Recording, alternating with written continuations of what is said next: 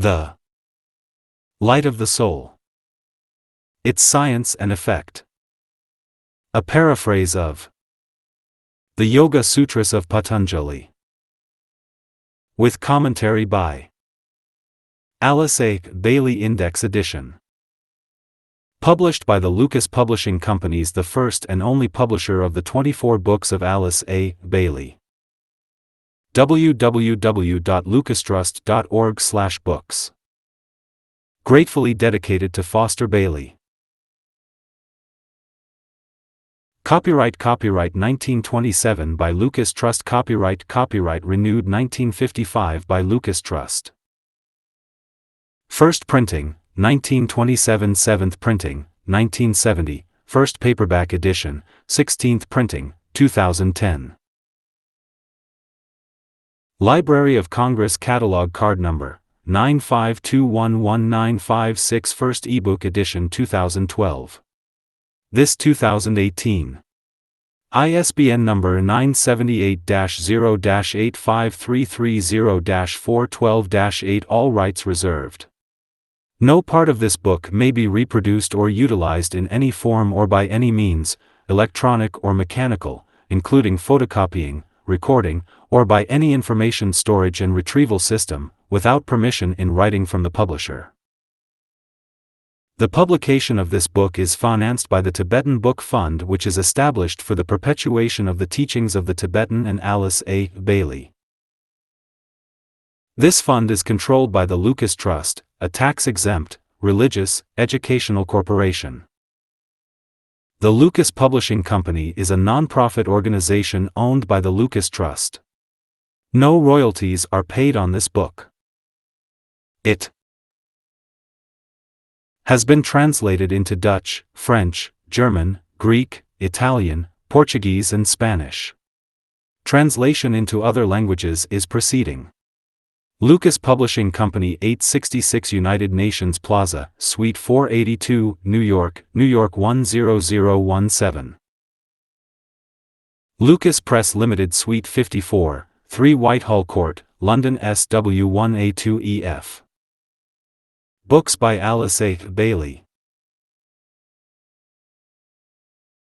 Initiation, Human and Solar Letters on Occult Meditation, The Consciousness of the Atom, a Treatise on Cosmic Fire, The Light of the Soul and Its Mechanism from Intellect to Intuition, a Treatise on White Magic from Bethlehem to Calvary, Discipleship in the New Age, Volume I, Discipleship in the New Age, Volume 2, Problems of Humanity, The Reappearance of the Christ, The Destiny of the Nation's Glamour, A World Problem, Telepathy and the Etheric Vehicle, The Unfinished Autobiography, Education in the New Age, The Externalization of the Hierarchy, a Treatise on the Seven Rays, Volume I, Esoteric Psychology, Volume 2, Esoteric Psychology, Volume 3, Esoteric Astrology, Volume 4, Esoteric Healing, Volume V, The Rays and the Initiations.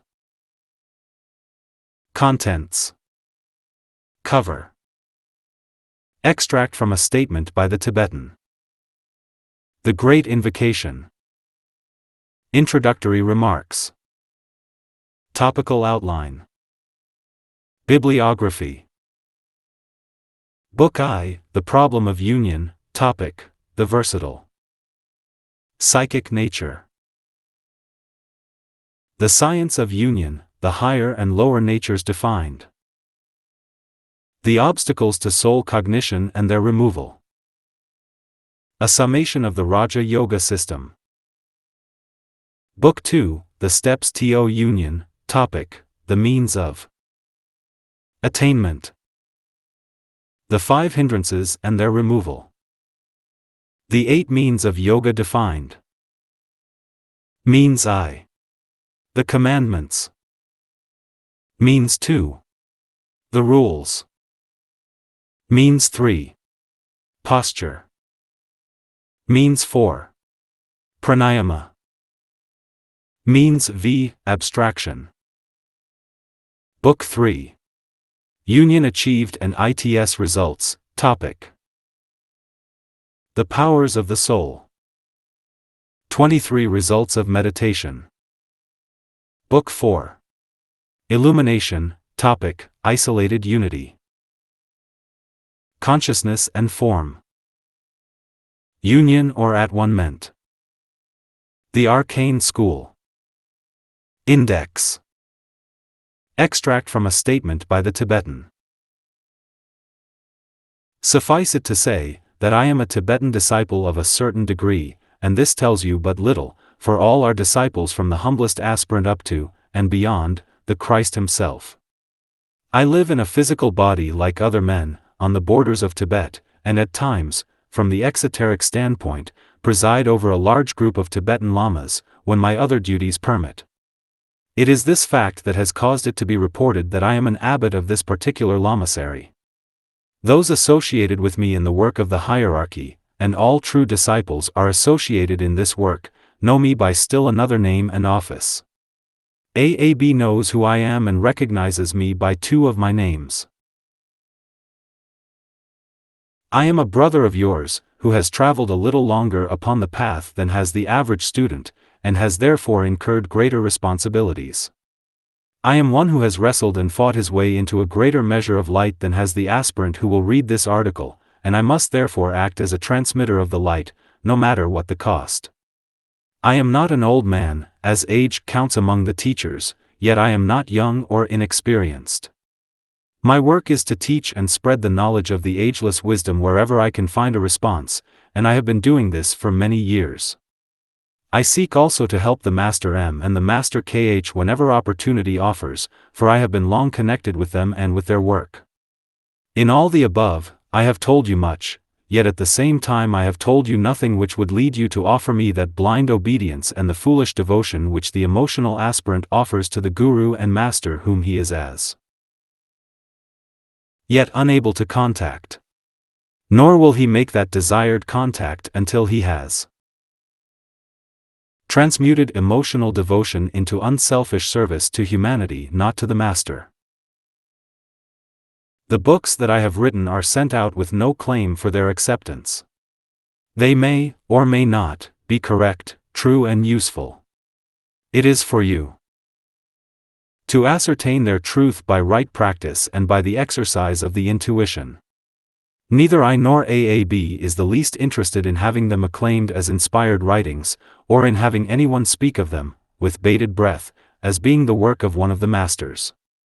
If they present truth in such a way that it follows sequentially upon that already offered in the world teachings, if the information given raises the aspiration and the will to serve from the plane of the emotions to that of the mind, the plane whereon the masters can be found, then they will have served their purpose. If the teaching conveyed calls forth a response from the illumined mind of the worker in the world, and brings a flashing forth of his intuition, then let that teaching be accepted. But not otherwise. If the statements meet with eventual corroboration, or are deemed true under the test of the law of correspondences, then that is well and good. But should this not be so, let not the student accept what is said. August 1934. The Great Invocation. From the point of light within the mind of God, let light stream forth into the minds of men. Let light descend on earth. From the point of love within the heart of God, let love stream forth into the hearts of men. May Christ return to earth. From the center where the will of God is known, let purpose guide the little wills of men. The purpose which the masters know and serve. From the center which we call the race of men, let the plan of love and light work out. And may it seal the door where evil dwells. Let light and love and power restore the plan on earth. The above invocation or prayer does not belong to any person or group but to all humanity. The beauty and the strength of this invocation lies in its simplicity, and in its expression of certain central truths which all men, innately and normally, accept, the truth of the existence of a basic intelligence to whom we vaguely give the name of God, the truth that behind all outer seeming, the motivating power of the universe is love, the truth that a great individuality came to earth, called by Christians, the Christ, and embodied that love so that we could understand, the truth that both love and intelligence are effects of what is called the will of God, and finally the self-evident truth that only through humanity itself can the divine plan work out. Alice A. Bailey. Before the soul can see, the harmony within must be attained, and fleshly eyes be rendered blind to all illusion. Before the soul can hear, the image, man, has to become as deaf to roarings as to whispers, to cries of bellowing elephants as to the silvery buzzing of the golden firefly. Before the soul can comprehend and may remember, she must unto the silent speaker be united, just as the form to which the clay is modeled is first united with the potter's mind. For then the soul will hear, and will remember. And then to the inner ear will speak the voice of the silence. From the voice of the silence. Introductory remarks. 9. The science of Raja Yoga, or the kingly science of the soul, as laid down by its main exponent, Patanjali, will eventually find its greatest demonstration in the West. This is owing to the fact that, under cyclic law, the fifth root race, in its fifth subrace, must inevitably touch its highest point. That point, in the economy of the races, is seen exemplified in the right use of the mind and its utilization by the soul for the achievement of group objectives and the development of group consciousness upon the physical plane. Hitherto the mind has either been prostituted to material ends or has been deified. Through the science of Raja Yoga, the mind will be known as the instrument of the soul and the means whereby the brain of the aspirant becomes illuminated and knowledge gained of those matters which concern the realm of the soul. Under the law of evolution likewise, the mind, being the fifth principle, the fifth root race must be intimately concerned with it, and its corresponding fifth subrace more intimately than any other. Students would do well to bear in mind the following correspondences. 1. 2. 3. 4. 5. The fifth root race. The fifth subrace. The fifth principle. The fifth plane. The fifth ray. Aryan. Anglo-Saxon. Manas, or mind. The mental. Concrete knowledge. X. All the various yogas have had their place in the unfoldment of the human being. In the first purely physical race, which is called the Lemurian, the yoga at that time imposed upon infant humanity was Hatha Yoga, the yoga of the physical body, that yoga which brings into conscious use and manipulation the various organs, muscles and parts of the physical frame. The problem before the adepts of that time was to teach human beings, who were then little more than animals, the purpose, significance and use of their various organs, so that they could consciously control them, and the meaning of the symbol of the human figure. Therefore, in those early days, through the practice of Hatha Yoga, the human being reached the portal of initiation. At that time the attainment of the third initiation, resulting in the transfiguration of the personality, was the highest initiation that man was capable of achieving. In Atlantean days, the progress of the sons of men was procured through the imposition of two yogas. First, the yoga which is called by the name of Laya Yoga, the yoga of the centers which produced a stabilizing of the etheric body and of the centers in man and the development of the astral and psychic nature. Later on, Bhakti Yoga, growing out of the development of the emotional or astral body, was incorporated with Laya Yoga, and the foundation of that mysticism and devotion, which has been the underlying incentive during our particular Aryan root race, was laid. The fourth initiation was at that time the objective. 11. The subject of these great initiations has been discussed more at length in my previous volume. Initiation, human and solar. Now, in the Aryan race, the subjugation of the mental body and the control of the mind is brought about through the practice of Raja Yoga, and the fifth initiation, that of Adept, is the goal for evolving humanity. Thus, all the yogas have had their place and served a useful purpose, and it will become apparent that any return to Hatha Yoga practices or those practices which deal specifically with the development of the centers, brought about through various types of meditation practices and breathing exercises, is, from a certain aspect, a retrogression. It will be found that through the practice of Raja Yoga, and through assuming that point of directional control which is to be found by the man who centers his consciousness in the soul, the other forms of yoga are unnecessary, for the greater yoga automatically includes all the lesser in its results, though not in its practices. When these are studied, it will become apparent why the day of opportunity has only just arrived. The East has preserved rules for us since time immemorial. Here and there Orientals, with a few Western adepts, have availed themselves of those rules and have submitted to the discipline of this exacting science. Thus has been preserved for the race the continuity of the secret doctrine, of the ageless wisdom, and thus has been gathered together the personnel of the hierarchy of our planet. In the time of the Buddha and 12, through the stimulation he produced there was a great gathering in of arhats. These were men who had achieved liberation through self-initiated effort. This period, in our Aryan race, marked a climax for the East. Since then the tide of spiritual life has steadily flowed westward, and we may now look for a corresponding climax in the West, which will reach its zenith between the years 1965 and 2025. Towards this end the adepts of the East and of the West are unitedly working, for they follow always the law. This coming impulse is, as was that in the time of the Buddha, a second-ray impulse, and has no relation to any first-ray impulse, such as that which brought forth H. P. Blavatsky. First-ray impulses rise in the first quarter of each century and reach their climax on the physical plane during the last quarter. The interest now shown in Raja Yoga and the study of this science and the rules it provides for man's unfoldment, is indicative of the general trend of this rising second-ray impulse. This interest will be increasingly shown. Thus comes the day of opportunity.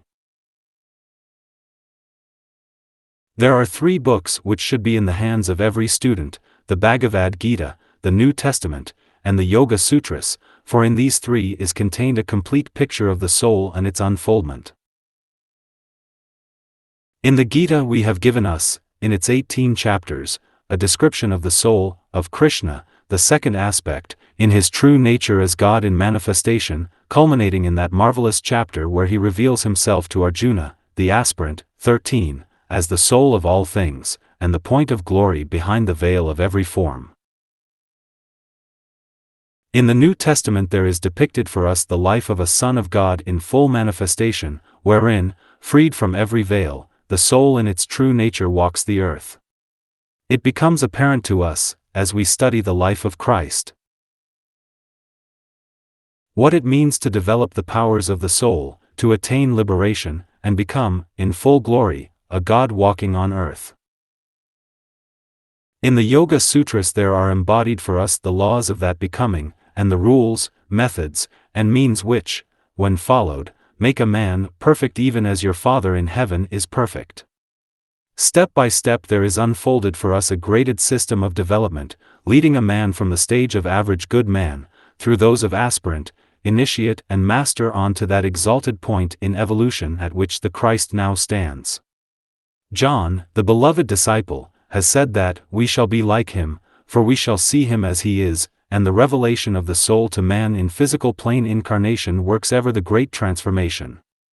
Christ himself has said that, "Greater works than I do shall ye do," holding out to us the promise of the kingdom, the power and the glory, provided our aspiration and endurance suffice to carry us along the thorny way of the cross, and enable us to tread that path which leads uphill all the way to the summit of the Mount of Transfiguration.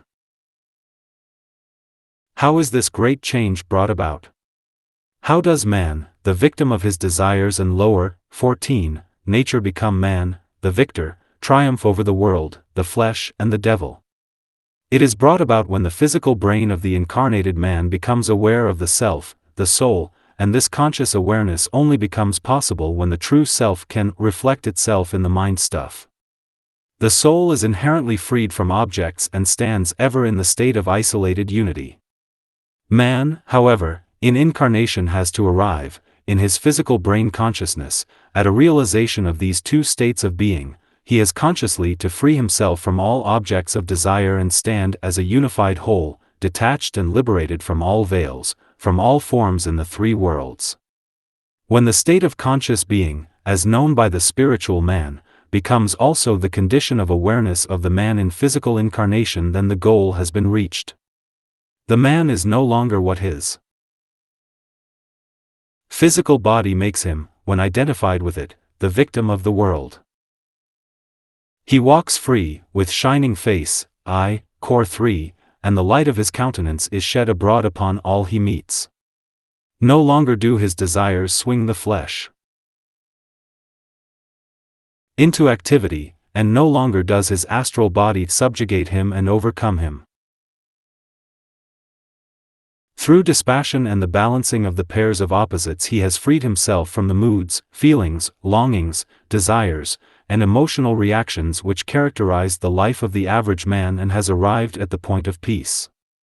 The devil of pride, the personification of the misused mental nature and the distorted perceptions of the mind, are overcome, and he stands liberated. 15. From the three worlds. The nature of the soul, the qualities and activities inherent in the love nature of the Son of God, and the wisdom which demonstrates when love and activity, the second and third aspects, are brought together, characterize his life on earth, and he can say, as did the Christ, "It is finished." The date of the birth of Patanjali is unknown, and there is a good deal of controversy upon this matter. Most of the Occidental authorities ascribe a date between the years 820 BC to 300 BC, though one or two place him after Christ. The Hindu authorities themselves, however, who may be supposed to know something about the matter, ascribe a very much earlier date, even as far back as 10,000 BC. Patanjali was a compiler of teaching which, up to the time of his advent, had been given orally for many centuries. He was the first to reduce the teaching to writing for the use of students, and hence he is regarded as the founder of the Raja Yoga school. The system, however, has been in use since the very beginning of the Aryan race.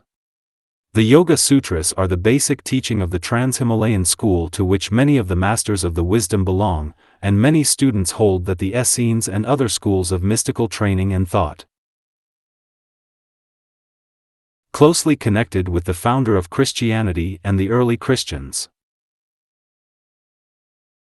are based upon the same system, and that their teachers were trained in the great Trans-Himalayan school.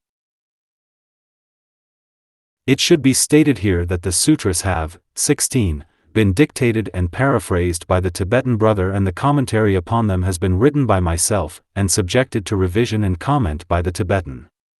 It should be noted that the translation is not literal, and is not an exact definition of each original Sanskrit term. It is an attempt to put into clear and understandable English the exact meaning, insofar as it is possible to do so through the medium of that non-elastic and unimaginative tongue.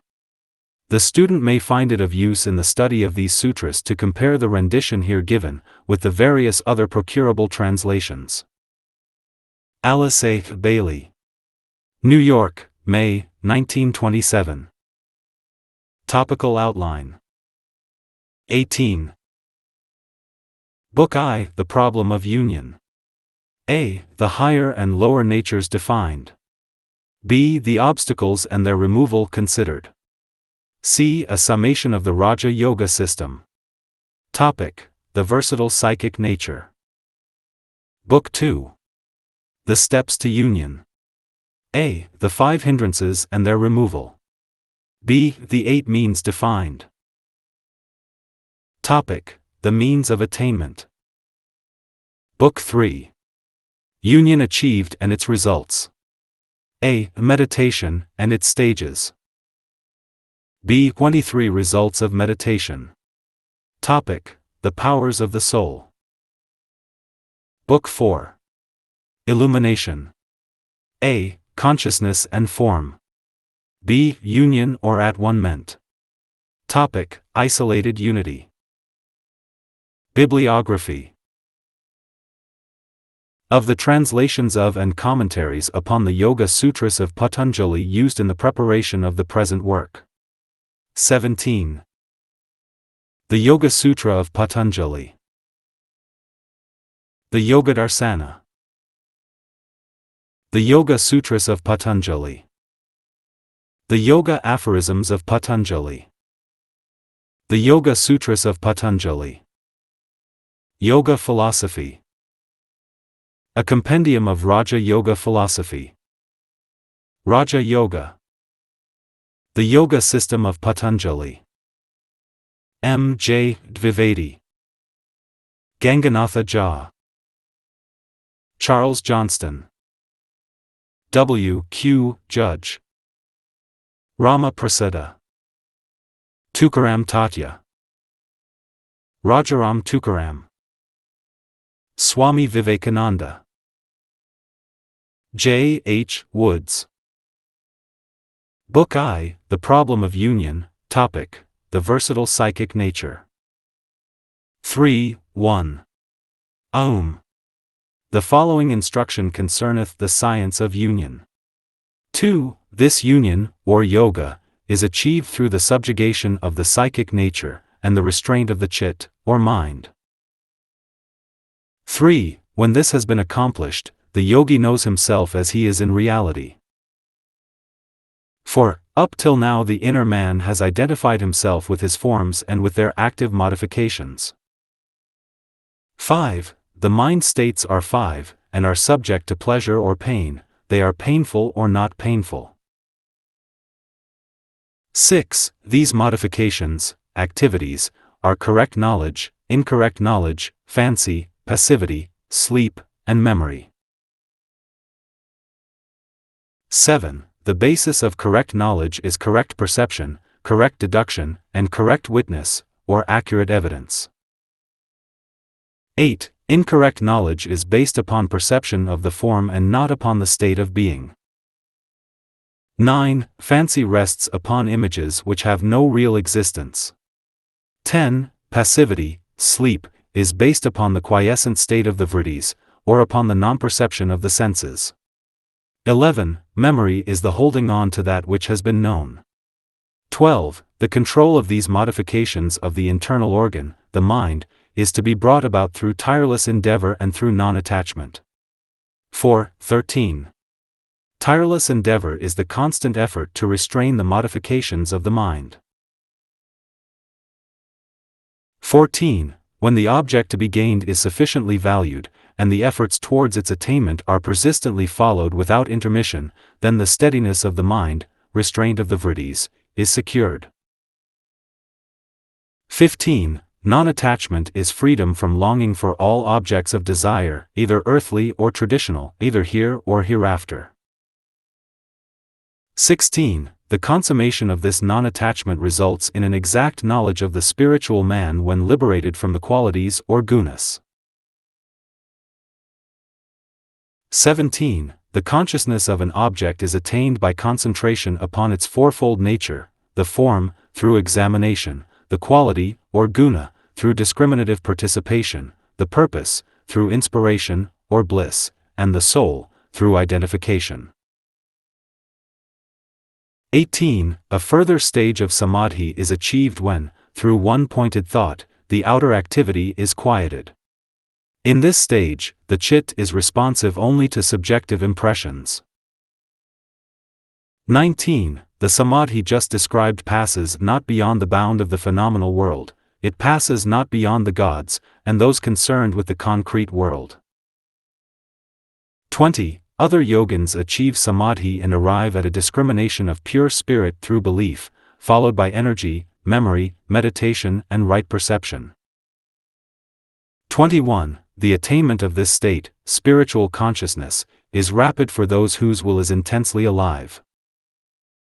22. Those who employ the will likewise differ, for its use may be intense, moderate, or gentle. In respect to the attainment of true spiritual consciousness there is yet another way. 23. By intense devotion to Ishvara, knowledge of Ishvara is gained. 24. This Ishvara is the soul, untouched by limitation, free from karma and desire. 25. In Ishvara, the Gurudiva, the germ of all knowledge expands into infinity. 5. 26. Ishvara, the Gurudiva, being unlimited by time conditions, is the teacher of the primeval lords. 27. The word of Ishvara is Aum, or Om. This is the Pranav. 28. Through the sounding of the word and through reflection upon its meaning, the way is found. 29. From this comes the realization of the self, the soul, and the removal of all obstacles.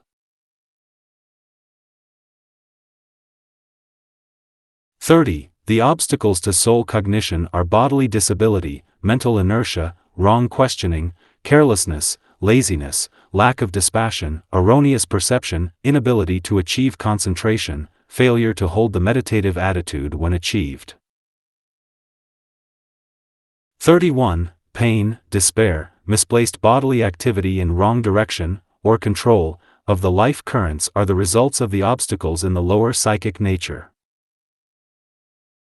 32. To overcome the obstacles and their accompaniments, the intense application of the will to some one truth, or principle, is required. 33. The peace of the chit, or mind stuff, can be brought about through the practice of sympathy, tenderness, steadiness of purpose, and dispassion in regard to pleasure or pain, or towards all forms of good or evil. 34. The peace of the chit is also brought about by the regulation of the prana or life breath. 35. The mind can be trained to steadiness through those forms of concentration which have relation to the sense perceptions. 36. By meditation upon light and upon radiance, knowledge of the spirit can be reached and thus peace can be achieved. 37. The chit is stabilized and rendered free from illusion as the lower nature is purified and no longer indulged. 38. Peace, steadiness of the chit, can be reached through meditation on the knowledge which dreams give. 39. Peace can also be reached through concentration upon that which is dearest to the heart. 6.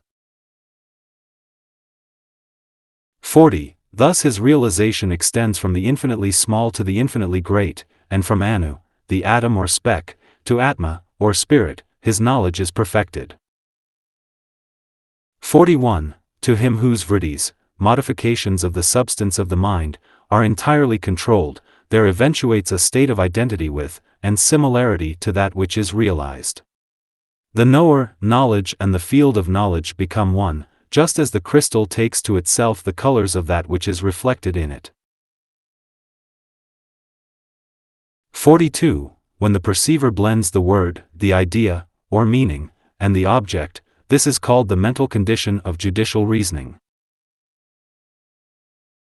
43. Perception without judicial reasoning is arrived at when the memory no longer holds control, the word and the object are transcended and only the idea is present.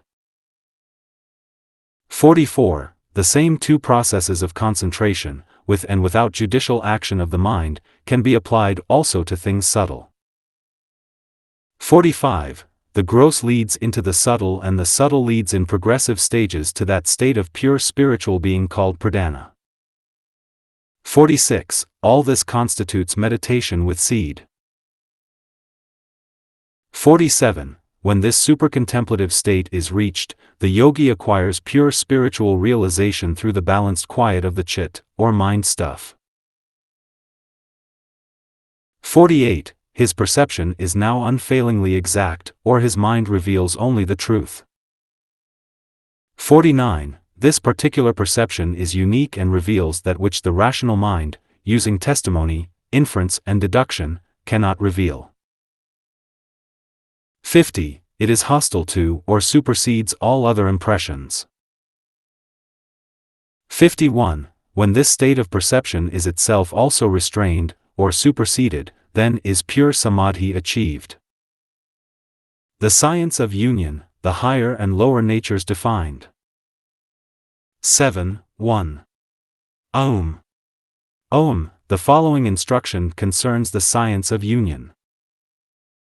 Om is the word of glory. It signifies the word made flesh and the manifestation upon the plane of matter of the second aspect of divinity. This blazing forth of the sons of righteousness before the world is achieved by following the rules herein contained. When all the sons of men have demonstrated that they are also sons of God, the cosmic Son of God will likewise shine forth with increased intensity of glory. The great initiate, Paul, had a vision of this when he said that the whole creation groaneth and travelleth in pain, waiting for the manifestation of the sons of God. Rom 8. Raja Yoga, or the science of union, gives the rules and the means whereby, 1. Conscious contact can be made with the soul, the second aspect, the Christ within, 2. Knowledge of the self can be achieved and its control over the not-self maintained, 8. 3. The power of the ego or soul can be felt in the daily life and soul powers manifested, 4. The lower psychic nature can be subdued, and the higher psychic faculties demonstrated, 5. The brain can be brought en rapport with the soul and its messages received, 6. The light in the head can be increased, so that a man becomes a living flame, 7. The path can be found and man himself become that path. The following triplicities may be found of value to the student, especially if he remembers that it is the central column which contains the terms. Applicable to the soul or second aspect. The union to be achieved is that of the third and second aspects. This is consummated at the third initiation, in Christian terminology, the transfiguration. A later synthesis is then effected between the united third and second aspects and the first. First aspect. Spirit. Father. Monad. Divine Self. Life. Energy. The Presence. Second aspect. Soul. Son, Christ. Ego. Higher Self. Consciousness. Force. The Angel of the Presence. Third aspect. Body. Holy Ghost. Personality. Lower Self. Form. Matter. The human being. A clear distinction should be made between the Christ principle as indicated above, which is a high spiritual aspect to which each member of humanity must attain, and the same term applied to a personage of exalted rank representing that, 9, principle, whether in the historical reference to the man of Nazareth or otherwise.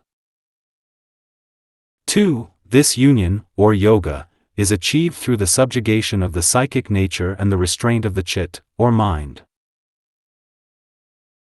The follower after union has two things to do: 1. To gain control of the versatile psychic nature.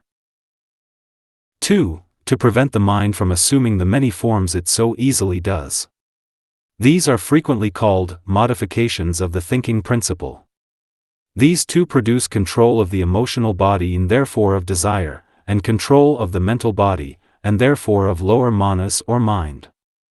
The student should remember that uncontrolled desire and an unregulated mind shut off the light of the soul and negate spiritual consciousness. Union is impossible as long as the barriers exist, and the master therefore directs the attention of the student, at the beginning of his instruction, to the practical work to be done in liberating this light so that it may shine forth in a dark place, i.e., on the physical plane. It should be borne in mind that, occultly speaking, when the lower nature is controlled it can manifest the higher. When the second aspect of the lower personal self, the emotional body, is subjugated or transmuted, then the Christ light, the second aspect egoic, can be seen. Later, in its light, the monad, the Father, the One, will stand, 10, revealed. Equally, when the first aspect of the lower personal self, the mental body, is restrained, then the will aspect of the ego can be known, and through its activities, the purpose of the Logos himself will be cognized. There are certain lines of least resistance in the spiritual life, and along them certain forces or energies are released. A. Emotional. B. Mental. Intuitional or Buddhic. Spiritual or Atmic. Monadic. Logoic. To the heart of the aspirant. To the head of the aspirant. The student is therefore given the word of restraint or control as a key to all his endeavors. The chit is the mind, or mind stuff, the mental body, the faculty of thought and of thought form making, the sum total of the mental processes. It is the material governed by the ego or soul out of which thought forms are made. The psychic nature is kamamanas, desire mind, the emotional or astral body, tinged faintly with mind, and is the material clothing all our desires and feelings. Thereby they are expressed. These two types of substance have their own line of evolution to follow, and they do so. Under the logoic plan, the spirits or divine sparks are imprisoned by them, being first attracted to them through the mutual interplay of spirit and matter. By the control of these substances and the restraint of their instinctual activities, these spirits gain experience and eventually liberation. Thus union with the soul is brought about. It is, 11, a union known and experienced in the physical body upon the plane of densest manifestation through the conscious intelligent control of the lower nature. 3. When this has been accomplished, the yogi knows himself as he is in reality.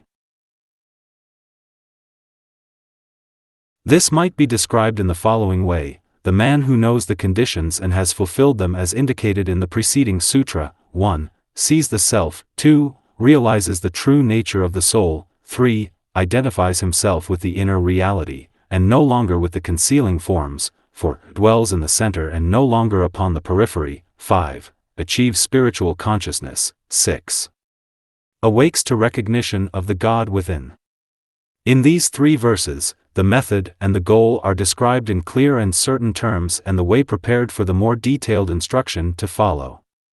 The aspirant faces his problem, the clue to its solution is given to him, and the reward, union with the soul, is held before his seeking eye. The past is briefly covered in the next verse.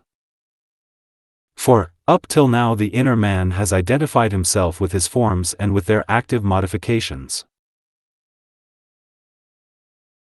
These forms are the modifications mentioned in the various translations, conveying the subtle, 12, truth concerning the infinite divisibility of the atom. These are the veiling sheaths and rapidly changing transformations which prevent the true nature of the soul becoming manifest. These are the externalities which hinder the light of the inner God from shining forth, and which are occultly spoken of as casting a shadow before the face of the sun. The inherent nature of the lives which constitute these active versatile forms has hitherto proved too strong for the soul, the Christ within, as the Christian puts it, and the soul powers have been prevented full expression. The instinctual powers of the animal soul, or the capacities of the aggregate of lives which form the sheaths or bodies, imprison the real man and limit his powers.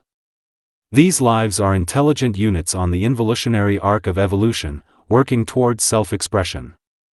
Their objective is, however, different from that of the inner man, and they hinder his progress and self-realization. He becomes enmeshed in their activities, and must free himself before he comes into his heritage of power and peace and bliss. He cannot attain unto the measure of the stature of the fullness of the Christ, Ephesians 4 verse 13, until there are no modifications to be felt, until the forms are transformed, their activities quieted, and their restlessness stilled.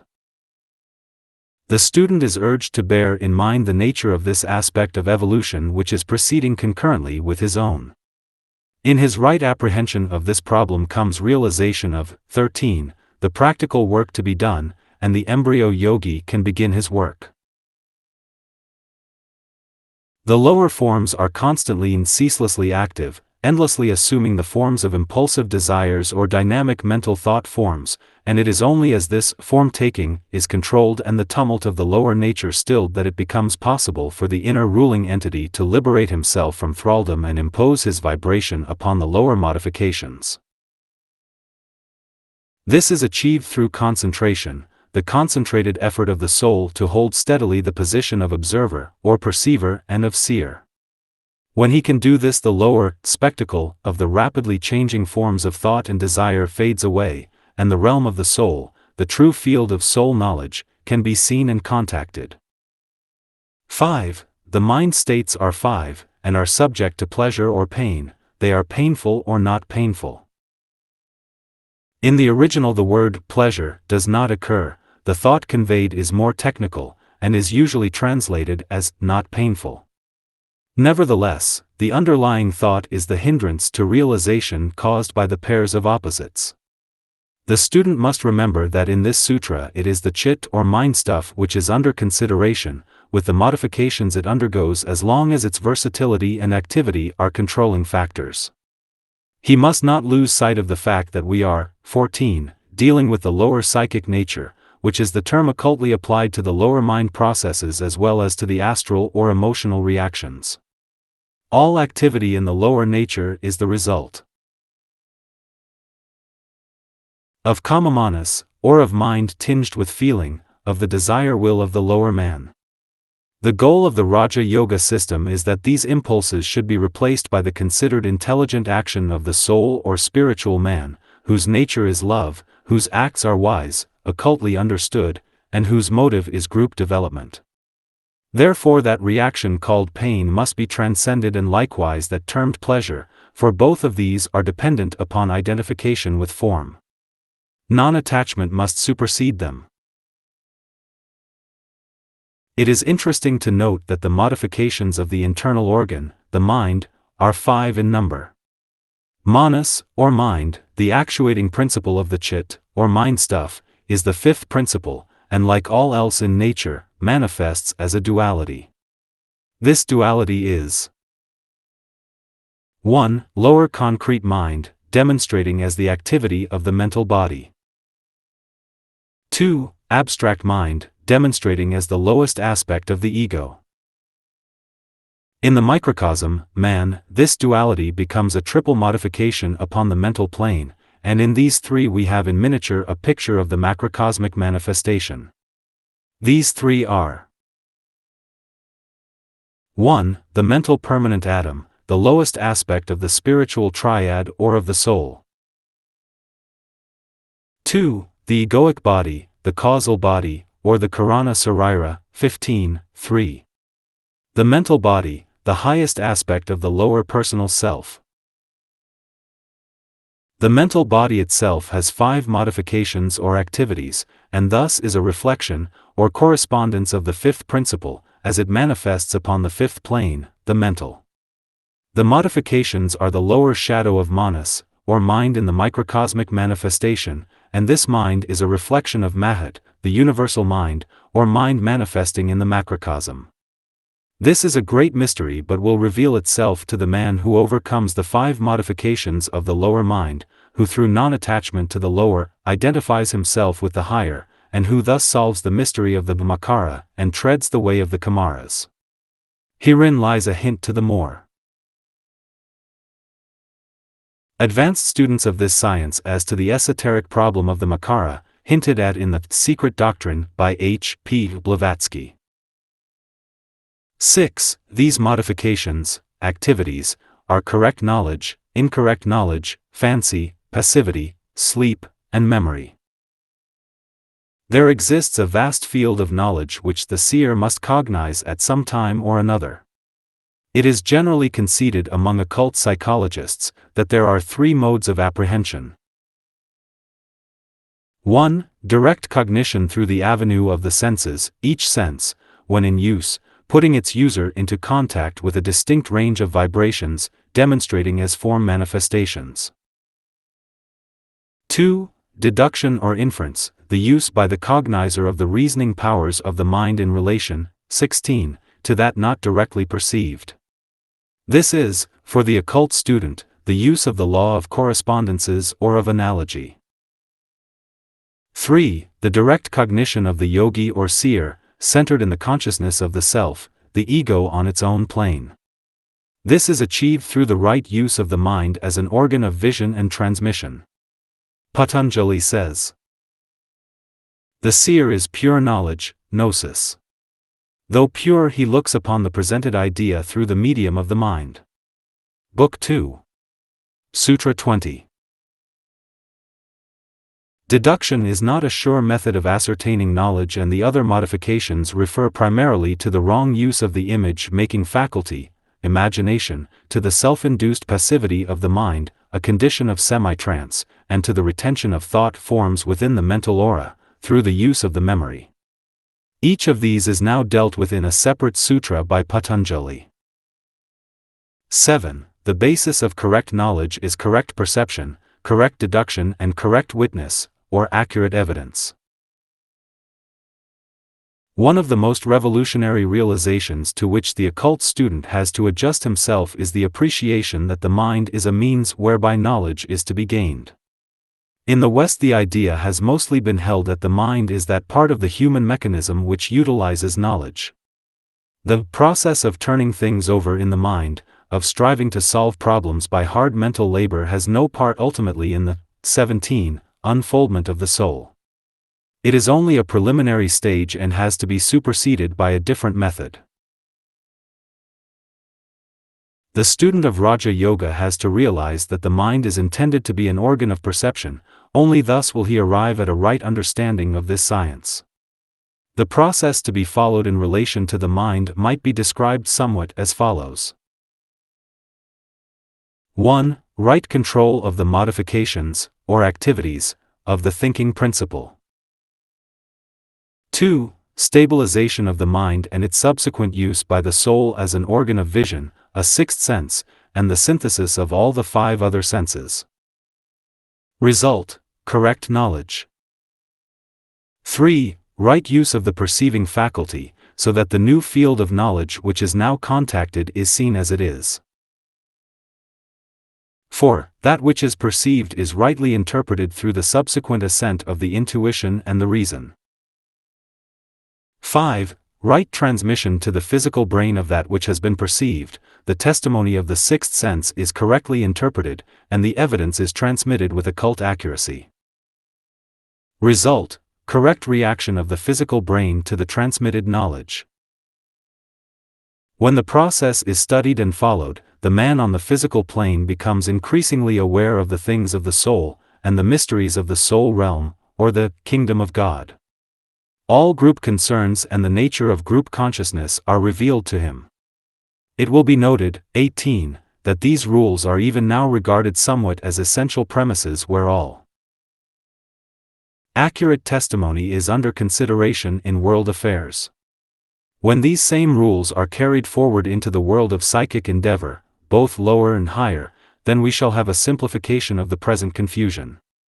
In an old book written for disciples of a certain degree, these words occur and are of value to all probationary and accepted disciples.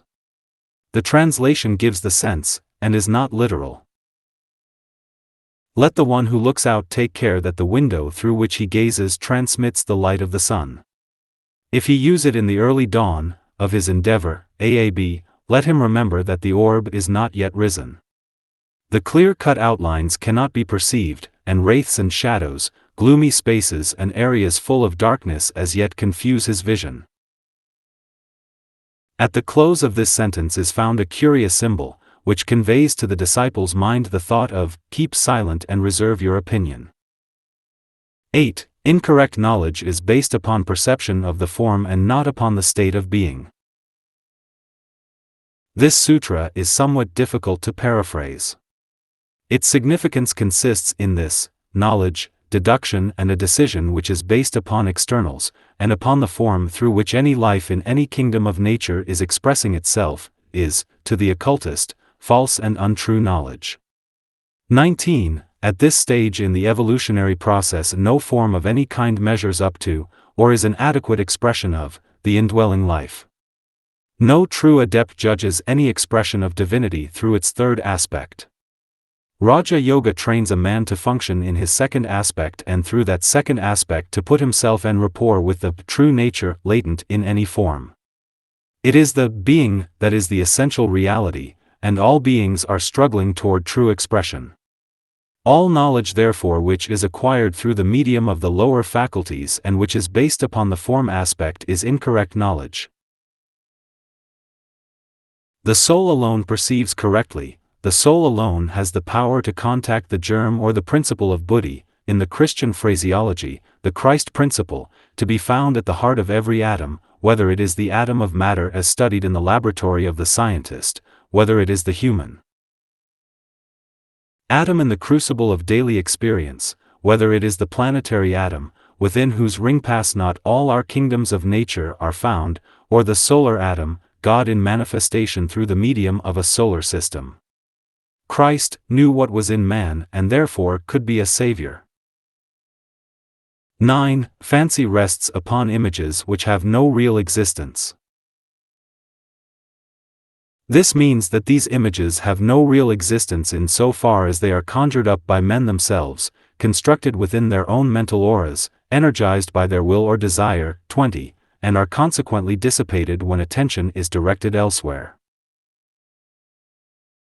Energy follows thought is a basic tenet of the Raja Yoga system and is true even where these images of fancy are concerned. These fancied images fall primarily into three groups, which the student would do well to consider. 1. Those thought forms which he constructs himself, which have an evanescent life and which are dependent upon the quality of his desires, being therefore neither good nor evil, low nor high, can be vitalized by low tendencies or idealistic aspirations, with all the intermediate stages to be found between these extremes. The aspirant has to guard himself in order that he may not mistake these for reality. An illustration might well be given here, in respect to the facility with which people judge they have seen one of the brothers, or masters of the wisdom, whereas all they have perceived is a thought form of one of them, the wish being father to the thought. They are the victim of that form of incorrect perception called by Patanjali, fancy. 2. Those thought forms which are created by the race, the nation, the group or the organization. Group thought forms of any kind, from the planetary form to that constructed by any band of thinkers, form the sum total of the great illusion. Herein lies a hint to the earnest aspirant. 3. That thought form created by a man since his first appearance in physical form, and called the dweller on the threshold. Being created. 21. By the lower personal self and not by the soul, it is impermanent and is simply held together by the man's lower energy. When the man begins to function as the soul, this image he has created, through his fancy or his reaction to delusion, is dissipated by a supreme exertion. It has no real existence once there is nothing in the aspirant to feed it, and the realization of this enables him to free himself from its thraldom. This is one of the sutras which, though apparently short and simple, is of the most profound significance. It is studied by high initiates who are learning the nature of the creative process of the planet, and who are concerned with the dissipation of planetary maya. 10. Passivity, sleep, is based upon the quiescent state of the vrittis, or upon the non-perception of the senses. Some explanation as to the nature of the vrittis is perhaps necessary here. The vrittis are those activities of the mind which eventuate in the conscious relation between the sense employed and that which is sensed. Apart from a certain modification of the mental process or an assertion of the I realization, the senses might be active yet the man be unaware of them. The man is aware that he sees, tastes or hears. He says, I see, I taste, I hear, and it is the activity of the vrittis, or those mental perceptions which have relation to the five senses, which enables him to recognize the fact. By withdrawing himself from active sense perception, by no longer, 22, utilizing the outward-going consciousness, and by abstracting that consciousness from the periphery to the center, he can bring on a condition of passivity, a lack of awareness, which is not the samadhi of the yogi, nor the achievement of one-pointedness such as the student of yoga aspires to, but which is a form of trance. This self-imposed quieting is not only a detriment to the achievement of the highest yoga but is excessively dangerous in many cases. Students will do well to remember that right activity of the mind and its correct use is the goal of yoga, and that the state called a blank mind and a condition of passive receptivity, with the sense relations cut off or atrophied, is not part of the process. The sleep here referred to is not the passing of the body into the state of slumber, but the putting to sleep of the vritis. It is the negation of the contacts of the senses without the sixth sense, the mind, superseding their activities. In this condition of sleep, a man is open to hallucination, to delusion, to wrong impressions and to obsessions. Sleep is of several kinds, and only a short tabulation is possible in such a commentary as this is. 1. The ordinary sleep of the physical body, where the brain does not respond to any sense contacts. 2. Sleep of the vritis, or of those modifications of the mental processes which correlate the man with his environment, through the medium of the senses and the mind. 23. 3. The sleep of the soul, which, occultly speaking, covers that part of human experience which dates from a man's first human incarnation until he awakens to a knowledge of the plan, and endeavors to bring the lower man into line with the nature and will of the inner spiritual man. 4. The sleep of the ordinary medium, wherein the etheric body is partially extruded from the physical body, and is likewise separated from the astral body, bringing in a condition of very real danger. 5. Samadhi, or the sleep of the yogi, the result of the conscious scientific withdrawal of the real man from his lower threefold sheath in order to work on high levels, preparatory to some active service upon the lower. 6. The sleep of the nirmanakas, which is a condition of such intense spiritual concentration and focusing in the spiritual or atmic body that the outward-going consciousness is withdrawn not only from the three planes of human endeavor but likewise from the two lower expressions of the spiritual triad, for purposes of his peculiar and specific work. The nirmanakya sleeps to all states save that of the third, or atmic plane. 11. Memory is the holding on to that which has been known. This memory concerns several groups of realizations, either active or latent. It deals with certain congeries of known factors, and these might be enumerated as follows. 1. The thought images of that which is tangible, 24, objective and which has been known by the thinker upon the physical plane. 2. Kama-manasic, or desire lower mind, images of past desires and their gratification. The picture-making faculty of the average man is based upon his desires, high or low desires, aspirational or degrading, in its sense of pulling down, and their known gratification. This remains equally true of the memory of a gluttonous man, for instance, and his latent image of a satisfactory dinner, and the memory of the orthodox saint, based upon his picture-making of a joyous heaven.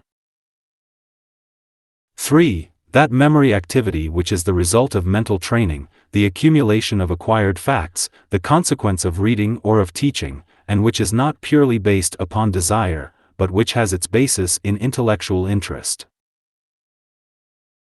4. All the various contacts which the memory holds and recognizes as emanating from the 5 lower sense perceptions.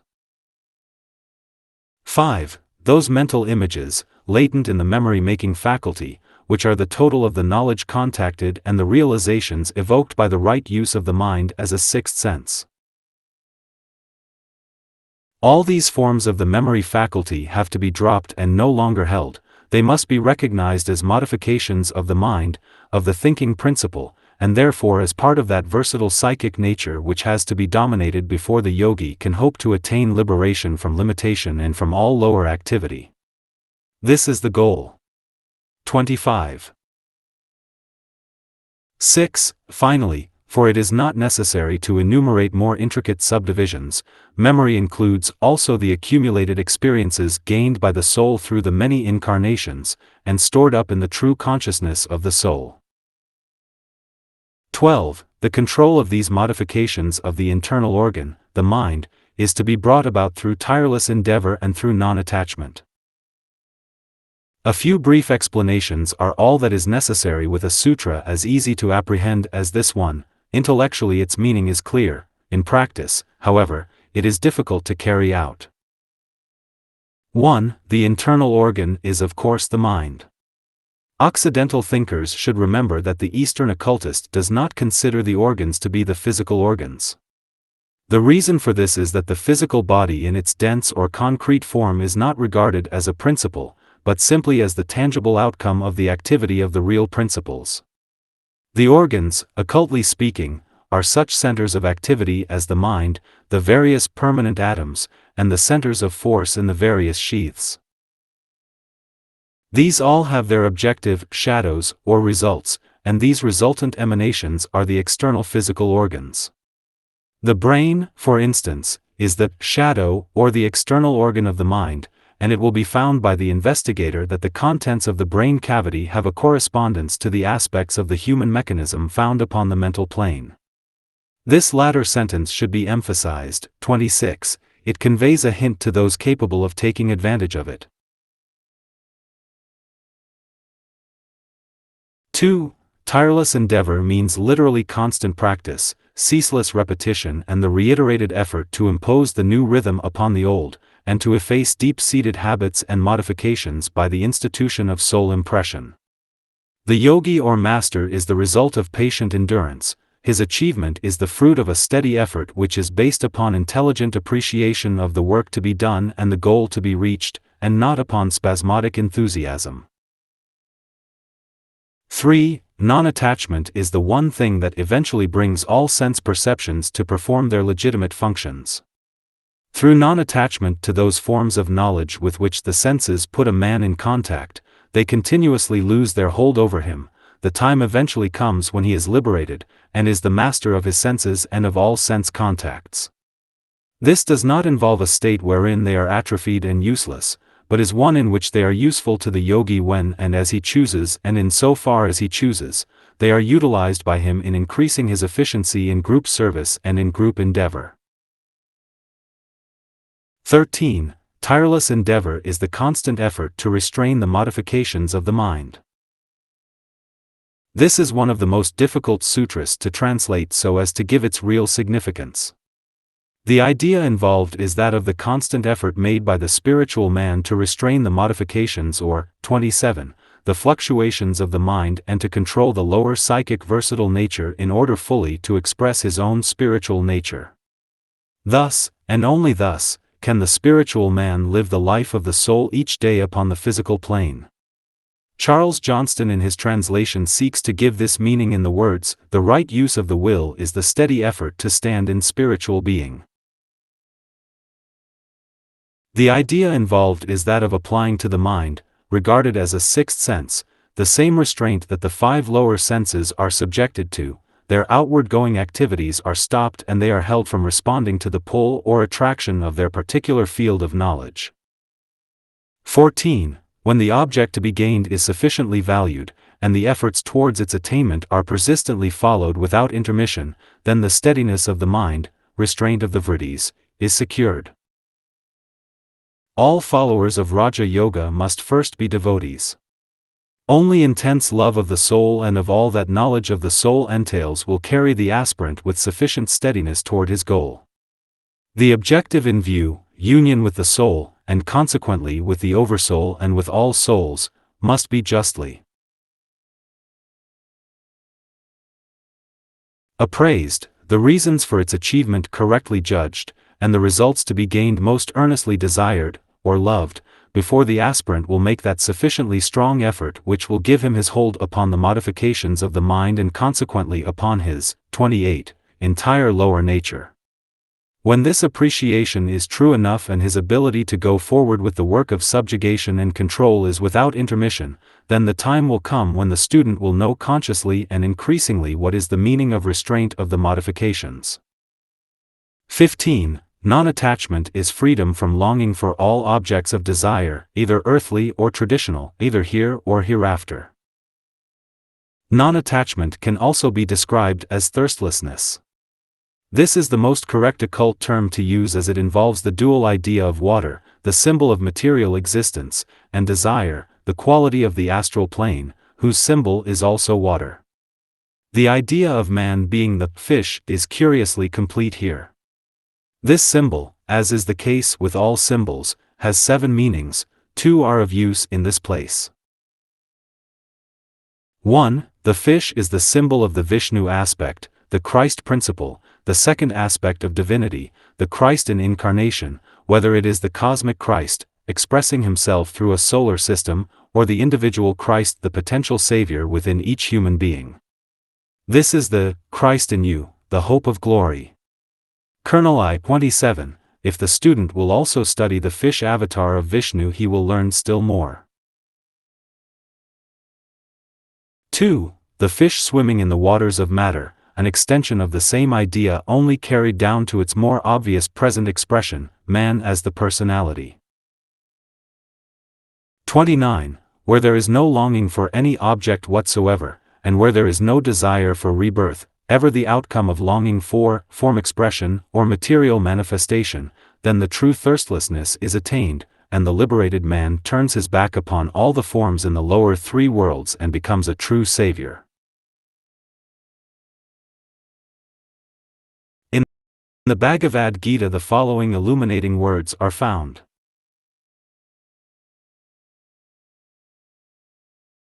For the possessors of wisdom, united in soul vision, giving up the fruit of works, freed from the bondage of rebirth, reach the home where no sorrow dwells.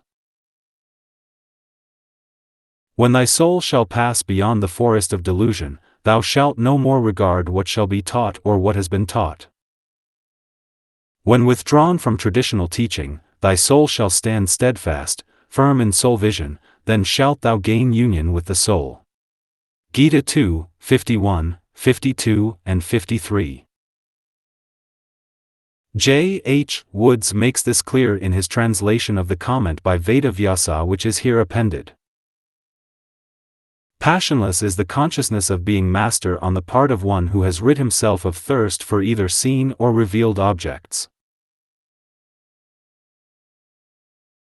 The mind stuff, chit, if it be rid of thirst for objects that are seen, such as women, or food or drink or power, if it be rid of thirst for the object revealed, in the Vedas, such as the attainment of heaven or of the discarnate state or of resolution into primary matter, if even when in contact with objects either supernormal or not, it be, by virtue of elevation, aware of the inadequateness of objects, will have a consciousness of being master.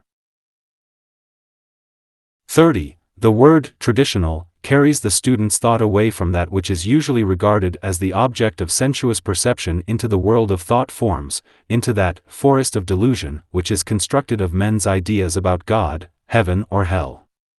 The sublimation of all this and its highest expression in the three worlds is that devotion which is the goal of the majority of the sons of men. Devachanic experience must, however, be transformed eventually into nirvanic realization. It may be of value to the student to remember that heaven, the object of aspirational desire, which is the outcome of traditional teaching, and of all formulations of doctrinal faiths, has several meanings to the occultist. For the purpose of a clearer understanding, the following may be found to be of use. 1. Heaven, that state of consciousness upon the astral plane which is the concretion of the longing and desire of the aspirant for rest, peace, and happiness. It is based upon the forms of joy. It is a condition of sensuous enjoyment, and being constructed for himself by each individual is as varied as there are people participating in it. Non-attachment has to be achieved with respect to heaven.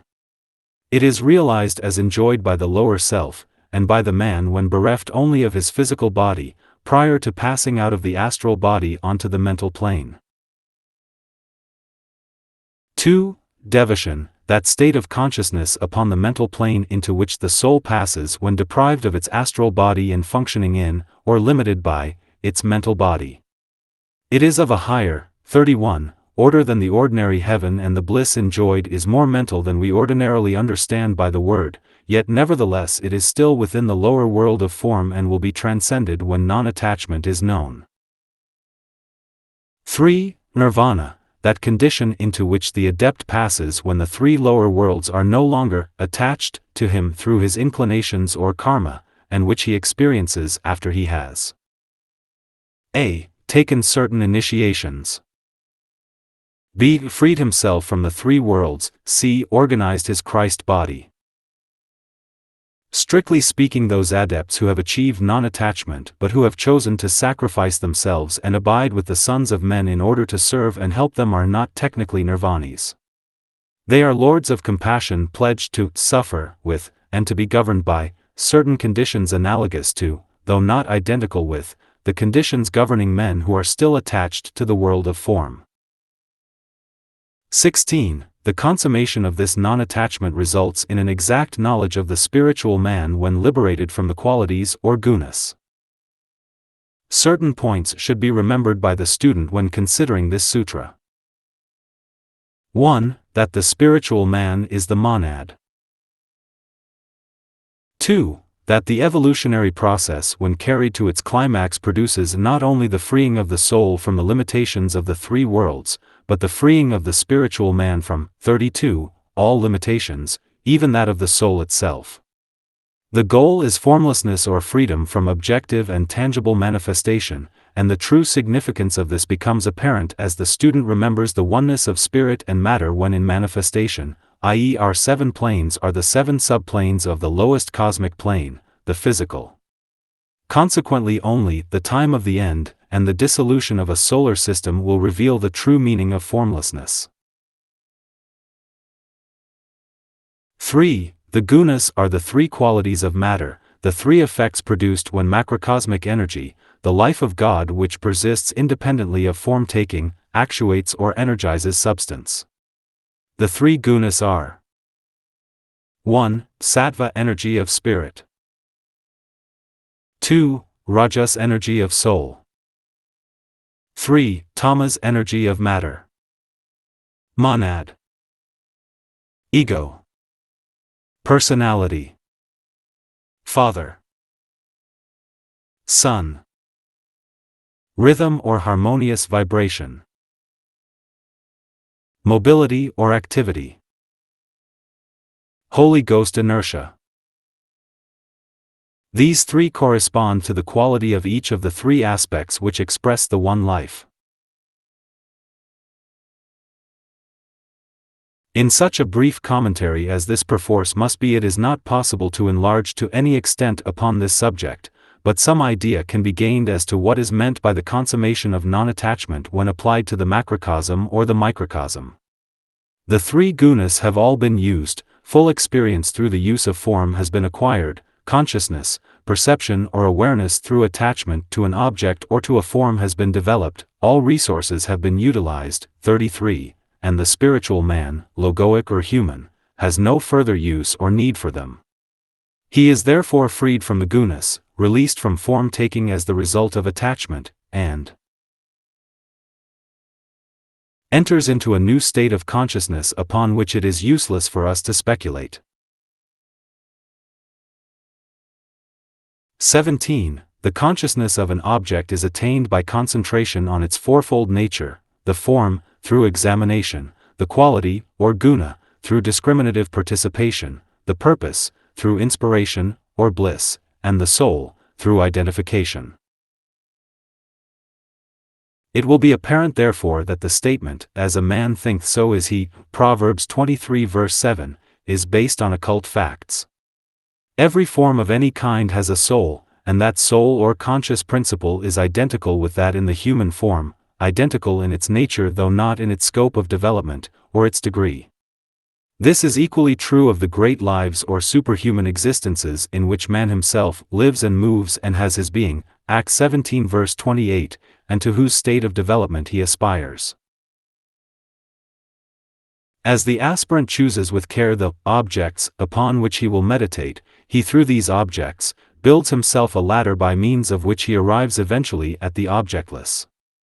As his mind assumes increasingly the meditative attitude of the soul, the brain becomes also increasingly subjugated to the mind as the mind is to the soul. Thus is the lower man gradually identified with the spiritual man who is omniscient, 34, and omnipresent. This meditative attitude is assumed through a fourfold process.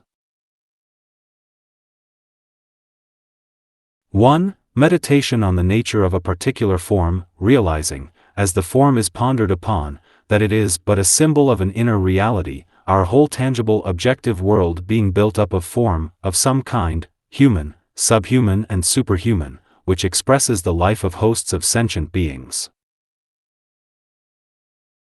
2. Meditation upon the quality of any particular form, so that an appreciation of its subjective energy may be gained.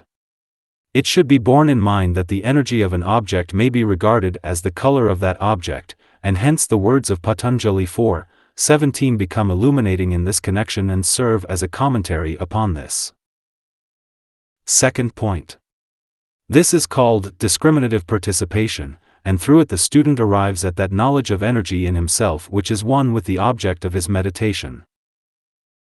3. Meditation upon the purpose of any particular form. This involves consideration of the idea back of or underlying any form manifestation and its display of energy. This realization carries the aspirant onward to a knowledge of that part in the plan or purpose of the all which is the motivating factor in the form's activity.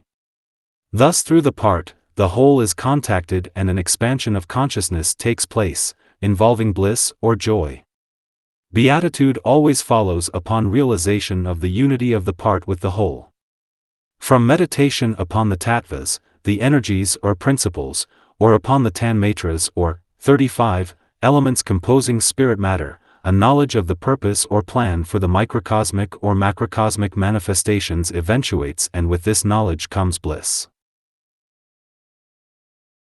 In these three are to be found correspondences to the three aspects, spirit, soul and body, and an illuminating study for the earnest student. 4. Meditation upon the soul, upon the one who uses the form, who energizes it into activity and who is working in line with the plan. This soul, being one with all souls and with the oversoul, subserves the one plan and is group conscious. Thus through these 4 stages of meditation upon an object, the aspirant arrives at his goal, knowledge of the soul, and of the soul powers. He becomes consciously identified with the one reality, and this in his physical brain. He finds that truth which is himself and which is the truth hidden in every form and in every kingdom of nature. Thus he will eventually arrive, when knowledge of the soul itself is gained, at a knowledge of the all-soul and become one with it. 18. A further stage of samadhi is achieved when through one-pointed thought, the outer activity is quieted. In this stage the chit is responsive only to subjective impressions. The word samadhi is subject to various interpretations, and is applied to different stages of yogi achievement. This makes it somewhat difficult for the average student when studying the various commentaries. Perhaps one of the easiest ways to realize its meaning is to remember that, 36, the word sama has reference to the faculty of the mind stuff or chit, to take form or to modify itself according to the external impressions. These external impressions reach the mind via the senses. When the aspirant to yoga can control his organs of sense perception so that they no longer telegraph to the mind their reactions to that which is perceived, 2 things are brought about. A. The physical brain becomes quiet and still. B. The mind stuff or the mental body, the chit, ceases to assume the various modifications and becomes equally still. This is one of the early stages of samadhi but is not the samadhi of the adept. It is a condition of intense internal activity instead of external, it is an attitude of one-pointed concentration. The aspirant is, however, responsive to impressions from the subtler realms and to modifications arising from those perceptions which are still more subjective. He becomes aware of a new field of knowledge, though as yet he knows not what it is. He ascertains that there is a world which cannot be known through the medium of the 5 senses but which the right use of the organ of the mind will reveal. He gets a perception of what may lie back of the words found in a later sutra as translated by Charles Johnston, which expresses this thought in particularly clear terms. The seer is pure vision, he looks out through the vesture of the mind. Book 2. Sutra 20. The preceding sutra dealt with what may be, 37, called meditation with seed or with an object. This sutra suggests the next stage, meditation without seed or without that which the physical brain would recognize as an object. It might be of value here if the 6 stages of meditation dealt with by Patanjali are mentioned, as they give a clue to the entire process of unfoldment dealt with in this book. 1. Aspiration. 2. Concentration. 3. Meditation. 4. Contemplation. 5. Illumination. 6. Inspiration. It is of value here to note that the student begins by aspiring to that which lies beyond his ken and ends by being inspired by that which he has sought to know. Concentration, or intense focusing, results in meditation, and meditation flowers forth as contemplation. 19. The samadhi just described passes not beyond the bounds of the phenomenal world, it passes not beyond the gods and those concerned with the concrete world. It should be noted here that the results achieved in the processes dealt with in Sutra 17 and 18 only carry the aspirant to the edge of the realm of the soul, to the new field of knowledge of which he has become aware. He is still confined to the 3 worlds. All that he has succeeded in doing is stilling the modifications of 38, the mental body, so that for the first time the man, on the physical plane and in his physical brain, becomes cognizant of what lies beyond those 3 worlds, that is, the soul, its range of vision and its knowledge.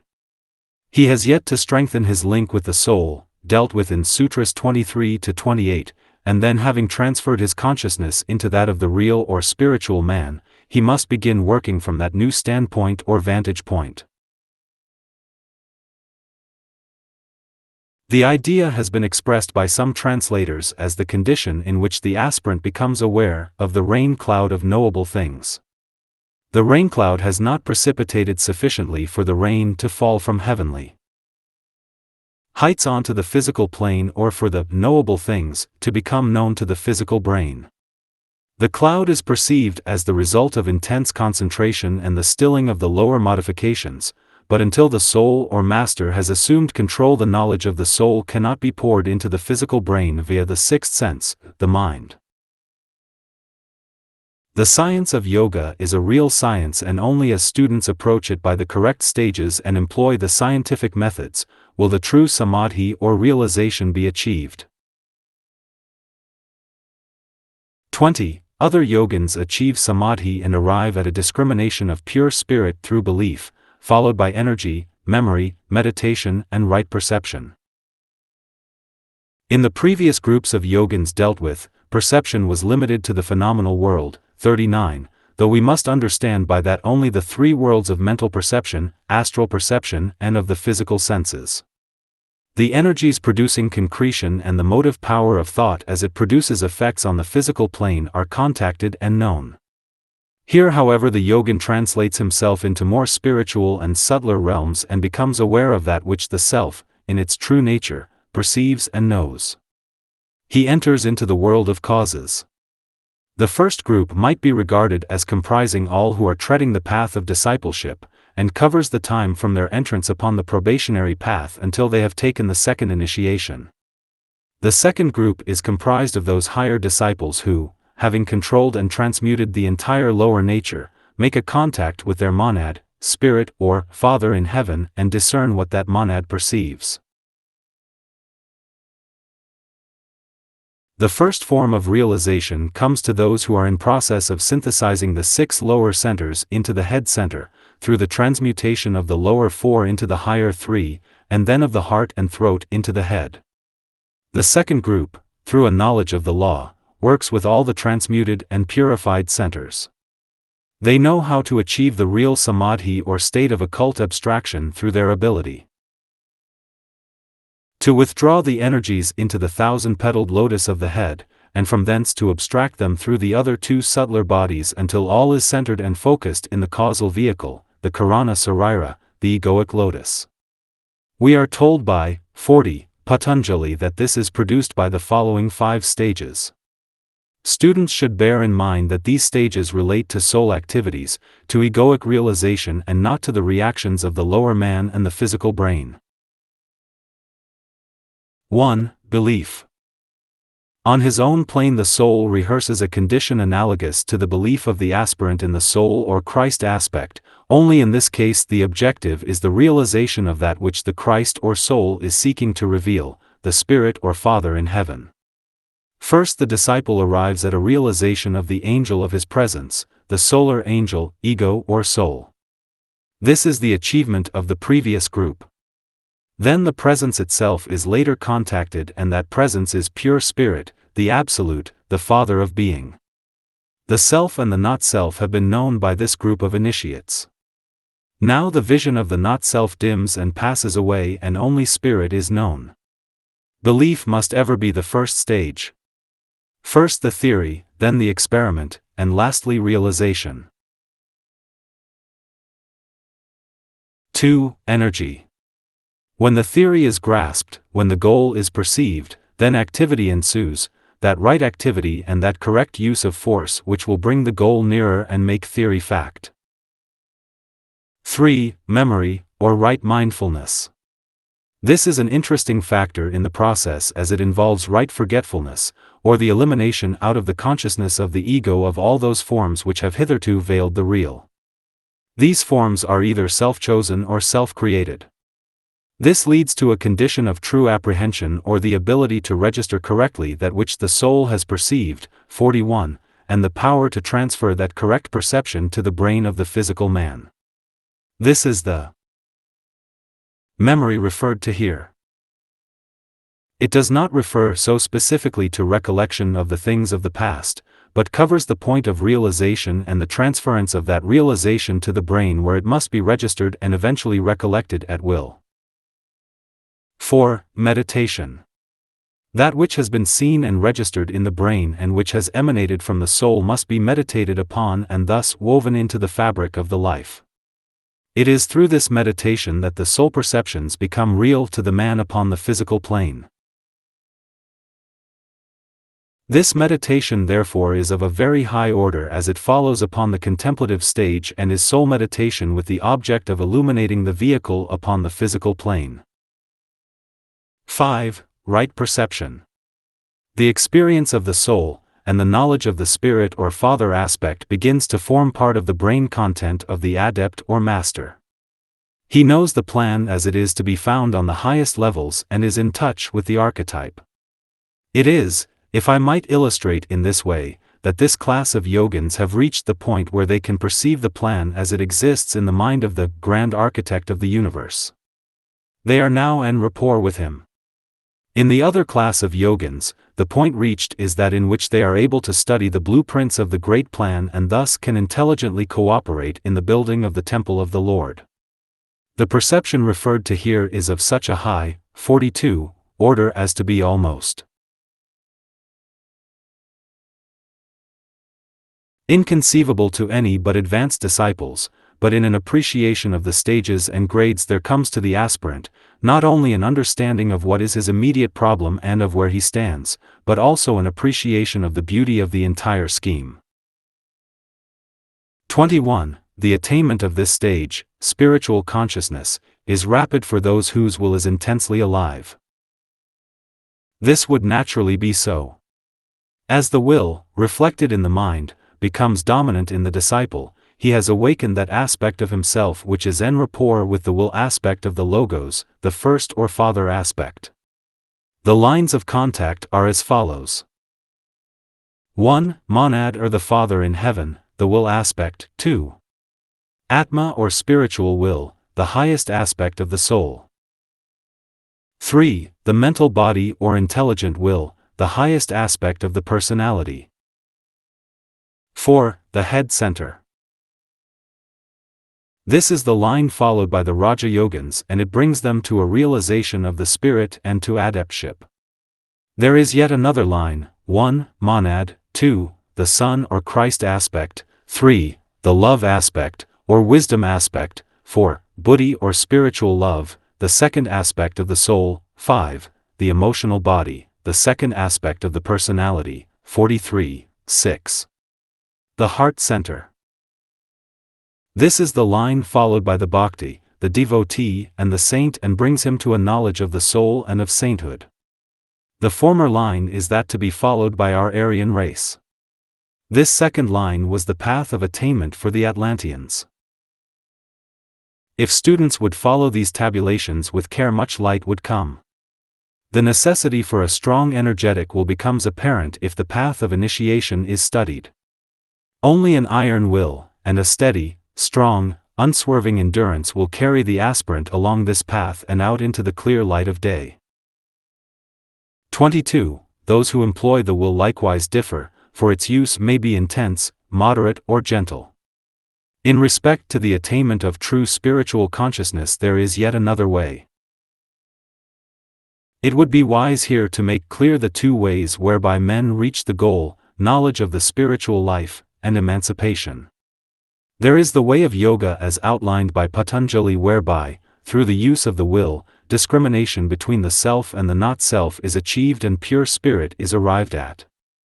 This is the way for the fifth or Aryan race, for those whose function it is to develop the fifth principle or mind and thus become true sons of mind. It is their part to become the five-pointed star, the star of the perfected man, in all his glory. Through following this way, the five planes of human and superhuman evolution are dominated, and Atma, or the 44, will of God, the Father aspect, stands revealed through the medium of Buddhi, or the Christ consciousness, having for its vehicle, Manas, or higher mind.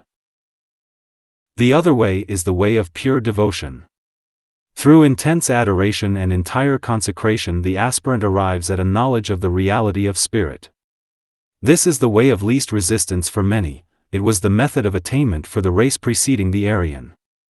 It largely ignores the fifth principle and is the sublimation of sensuous perception, being the way of intense feeling. Through following this method, the four planes are dominated and Buddhi, or the Christ, stands revealed.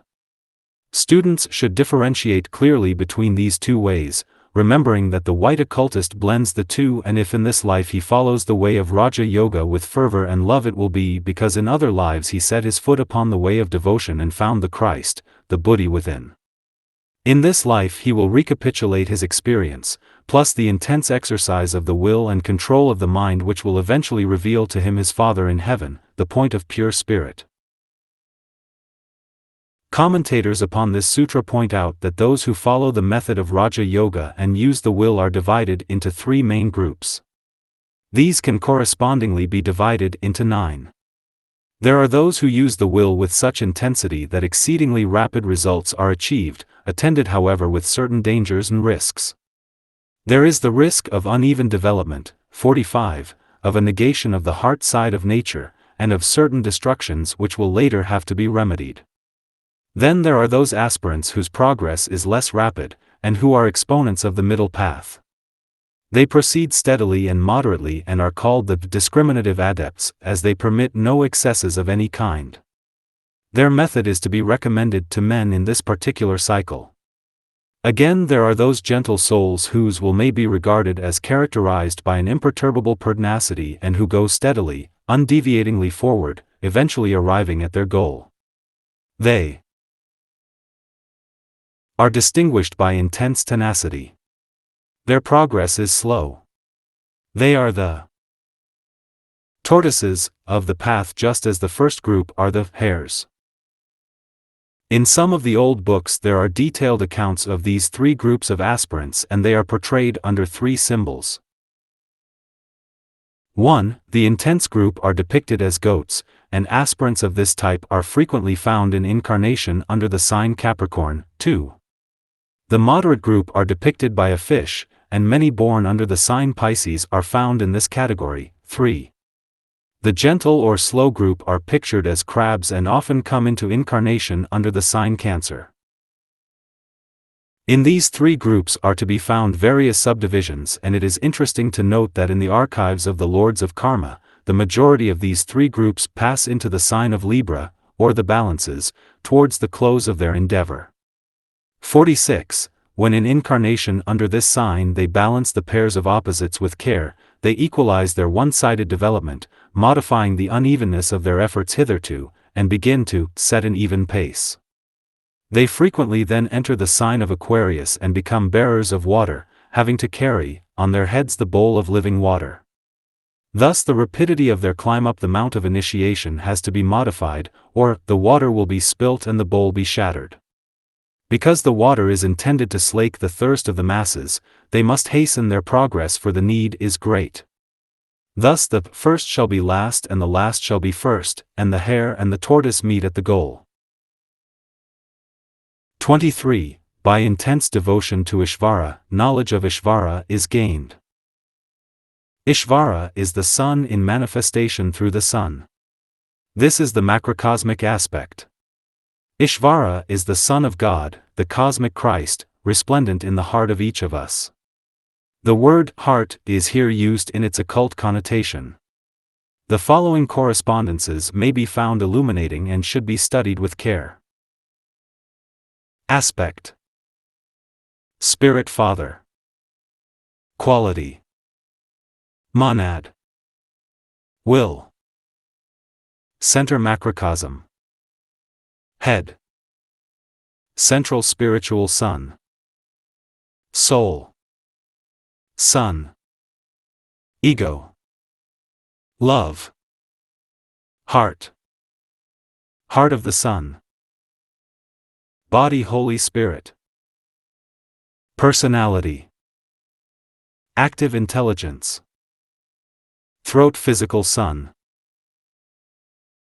Ishvara is the second aspect, and therefore the 47 real meaning of this sutra is that through intense devotion to, and love of Ishvara, the Christ in manifestation, that Christ or soul may be contacted or known.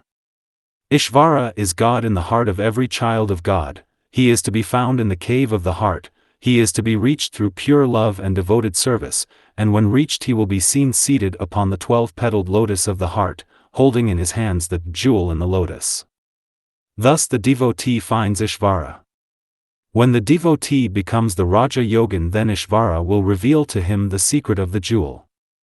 When Christ is known as King upon the throne of the heart, then he will reveal the Father to his devotee. But the devotee has to tread the path of Raja Yoga, and combine intellectual knowledge, mental control and discipline before the revelation can be truly made. The mystic must eventually become the occultist, the head qualities and the heart. Qualities must be equally developed, for both are equally divine. 24. This Ishvara is the soul, untouched by limitation, free from karma and desire. Here we have the picture of the spiritual man as he is in reality. His relation to the three worlds is shown. This is the state of the master or the adept, of the soul who has come into its birthright, and is no longer under control of the forces and energies of the lower nature.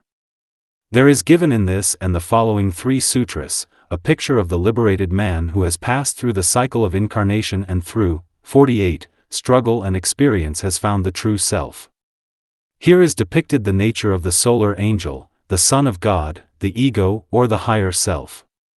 He is stated to be 1. Untouched by limitation.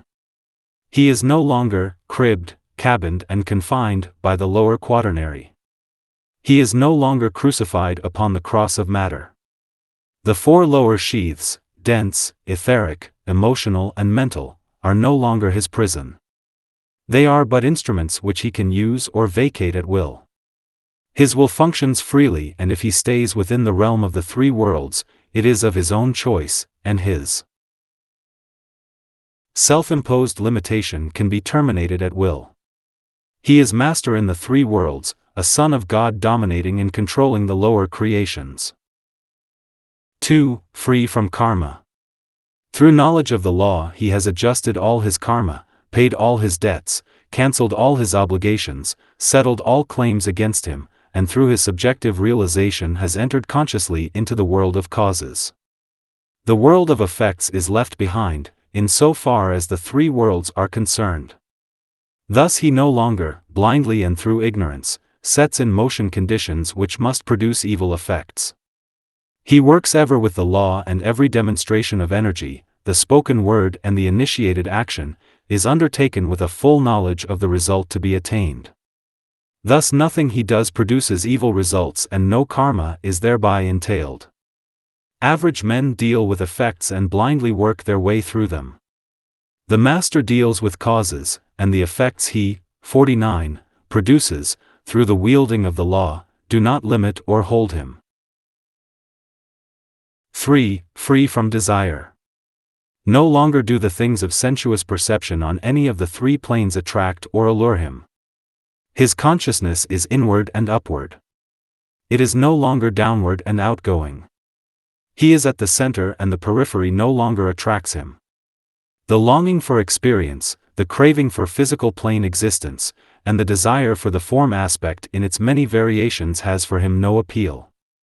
He has experienced, he knows, he has suffered, and he has been forced into incarnation through his longing for the not-self. Now all that is ended and he is the freed soul. 25. In Ishvara, the Gurudiva, the germ of all knowledge expands into infinity. In the macrocosmic sense, God is the master of all and he is the sum total of omniscience, being, as is easily seen, the sum total of all states of consciousness. He is the soul of all things, and the soul of the atom of matter as well as the souls of men are a part of his infinite realization. The soul of the human being is potentially the same, and as soon as the consciousness ceases to identify itself with its vehicles or organs, the germ of all knowledge begins to expand. In the disciple, the adept, master or Mahatma, in the Christ, the Buddha, and in the Lord of the world, who is mentioned in the Bible as the Ancient of Days, this germ of all knowledge can be seen at differing stages of unfoldment. God consciousness, 50, is theirs, and they pass from one initiation to another.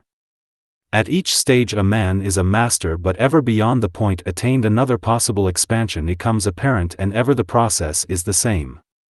This process may be summed up in the following statements. 1. An urge, or determination to achieve the new knowledge. 2.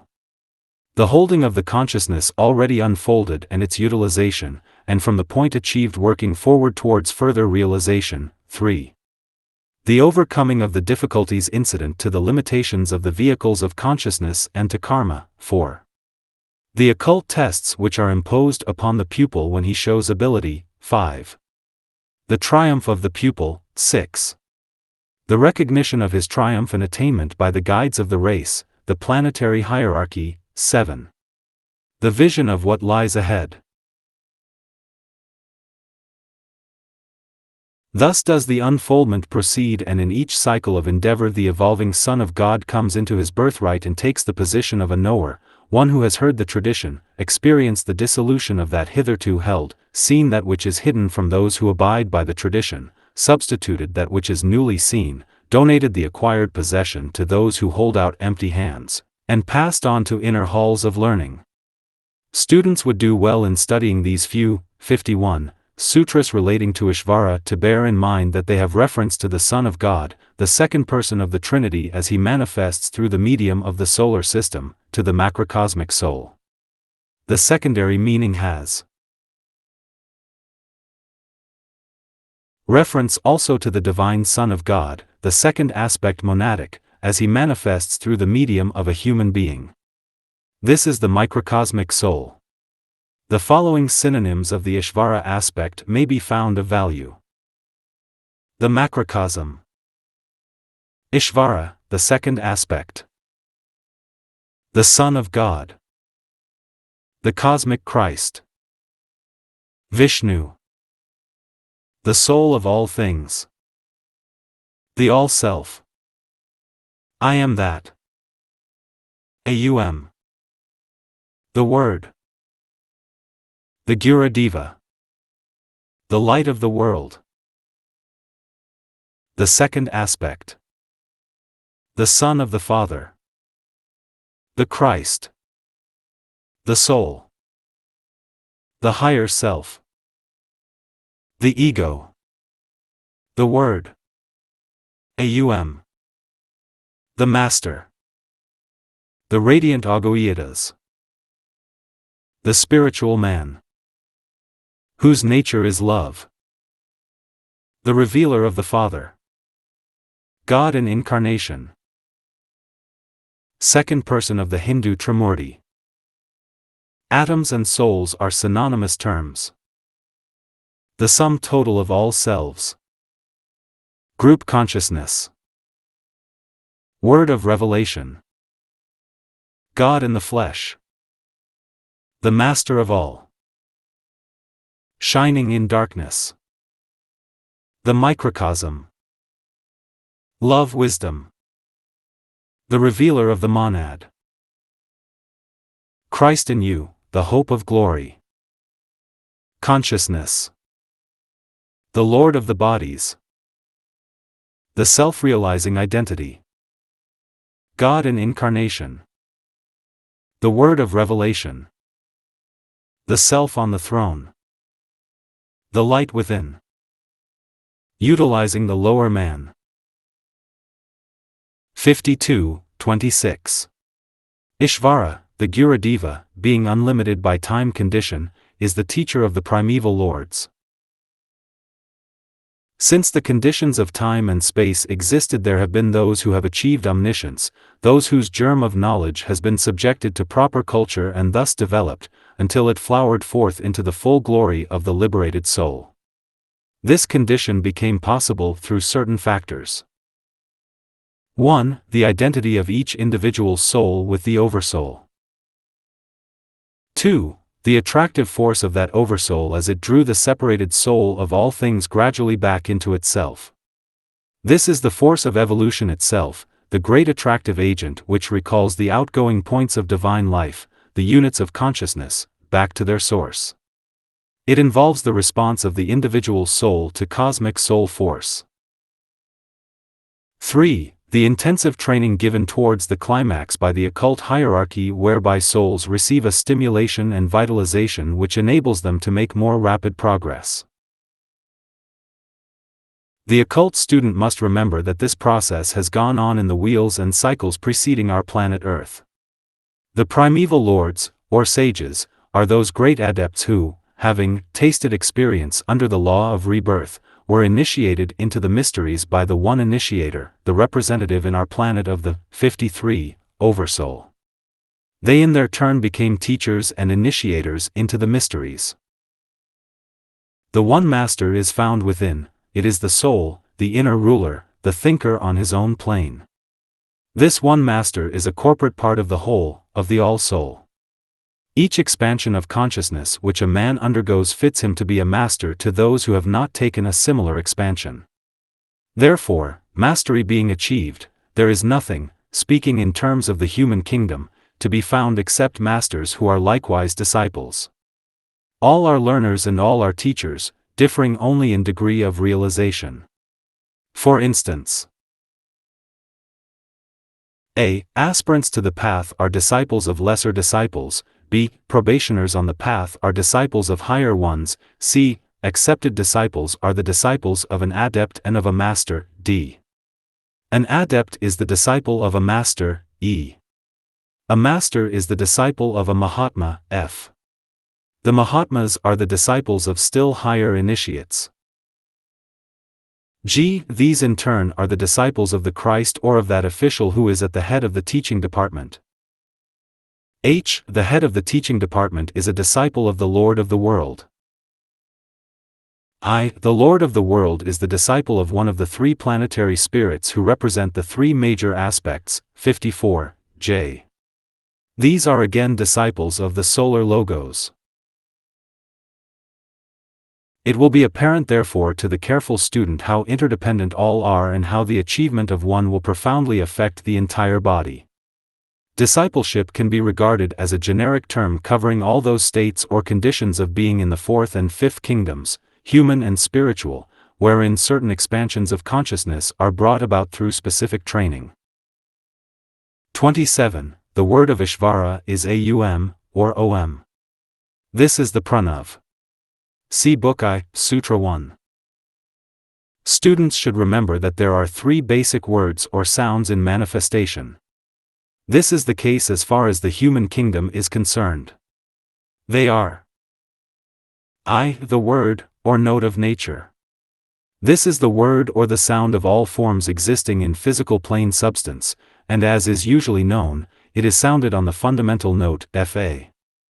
It is a note with which the white occultist has nothing to do, for his work is concerned not with the increase of tangibility but with the demonstration of the subjective or the intangible.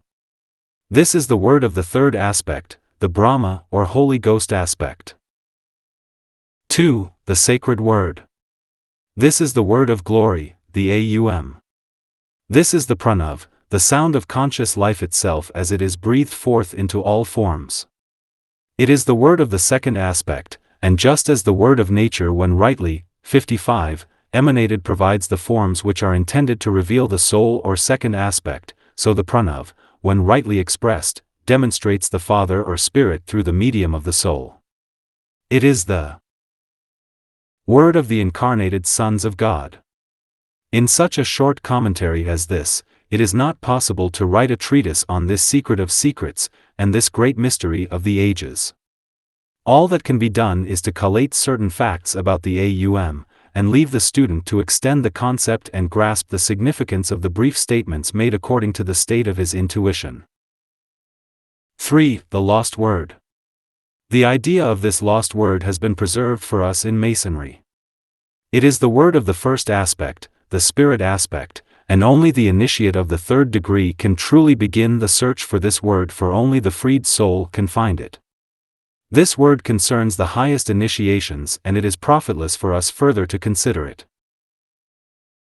The following statements about the sacred word can therefore be made and should be studied with care. 1. The Aum is the word of glory, and is the Christ in us, the hope of glory. 2. The word when rightly apprehended causes the second, or Christ aspect of divinity to shine forth resplendently. 3. It is the sound which brings into manifestation the incarnated soul, macrocosmic or microcosmic, the ego, the Christ, and causes the radiant ogoids to be seen on earth. 56. 4. It is the word which is the releaser of consciousness and when correctly understood and used, releases the soul from the limitations of form in the three worlds. 5. The Aum is the synthesizer of the three aspects and therefore is primarily the word of the human kingdom in which the three lines of divine life meet, spirit, soul and body. 6. It is also the word of the fifth, the Aryan race, in a special sense.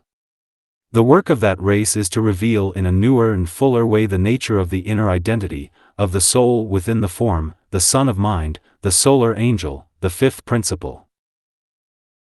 7. The significance of the word only becomes apparent after the light within is realized. By its use the spark becomes a radiant light, the light becomes a flame, and the flame eventually becomes a sun. By its use the sun of righteousness arises in the life of every man. 8. Each of the three letters has relation to the three aspects, and each can be applied to any of the known triplicities.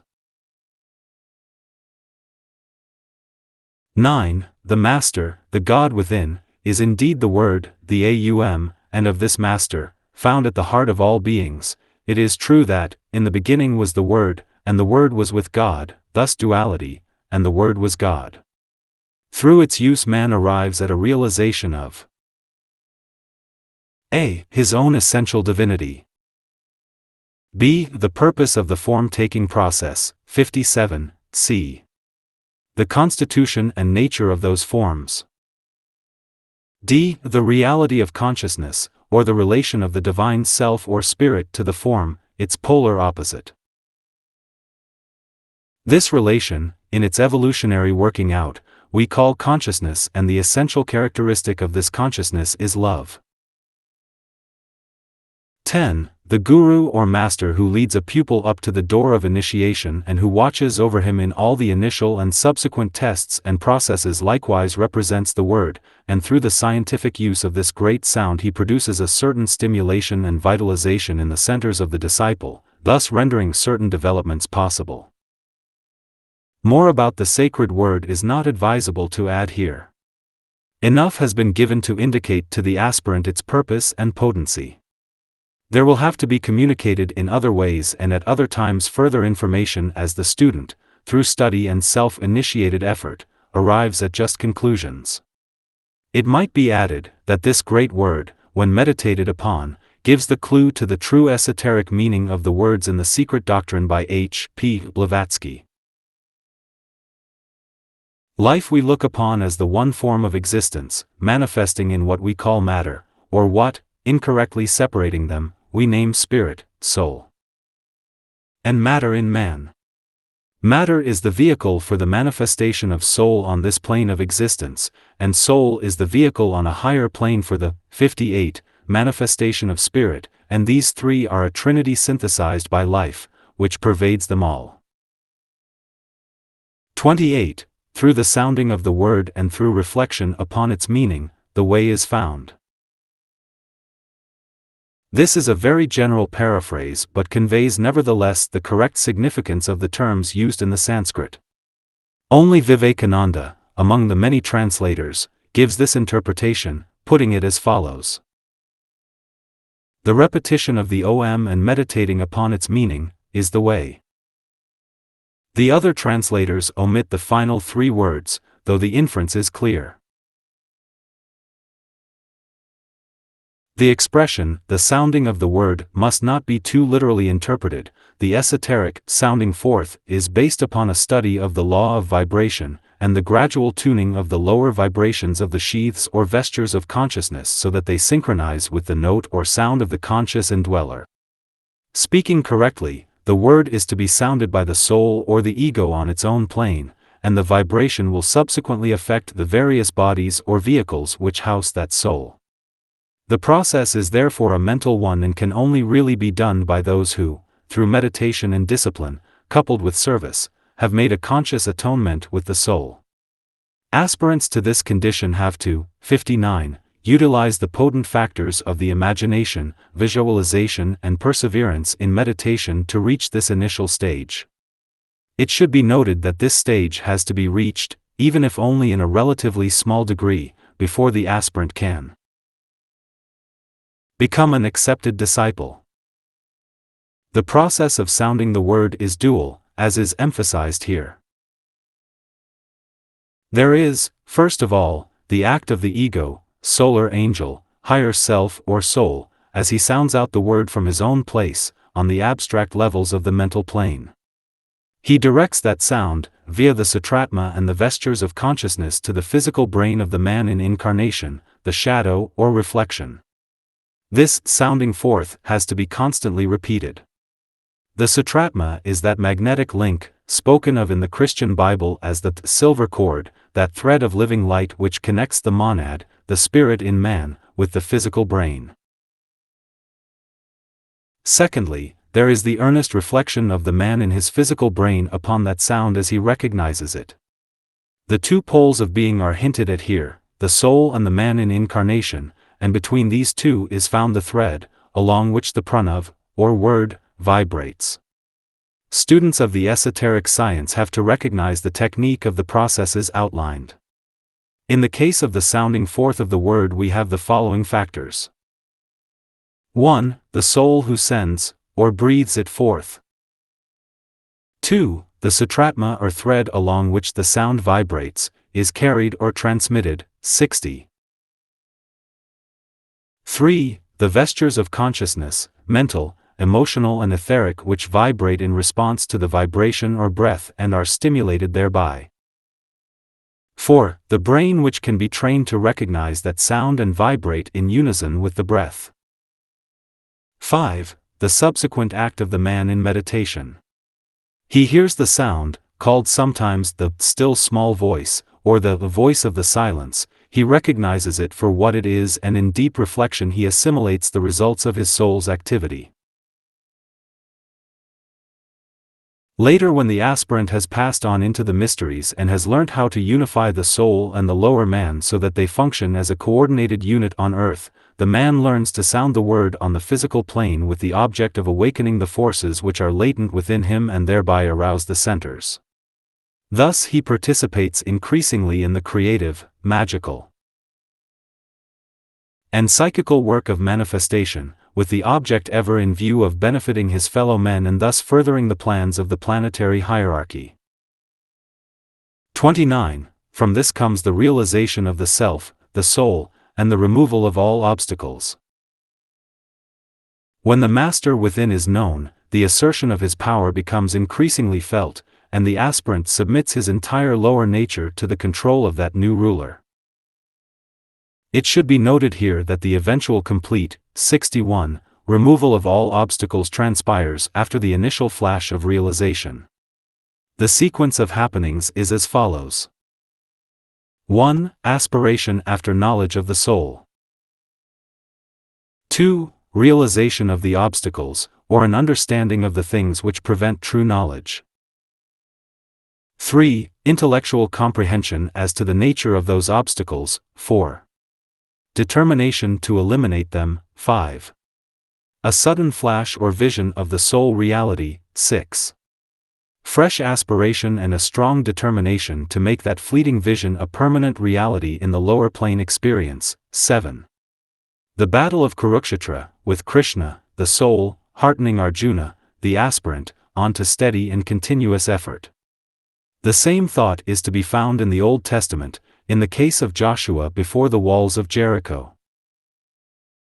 It might be well here to conclude this comment with Sutras 31, 32, 33, and 34, of Book 4. 31. When, through the removal of the hindrances and the purification of all the sheaths, the totality of knowledge becomes available, naught further remains for the man to do. 32. The modifications of the mind stuff, or qualities of matter, through the inherent nature of the three gunas come to an end, for they have served their purpose. 33. Time, which is the sequence of the modifications of the mind, likewise terminates, giving place to the eternal now. 34. The state of isolated unity becomes possible when the three qualities of matter, the three gunas or potencies of nature, AAB, no longer exercise any hold over the self. The pure spiritual consciousness withdraws into the One. 62.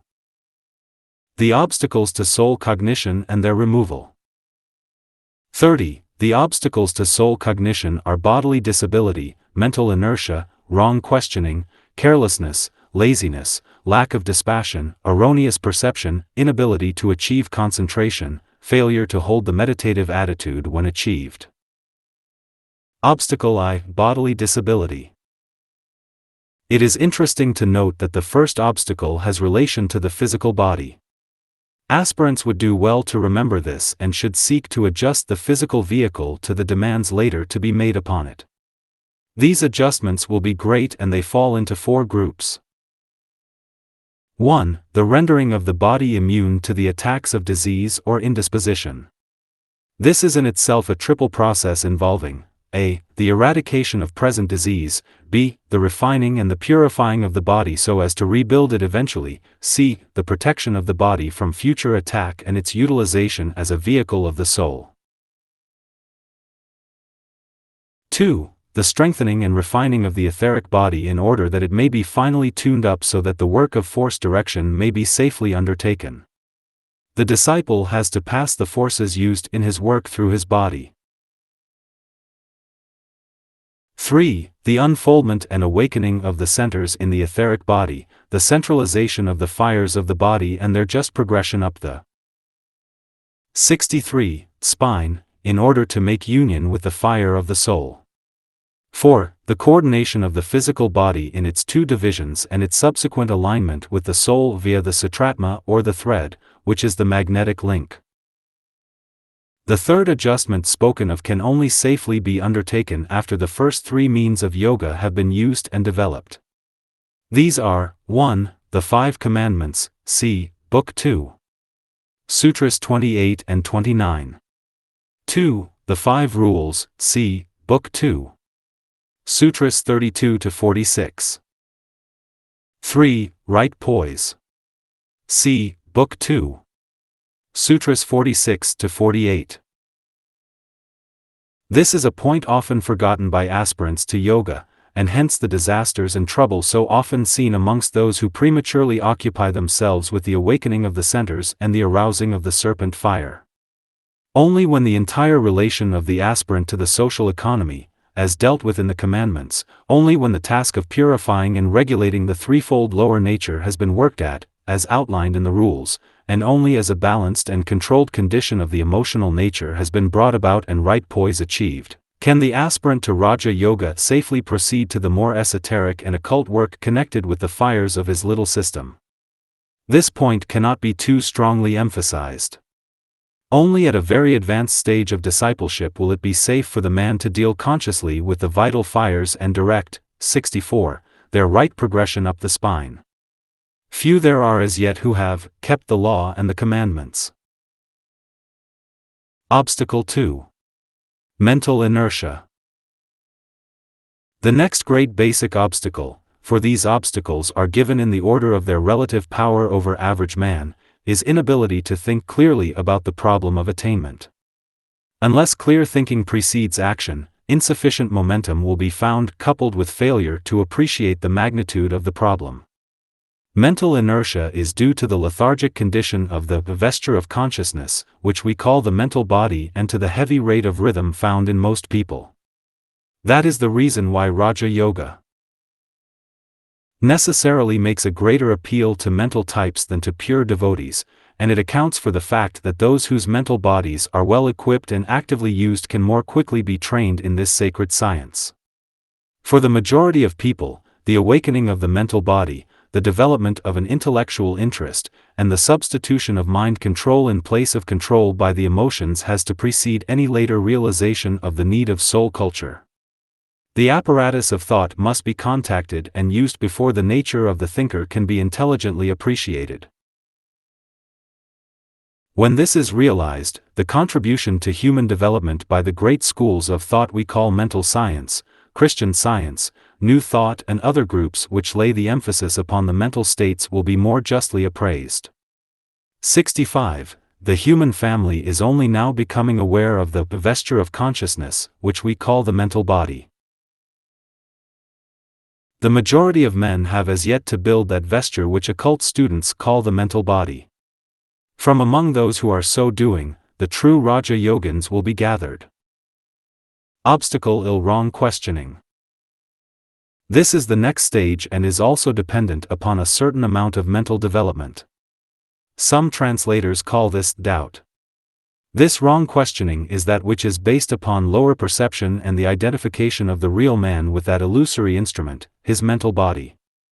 This leads him to question the eternal verities, to doubt the existence of the fundamental realities, and to seek for the solution of his problems in that which is ephemeral and transitory, and in the things of the senses. There is a questioning which is right and proper. It is that asking of questions, spoken of by the Christ in the words, "Ask and ye shall receive." This faculty of inquiry is deliberately cultivated in their disciples by all true masters in the Orient. They are taught to formulate questions about the inner realities and then to find the answer for themselves through a search for that source of all knowledge, latent at the heart of all beings. To ask intelligently and to find the answer, they must first free themselves from all outer imposed authority and from all tradition and from the imposition of every theological, 66, dogma, whether religious or scientific. Only thus can the reality be found and the truth be seen.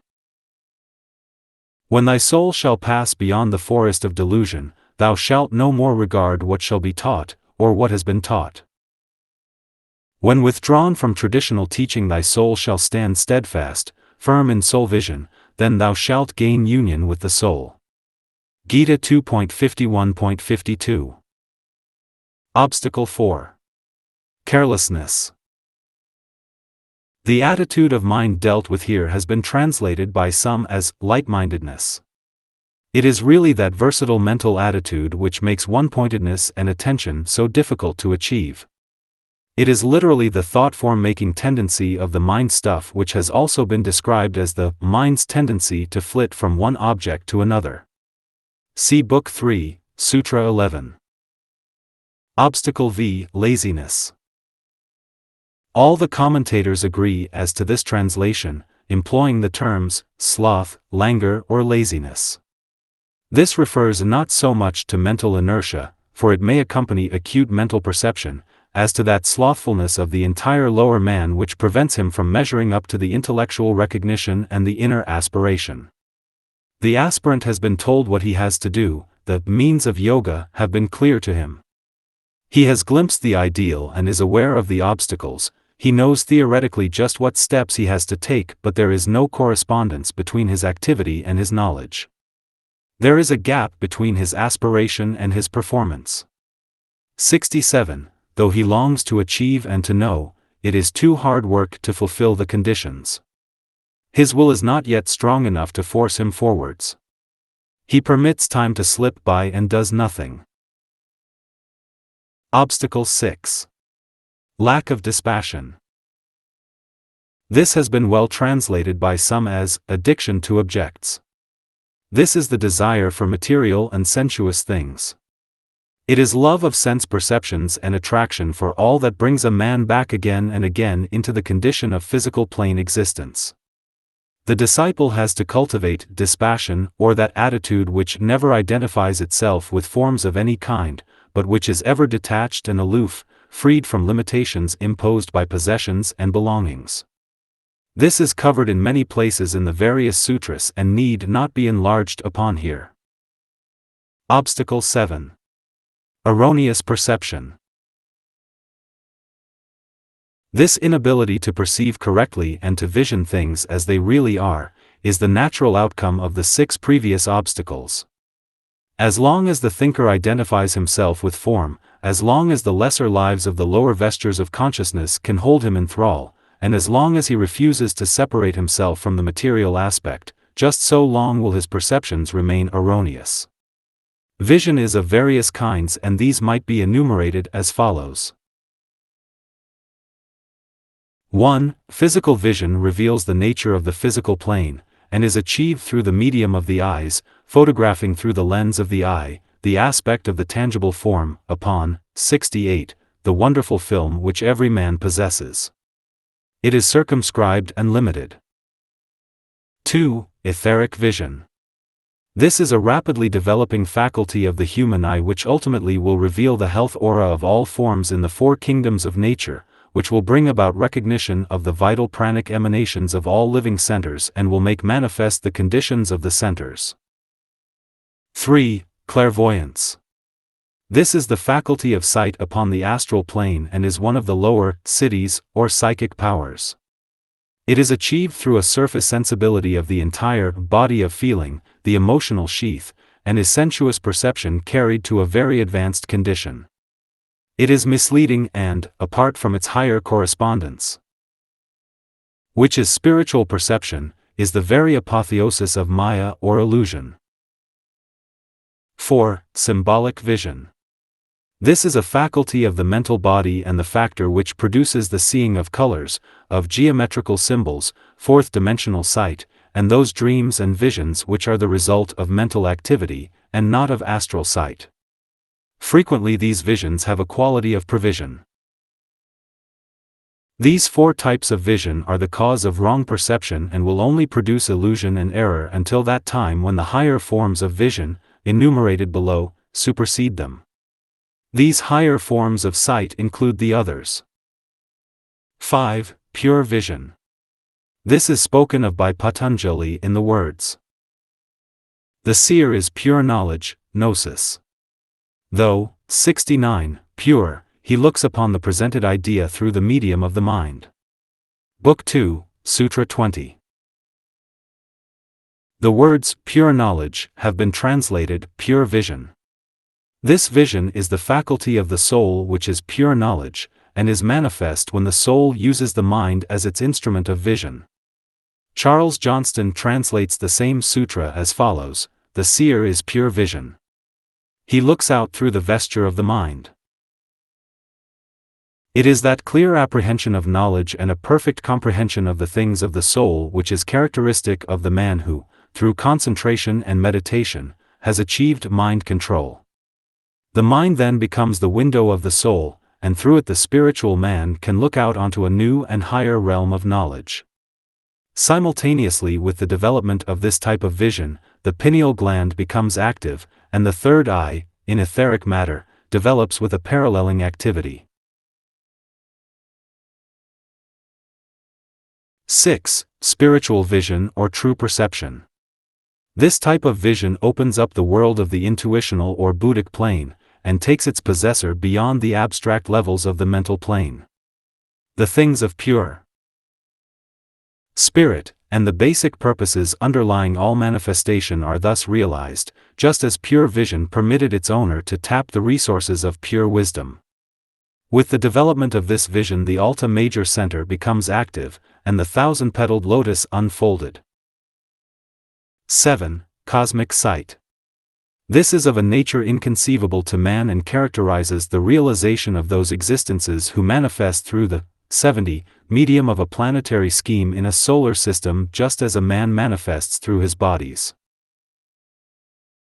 By the study of these types of perception, the student will arrive at a just appreciation of the work he has to do. He is thus aided to place himself where he at present stands, and consequently to prepare intelligently for the next step forward. Obstacle 8. Inability to achieve concentration. The two last obstacles indicate the way whereby old things can pass away and the new man come into his heritage. The method of the disciple must not only include self-discipline or the subjugation of the vestures or sheaths, nor must it only include service or identification with group consciousness, but it must also include the two stages of concentration, focusing or control of the mind, and meditation, the steady process of pondering upon what the soul has contacted and knows. These two will later be dealt with and will not be further touched upon here. Obstacle 9. Failure to hold the meditative attitude. It will be apparent therefore that the first 6 obstacles deal with wrong conditions and the last 3 with the results of those conditions.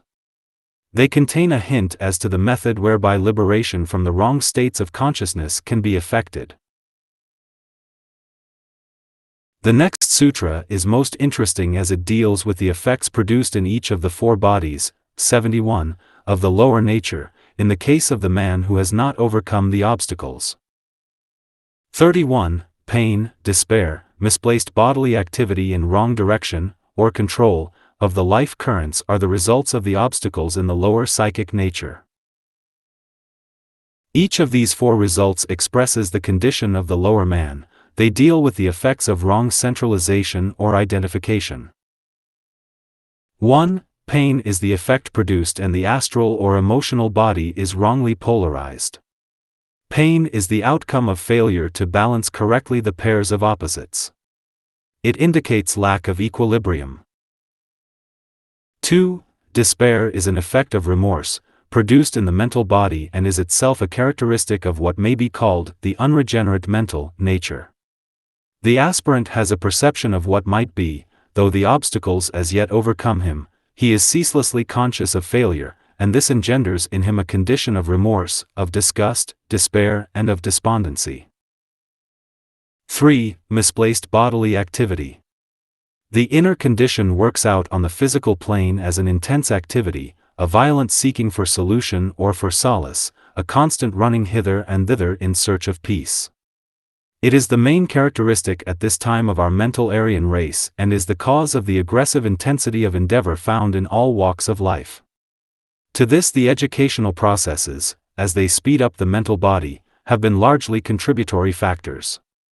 The 72 great contribution of education, in schools, colleges, universities and other allied activities, has been to stimulate the mental bodies of men. It is all part of the great plan, working ever towards the one objective, soul unfoldment. 4. Wrong directions of the life currents. This is the effect produced in the etheric body by the inner turmoil. These life currents, for the student of occultism, are 2 in number.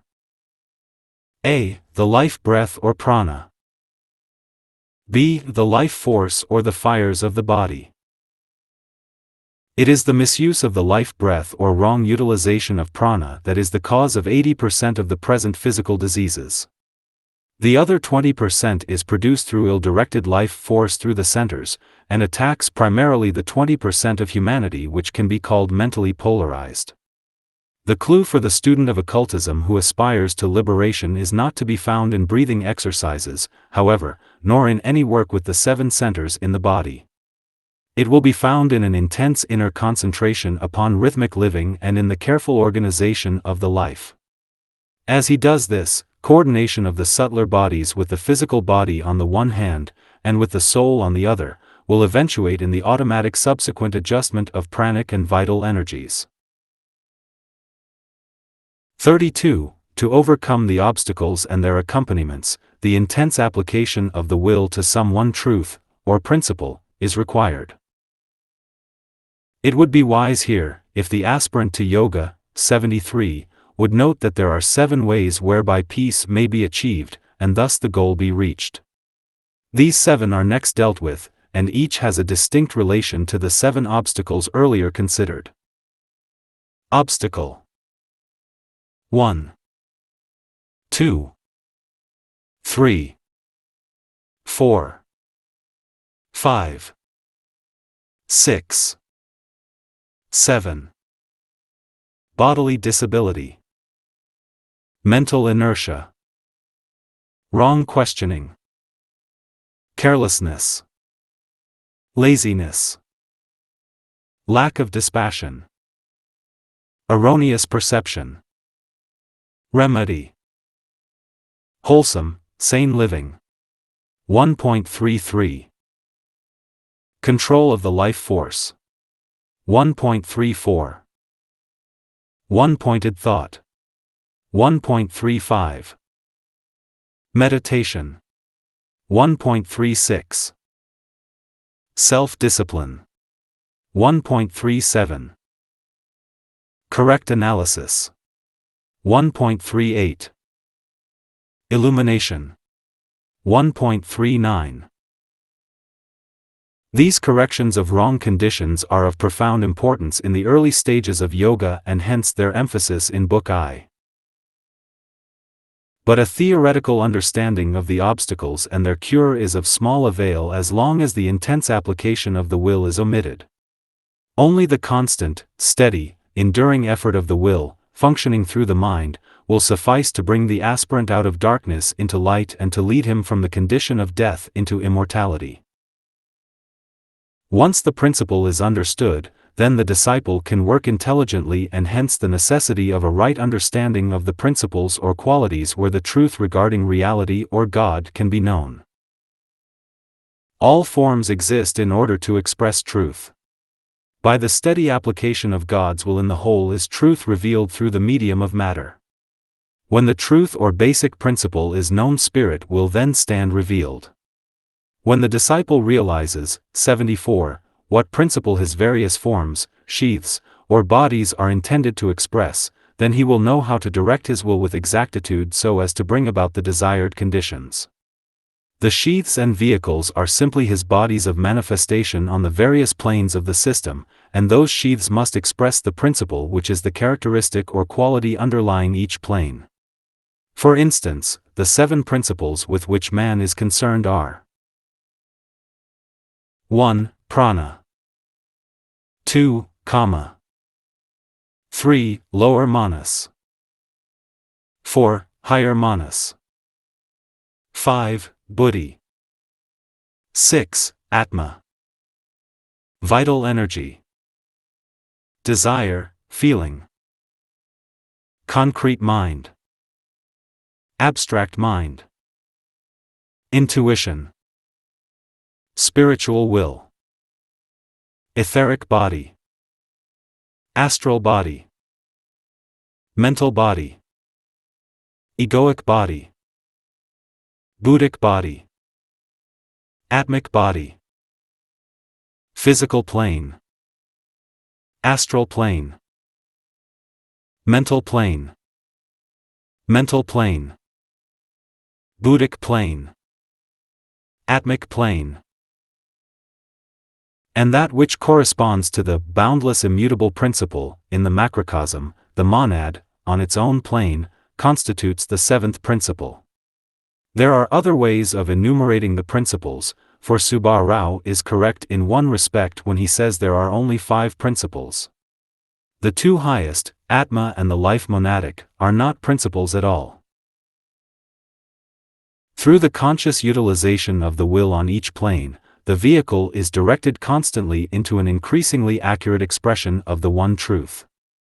This is the true significance of the sutra under consideration and the clue to why the adepts are as yet still studying this treatise on yoga. Their understanding of truth in its entirety, 75, is not yet complete on all planes, and the basic rules hold good throughout, though they are variously applied. Principles are applicable to all differentiations and to all states of being. As a man studies the spheres in which his consciousness is functioning, as he comes to an understanding of the vehicles he must use in any particular sphere, as he awakens to a knowledge of the specific divine quality which the body is intended to express as a part or aspect of the one truth or reality, he becomes aware of the inadequacies present, of the obstacles which hinder, and of the difficulties which must be surmounted. Then comes the application of the will and its concentration upon the principle, or upon the quality seeking expression. Thus the lower manifestation is brought into line with the higher, for, as a man thinketh so is he.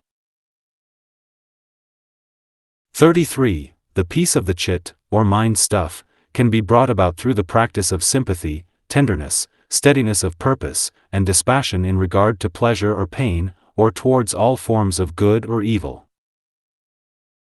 In this sutra we are dealing with the physical body, which undergoes experiences on the physical plane and which utilizes the brain consciousness. The tendency of that body is towards all other objective forms, and it is apt, in its unregenerate state, to gravitate with facility towards material objects.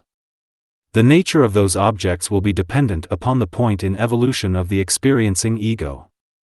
This must be carefully remembered, 76, when studying this sutra, otherwise there will be a misapprehension of the final clause. Discriminative action must ever be taken with reference to all demonstrations of good and evil force, and the law works in this connection, but emancipation from all the physical forms which that energy may take, eventuates when dispassion towards these objective forms is practiced. It might be useful if we note that the sympathy dealt with concerns our relation to all other pilgrims, or towards the fourth kingdom in nature. Tenderness covers our relation to the animal or third kingdom. Steadiness of purpose deals with our relation to the hierarchy of the planet, and dispassion concerns our attitude to all the reactions of the lower personal self. The comprehensiveness of this sutra is therefore apparent and concerns all the brain vibrations of the disciple.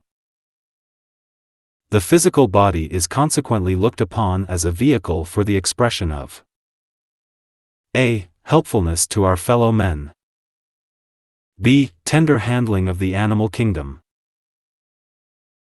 c. Service on the physical plane in cooperation with the hierarchy. d. Discipline of the physical appetites and dispassion in regard to all forms which appeal to the appetites and to the senses, whether called harmful or not.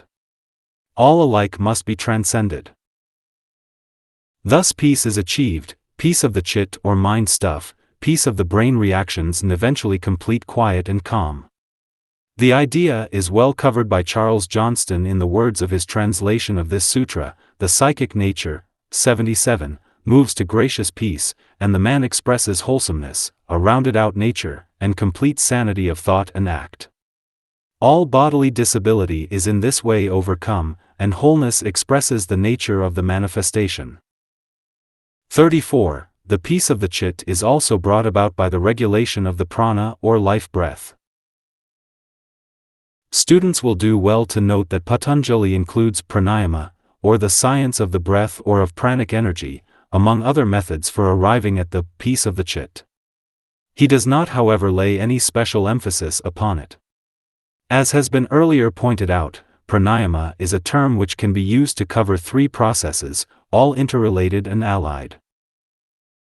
1. The science of rhythmic living, or the regulation of the acts of daily life through the organization of time and the wise utilization of space.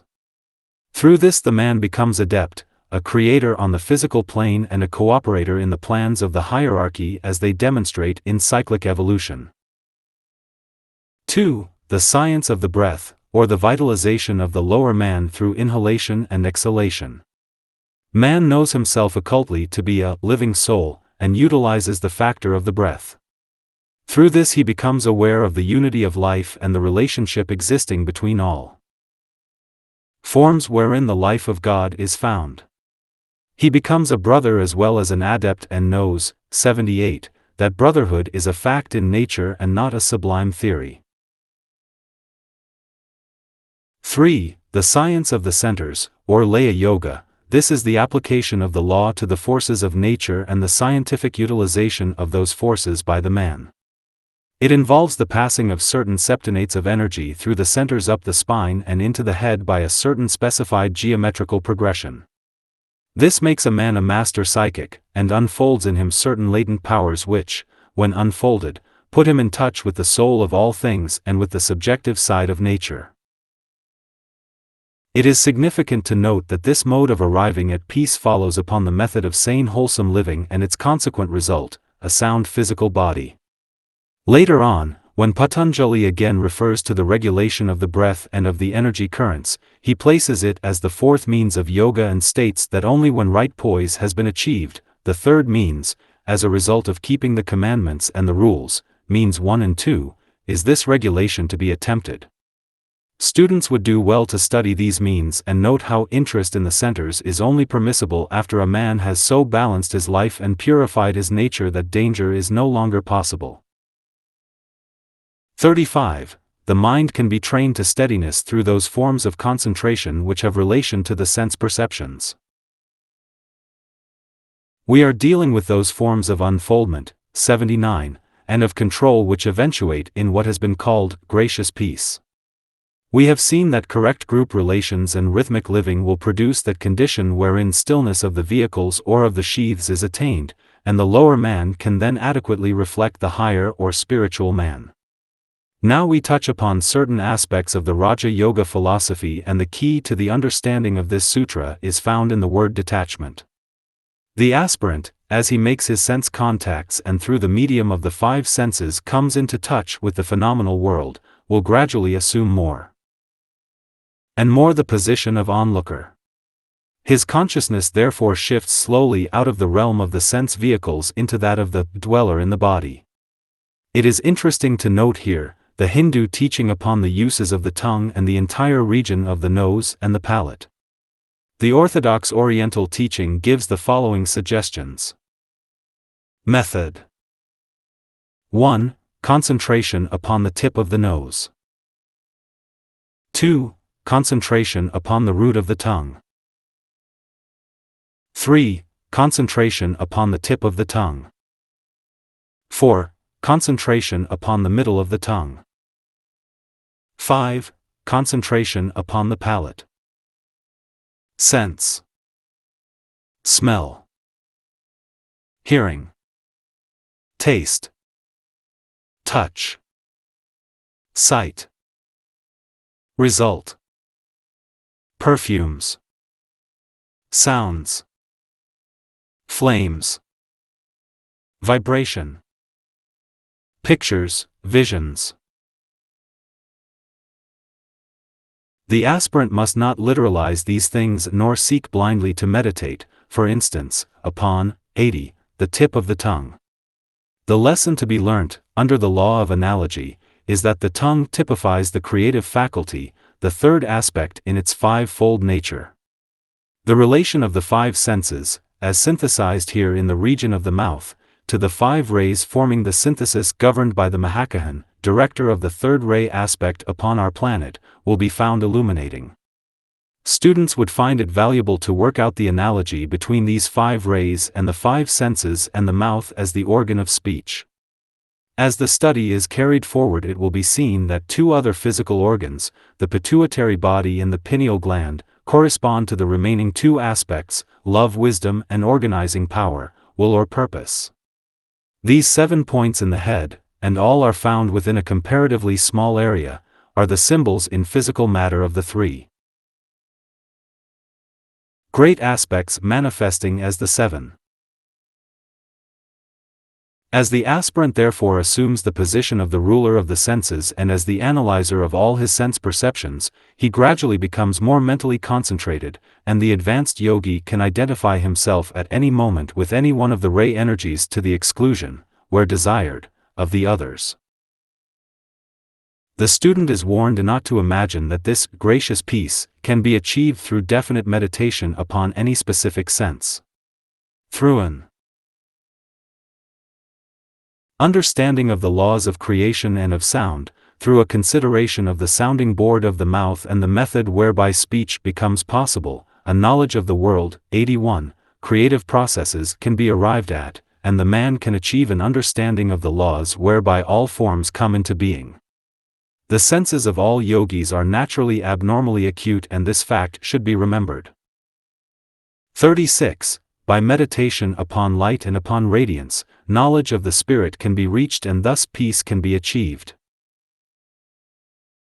The student should here note that each of the methods outlined above concerns certain centers. There are 7 methods of attainment mentioned, and therefore we can infer that the 7 centers are involved. Method I, Sutra 33. Solar Plexus Center. The peace of the chit, or mind stuff, can be brought about through the practice of sympathy, tenderness, steadiness of purpose, and dispassion in regard to pleasure or pain, or towards all forms of good or evil. Method 2. Sutra 34. Center at the base of the spine. The peace of the chit is also brought about by the regulation of the prana. Method 3. Sutra 35. Center between the eyebrows. The mind can be trained to steadiness through those forms of concentration which have relation to the sense perceptions. Method 4. Sutra 36. Head Center. By meditation upon light and upon radiance, knowledge of the spirit can be reached and thus peace can be achieved. 82. Method V. Sutra 37. Sacral Center. The chit is stabilized and rendered free from illusion as the lower nature is purified and no longer indulged. Method 6. Sutra 38. Throat Center. Peace, steadiness of the chit, can be reached through meditation on the knowledge which dreams give. Method 7. Sutra 39. Heart Center. Peace can also be reached through concentration upon that which is dearest to the heart. These should be carefully considered, even if no details of procedure can here be given. Only the principle and the law involved can be considered by the student. It should be remembered also that all these centers have their correspondences in the etheric matter found in the region of the head, and that it is when these 7 head centers are awakened that their counterparts are also safely awakened. These 7 head centers correspond in the microcosm to the 7 rishis of the Great Bear, the prototypes of the 7 heavenly men, and the centers above enumerated relate to the energy of the 7 heavenly men themselves. It is not necessary to enlarge here upon these centers beyond indicating the following. 1. The aspirant may regard each center symbolically as a lotus. 2. This lotus is formed of energy units moving or vibrating in a specific manner, and these vibration waves assume the forms we call the petals of the lotus. 83. 3. Each lotus consists of a certain number of petals, b. a pericarp or supporting calyx, c. a center of pure white light called the jewel. 4. Each center corresponds to a sacred planet, the body of manifestation of one of the 7 heavenly men. 5. Every center has to be developed through the use of the word. This word is Aum, and it must appear in the vibrant center eventually. When it shines forth perfectly within the wheel, then that center has perfectly awakened. 6. Certain of the qualities of the sun are the qualities of the centers. A. Quality of the solar plexus. B. Quality of center at base of spine. C. Quality of the ajna center between the eyebrows. D. Quality of the head center. E. Quality of the sacral center. F. Quality of the throat center. G. Quality of the heart center. Warmth. Kundalini fire. Illuminating light.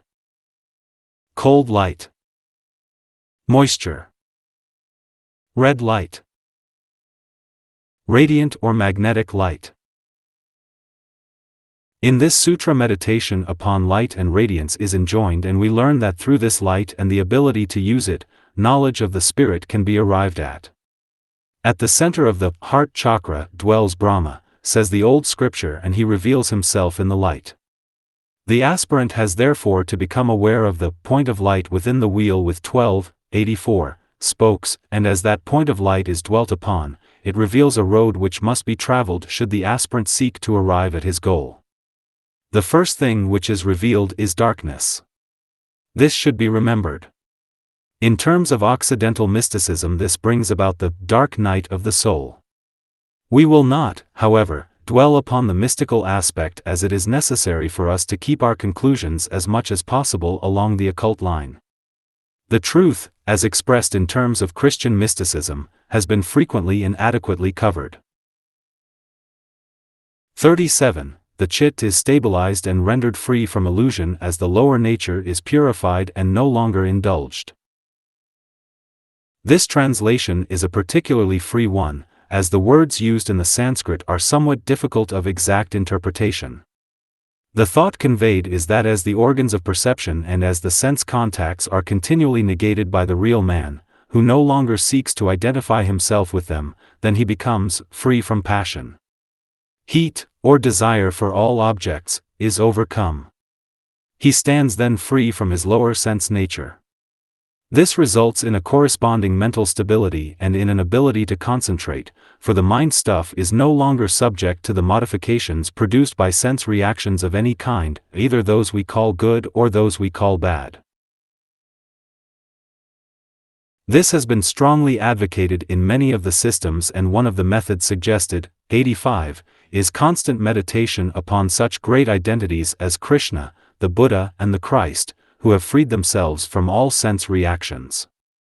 This thought is brought out in some of the translations, but though indicated from one point of view, does not seem to be the main idea intended. Freedom from attachment is brought about as the fires of desire are overcome, and though the sacral center is depicted as having specific relation to the sex nature, yet that sex nature, as it expresses itself on the physical plane, is symbolic of any attachment between the soul and any object of desire other than the spirit. 38. Peace, steadiness of the chit, can be reached through meditation on the knowledge which dreams give. The significant words in Sutra 38 are the phrase, the knowledge which dreams give, and in this connection the commentary on Sutra 10 is of interest. The Oriental occultist uses the word dream in a much more technical sense than does the Westerner, and this must be fully grasped by the aspirant. To the Oriental, the deepest dream condition is that in which the real man is sunk when in physical incarnation. This corresponds to that dream state which we recognize as caused by the vibration of the cells of the physical brain. Chaos, lack of continuity and ill-regulated eventualities are present, coupled with an inability to recollect truly and accurately when awake. This condition is physical plane dreaming. 86. Then there is the dream condition in which the man participates when immersed in sensuous perception of one kind or another, either of pleasure or of pain. This is experienced in the astral or emotional body. The knowledge given by the physical plane condition is largely instinctual, that achieved through the astral dream condition is largely sensuous. One is racial and group realization, the other is relative to the not-self and to man's relation to the not-self.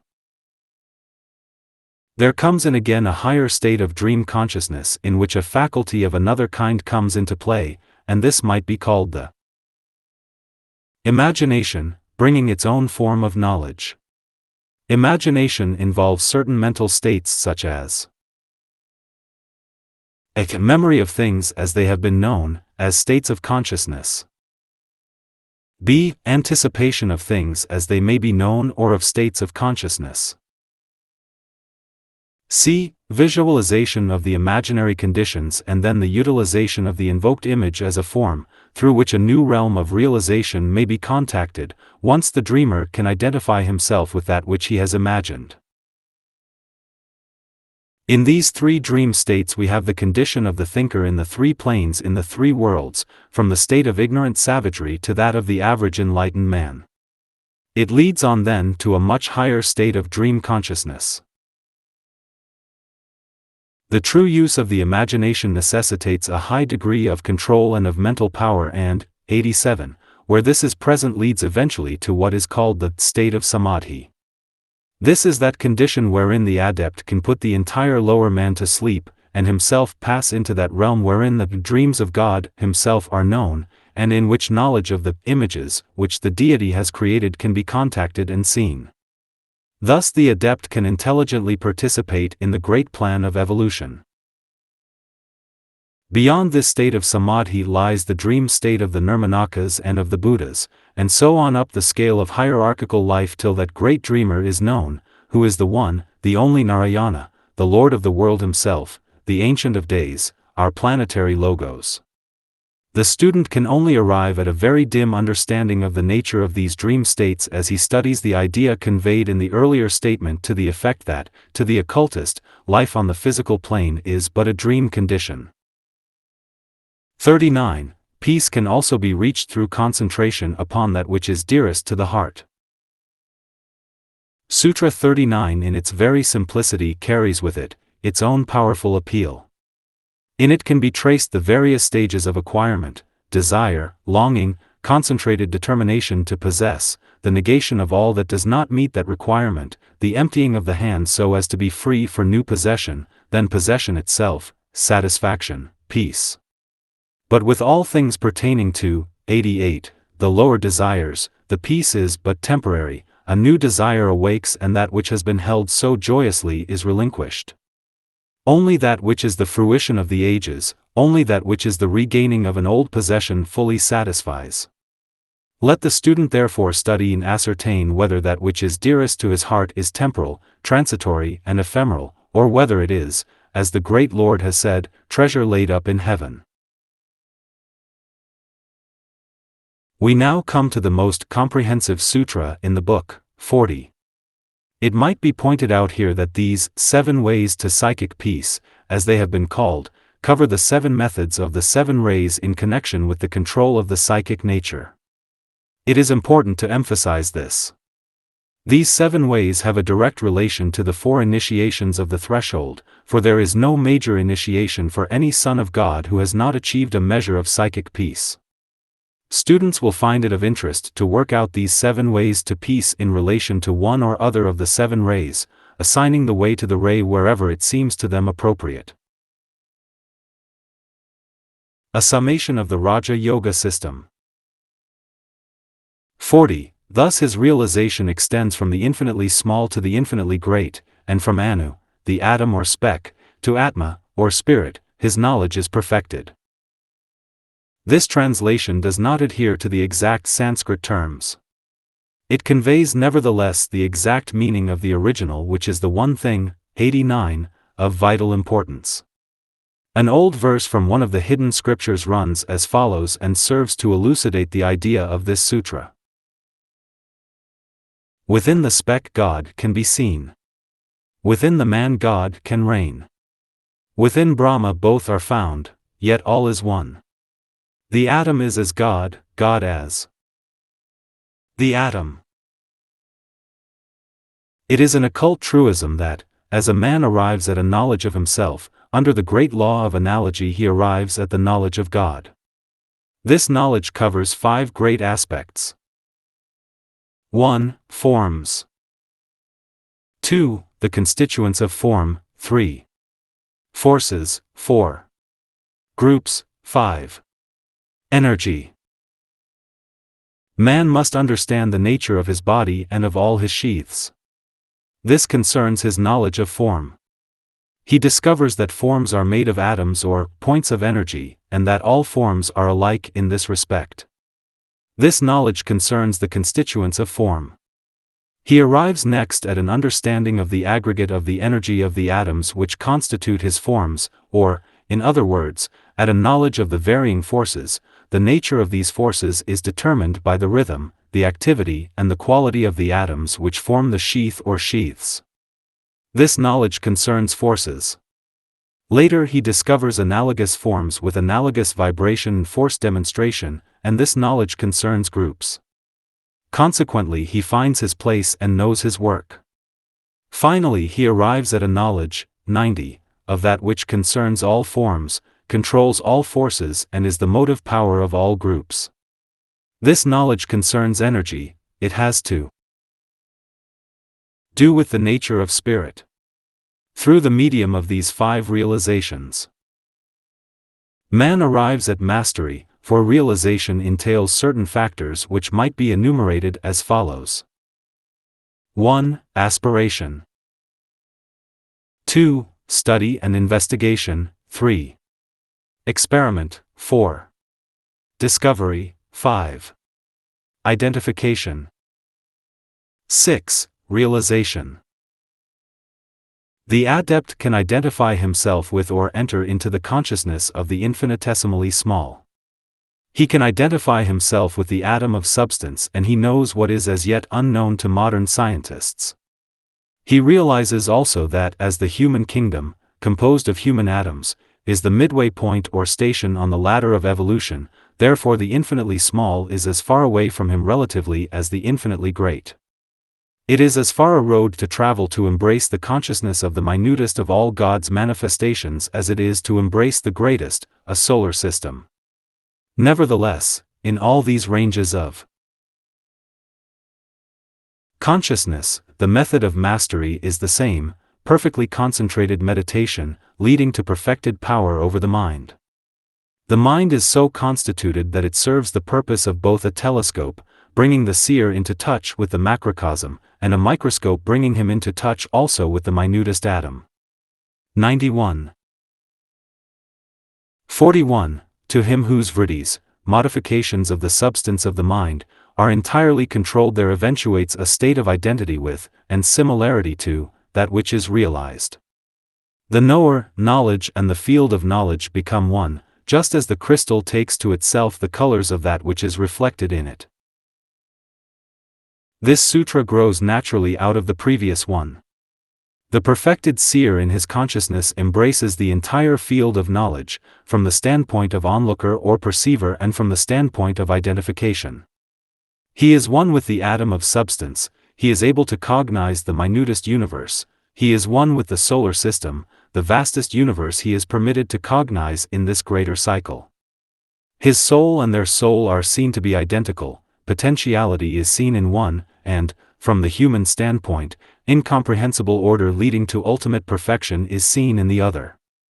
The activity which holds the electrons gathered around their center is recognized as identical in nature with that which holds the planets in their orbits around the sun, and between these two divine manifestations the whole range of form is found. The occult student has to realize that forms are diverse and many, but that all souls are identical with the Oversoul. The complete knowledge of the nature, quality, key and note of one soul, whether of a chemical atom, a rose, a pearl, a man or an angel, would reveal all souls upon the ladder of evolution.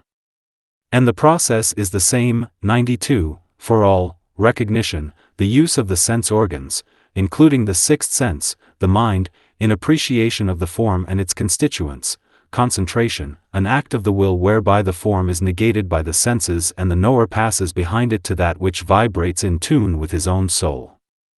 Thus knowledge is arrived at, knowledge of that which the form, or field of knowledge, is seeking to express, its soul, key or quality. Then follows contemplation, the identification of the knower with that within himself which is identical with the soul within the form. The two are then one and complete realization is the case. This can be cultivated in a most practical way between human beings. There must be recognition of the contact that comes between two men who can see, hear and touch each other. A superficial form recognition is the result. But another stage is possible wherein a man can pass behind the form and arrive at that which is the quality of his brother. He can touch that aspect of the consciousness which is analogous to his own. He becomes aware of the quality of his brother's life, of the nature of his plans, aspirations, hopes and purposes. He knows his brother, and the better he knows himself and his own soul, the deeper will be his knowledge of his brother. Finally, he can identify himself with his brother and become as he is, knowing and feeling as his brothers. Soul knows and feels. This is the meaning behind the occult words of St. John's epistle, "We shall be like him for we shall see him as he is." 93. It may be of value here if certain synonyms are again enumerated, which will, if borne in mind, clarify much of the teaching of the sutras, and enable the student to apply these thoughts in practical fashion to his own life.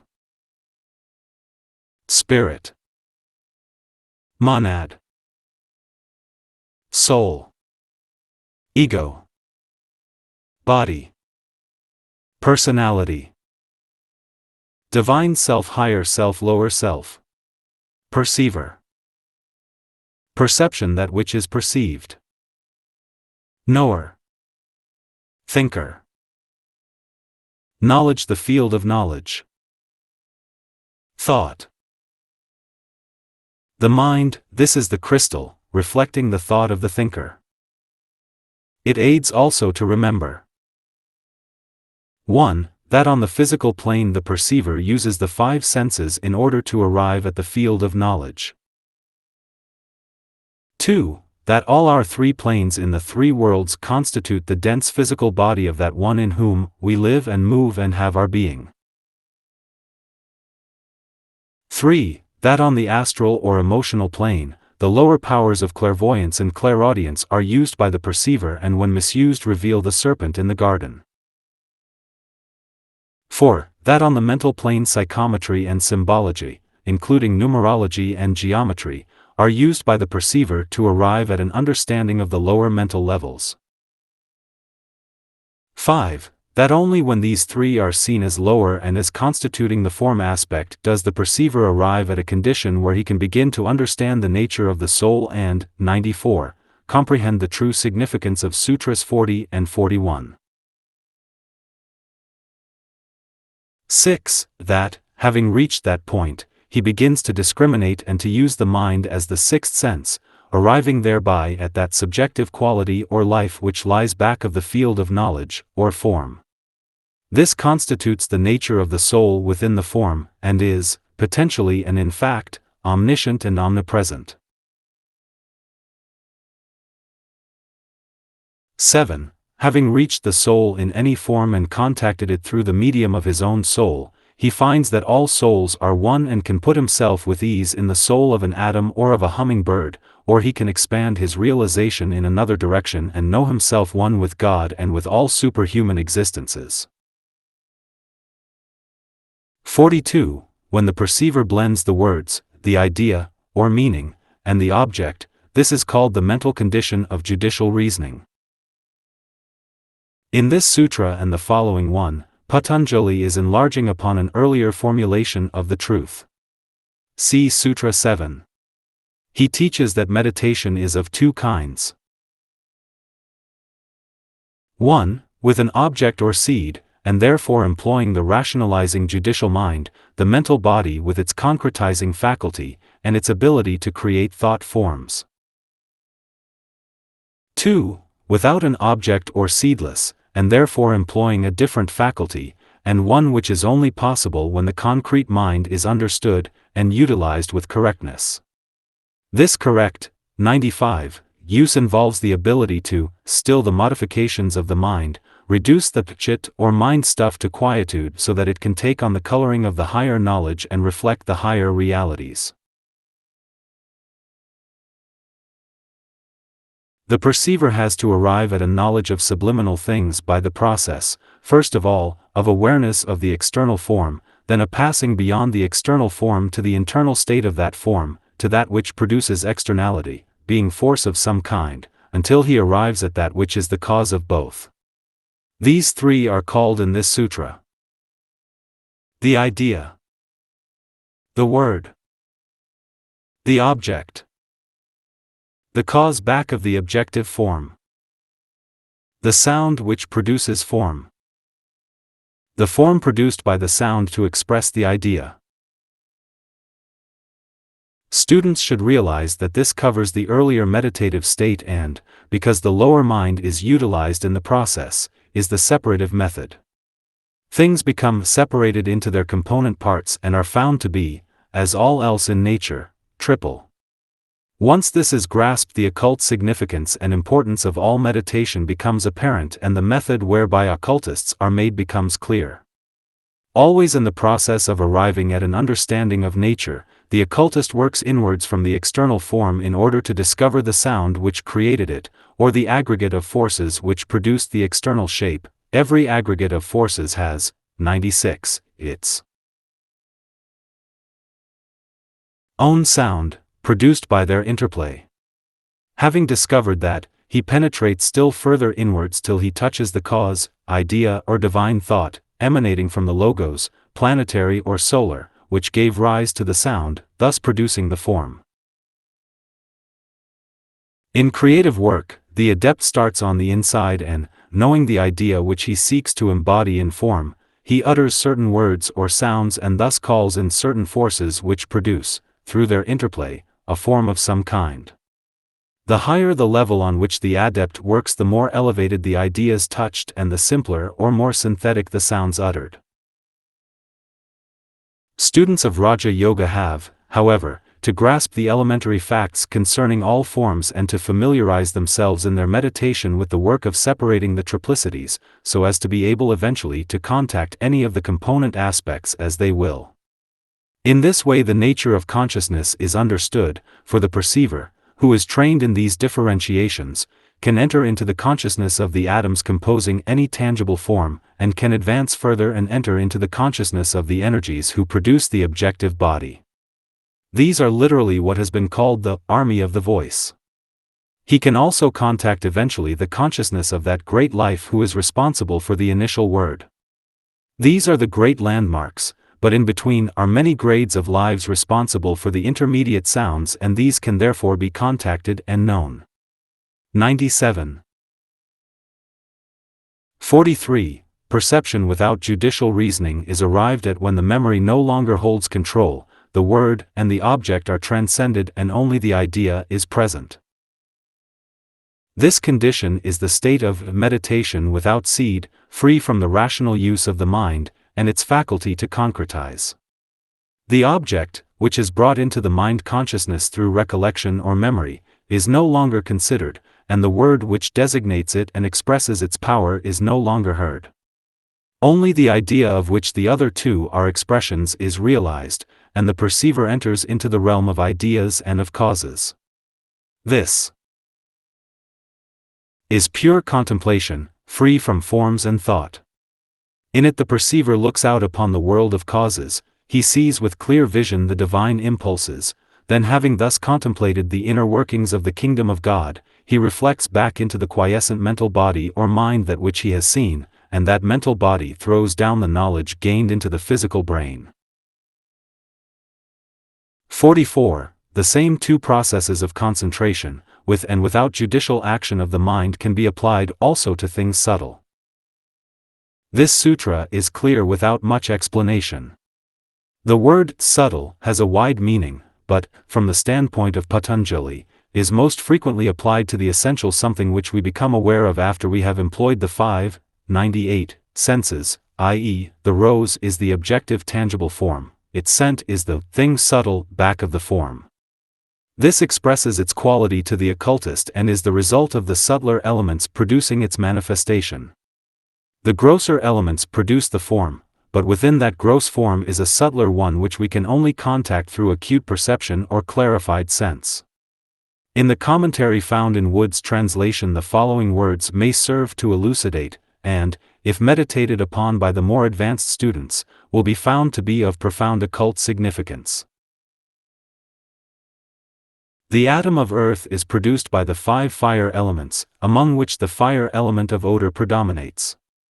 Likewise, the atom of water is produced from the 4 fire elements, among which the fire element of taste predominates. Likewise, the atom of fire is produced from the 3 fire elements, excluding the fire element of odor and of taste, and among which the fire element of color predominates. Likewise, the atom of wind is produced from the 2 fire elements beginning with odor, and of which 2 the fire element of touch predominates. Likewise, the atom of air from the fire element sound alone. If this idea is extended to the macrocosm, we will find that we can meditate upon the external form of God in nature both with and without judicial action of the mind. Then, experience in meditation having been gained, and by an act of the will, the student can meditate on the subtle subjective nature of God as manifested under the great law of attraction, to which the Christian, 99, refers when he says, God is love. The nature of God, the great love or attractive force, is responsible for the things subtle, which are veiled by the things external. 45. The gross leads into the subtle, and the subtle leads in progressive stages to that state of pure spiritual being called pradhana. Let the student remember here the following degrees or stages through which he must pass as he penetrates into the heart of the innermost. These can be applied to all the planes of the 3 worlds with which man is concerned, and have a close relation to the pairs of opposites which he has to balance on the emotional plane. Behind all these is found that balanced state, called pradhana, which is the cause of what is contacted physically and sensed subtly. This balanced state can well be called unresolvable primary substance, matter united with spirit, undifferentiated yet without form or distinguishing mark. Behind these 3 again is found the absolute principle, but these 3 are all that man can know whilst in manifestation. Vivekananda in his commentary says as follows. 1. The gross. 2. The subtle. Form, Buddhas, rational tangible sheaths. The nature or qualities, the tanmatras, the indriyas, or the senses, the sense organs and that which is sensed. The grosser objects are only the elements and everything manufactured out of them. The 100 objects begin with tanmatras or 5 particles. The organs, the mind, the aggregate of all senses, egoism, the mind stuff, the cause of all manifestation, the equilibrium state of sattva, rajas and tamas, the 3 qualities of matter. A, B, called pradhana, chief, prakriti, nature, or avyakta, unmanifest, are all included in the category of 5 objects. The purusa, the soul, alone is excepted from this definition. Vivekananda apparently here translates purusa as soul, but it is usually translated spirit and refers to the first aspect. 46. All this constitutes meditation with seed. The last 4 sutras have dealt with those forms of concentration which have been built up around an object.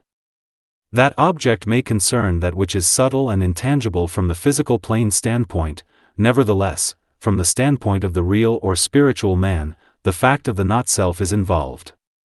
He is concerned with that which, in any of its aspects, may lead him into realms which are not primarily those of pure spirit.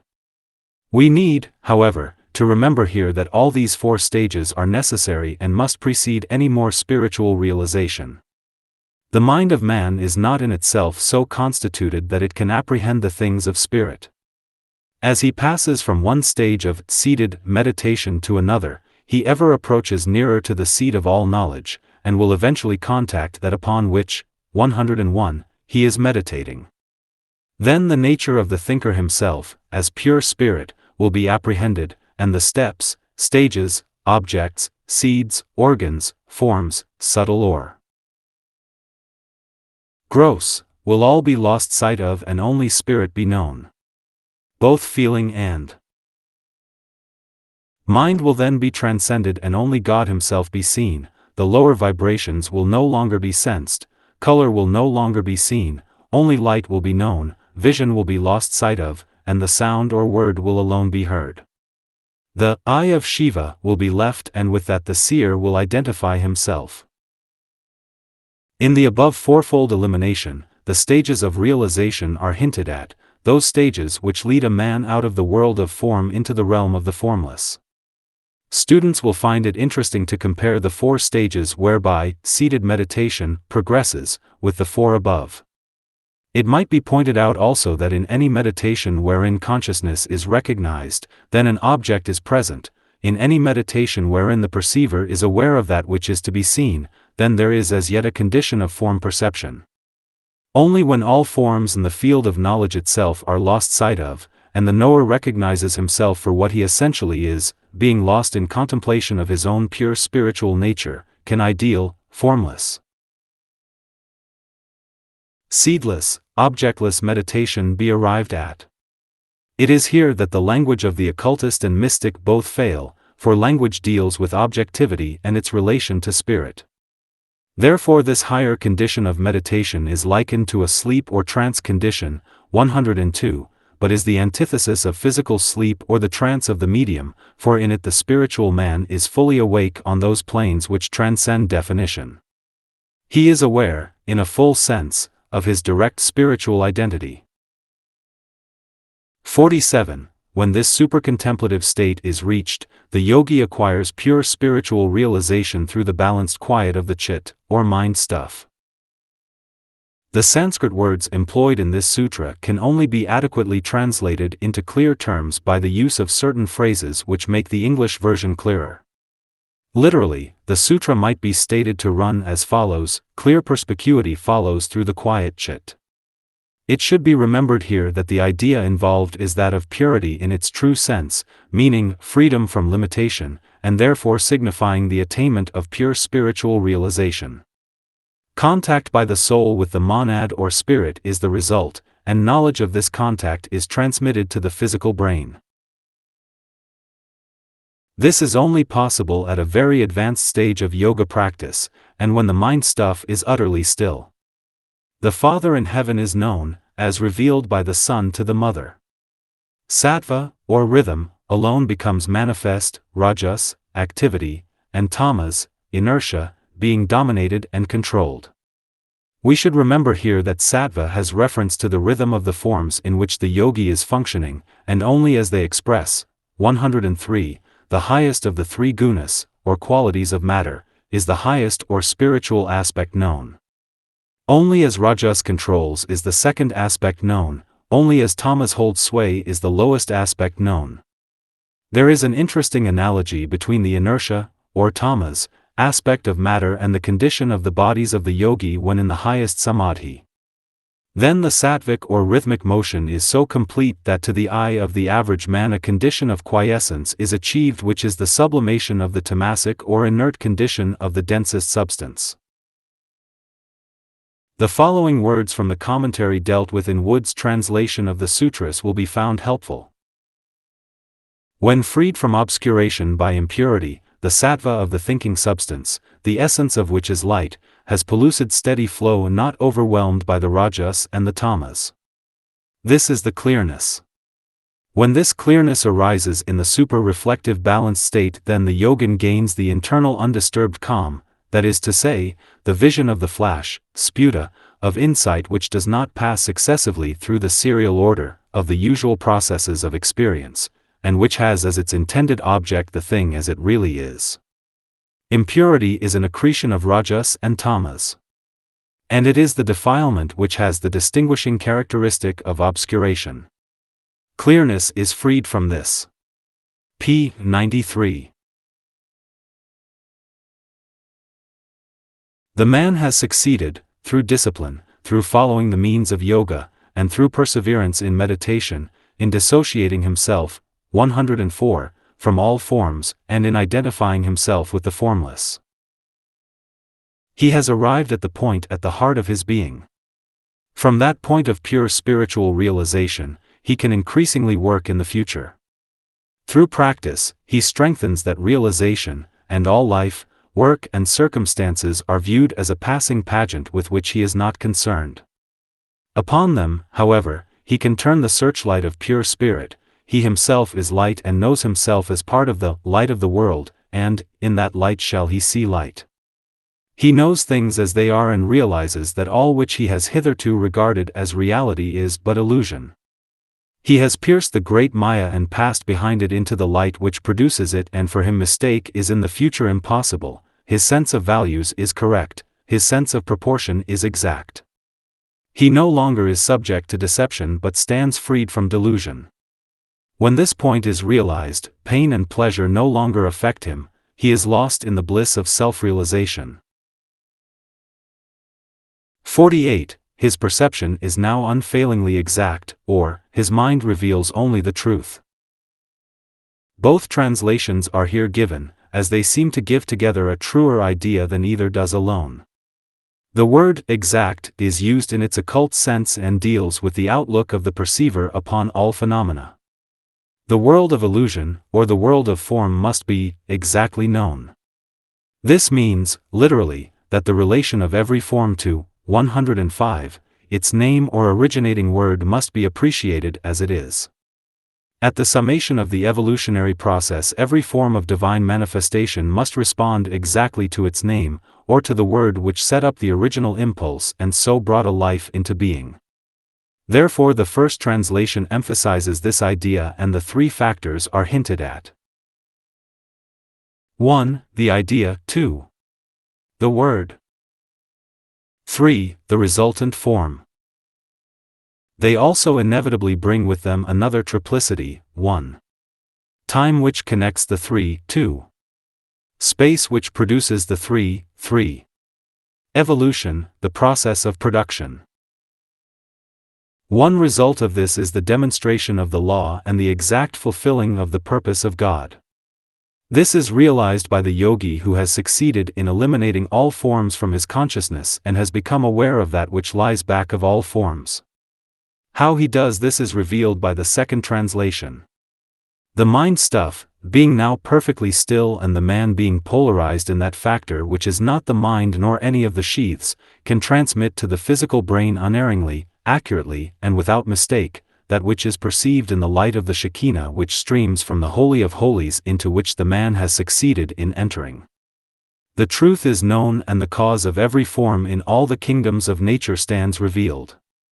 This is the revelation of 106, the true magic and the key to the great magical work in which all true yogis and adepts participate. 49. This particular perception is unique and reveals that which the rational mind, using testimony, inference and deduction, cannot reveal. The meaning here might be stated to be that the mind of man in its various aspects and uses can reveal those things which concern objectivity, but only identification with the Spirit can reveal the nature and world of the Spirit. No man hath seen God at any time, the only begotten Son, who is in the bosom of the Father, he hath revealed him. Until a man knows himself as a son of God, until the Christ in each man is manifesting and the Christ life has full expression, and until the man is one with that internal spiritual reality which is his true self, the particular knowledge dealt with here, knowledge of God and of Spirit, independent of matter or form, is impossible. The testimony of the ages points to a spiritual force or life in the world. The inference to be garnered from the life experience of millions is that spirit exists. The deduction to be gathered from the consideration of the world or of the great Maya is that a cause, self-persisting and self-existing, must be back of that Maya. Only the man, however, who can pass behind all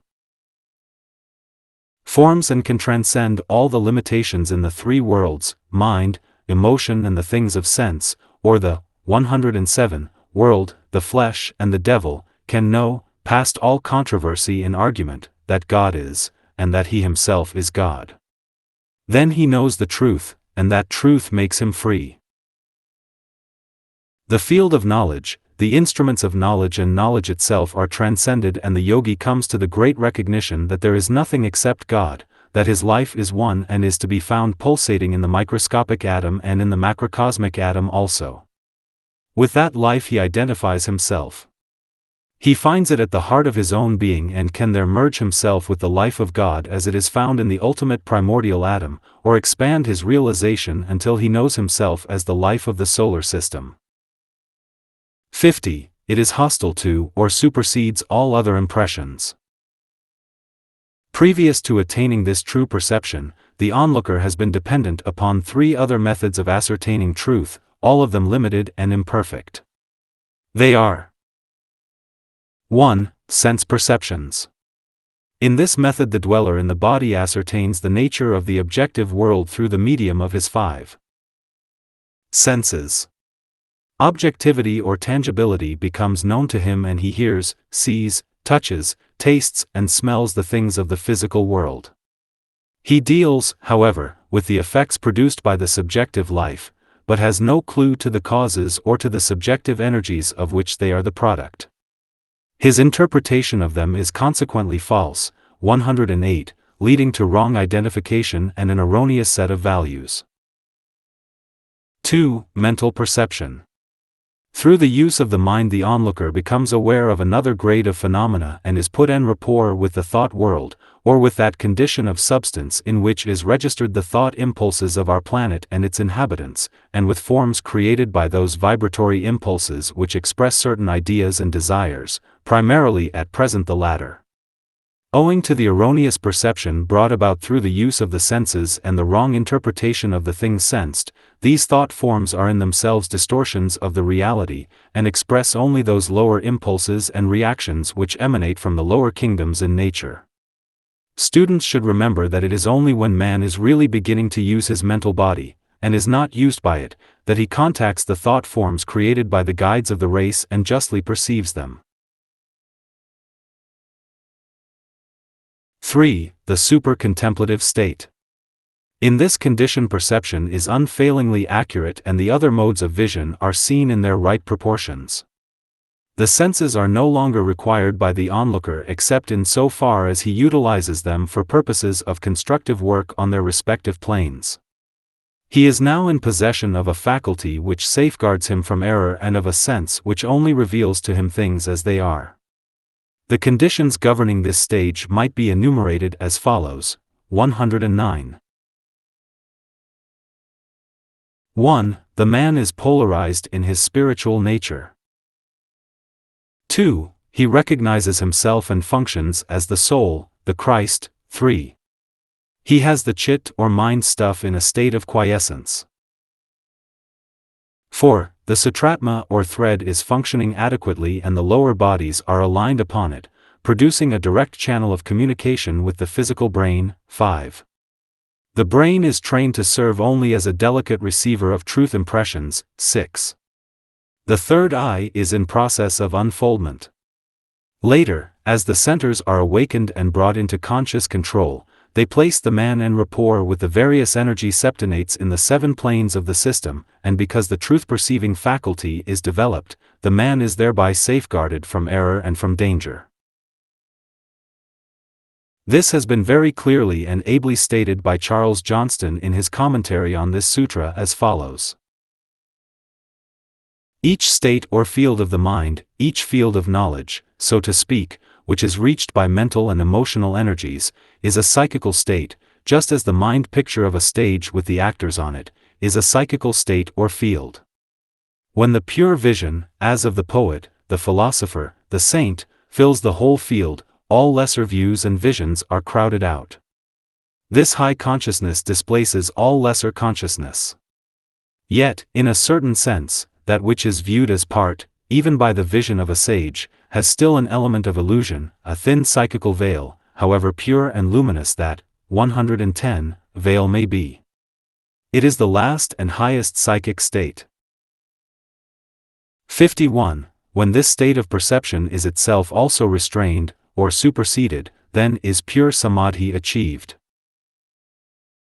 The great teacher Patanjali, having led us through the various stages of the expanding consciousness, from seated meditation to that in which the senses and the mind are superseded, carries us into a state for which we have no adequate terminology. The yogi of the East applies the word samadhi to that state of consciousness wherein the world in which the spiritual man functions and the formless levels or planes of our solar system are contacted, seen and known. The field of knowledge of the three worlds, the realm of Maya and of illusion, can be contacted at will by the seer using the instrument provided for him, but a new world opens up in which he sees his consciousness as one with all other energies, or conscious expressions of divine life. The last veil of illusion is withdrawn, the great heresy of separateness is seen in its true nature, and the seer can say with Christ, "Neither pray I for these alone, but for them also which shall believe on me through their word, that they all may be one, as thou, Father, art in me, and I in thee, that they also may be one in us, that the world may believe that thou hast sent me.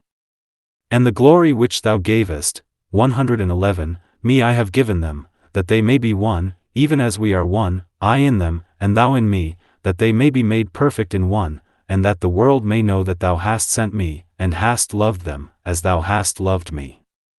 John the 17th. 20-23. Book 2, The Steps to Union, Topic, The Means of Attainment. 115, 1. The yoga of action, leading to union with the soul is fiery aspiration, spiritual reading and devotion to Ishvara. 2. The aim of these three is to bring about soul vision and to eliminate obstructions. 3. These are the difficulty-producing hindrances: avidya, ignorance, the sense of personality, desire, hate and the sense of attachment. 4. Avidya, ignorance, is the cause of all the other obstructions, whether they be latent, in process of elimination, overcome, or in full operation. 5. Avidya is the condition of confusing the permanent, pure, blissful and the self with that which is impermanent, impure, painful and the not-self. 6. The sense of personality is due to the identification of the knower with the instruments of knowledge. 7. Desire is attachment to objects of pleasure.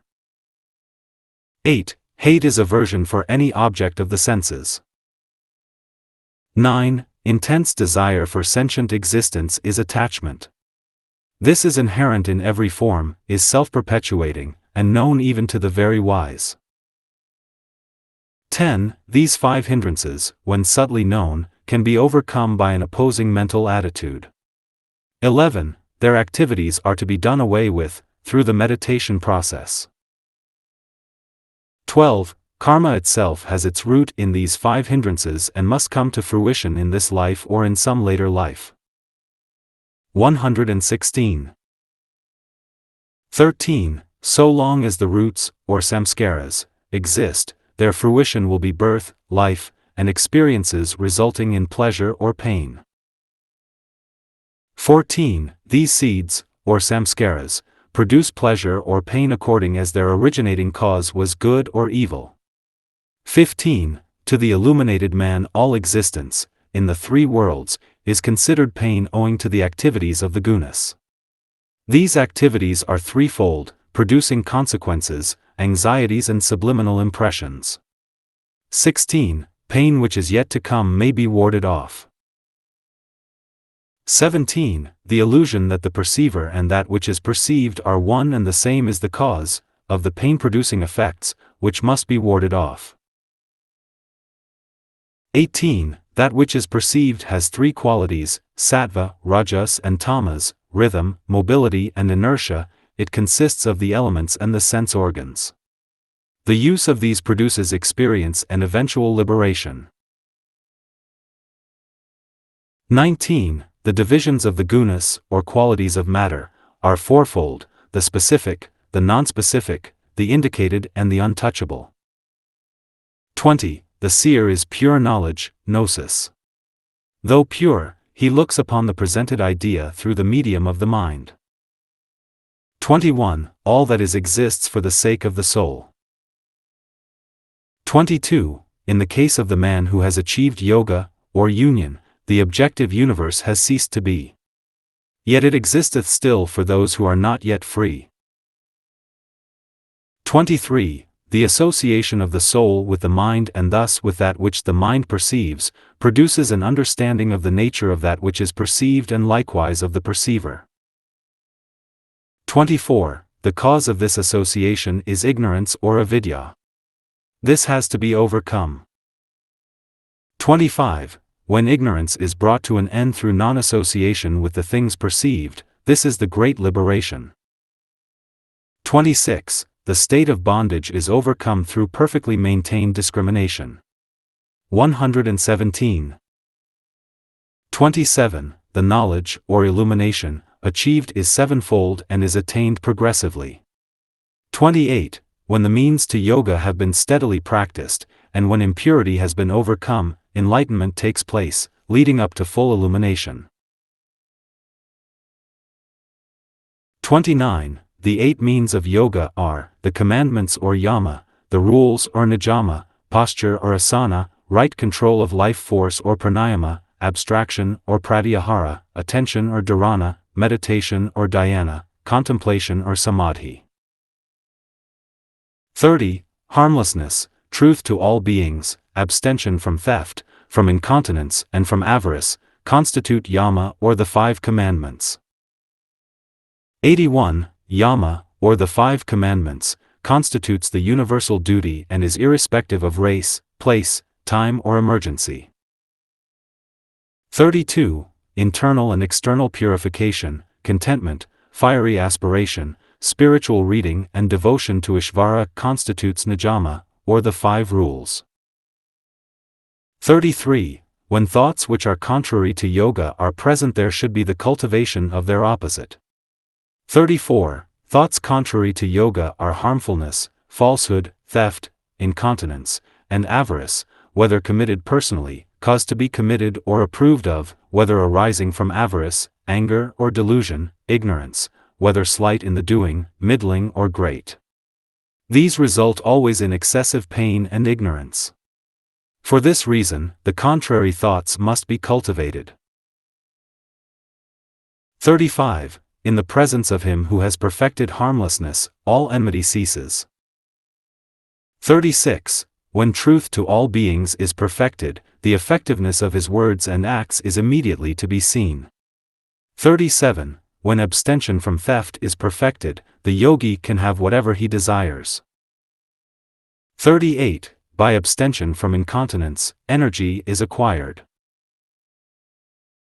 39. When abstention from avarice is perfected, there comes an understanding of the law of rebirth. 118, 40. Internal and external purification produces aversion for form, both one's own and all forms. 41. Through purification comes also a quiet spirit, concentration, conquest of the organs, and ability to see the self. 42. As a result of contentment, bliss is achieved. 43. Through fiery aspiration and through the removal of all impurity, comes the perfecting of the bodily powers and of the senses. 44. Spiritual reading results in a contact with the soul, or Divine One. 45. Through devotion to Ishvara the goal of meditation, or samadhi, is reached. 46. The posture assumed must be steady and easy. 47. Steadiness and ease of posture is to be achieved through persistent slight effort and through the concentration of the mind upon the infinite. 48. When this is attained, the pairs of opposites no longer limit.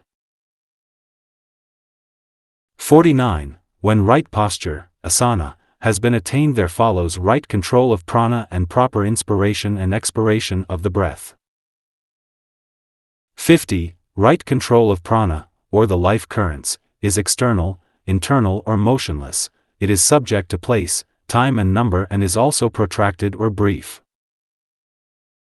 51. There is a 4th stage which transcends those dealing with the internal and external phases. 52. Through this, that which obscures the light is gradually removed. 53. And the mind is prepared for concentrated meditation. 54. Abstraction, or pratyahara, is the subjugation of the senses by the thinking principle and their withdrawal from that which has hitherto been their object. 55. As a result of these means there follows the complete subjugation of the sense organs. 119. The 5 hindrances and their removal. 1. The yoga of action, leading to union with the soul, is fiery aspiration, spiritual reading and devotion to Ishvara. We must here bear in mind that we are beginning the book which outlines the practical part of the work, which gives the rules which must be followed if the aspirant hopes to achieve, and which indicates those methods which will bring about the realization of spiritual consciousness. The objective has been dealt with in Book I. The aspirant naturally says on concluding Book I, "How desirable and how right, but how shall this be? What must I do? Where shall I begin?" Patanjali starts at the very beginning, and in this second book he indicates 1. The basic personality requirements. 2. The hindrances which can then be noted by the earnest disciple. 3. The 8 means of yoga, or the 8 kinds of activity which will bring about the needed results. 120. The very simplicity of this outline makes its value exceedingly great. There is no confusion, no complex dissertations, but just a clear simple statement of the requirements. It might be of value here if we dealt with the various yogas, so as to give to the student a clear concept as to their distinctions and thus cultivate his discrimination. The principal yogas are 3 in number, the various other so-called yogas finding their place in one of these 3 groups. 1. 2. 3. Raja Yoga, Bhakti Yoga, Karma Yoga. The yoga of the mind or will. The yoga of the heart or the devotee. The yoga of action. Raja Yoga stands by itself and is the king science of them all. It is the summation of all the others, it is the climax and that which completes the work of development in the human kingdom. It is the science of the mind and of the purposeful will, and brings the higher of man's sheaths in the 3 worlds under the subjection of the inner ruler. This science coordinates the entire lower threefold man, forcing him into a position where he is nothing but the vehicle for the soul, or God within. It includes the other yogas and prophets by their achievements. It synthesizes the work of evolution and crowns man as king. Bhakti Yoga is the yoga of the heart, it is the bringing into submission of all the feelings, desires, 121, and emotions, to the one beloved, seen and known in the heart. It is the sublimation of all the lower loves and the bringing captive of all longings and desire, to the one longing to know the God of love and the love of God. It was the kingly or crowning science of the last root race, the Atlantean, just as the science of Raja Yoga is the great science of our Aryan civilization. Bhakti Yoga made its exponent an arhat or led him to the 4th initiation. Raja Yoga makes him an adept and leads him to the portal of the 5th initiation. Both lead to liberation, for the arhat is released from the cycle of rebirth, but Raja Yoga liberates him to complete service and freedom to work as a white magician. Bhakti Yoga is the yoga of the heart, of the astral body. Karma Yoga has a specific relation to physical plane activity, and to the working out into objective manifestation of all the inner impulses. In its ancient and simplest form it was the yoga of the 3rd or Lemurian root race, and its 2 best known expressions are A. Hatha Yoga, B. Laya Yoga. The former has specifically to do with the physical body, its conscious, not subconscious and automatic, functioning and all the various practices which give man control over the different organs and the entire mechanical apparatus of the physical body. The latter has to do with the etheric body, with the force centers or chakras, 122, found in that body and with the distribution of force currents and the awakening of the serpent fire. It might be pointed out that if we divide the human torso into 3 departments it might be stated that 1. Karma Yoga resulted in the awakening of the 4 centers below the diaphragm. 2. Bhakti Yoga resulted in their transmutation and transference into the 2 centers above the diaphragm, yet in the torso, the heart and the throat.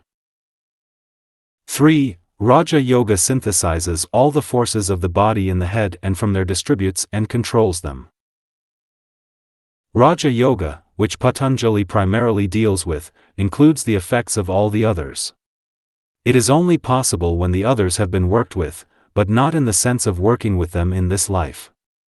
Evolution has brought all the sons of men, who are ready to be chelas or disciples, through the various races, and whilst in the Lemurian race, or else on the preceding chain or greater cycle, they were all Hatha and Laya Yogins. This resulted in the development and control of the dual physical body, dense and etheric. Whilst in the Atlantean race the desire or astral body was developed, and the flower of that race were true sons of Bhakti Yoga and true devotees. Now the highest of the 3 bodies must be brought to its fullest development, and this Raja Yoga is intended to do, and this is the object of Patanjali's work.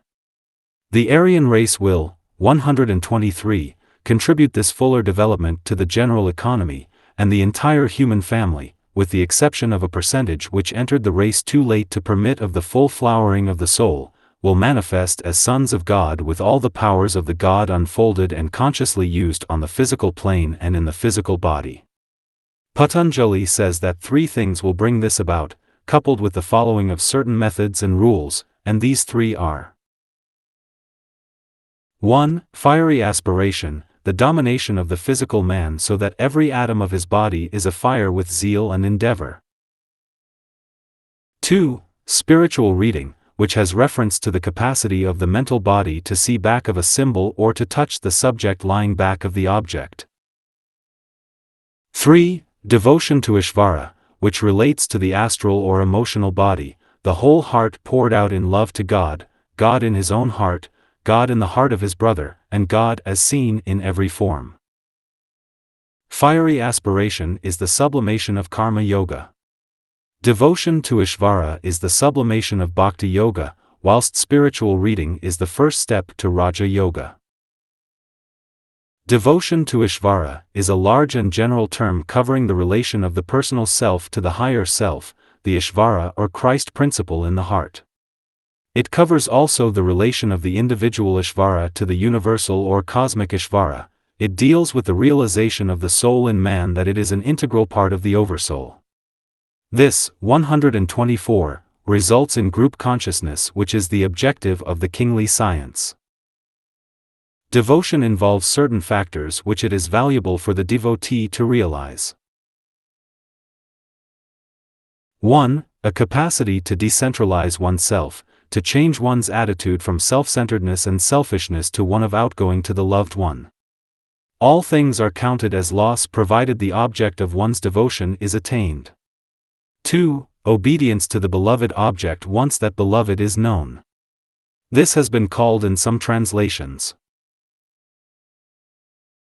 complete obedience to the master, and this is the true and accurate translation, but in view of the fact that the word master connotes, to the occult student, one of the adepts, we have chosen to translate the word as Ishvara, the one God in the heart of man, the divine jiva or point of divine life at the center of man's being.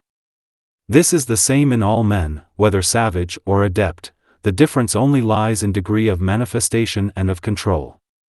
Complete obedience to any guru or mahatma in the sense of complete subjugation of the will is never taught in the true science of yoga. Subjugation of the lower man to the will of the inner God is taught, and all the methods and rules of yoga are to this specific end. This should be carefully borne in mind.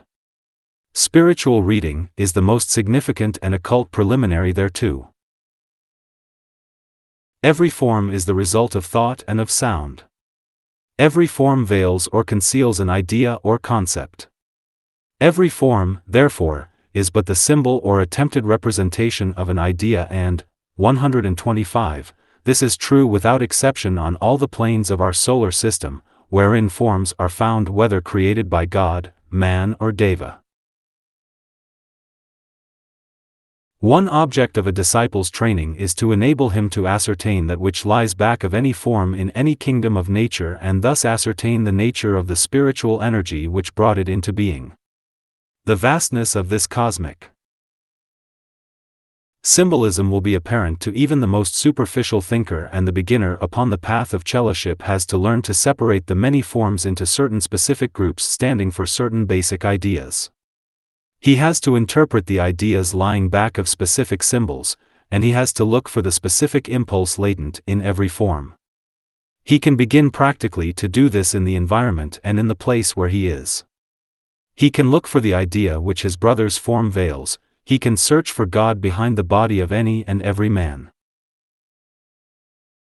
Thus the sutra under consideration takes the aspirant into the most practical part of life. It brings him face to face with three basic inquiries, and as he seeks to answer them aright, he will inevitably equip himself to tread the path.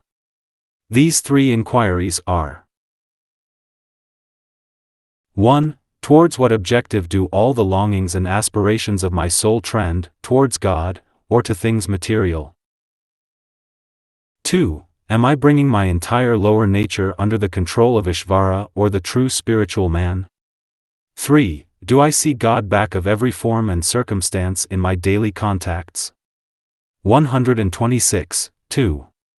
The aim of these three is to bring about soul vision and to eliminate obstructions. It is interesting to note here that the words soul vision precede the thought of the eliminated hindrances or obstructions, showing that the vision is possible even to those who have not yet perfected themselves. The vision comes in those moments of exaltation and high aspiration to which most of the sons of men are susceptible, and provides the incentive needed to produce that determination and perseverance which the elimination of the obstruction necessitates.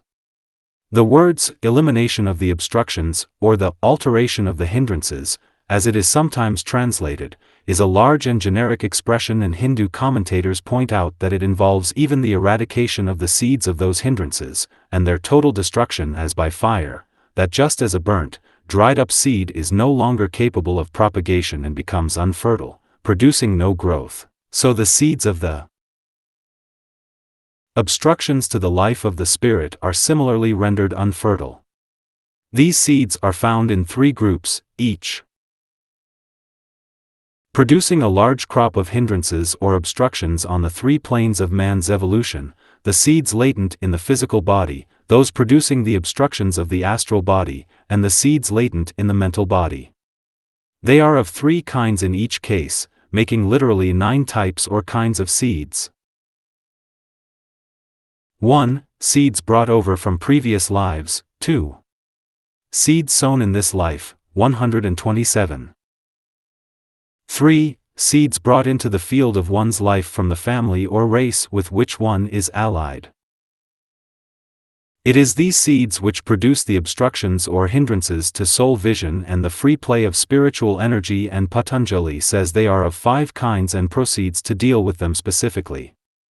By some commentators the word is translated distractions, and all 3 terms are equally correct and any of them can be used.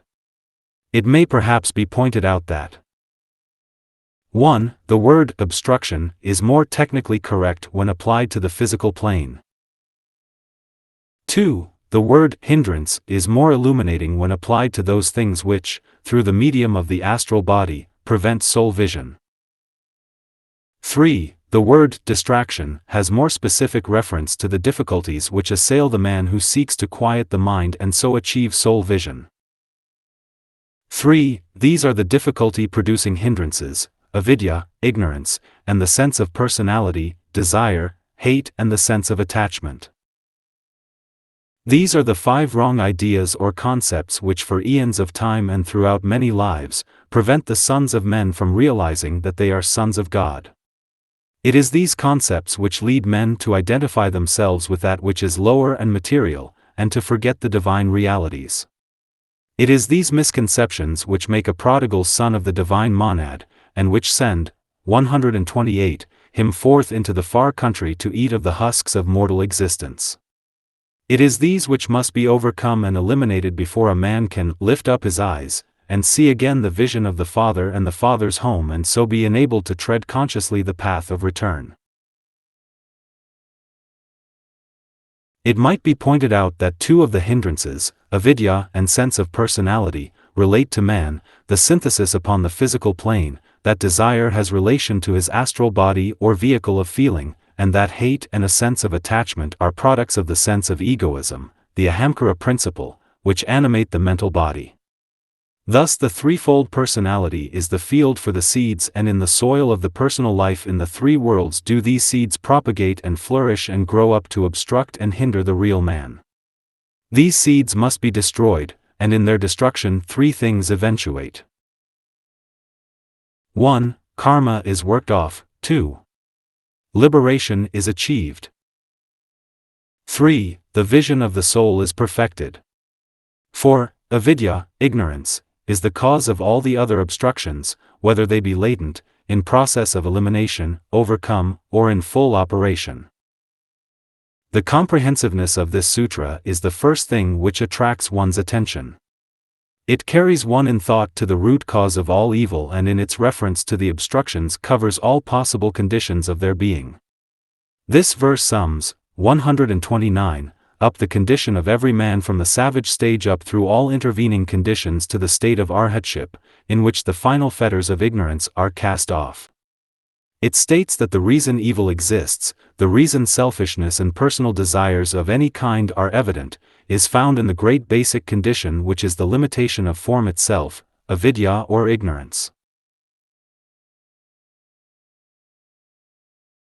The aspirant is reminded right at the beginning of his investigations into the laws of spiritual unfoldment, that two factors must be taken into account which are based on the fact of manifestation itself. 1. The fact of the not-self towards which the divine points of spiritual life are attracted, and which in the period of evolution absorbs them. 2. The fact of the limitations which form-taking necessitates.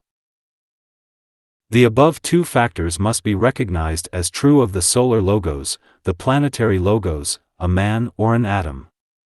Every form of divine life, the infinitesimally small and the infinitely great, veils or hides a fraction of spiritual energy. The result to the point of spiritual existence is necessarily a shutting in, a cutting off, and a circumscribing of itself, and only the contacts of existence itself and the struggle of the spiritual unit within the form can bring about eventual release. For the time being and during the process of incarnation, the veiled point of life remains in ignorance of that which lies outside of itself and progressively has to fight its way out to ever-increasing freedom and liberty. 130. First, the sphere of its own form is the sole thing it is aware of, and it remains in ignorance of all outside of itself. The contacts, brought about by desire, are the factors whereby ignorance works out into knowledge, and the man, for we will only consider the human unit in this connection, though the basic laws hold good for all forms of divine life, gradually becomes aware of himself as he is and conscious of his environment. As this environment is triple, physical, astral and mental, and as he has three vehicles whereby he can contact the three worlds, the period covered in this awakening is immense. The old commentary says in this connection, in the hall of ignorance the triple sheaths are known. The solar life at its densest point is contacted and man emerges fully human. Then the man becomes aware of something else, the group to which he belongs, and he does this through a finding of his own inner reality as latent in his personality. He learns that he, the human atom, is a part of a group or center in the body of a heavenly man, a planetary logos, and that he must develop awareness of a. His group vibration, b. His group purpose, c. His group center. This is the stage of the probationary path or the path of discipleship up to the third initiation, and the old commentary proceeds. Within the hall of learning, the central mystery is contacted. The method of release is seen, the law is well fulfilled, and man emerges well nigh adept. 131. Finally, the man enters the hall of wisdom to which he was admitted occasionally, and with increasing frequency, after the first great initiation, and learns of the place his group holds in the planetary plan, catching a glimpse also of the cosmic scheme. Ignorance, as we understand the term, is, of course, negated, but it cannot be too frequently emphasized that there remains much unknown even to the adept, and that the Christ himself, the great world teacher, knows not all that is the content of the awareness of the King of the world. The Yogasutras of Patanjali only deal, however, with the overcoming of the ignorance which holds a man upon the wheel of rebirth and which prevents him unfolding the true powers of the soul. The old commentary says in connection with this final stage, "Within the hall of wisdom, light fully shines upon the adept's ways. He knows and sees the seventh part and visions all the rest. He is himself a septenate, and from this hall emerges God." 5. Avidya is the condition of confusing the permanent, pure, blissful and the self, with that which is impermanent, impure, painful and the not-self. This condition of ignorance, or the state of avidya, is characteristic of all those who as yet do not discriminate between the real and unreal, between death and immortality, and between light and darkness. It governs, therefore, life in the three worlds, for the correspondence between 132, avidya on the physical plane as experienced by man in incarnation is to be found on all planes. It is a limitation of spirit itself and a necessary corollary of form-taking. The spiritual unit is born blind and senseless. It comes into form at the beginning of the ages and cycles of rebirth in a state of total unawareness. It has to become aware of that which is around it. To do this it has first to develop the senses whereby contact and awareness become possible. The method and process through which the human being has evolved 5 senses or avenues of approach to the not-self are well known and any standard physiological textbook can supply the needed information. 3 factors must be borne in mind in connection with the spiritual unit. 1. The senses have to be evolved. 2. Their recognition and use must follow. 3. A period succeeds wherein the spiritual man utilizes the senses in the fulfillment of his desire, and in so doing identifies himself with his apparatus of manifestation.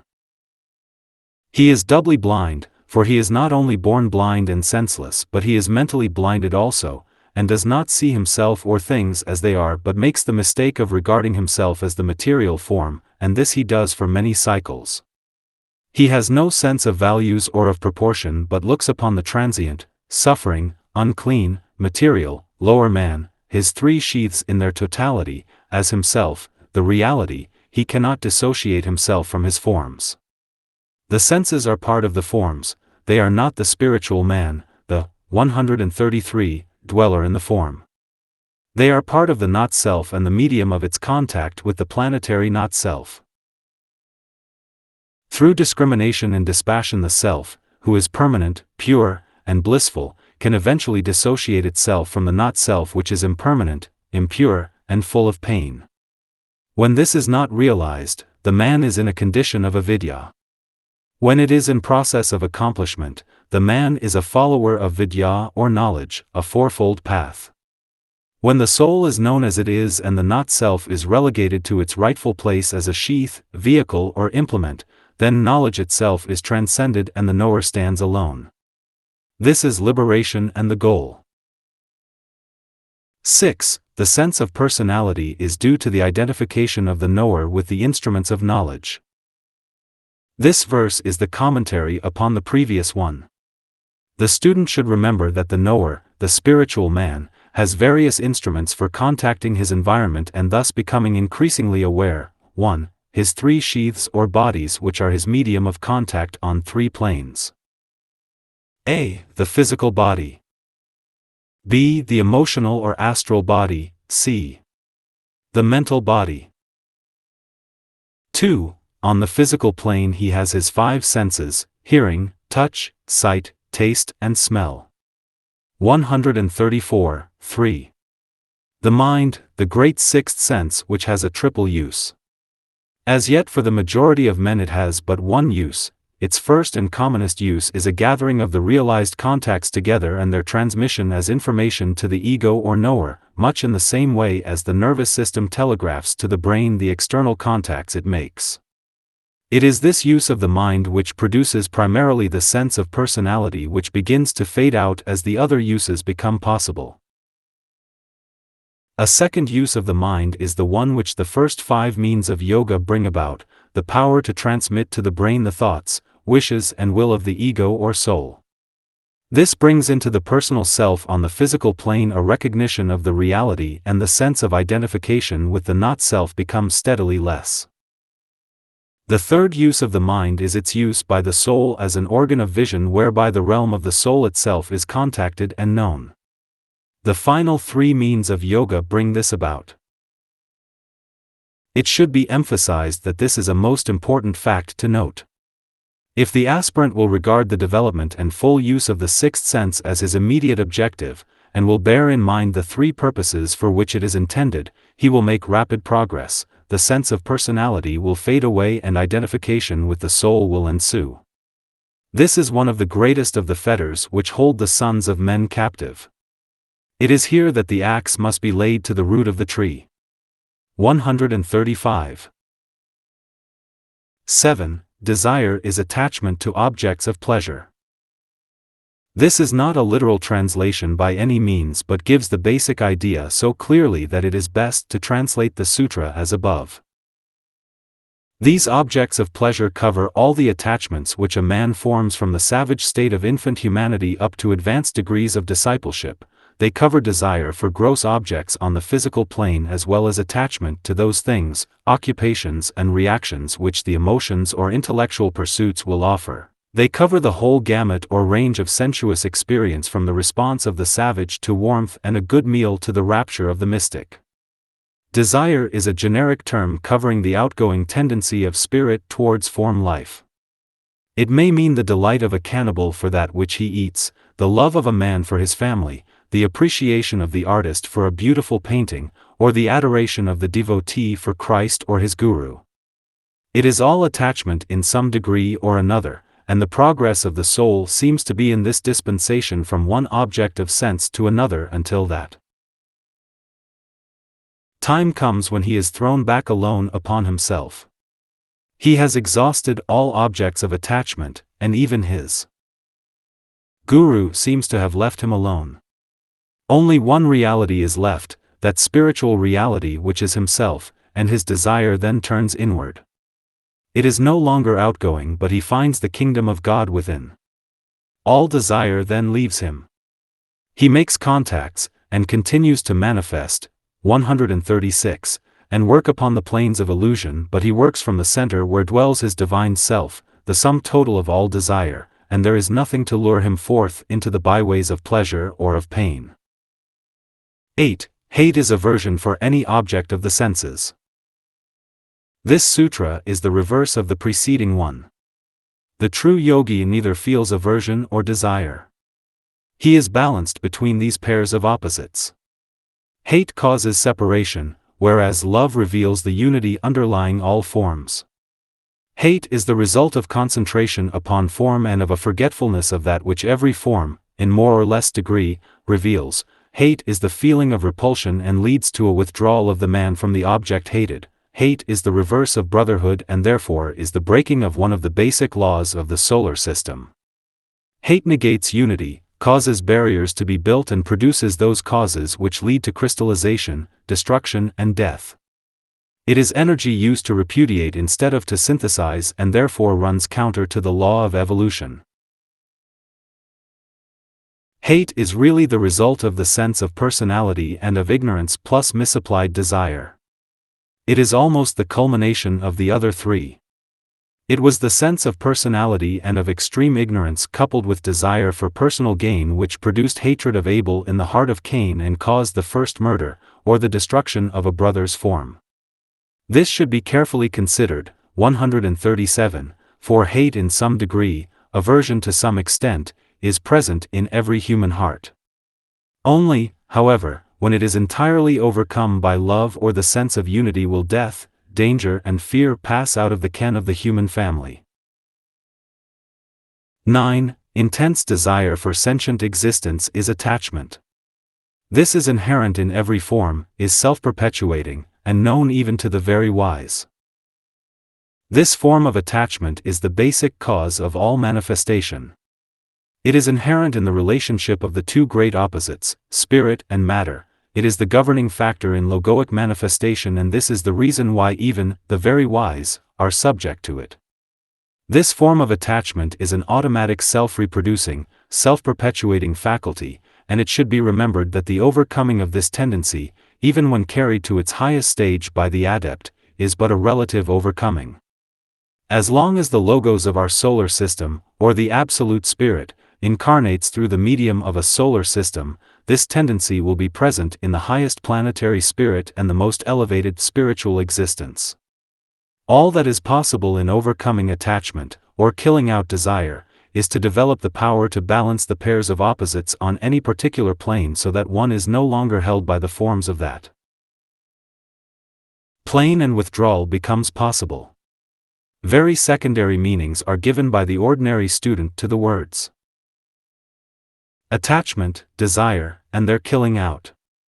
They are interpreted in terms of the student's 138, small advancement. They are but English words which most inadequately and only symbolically seek to express an occult work. They can only be truly understood in terms of the law of attraction and repulsion and through an understanding of the system of occult vibrations. The will to live or to manifest is part of the divine life impulse, and therefore is right.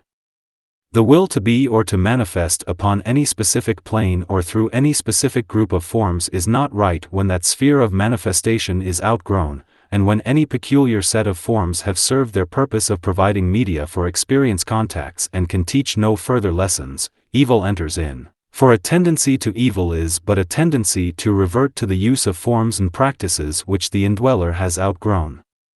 For this reason, the gross animal sins are universally regarded as evil because it is generally recognized that the dweller in the form of man has outgrown the third or animal kingdom.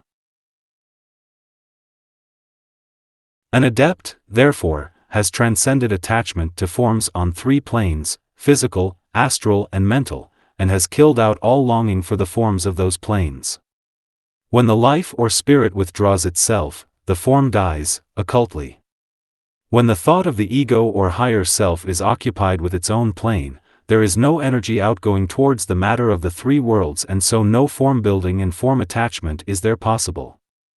This is in line with the occult truism that energy follows thought, and in line too with the teaching that the body of the Christ principle, 139, the Buddhic vehicle, only begins to coordinate as the lower impulses fade out. It is consistent also with the fact that the causal vehicle, the body of the higher self on the abstract levels of the mental plane, gains in beauty, size, and activity with greater rapidity during the stages of discipleship than was previously possible in the entire cycle of previous incarnations. Egoic energy is not strictly outgoing, but is directed more literally to its own self. Development. Attachment to form or the attraction of form for spirit is the great involutionary impulse. Repulsion of form and consequent form disintegration is the great evolutionary urge. 10. These five hindrances, when subtly known, can be overcome by an opposing mental attitude. The words subtly known could be paraphrased as when realized by the inner man, and the thought back of the words has been well explained by Dvivedi in his comment as follows. Having described the nature of distractions, the author points out the way to suppress them. They are divided into two kinds, subtle and gross. The first are those which exist in a dormant condition in the form of impressions, whereas the second are those that are concretely affecting the mind. The first can be completely suppressed only by gaining mastery over the whole of their support, viz. the thinking principle. 140. This is the first work of the aspirant to yoga. He must realize the nature of the obstacles and then set in to overcome them, doing the work from the mental plane. He has to gain control of the apparatus of thought, then he has to learn how to use that apparatus, and when this has been accomplished, he begins to offset the hindrances by counter-currents. The hindrances themselves are the result of wrong habits of thought and the misuse of the thinking principle. When they are subtly known as the seeds which produce the obstacle-producing forms, then they can be exterminated in the latent stages by right habits of thought, resulting in the setting up of the liberty-producing means. Ignorance, avidya, must be supplanted by the true vidya or knowledge, and as is well known, in this fourth race on this fourth globe and in the fourth round, the four vidyas and the four noble truths and the four basic elements form the sum total of this knowledge. The four vidyas of the Hindu philosophy might be enumerated as follows. 1. Yajna Vidya, the performance of religious rites in order to produce certain results. Ceremonial magic is concerned with sound, therefore with the akasa or the ether of space. The yajna is the invisible deity who pervades space. 2. Mahavidya, the great magic knowledge. It has degenerated into tantrika worship. Deals with the feminine aspect, or the matter, mother, aspect. The basis of black magic. True Mahayoga, 141, has to do with the form, second aspect, and its adaptation to spirit and its needs. 3. Guhya Vidya, the science of mantrams. The secret knowledge of mystic mantrams. The occult potency of sound, of the word. 4. Atman Vidya, true spiritual wisdom. The four noble truths have been stated for us in the words of the Buddha in the following terms. Now the Exalted One thus addressed the brethren. Through not understanding, through not penetrating the four Aryan truths, brethren, we have run on and wandered round this long, long journey, or rebirth, both you and I. What are those four? The Aryan truth of ill, the Aryan truth of the arising of ill, the Aryan truth of the ceasing of ill, the Aryan truth of the way leading to the ceasing of ill. But, brethren, when these four Aryan truths are understood and penetrated, then is uprooted the craving for existence, cut off is the thread that leadeth to rebirth, then is there no more coming to be. Thus spake the Exalted One. When the Happy One had thus spoken, the Master added this further. Blind to the fourfold Aryan truths of things, and blind to see things as they really are, long was our journeying through divers births. Gone is the cord of life when these are seen. No more becoming when ill's root is cut. The four elements have been stated for us in the following extract from the Secret Doctrine, I. 95. The golden egg was surrounded by 7 natural elements, 4 ready, ether, fire, air, water, 3 secret. 142. 11. Their activities are to be done away with through the meditation process. The opposing mental attitude, referred to in the previous sutra, has distinct reference to the seeds or the latent tendencies as they subsist in the mental body and in the body of desire. This mental attitude has to become one of active mental meditation and one-pointed thought if the activities of the physical body are to be subjected to a like control. Much that we do is automatic and the result of long-continued emotional and mental habits.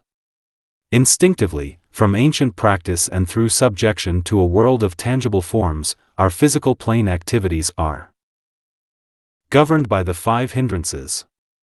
These have to be suppressed, and the work of dealing with the latent seeds and with suppressing the external activities must proceed simultaneously.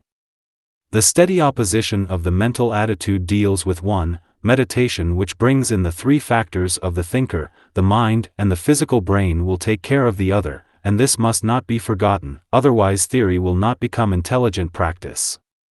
This meditation process is dealt with in Book 3 and need not be enlarged upon here. 12. Karma itself has its root in these 5 hindrances and must come to fruition in this life or in some later life. Just as long as man on the physical plane is subject to, or governed by these hindrances, just 143, so long will he initiate those activities which will produce inevitable effects, and just so long will he be tied to the wheel of rebirth and be condemned to form-taking. The student should carefully note that these 5 hindrances are the cause of all the activities of the lower personality or the lower man. Everything he does is based on one or other of them, and there is no action of the average man in the three worlds which is not the outcome of ignorance and its accompanying erroneous identifications and reactions. As the hindrances are overcome and ignorance, the field of them all, is superseded by divine wisdom, there are fewer and fewer effects to work out on the physical plane, and the chains which link a man to the great wheel of physical manifestation are severed one by one. These chains are triple just as the field of ignorance is triple, being the three great planes of consciousness which are the field of human evolution.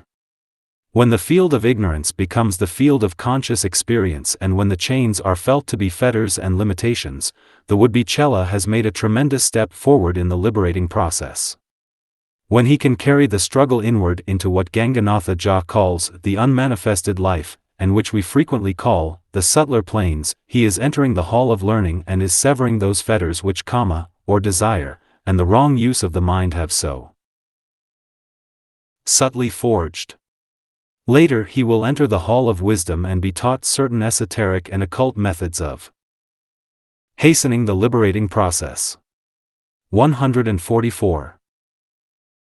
13. So long as the roots, or samkaras, exist, their fruition will be birth, life, and experiences resulting in pleasure or pain. The predominant work of the occult student is the manipulation of force, and the entering of that world wherein forces are actively set in motion which result in phenomenal effects. He has to study and comprehend practically and intelligently the working of the law of cause and effect, and he leaves off dealing with effects and centers his attention on their producing causes. In relation to himself, he comes to realize that the primary cause of the phenomenon of his objective existence in the three worlds is the ego itself, and that the secondary causes are the aggregate of those fundamental egoic impulses which have led to the development of response to sense contacts on the three planes. These impulses have produced effects which, being under the law, must work out into objectivity on the physical plane. Therefore there is much importance attached to the necessity for establishing direct egoic contact via the thread or sutratma, for only in this way can the aspirant ascertain the causes lying back of the present manifestations of his life, or begin to deal with the samkaras or seeds of his future activities. These seeds are kama-manasic, or partially emotional and partially mental, in nature, for desire is potent in its effects and produces the physical vehicle in its two aspects. A. Lower manas, or concrete mind, is the basic factor in the production of the etheric body. 145. B. Kama, or desire, is the prime factor in calling the dense physical vehicle into being. The two together are responsible for manifested existence. It is well known that the tree of life is depicted with the roots above and the flowering leaves downwards. In the tiny tree of life of the ego the same symbolic presentation holds true. The roots are found on the mental plane. The flowering forth into objectivity and fruition is to be seen on the physical plane. Therefore it is necessary for the aspirant to lay the axe to the root of the tree, or to deal with the thoughts and desires which produce the physical body. He must enter the subjective realm if he wants to deal with that which will continue to keep him on the wheel of rebirth. When the seeds are eradicated, fruition is not possible. When the root is separated from its externalities on any of the three planes, then the life energy no longer flows downwards. The three words birth, life and experience sum up human existence, its object, method and goal, and with them we need not deal. The whole subject of karma, or the law of cause and effect, is dealt with in this sutra, and is of too vast a subject to be enlarged upon here. Suffice it to say that, from the standpoint of the Yogasutras, karma is of three kinds. 1. Latent karma. Those seeds and causes which are yet undeveloped and inactive and must work out to fruition in some part of the present or subsequent lives. 2. Active karma.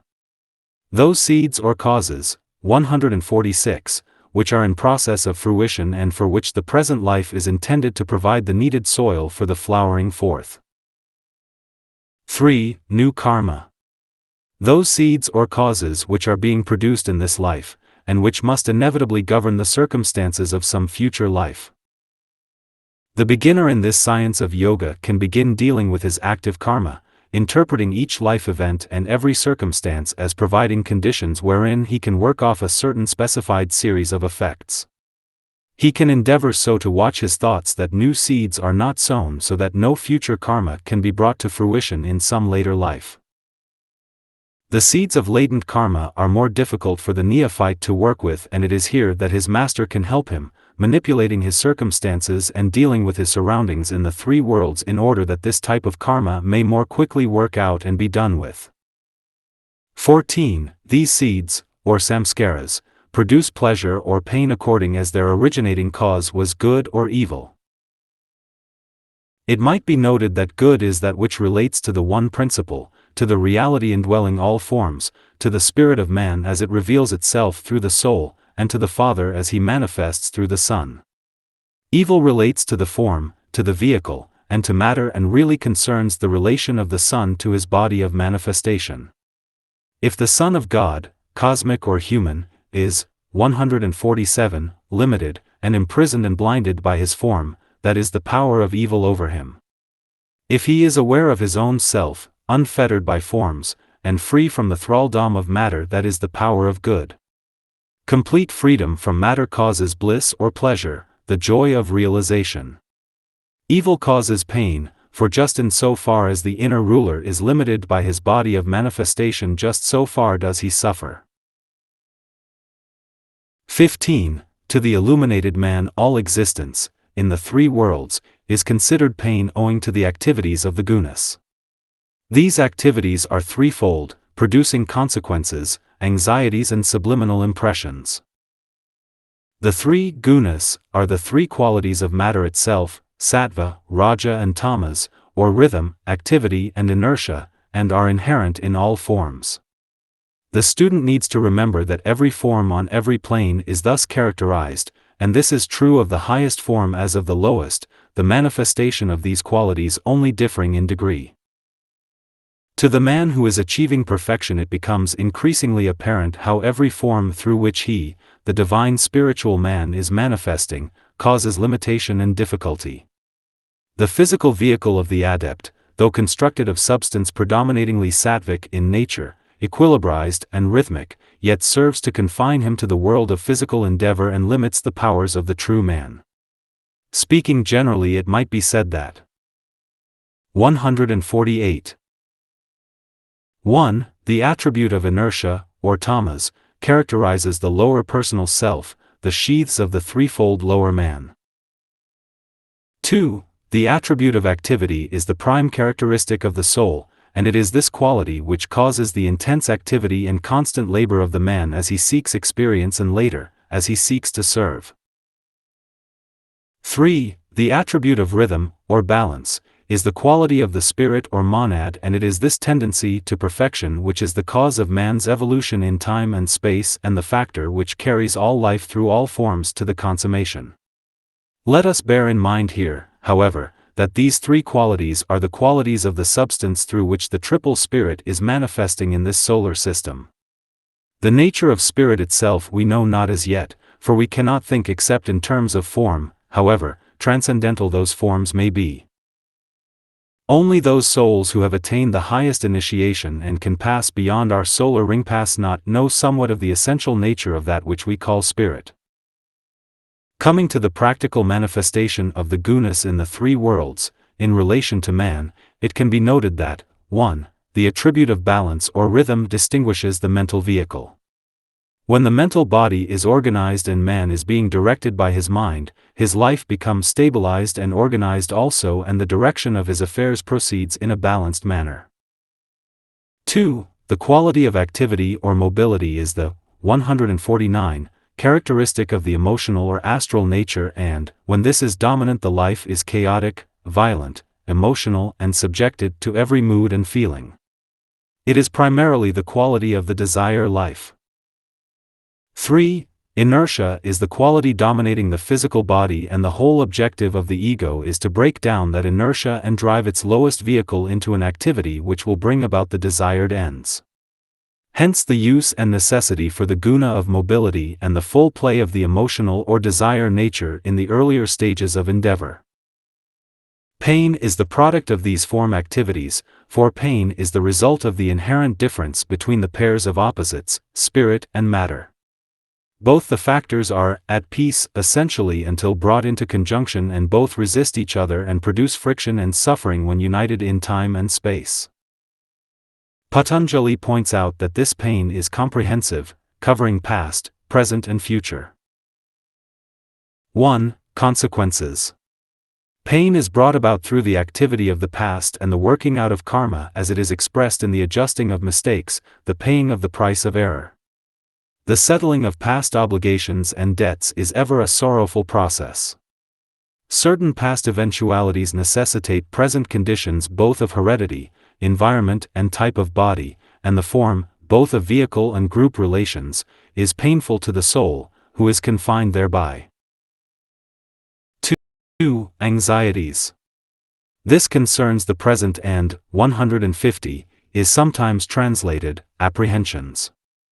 If the student will study this term, he will note that it covers not only the fear of evil in suffering, but also the fear of failure in the spiritual body in service. These equally cause pain and distress and parallel the awakening of the real man to a realization of his heritage. 3. Subliminal impressions, has relation to the future and concerns those forebodings as to death, suffering and need which dominate so many of the sons of men. It is the unknown and its possibilities that we fear both for ourselves and others, and this in its turn produces pain. 16. Pain which is yet to come may be warded off. The Sanskrit words here give a twofold idea. They infer first of all that certain types of coming misery, as some translations give it, may be avoided by a right adjustment of a man's energies so that through his changed attitude of mind, painful reactions are no longer possible, and through the transmutation of his desires old pains are impossible. It infers secondly that life will be so lived in the present that no causes will be set in motion along the line of pain-producing effects. This dual inference will cause in the life of the yogi a dual discipline involving a set determination to practice non-attachment, and a steady discipline of the lower nature. This will bring about a mental activity of such a nature that old tendencies, longings and desires no longer, 151, attract, and no activities are indulged in which can produce later karma, or results. That which is past can only now be worked out, and that type of karma, bringing pain, sorrow and misery in its train must be allowed to follow out its course. Present karma, or that precipitation of effects which the ego plans to disperse in the present life cycle, must equally play its part in the emancipation of the soul. It is, however, possible for the spiritual man so to govern the lower man that the happenings of karma, or the effects as they work out into the physical objective world, may cause no pain or distress, as they will be seen and met by the non-attached yogi. Nor will further pain-producing causes be allowed to be set in motion. 17. The illusion that the perceiver and that which is perceived are one and the same, is the cause of the pain-producing effects, which must be warded off. This sutra brings us right back to the great basic duality of manifestation, the union of spirit and matter.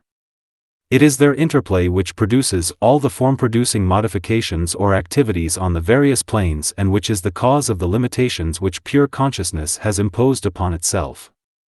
In a small commentary such as this, it is impossible to enter with any fullness into this subject. All that it is possible to do is to touch upon the subject as it affects man himself. It might be summed up as follows: all pain and, 152, sorrow is caused by the spiritual man identifying himself with his objective forms in the three worlds and with the realm of phenomena in which those forms have their activities. When he can detach himself from the kingdom of the senses and know himself as the one who is not that which is seen and touched and heard, then he can free himself from all form limitations and stand apart as the divine perceiver and actor. He will use forms as he desires in order to attain certain specific ends, but is not deluded into regarding them as himself. Students would do well to learn to hold the consciousness that in the three worlds, which is all that concerns the aspirant at this stage, he is the highest factor in the well-known triplicities. The perceiver, the thinker, the knower, the seer, the observer, the spectator.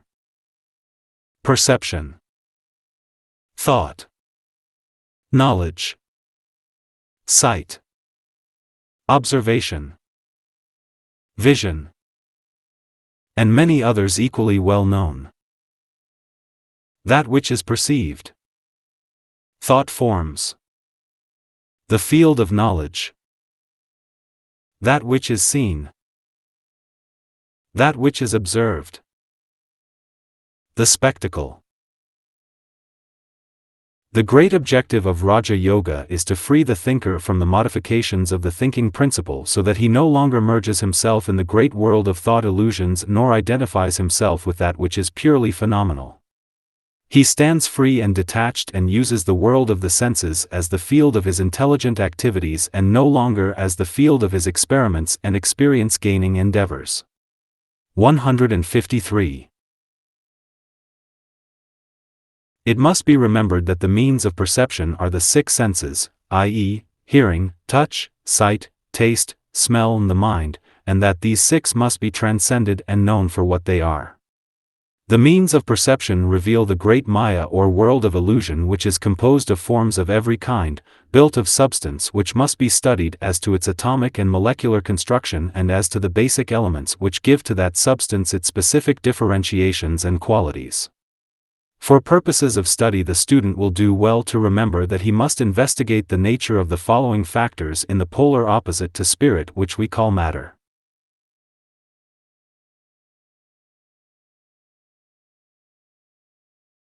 (1) Atoms. 2. Molecular matter. 3. The elements. 4. The three gunas or qualities. 5. The tattvas or force differentiations in their 7 forms. Through an understanding of the nature and distinctions of matter he will come to a comprehension of the world of form which has held his spirit a prisoner for so long. This Patanjali points out in the next sutra. 18. That which is perceived has 3 qualities, sattva, rajas and tamas, rhythm, mobility and inertia. It consists of the elements and the sense organs. The use of these produces experience and eventual liberation. This is one of the most important sutras in the book, for in a few concise words we have summed, 154, up for us the nature of substance, its constitution, its purpose and reason. Much time might be given to a consideration of each sentence, and the words, the qualities, the elements, the senses, evolution, and liberation express the sum total of the factors concerned in the growth of man. These 5 are that with which the human unit is the most concerned and cover his career from the moment when he first took incarnation and throughout the long cycle of lives until he passes through the various gates of initiation out into the larger life of the cosmos.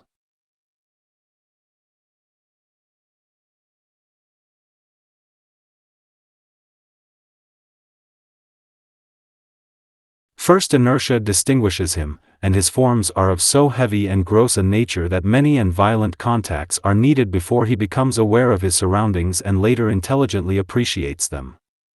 The great elements of earth, water, fire and air play their part in the building of his forms and are incorporated into his very being.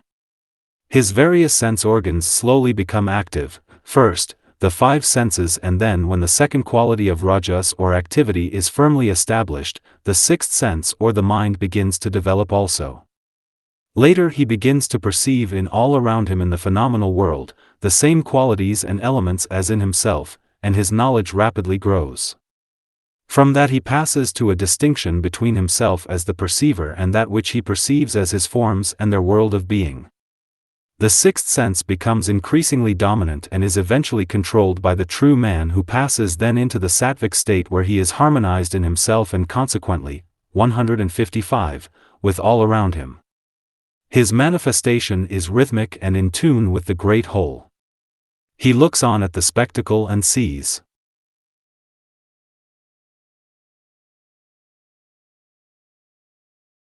to it that those forms through which he is active in the world of phenomena are duly controlled and that all his activities are in harmony with the great plan. When this is so, he is part of the whole yet freed and liberated from the control of the world of form, of the elements and of the senses. He uses them, they no longer use him. 19. The divisions of the gunas, or qualities of matter, are fourfold: the specific, the non-specific, the indicated and the untouchable. It is interesting to note here that the gunas or qualities, the sum total of the attributes or aspects of the substance of our solar system, are fourfold. In this septenary division we have an analogy to the septenates found throughout our manifested universe. First we have the major three aspects of thought substance. 1. 2. 3. Sattvic substance, Rajasic substance, Tamasic substance. These three are divided into 1. The specific, 2. 3. 4. The unspecific, the indicated, the untouchable. Rhythm, equilibrium, harmony. Mobility, activity. Inertia, stability. Manifested elements, form. The senses, force reactions, the tanmatras. Primary substance, the tattvas, atomic matter. The great existence who is the sum total of all these. 156. This sutra is intended to cover the technicalities of the form aspect of manifestation, whether referring to the manifestation of a human atom or of a solar deity, and simply indicates the natural triplicity of substance, its septenary nature, and its various mutations. It expresses the nature of that aspect of divine life which is called Brahma by the Hindu, and the Holy Spirit by the Christian. This is the third aspect of the Trimurti or Trinity, the aspect of active intelligent matter, out of which the body of Vishnu or of the cosmic Christ is to be built in order that Shiva, the Father or the Spirit may have a medium of revelation. It might therefore be of use if the nature of the four divisions of the three gunas were indicated, after giving the synonyms for these gunas. The three gunas. 1. The qualities of matter. 2. The aspects of thinking substance, or of the universal mind. 3. The attributes of force matter. 4. The three potencies. These triplicities should be carefully studied, as it is through them that consciousness in its various degrees becomes possible. We are here dealing with the great illusion of forms with which the real man identifies himself to his sorrow and pain throughout the long cycle of manifestation, and from which he must eventually be liberated. 157. A still vaster thought is also involved: the imprisoning of the life of a solar logos in the form of a solar system, its evolutionary development through the medium of that form, and the eventual perfection and release of that life from the form at the conclusion of a great solar cycle. The lesser cycle of man is involved in the greater, and his attainment and the nature of his liberation is only relative to the greater whole. 1. The specific division of the gunas. This specific or particularized division of the gunas is divided into 16 parts which deal primarily with man's reaction to the tangible objective world. A. The five elements: ether, air, fire, water, and earth. These are the directly involved effects of the unspecific or subjective sound or word. B. The five sense organs: the ear, the skin, the eye, the tongue, and the nostrils, those physical organs or channels through which identification with the tangible world becomes possible. C. The five organs of action: voice, hands, feet, the excretory organs, and the organs of generation. D. The mind. This is the sixth sense, the organ which synthesizes all the other sense organs and eventually will make their use a thing of the past. These 16 means of perception and activity in the phenomenal world are channels for the real thinking man. They demonstrate his active reality and are the sum total of the physical facts relating to every incarnated Son of God. Similarly, 158, in their cosmic connotation, they are the sum total of the facts demonstrating the reality of a cosmic incarnation. The Word is made flesh, both individually and in a cosmic sense. 2. The unspecific division of the gunas. These are 6 in number and concern that which lies back of the specific. They deal with that which is subjective and intangible, and with the force display which produces the specific forms. Technically these are called in the Hindu books the Tanmatras. They have to do with consciousness more than form and are the special modifications of buddhi or consciousness, Ganganatha Ja. They are, 1. The element of hearing, or that which produces the ear, the rudiment of hearing; 2. The element of touch or that which produces the mechanism of touch, the skin, etc., the rudiment of touch; 3. The element of sight, or that which produces the eye; 4. The element of taste, or that which produces the mechanism of taste; 5. The element of smell, or that which produces the mechanism of smell. Back of these 5 lies the 6th Tanmatra or modification of the consciousness principle, the feeling of personality, as it has been called, the I am I consciousness, the Ahamkara principle. It is this which produces the sense of personal reality and of one's being a separated unit of consciousness. It is the basis of the great heresy of 159, separateness, and the cause of the real or spiritual man being lured into the great illusion. It is this which forces man for long eons to identify himself with the things of the senses, and it is this too which eventually brings him to the position where he seeks liberation. 3. The indicated. Back of the 16 specialized divisions and back of the 6 unspecialized, lies that which is the cause of them all, which is called in the Hindu books buddhi, or pure reason, the intellect apart from the lower mind, sometimes called the intuition, whose nature is love-wisdom. This is the Christ life or principle, which in the process of taking incarnation or form, as we know it, manifests forth as the specific and the unspecific. It is as yet for the majority only indicated. We surmise it is there. The work of Raja Yoga is to bring forth into full knowledge this vague surmise so that theory becomes fact and that which is latent and believed to exist may be recognized and known for what it is. 4. The untouchable. Finally we come to the 4th division of the gunas or aspects, that, in which we live and move and have our being, the untouchable or unknown God. This is the great form of existence in which our little forms are found. This is the sum total of the thinking substance of which our little minds are part. This is the whole manifestation of God through the medium of the cosmic Christ of which each little son of God is a 160 part. Of this untouchable and unknown the mind of man cannot as yet conceive. 20. The seer is pure knowledge, gnosis. Though pure, he looks upon the presented idea through the medium of the mind. Reference has already been made to the excellent translation of this sutra as given by Johnston, which runs as follows: the seer is pure vision. Though pure, he looks out through the vesture of the mind. Ganganatha Ja throws still further light upon it in the words, the spectator is absolute sentience, and though pure, still beholds intellect ideas. The thought conveyed is that the true man, the spectator, perceiver or thinker is the sum total of all perception, be it through the avenues of the senses or of the lower mind. He is in himself knowledge, clear vision or true perception. All that exists in the 3 worlds exists because of and for him. He is the cause of its being, and when he no longer seeks it or endeavors to vision it, for him it exists not. This sutra is one of the key verses in the book, and gives the clue to the entire science of yoga. Certain thoughts lie hid in its formulation, which cover the whole ground of this science, and students would do well to give much attention to this. It has a mantric effect, and if stated as an affirmation and used constantly by the aspirant will eventually demonstrate to him the truth of the statement that, as a man thinketh, so is he. I am pure knowledge.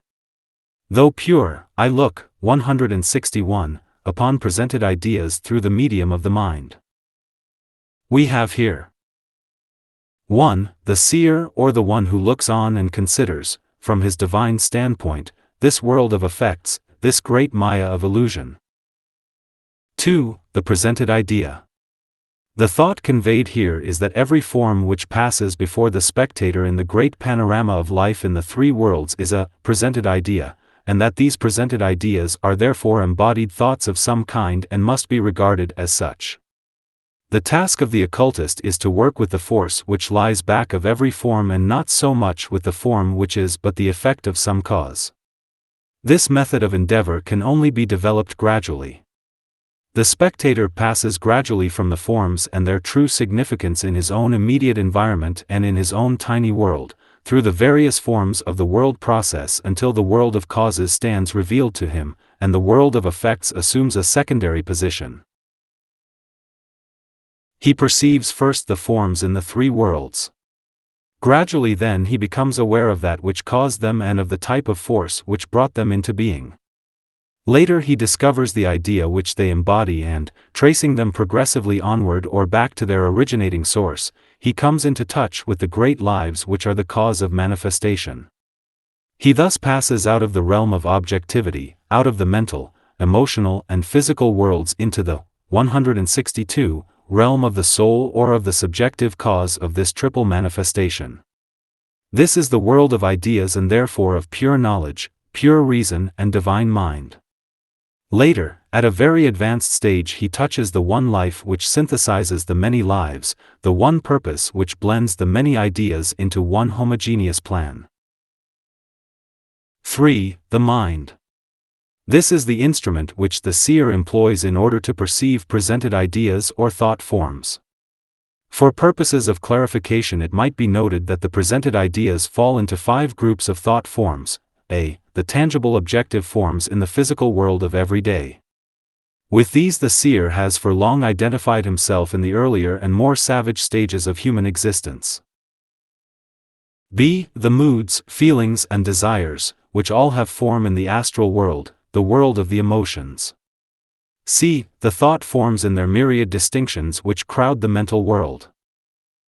Through these presented ideas, the seer achieves knowledge of the not-self. D. The thought forms which he can create himself after he has learned to control his instrument the mind and can discriminate between the illusory world of present ideas and those realities which constitute the world of spirit. Through this process he arrives at a knowledge of himself. Throughout the great experience of knowing the not-self and knowing himself, he uses the mind as his medium of search, of explanation and of interpretation, for the senses and, 163, all his channels of contact, telegraph constant information and reactions to the mind via the lower instrument of the brain. Having reached this stage the seer is then able to use the mind in a reverse manner. Instead of turning his attention to the not-self or the illusory world of effects and instead of studying his own lower nature, he can now, owing to the mental control achieved, arrive at the 5th stage. E. The ideas presented by the world of spiritual life, the realm of spiritual knowledge, and the kingdom of God in the truest sense. Through this, the seer arrives at a knowledge of God as he is and comes to an understanding of the nature of spirit. The mind then serves a triple purpose. A. Through it, the seer looks out upon the realm of causes, the spiritual realm. B. By its means, the world of causes can be interpreted in terms of the intellect.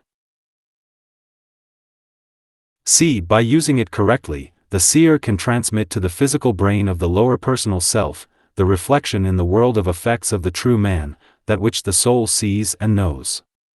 This triangle is then formed and comes into working activity, the seer or spiritual man, the mind, his medium of investigation, or the window through which he looks out, whether upon the world of effects, upon himself, or upon the world of cause, and the brain, which is the receiving plate upon which the seer can impress his pure knowledge, using the mind as an interpreter and transmitting agency.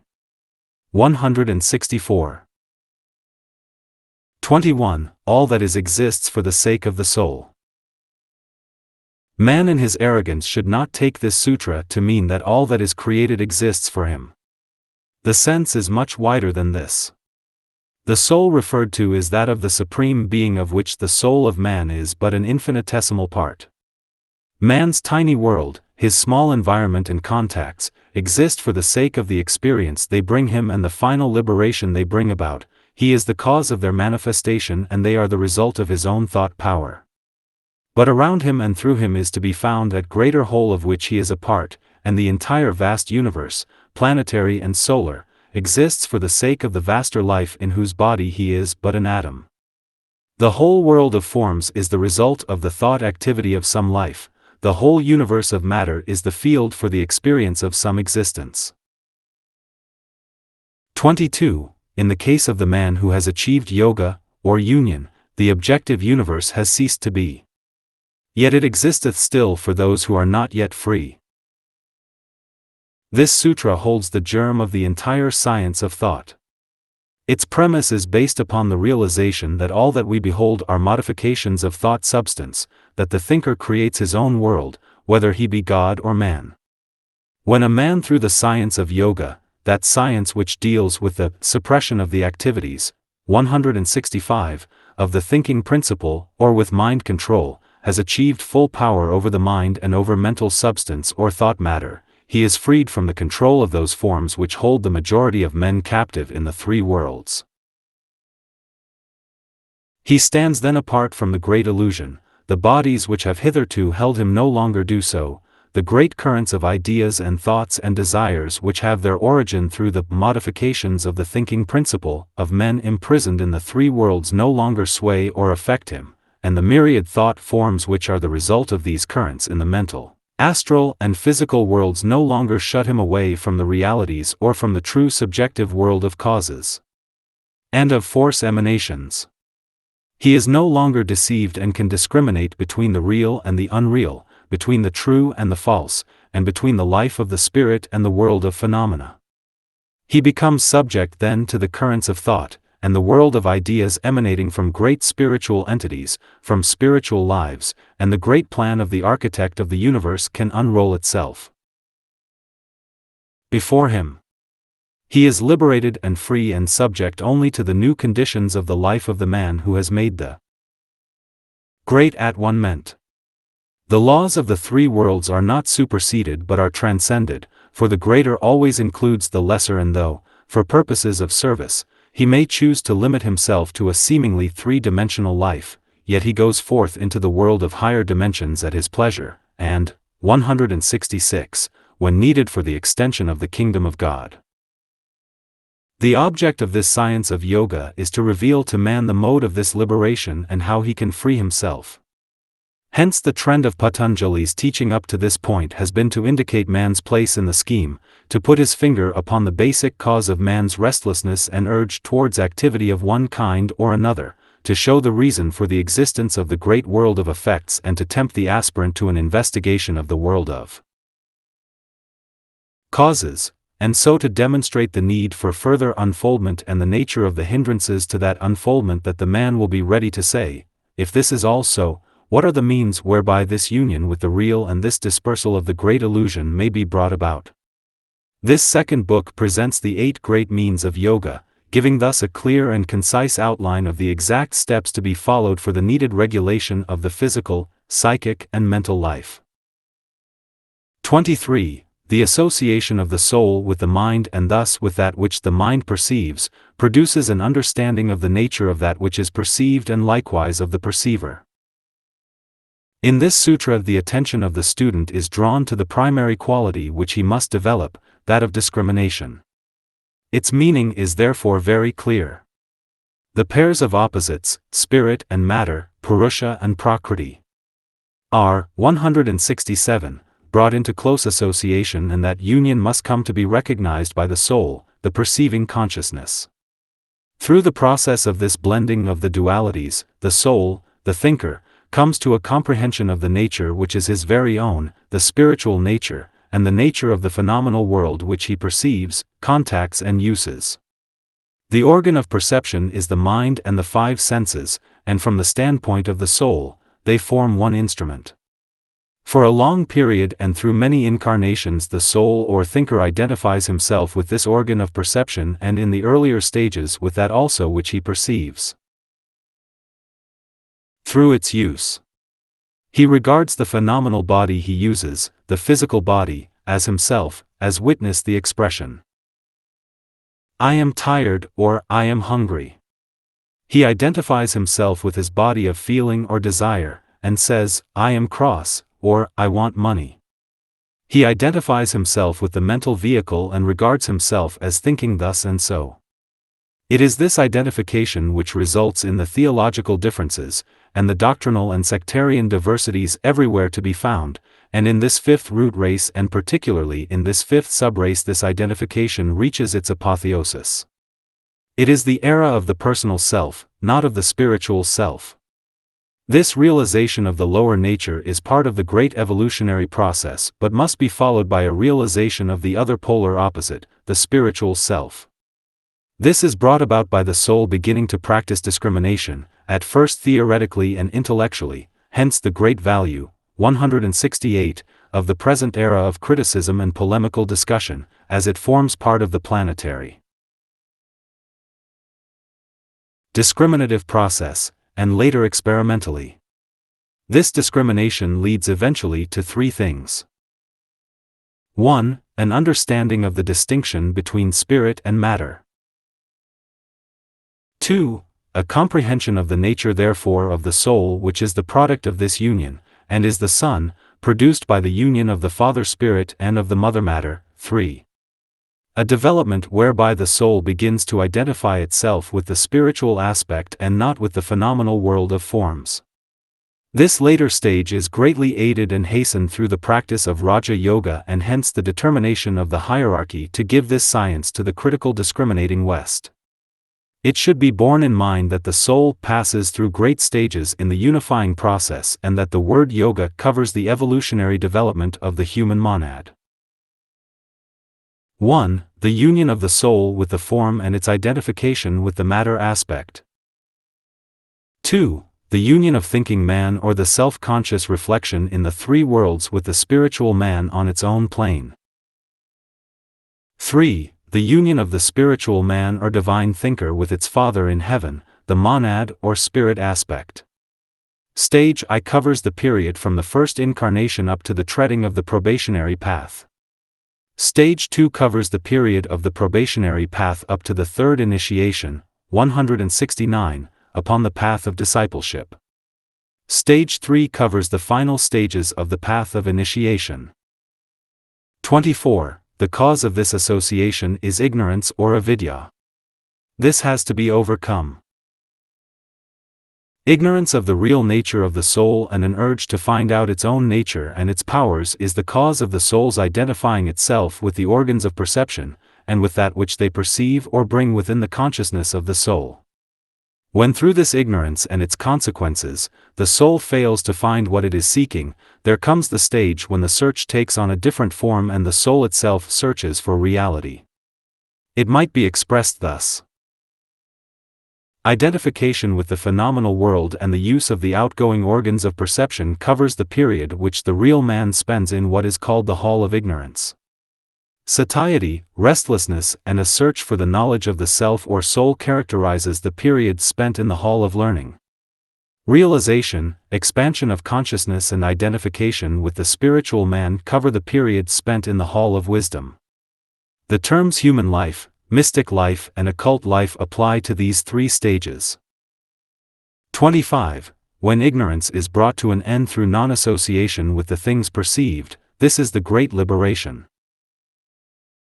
During the process of incarnation, the seer, the soul, is submerged in the great Maya or illusion. He is imprisoned by his own thought forms and, 170, thought creations and in those of the three worlds also. He regards himself as part of the phenomenal world. When, through experience and discrimination, he can distinguish between himself and those forms, then the process of liberation can proceed and eventually culminate in the great renunciation which once and for all sets a man free from the three worlds. This process is a progressive one and cannot be effected all at once. It covers two stages: 1. The stage of probation, or, as the Christian expresses it, the path of purification; 2. The stage of discipleship in two parts. A. Discipleship itself, or the steadfast training and discipline administered to the personal lower self by the soul, directed by his guru or master. B. Initiation, or the progressive expansions of consciousness through which the disciple passes under the guidance of the master. Certain words describe this dual process: A. Aspiration, B. Discipline, C. Purification. D. The practice of the means of yoga or union, E. Initiation, F. Realization, G. Union. 26. The state of bondage is overcome through perfectly maintained discrimination. A word here on discrimination will be of value, as it is the first great method of attaining liberation, 171, or freedom from the three worlds. Based as it is on a realization of the essential duality of nature, and regarding nature as a result of the union of the two polarities of the absolute all, spirit and matter, discrimination is at first an attitude of mind and must be sedulously cultivated. The premise of the duality is admitted as a logical basis for further work, and the theory is tested out in an effort to prove the truth. The aspirant then definitely assumes the attitude of higher polarity, that of spirit, manifesting as the soul or inner ruler, and seeks in the affairs of every day to discriminate between the form and the life, between the soul and the body, between the sum total of the lower manifestation, physical, astral and mental man, and the real self, the cause of the lower manifestation. He seeks in the affairs of every day to cultivate a consciousness of the real and a negation of the unreal, and this he carries into all his relationships and into all his affairs. He accustoms himself, through persistent unbroken practice, to distinguish between the self and the not-self, and to occupy himself with the affairs of spirit and not with those of the great Maya or world of forms. This distinction is at first theoretical, then intellectual, but later assumes more reality and enters into the happenings of the emotional and physical world.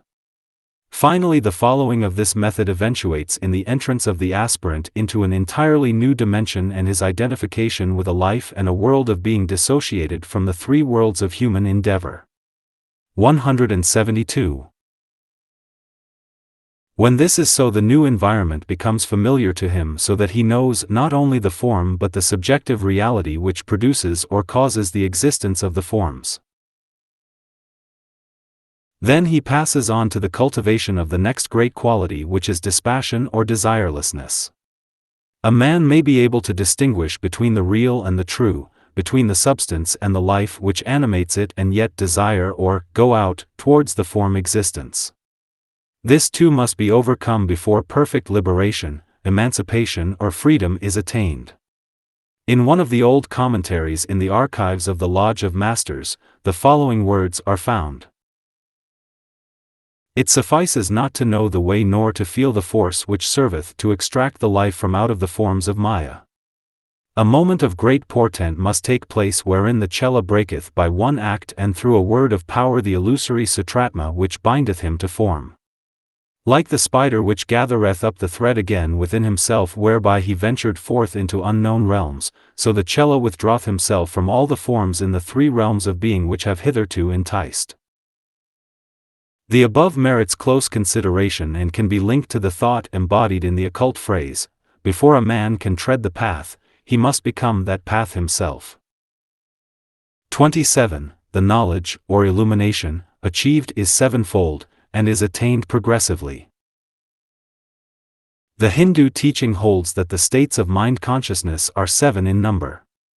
The 173, sixth sense and its use bring about 7 modes of thought, or, to put it more technically, there are 7 major modifications of the thinking principle. These are: 1. Desire for knowledge. It is this which drives forth the prodigal son, the soul, into the three worlds of illusion, or, to carry the metaphor further back still, it is this which sends forth the monad or spirit into incarnation. This basic desire is what causes all experience. 2. Desire for freedom. The result of experience and of the investigations which the soul carries on in its manifold life cycles is to cause a great longing for a different condition and a great desire for liberation and for freedom from the wheel of rebirth. 3. Desire for happiness. This is a basic quality of all human beings, though it shows itself in many different ways. It is based upon an inherent faculty of discrimination and upon a deep-seated capacity to contrast the father's, home and the prodigal's present condition. It is this inherent capacity for bliss or happiness which produces that restlessness and urge to change which lies back of the evolutionary urge itself. It is the cause of activity and progress. Dissatisfaction with the present condition is based upon a dim memory of a time of satisfaction and of bliss. This has to be regained before peace can be known. 4. Desire to do one's duty. The first three modifications of the thinking principle eventually bring evolving humanity to the state where the 174 motive for life comes to be simply the fulfillment of one's dharma. The longing for knowledge, for freedom, and for happiness has brought the man to a state of utter dissatisfaction. Nothing brings him any true joy or peace. He has exhausted himself in the search for joy for himself. Now he begins to widen his horizon and to search where, in the group and in his environment, what he seeks may lie. He awakens to a sense of responsibility to others and begins to seek for happiness in the fulfillment of his obligations to his dependents, his family, friends, and all whom he contacts. This new tendency is the beginning of the life of service which leads eventually to a full realization of the significance of group consciousness. HPB has said that a sense of responsibility is the first indication of the awakening of the ego or the Christ principle. 5. Sorrow. The greater the refinement of the human vehicle, the greater the response of the nervous system to the pairs of opposites, pain and pleasure. As a man progresses and rises on the ladder of evolution in the human family, it becomes apparent that his capacity to appreciate sorrow or joy is greatly increased. This becomes terribly true in the case of an aspirant and of a disciple. His sense of values becomes so acute and his physical vehicle so sensitized that he suffers more than the average man. This serves to drive him forward with increasing activity in his search. His response to outer contacts is ever more rapid and his capacity for pain, physical and emotional, becomes greatly increased. 175. This is apparent in the fifth race and particularly in the fifth subrace in the increasing frequency of suicide. The capacity of the race to suffer is due to the development and refinement of the physical vehicle and to the evolution of the body of feeling, the astral. 6. Fear. As the mental body develops and the modifications of the thinking principle become more rapid, fear and that which it produces begin to demonstrate. This is not the instinctual fear of animals and of the savage races, which is based upon the response of the physical body to physical plane conditions, but the fears of the mind, based upon memory, imagination and anticipation, and the power to visualize. These are difficult to overcome and can only be dominated by the ego or soul itself. 7. Doubt. This is one of the most interesting of the modifications, for it concerns causes more than effects. The man who doubts can be described perhaps as doubting himself as an arbiter of his fate, his fellow men as to their nature and reactions, God, or the first cause as witnessed by the controversies built up around religion and its exponents, nature itself, which doubt urges him on to constant scientific investigation, and finally, the mind itself. When he begins to question the capacity of the mind to explain, interpret and comprehend, he has practically exhausted the sum total of his resources in the three worlds. The tendency of these 7 states of mind, produced through the experience of the man upon the wheel of life, is to bring him to the point, 176, where he feels that physical plane living, sentiency and mental processes have nothing to give and utterly fail to satisfy him. He reaches the stage which Paul refers to when he says, "I count all things but loss that I may win Christ." The 7 stages of illumination have been described by a Hindu teacher as follows. 1. The stage wherein the Chela realizes that he has run the whole gamut of life experience in the three worlds and can say, I have known all that was to be known. Nothing further remains to know. His place on the ladder is revealed to him. He knows what he has to do. This relates to the first modification of the thinking principle, desire for knowledge.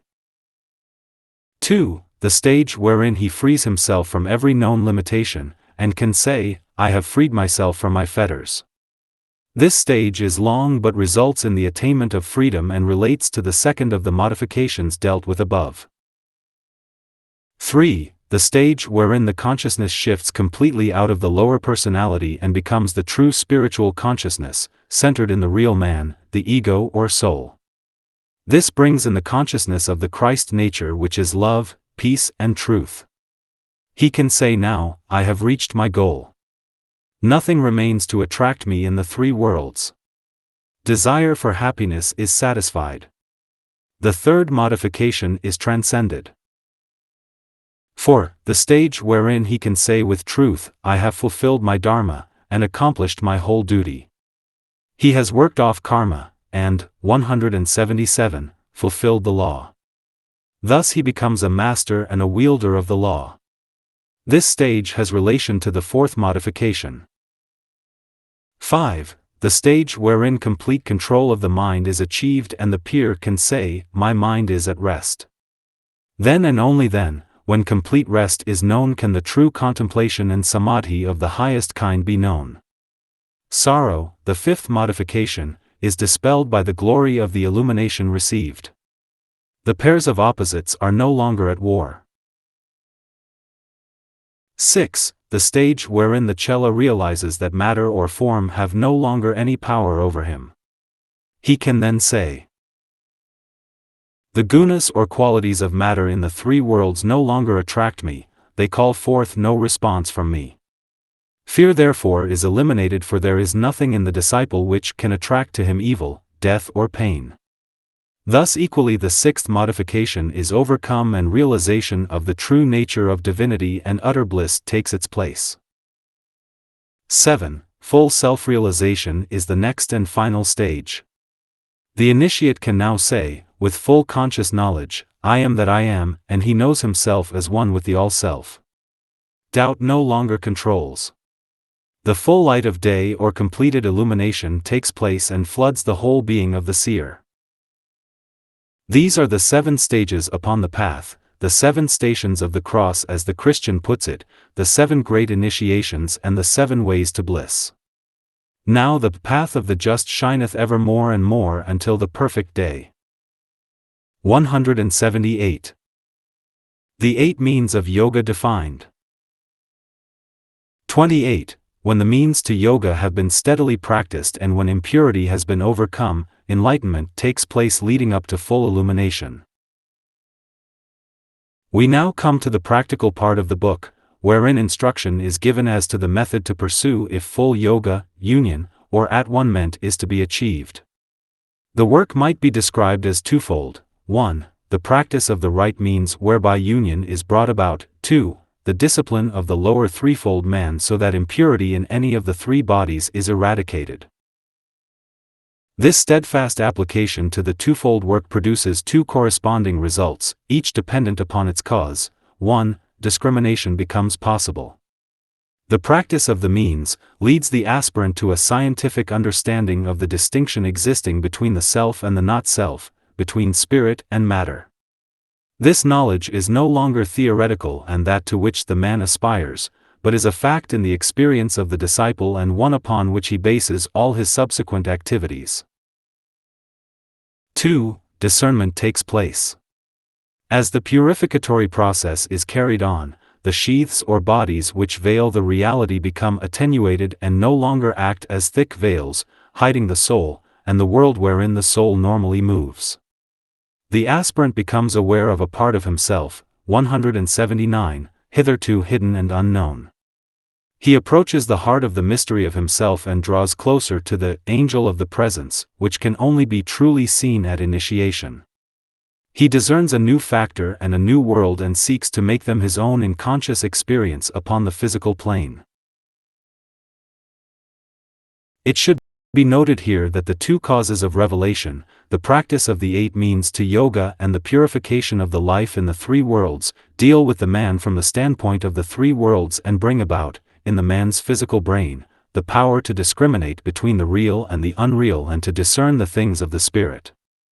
They cause also certain changes of conditions within the head, reorganize the vital airs and act directly upon the pineal gland and the pituitary body. When these 4: 1. Practice. 2. Purification. 3. Discrimination. 4. Discernment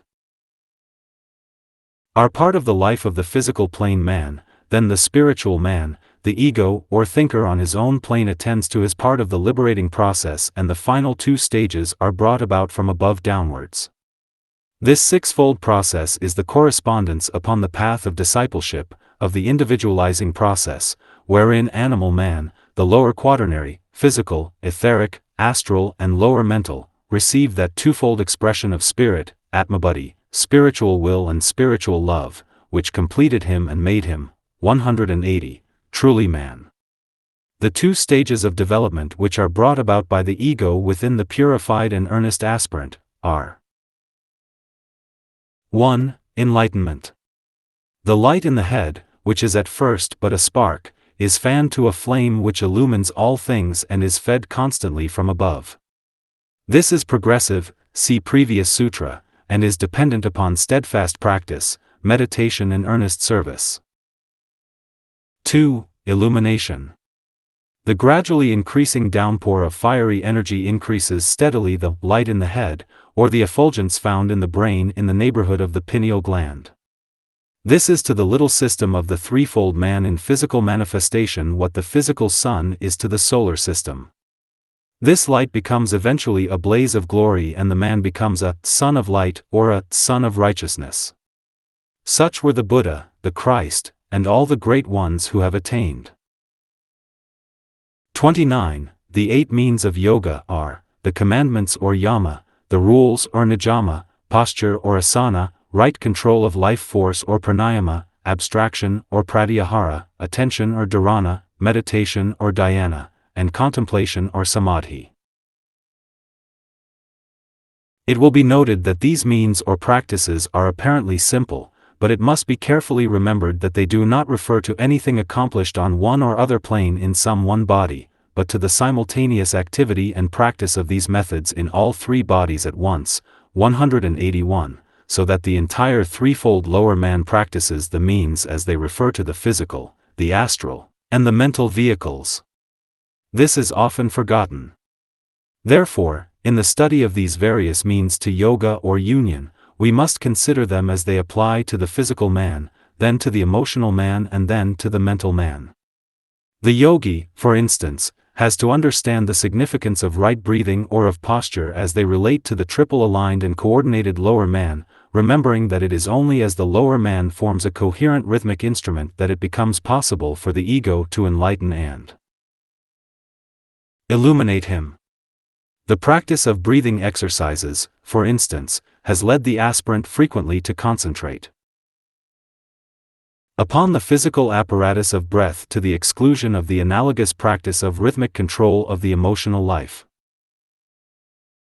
It may be of use here if, before we take up the consideration of the means, one by one, we tabulated them carefully, giving their synonyms where possible. Means I. The commandments. Yama. Self-control or forbearance. Restraint. Abstention from wrong acts. These are 5 in number and relate to the relation of the disciple, or chela, to others and to the outside world. Means 2. The rules. Nijama. Right observances. These are likewise 5 in number and are frequently, 182, called the religious observances, because they relate to the interior life of the disciple and to that tie, the sutratma, or link which relates him to God, or to his Father in heaven. These 2, the 5 commandments and the 5 rules, are the Hindu correspondence to the 10 commandments of the Bible and cover the daily life of the aspirant, as it affects those around him, and his own internal reactions. Means 3. Posture. Asana. Right poise. Correct attitude. Position. This third means concerns the physical attitude of the disciple when in meditation, his emotional attitude towards his environment or his group, and his mental attitude towards ideas, thought currents and abstract concepts. Finally, the practice of this means coordinates and perfects the lower threefold man so that the three sheaths can form a perfect channel for the expression or manifestation of the life of the spirit. Means 4. Right control of the life force. Pranayama. Suppression of the breath. Regulation of the breath. This refers to the control, regulation and suppression of the vital airs, the breath and the forces or shaktis of the body. It leads in reality to the organization of the vital body or the etheric body so that the life current or forces, emanating from the ego or spiritual man on his own plane, 183, can be correctly transmitted to the physical man in objective manifestation. Means v. Abstraction. Pratyahara. Right withdrawal. Restraint. Withdrawal of the senses. Here we get back of the physical and the etheric bodies, to the emotional body, the seat of the desires, of sensory perception and of feeling. Here can be noted the orderly method which is followed in the pursuit of yoga or union. The physical plane life, external and internal, is attended to, the correct attitude to life in its triple manifestation is cultivated. The etheric body is organized and controlled and the astral body is reoriented, for the desire nature is subdued and the real man withdraws himself gradually from all sense contacts. The next two means relate to the mental body and the final one to the real man or thinker. Means 6. Attention. Dharana. Concentration. Fixation of the mind. Here the instrument of the thinker, the real man, is brought under this control. The sixth sense is coordinated, understood, focused and used. Means 7. Meditation. Dhyana. The capacity of the thinker to use the mind as desired and to transmit to the brain, higher thoughts, abstract ideas, and idealistic concepts. This means concerns higher and lower mind. 184, means 8. Contemplation. Samadhi. This relates to the ego or real man and concerns the realm of the soul. The spiritual man contemplates, studies or meditates upon the world of causes, upon the things of God. He then, utilizing his controlled instrument, the mind, controlled through the practice of concentration and meditation, transmits to the physical brain, via the sutratma or thread which passes down through the three sheaths to the brain, that which the soul knows, sees and understands. This produces full illumination. Means I. The commandments. 30. Harmlessness, truth to all beings, abstention from theft, from incontinence and from avarice, constitute yama or the 5 commandments. These 5 commandments are simple and clear and yet, if practiced, would make a man perfect in his relationships to other men, to supermen and to the subhuman realms. The very first command to be harmless is in reality a summation of the others. These commandments are curiously complete and cover the triple nature. In studying all these means we shall note their relation to one or other part of the lower threefold manifestation of the ego. I. Physical nature. 1. Harmlessness.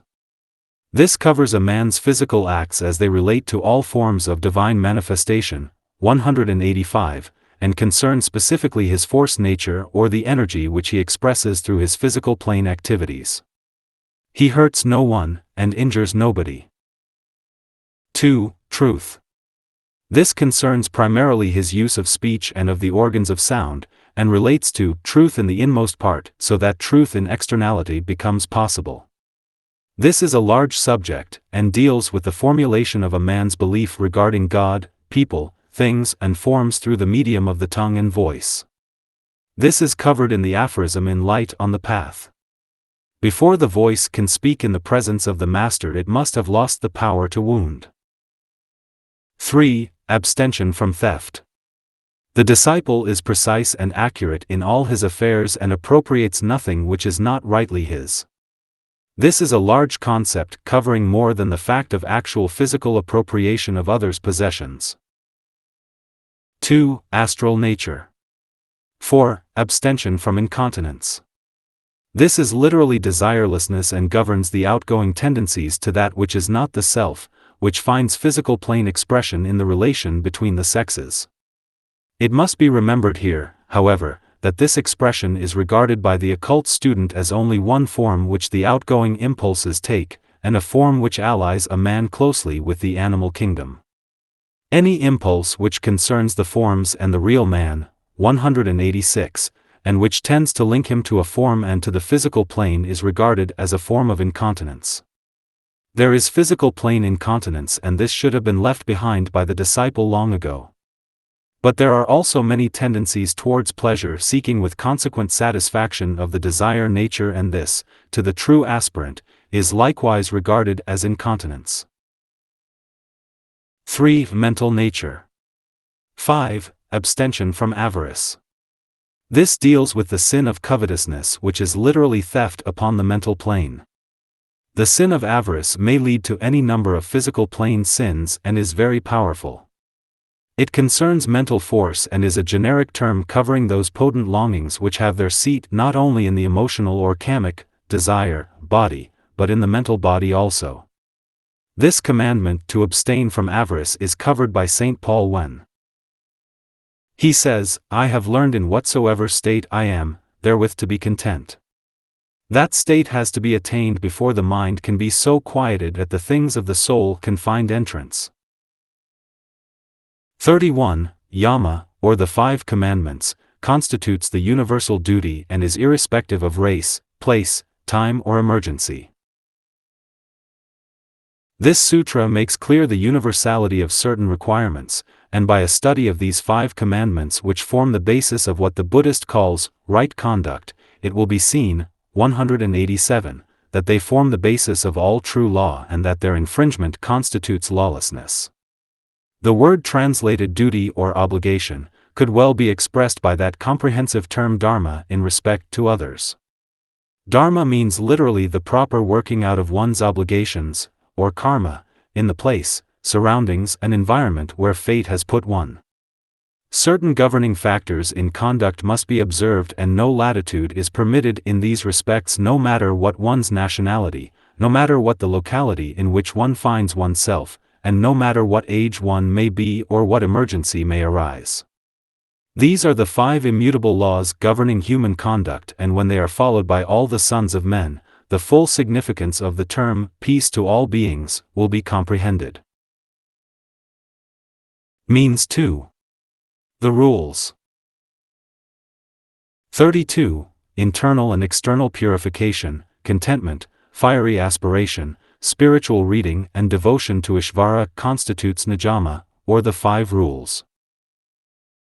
As said above, these 5 rules govern the life of the lower personal self and form the basis of character.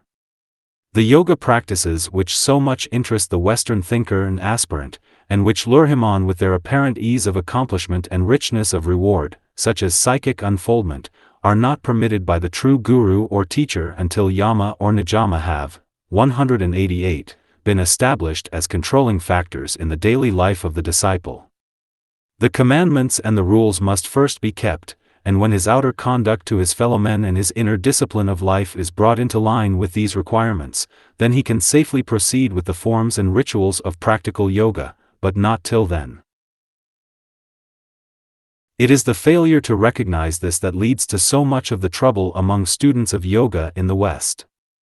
There is no better basis for the work of Eastern occultism than strict adherence to the requirements laid down by the Master of all the Masters in the Sermon on the Mount, and the self-disciplined Christian, pledged to purity of life and unselfish service, can take up the practice of yoga much more safely than his more worldly and selfish yet intellectual brother. He will not run the risks that his unprepared brother takes. The words, internal and external purity, relate to the 3 sheaths in which the self is veiled and must be interpreted in a dual sense. Every sheath has its densest and most tangible form, and this must be kept clean, for there is a sense in which the astral and mental bodies can be kept cleansed from impurities coming to them from their environment, just as the physical body must be kept cleansed from similar impurities.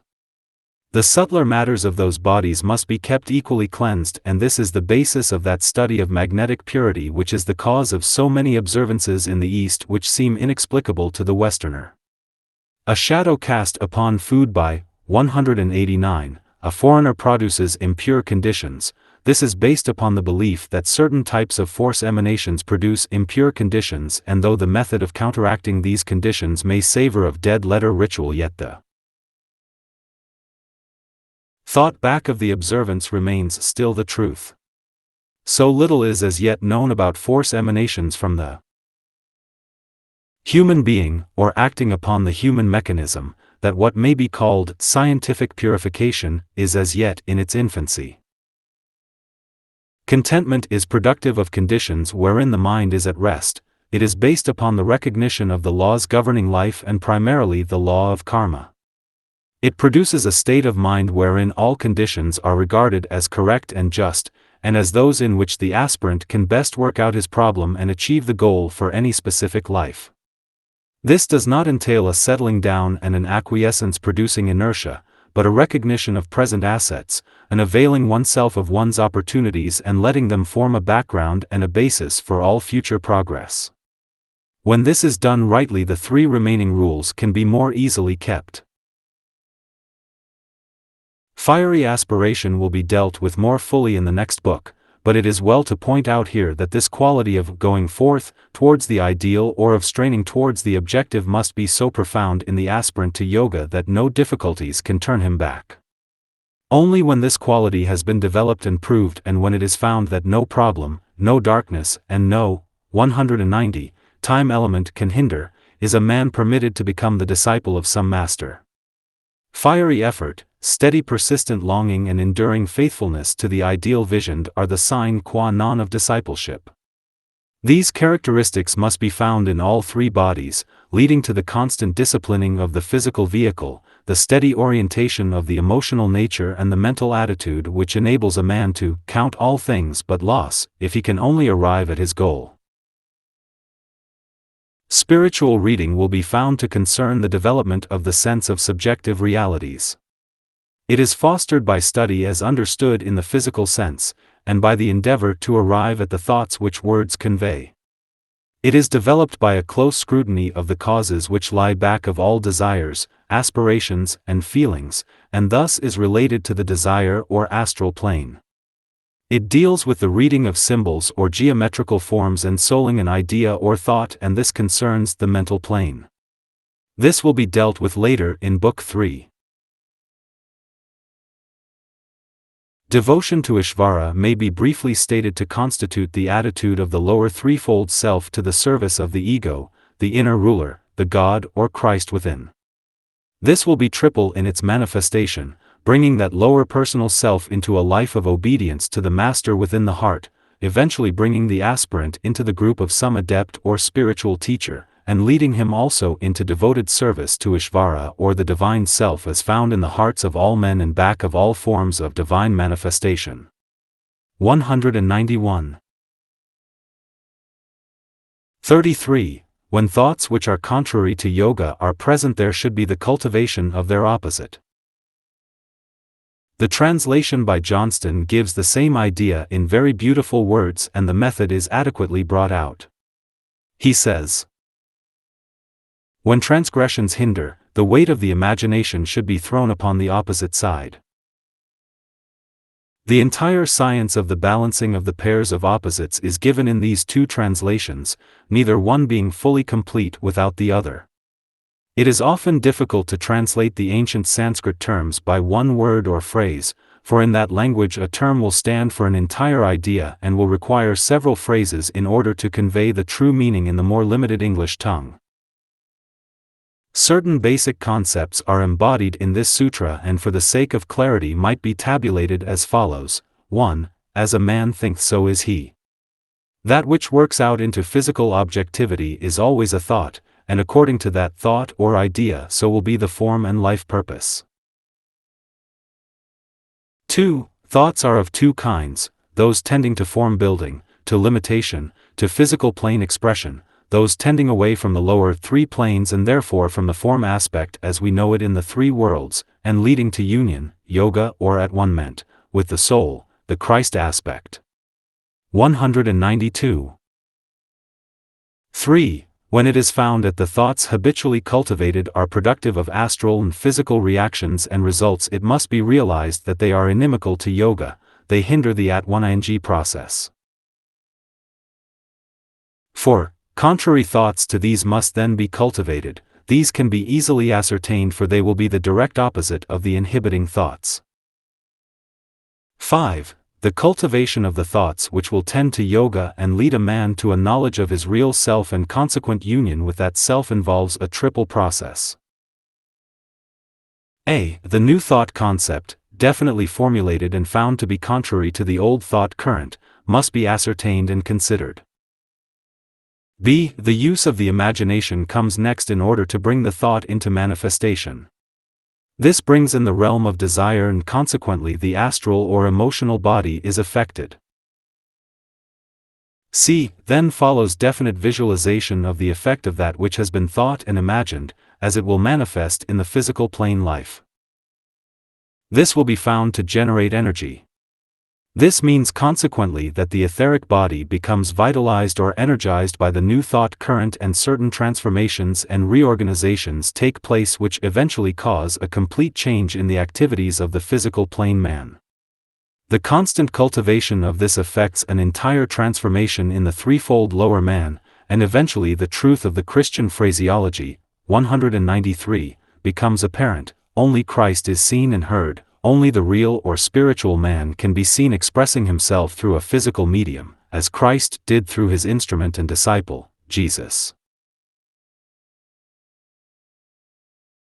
34. Thoughts contrary to yoga are harmfulness, falsehood, theft, incontinence, and avarice, whether committed personally, caused to be committed or approved of, whether arising from avarice, anger or delusion, ignorance, whether slight in the doing, middling or great.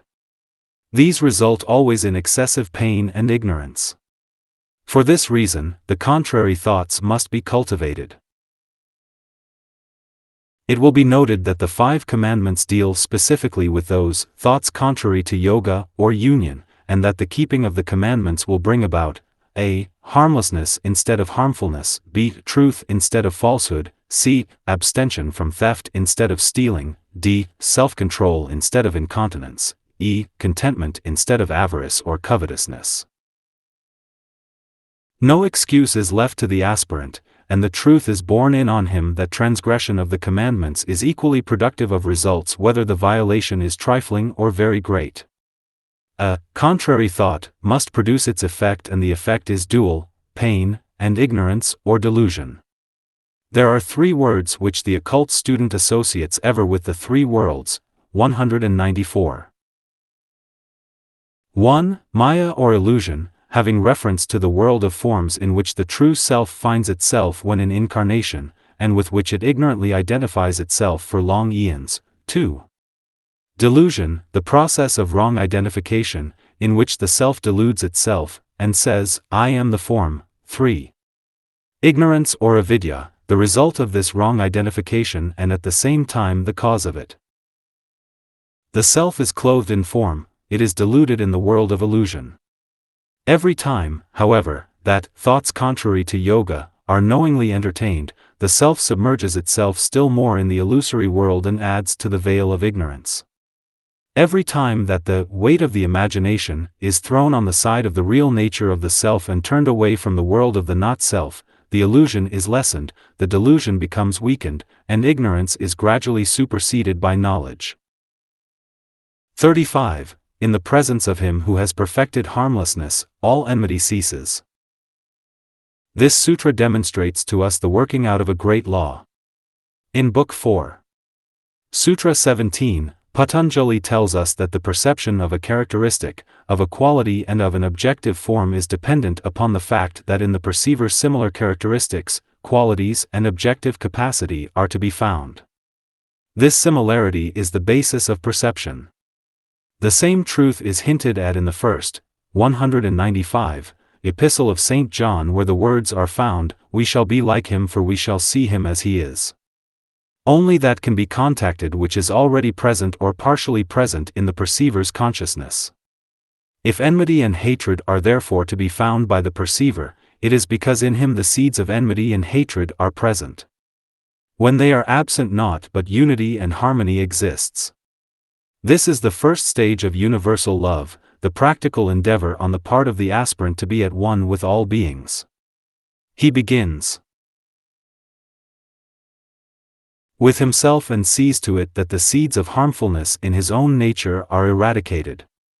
He deals, therefore, with the cause which produces enmity towards him and others. The natural result is that he is at peace and others are at peace with him. In his presence even wild beasts are rendered impotent, and this by the condition of the mind state of the aspirant or yogin.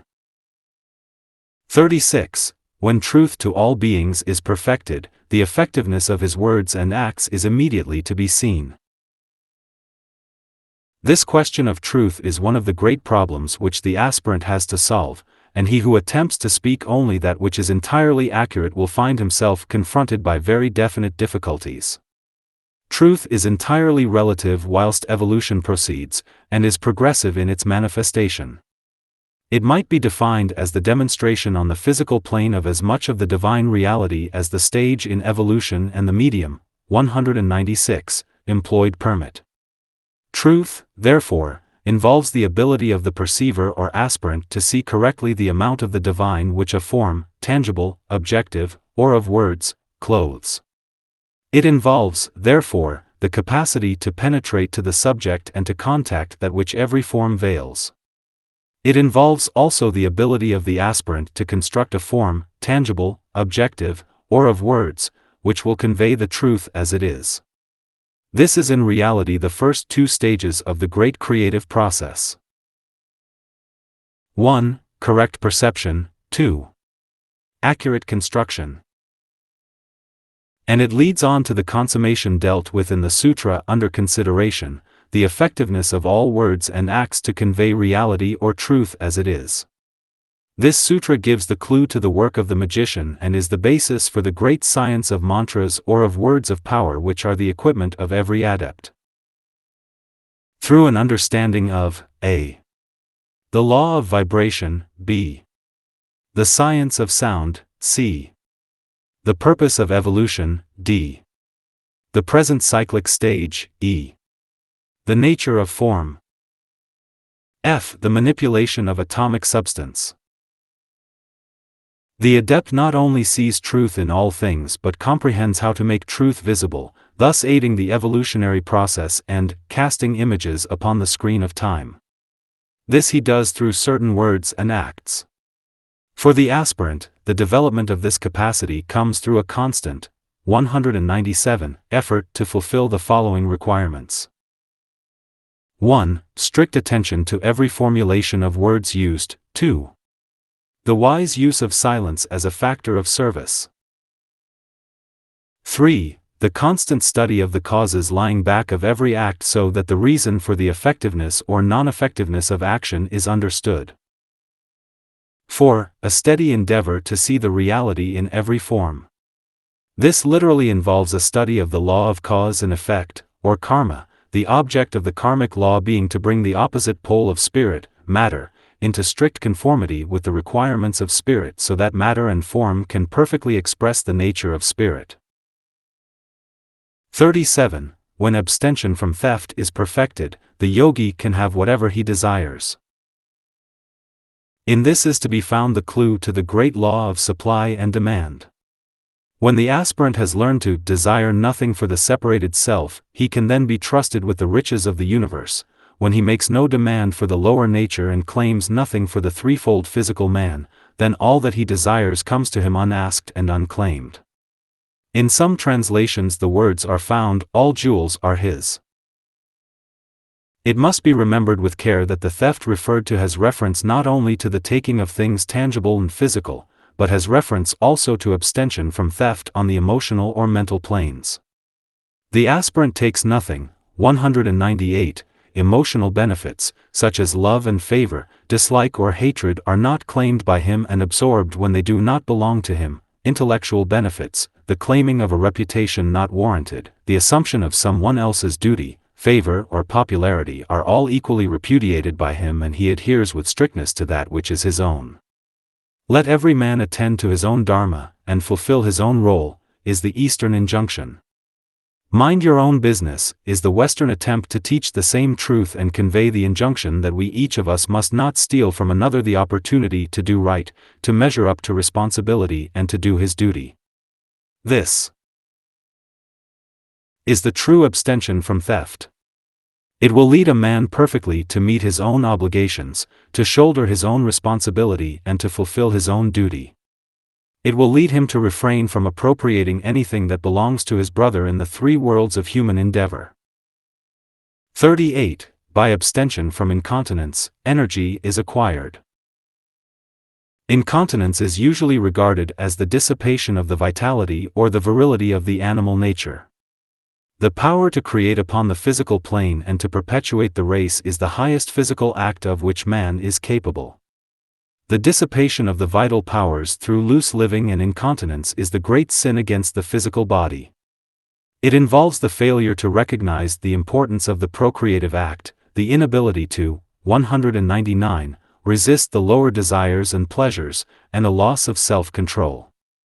The results of this failure are apparent throughout the human family at this time in the low health average, in the full hospitals, and the diseased, enfeebled and anemic men, women and children everywhere to be found. There is little conservation of energy, and the very words, dissipation and dissipated men, carry a lesson. The first thing a disciple has to do is to learn the true nature of creation and to conserve his energy. Celibacy is not enjoined. Self-control is. In the relatively short cycle of lives, however, in which the aspirant fits himself to tread the path, he may have to pass a life or maybe several in a definite abstention from the act of procreation in order to learn complete control and to demonstrate the fact that he has completely subdued the lower sex nature. The right use of the sex principle along with entire conformity to the law of the land is characteristic of every true aspirant.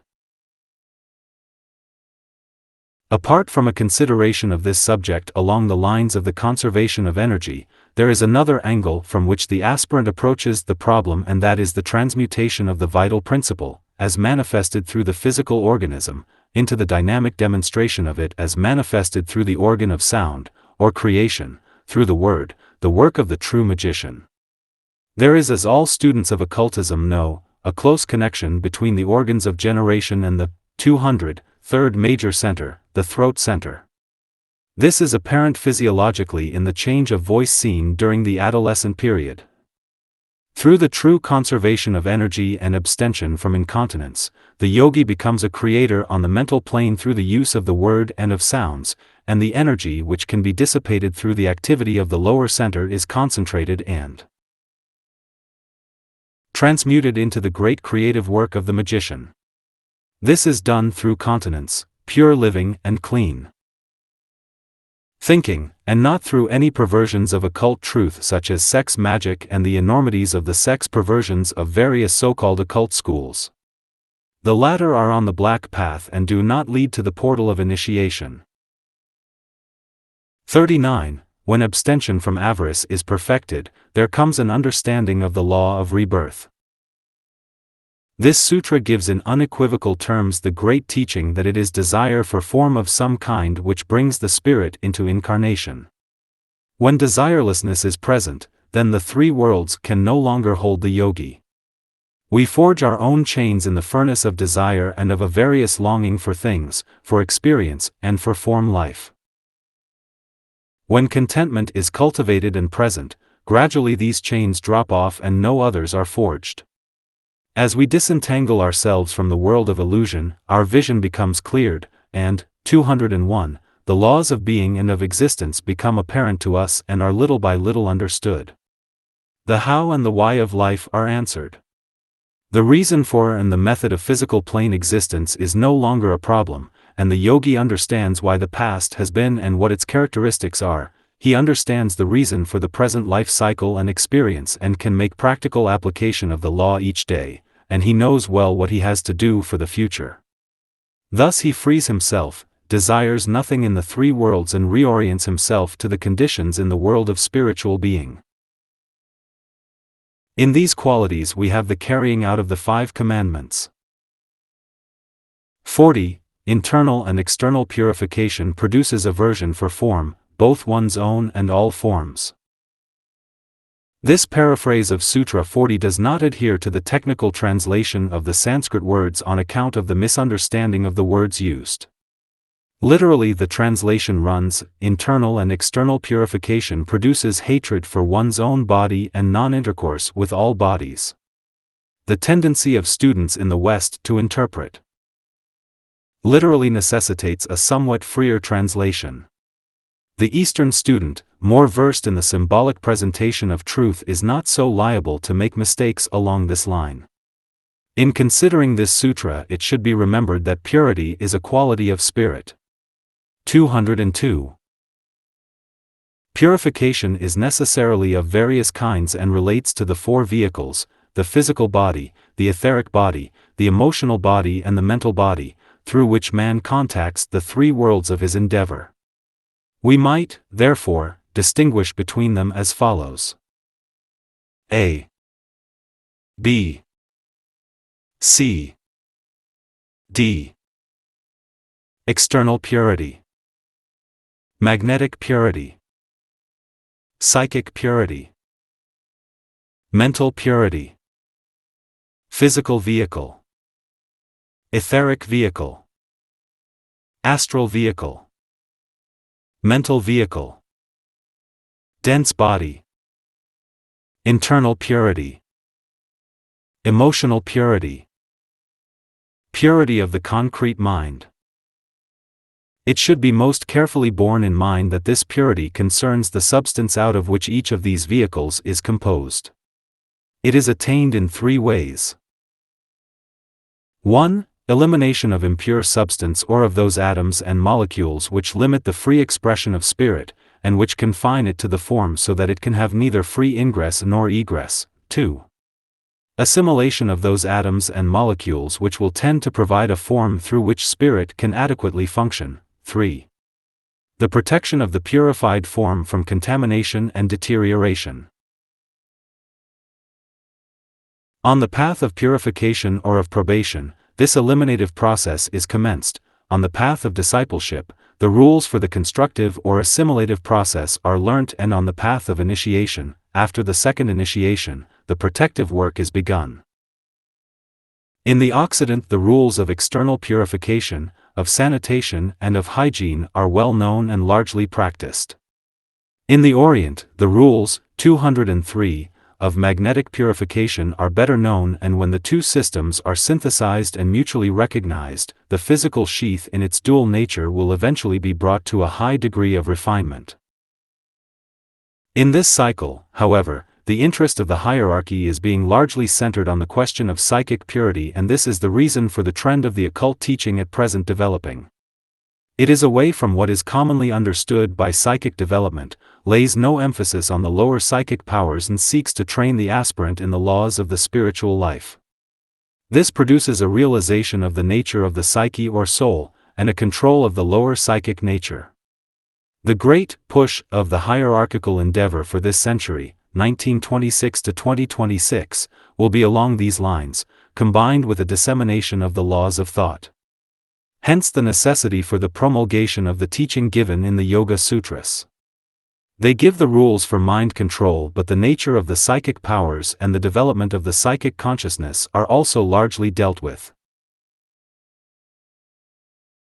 The entire 3rd book deals with these powers, and the theme of the sutras as a whole might be briefly stated to be the development of mind control with a view to soul contact and the consequent control of the lower psychic powers, their unfoldment paralleling that of the higher powers. This should be emphasized.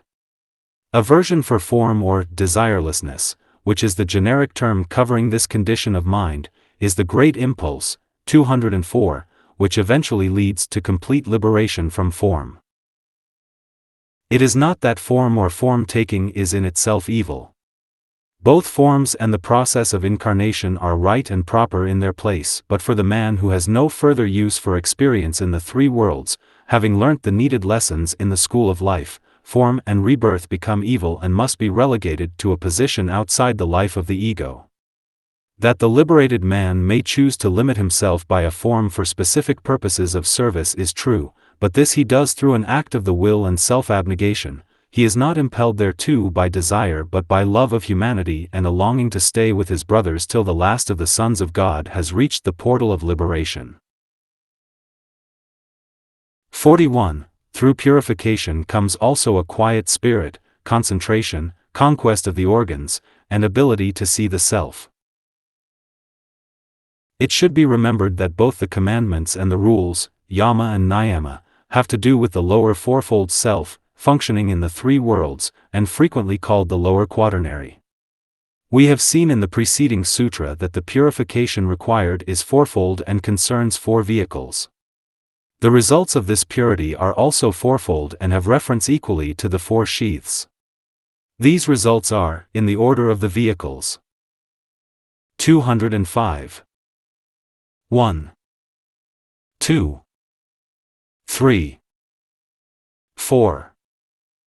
Conquest of the organs. A quiet spirit. Concentration. Ability to see the self. The physical body. The emotional vehicle. The lower mind or the mental body. The synthetic result of the triple condition of the above sheaths. The conquest of the organs has reference specially to the senses and is the result of magnetic purity or the refinement of the etheric body. In this connection, students should bear in mind that the physical body is not a principle, but is built in exact conformity with the etheric body. This etheric body is the magnetic vehicle on the physical plane and attracts, according to its own nature and constituents, those atoms and particles of substance out of which the dense physical is constructed. When the sense perceptions are refined and when the vibratory condition of the vital body is justly attuned, the organs of the senses are entirely dominated and controlled by the real man and put him in contact eventually with the two highest subplanes of the physical plane and not with the lower astral as is now the case. The correct order of this control of the organs of physical perception or of the five senses is as follows. 1. Correct intellectual perception of the ideal on the mental plane. 2. Pure desire, freed from love of form on the emotional or astral plane. 3. Correct use and development of the five centers, 206, up the spine, base of spine, sacral center, solar plexus, heart and throat centers, each of which is found in the etheric body and is allied with one or other of the five senses. 4. Consequent correct reaction of the sense organs to the requirements of the true or spiritual man. In connection with the astral body, the result of purification is a quiet spirit, or the gentle stillness, of the vehicle so that it can adequately reflect the Christ principle, or the Buddhic nature. The relation of the astral or kamic principle, using the middle vehicle of the threefold lower man, to the Buddhic principle using the middle vehicle of the spiritual triad, or Atmabuddhimanas, should be carefully considered. Quieted emotions, and the control of the desire nature ever precede the reorientation of the lower. Before the desire of a man can be towards things spiritual, he has to cease to desire the things of the world, and of the flesh. This produces an interlude of great difficulty in the life of neophyte, and the process is symbolized for us in the use of the word conversion in Orthodox Christian circles. It involves a turning round with its consequent temporary turmoil, but eventual quietness. In the mental body, the effect of purification is the development of the capacity to concentrate or to be one-pointed. The mind no longer flits hither and thither but becomes controlled and quiescent and receptive to the higher impress. 207. As this is discussed fully in Book 3, we need not deal further with it here. When these three results of purification are making themselves felt in the life of the aspirant, he nears a certain climax, which is a sudden perception of the nature of the soul. He gets a vision of the reality which is himself, and finds out the truth of the words of the Christ that, "The pure in heart shall see God." He beholds the soul, and henceforth his desire is forever towards reality and away from the unreal and the world of illusion. 42. As a result of contentment, bliss is achieved. There is little to say in connection with this sutra except to point out that all pain, displeasure and unhappiness are based upon rebellion, and that, from the point of view of the occultist, rebellion but stirs up increased trouble, and resistance only serves to feed the evil, whatever it may be. The man who has learnt to accept his lot, wastes no time in vain regrets, and his entire energy can then be given to the perfect fulfillment of his dharma, or obligatory work. Instead of repining, and clouding the issues of life with worry, doubt and despair, he clarifies his path by the quiet realization of life as it is and a direct appreciation of what he may make of it. Thus no strength, time or opportunity is lost, and steady progress towards the goal is made. 208. 43. Through fiery aspiration and through the removal of all impurity, comes the perfecting of the bodily powers and of the senses. Though the two causes of the perfecting process are aspiration and purification, yet these two form really only one and are the two aspects of the discipline of the probationary path. The old commentary which forms the esoteric basis of the inner teaching on Raja Yoga has some sentences which will be found of value here in conveying the correct concept. As the breath of fire streams upward through the system, as the fiery element makes its presence felt, that which is hindering is seen to disappear, and that which was obscure becomes illuminated. The fire ascends and barriers are burned, the breath expands, and limitations disappear. The 7, hitherto quiescent, stir to life. The 10 portals, sealed and closed or partially ajar, swing wide. The 5 great means of contact rush into activity. Obstacles are overcome, and barriers no longer hinder. The purified one becomes the great receiver and the one is known. In these words the purification by fire and by air is dealt with, and this is the purification undergone on the path of yoga.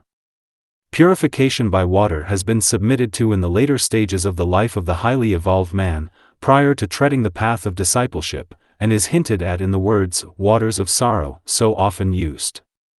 Now the fiery ordeal is undergone and the entire lower nature is passed through the fire. This is the first meaning and the one with which the aspirant, 209, is most concerned.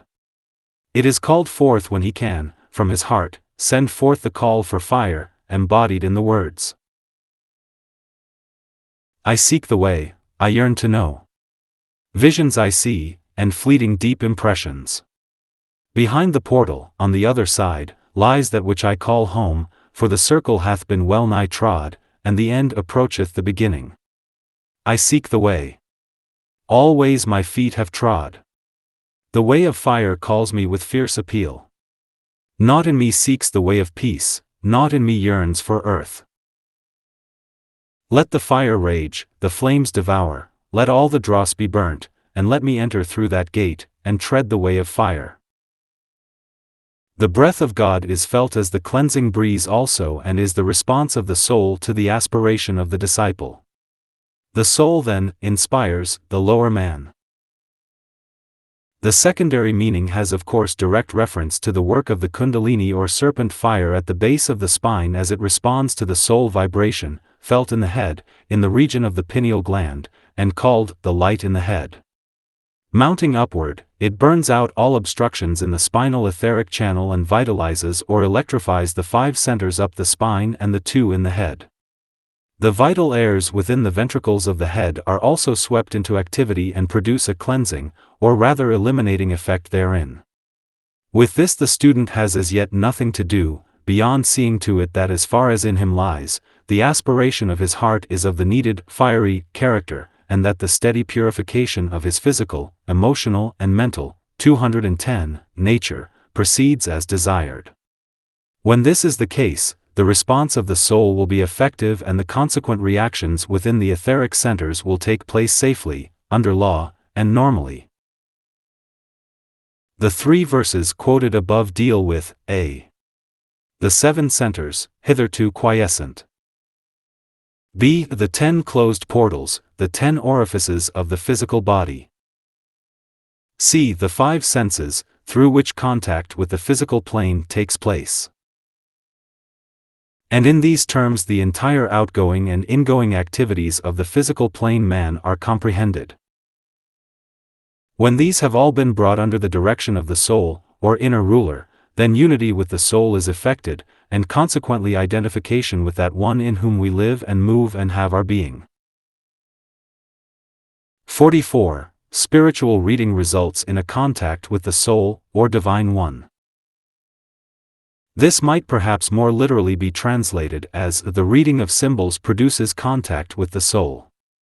A symbol is a form of some kind which veils or hides a thought, an idea or a truth, and it might be laid down therefore as a general axiom that every form of every kind is a symbol, or the objective veil of a thought.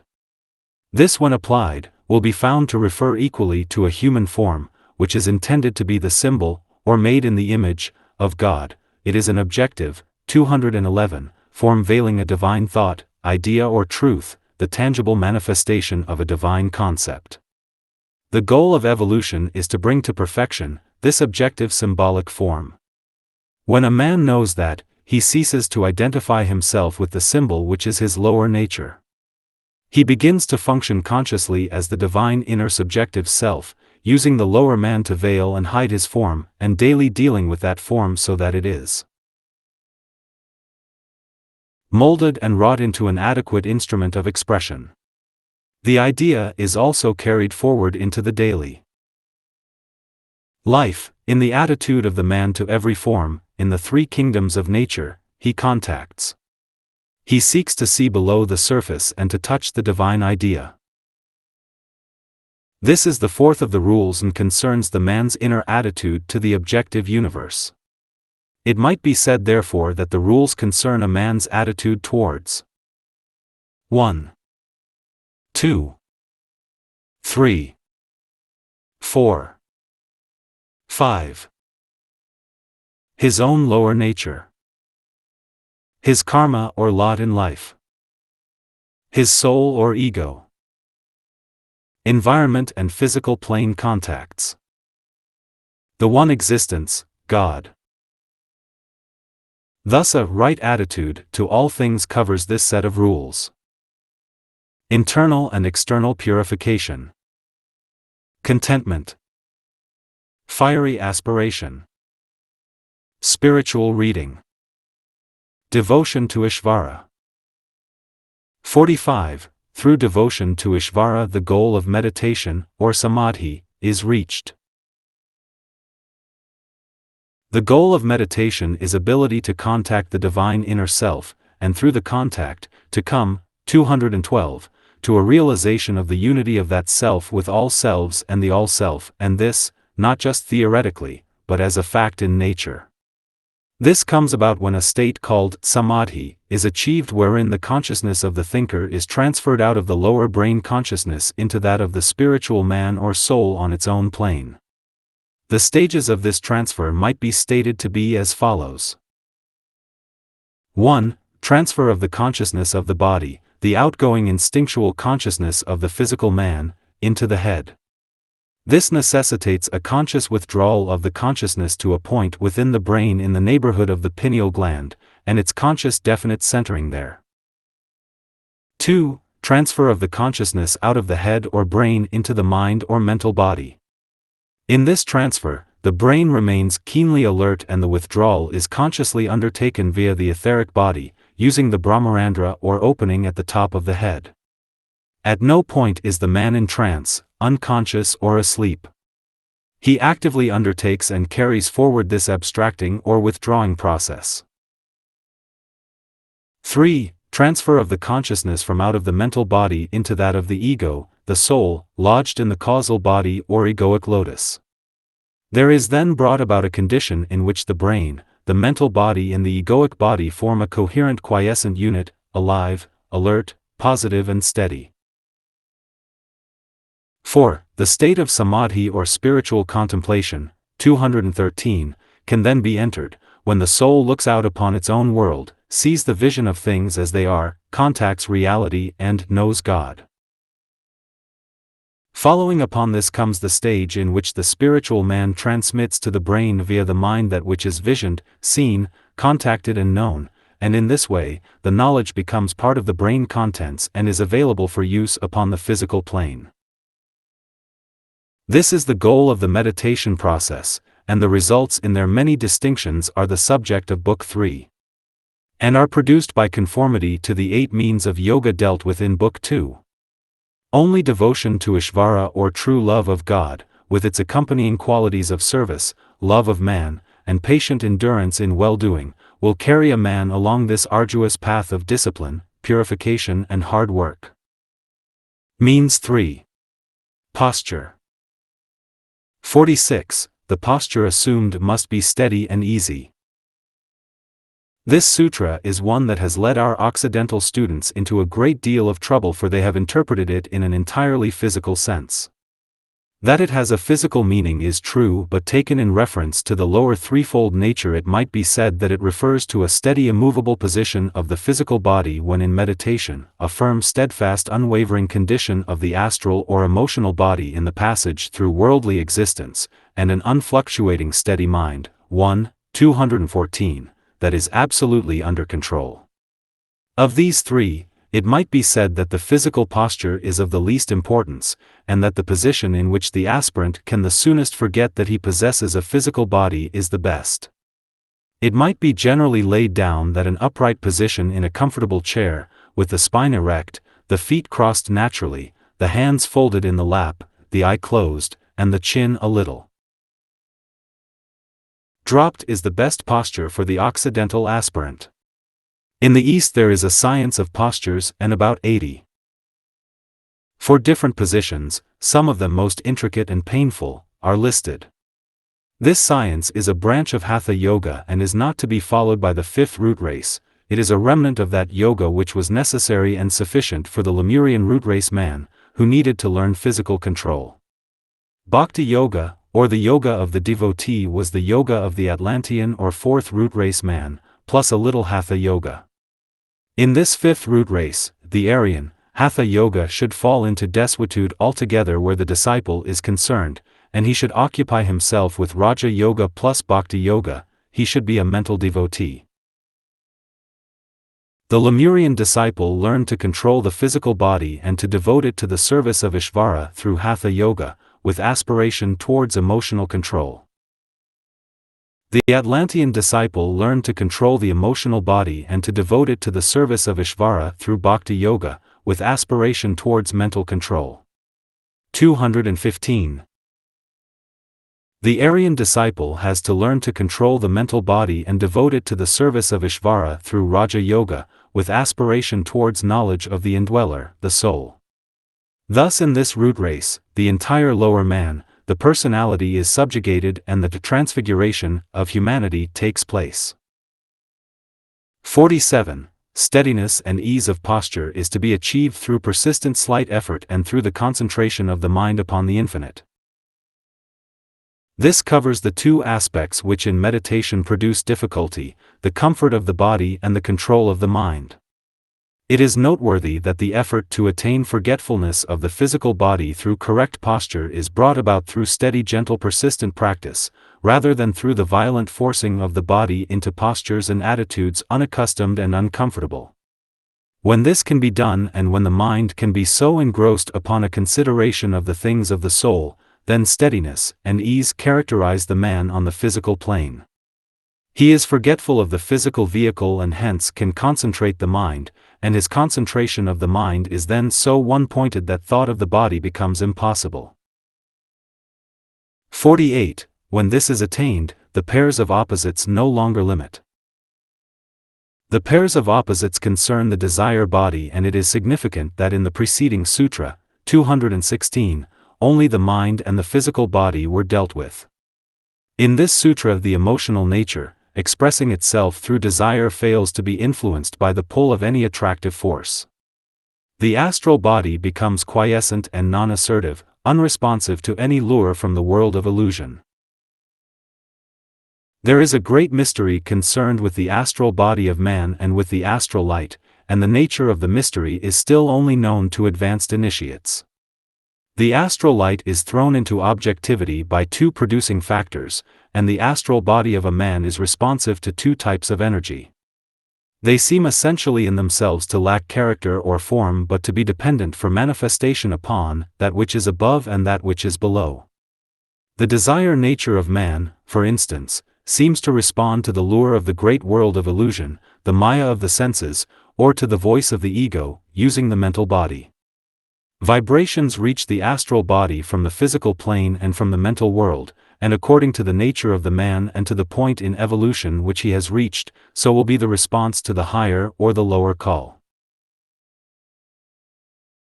The astral body is either attentive to the egoic impression or swayed by the million voices of earth.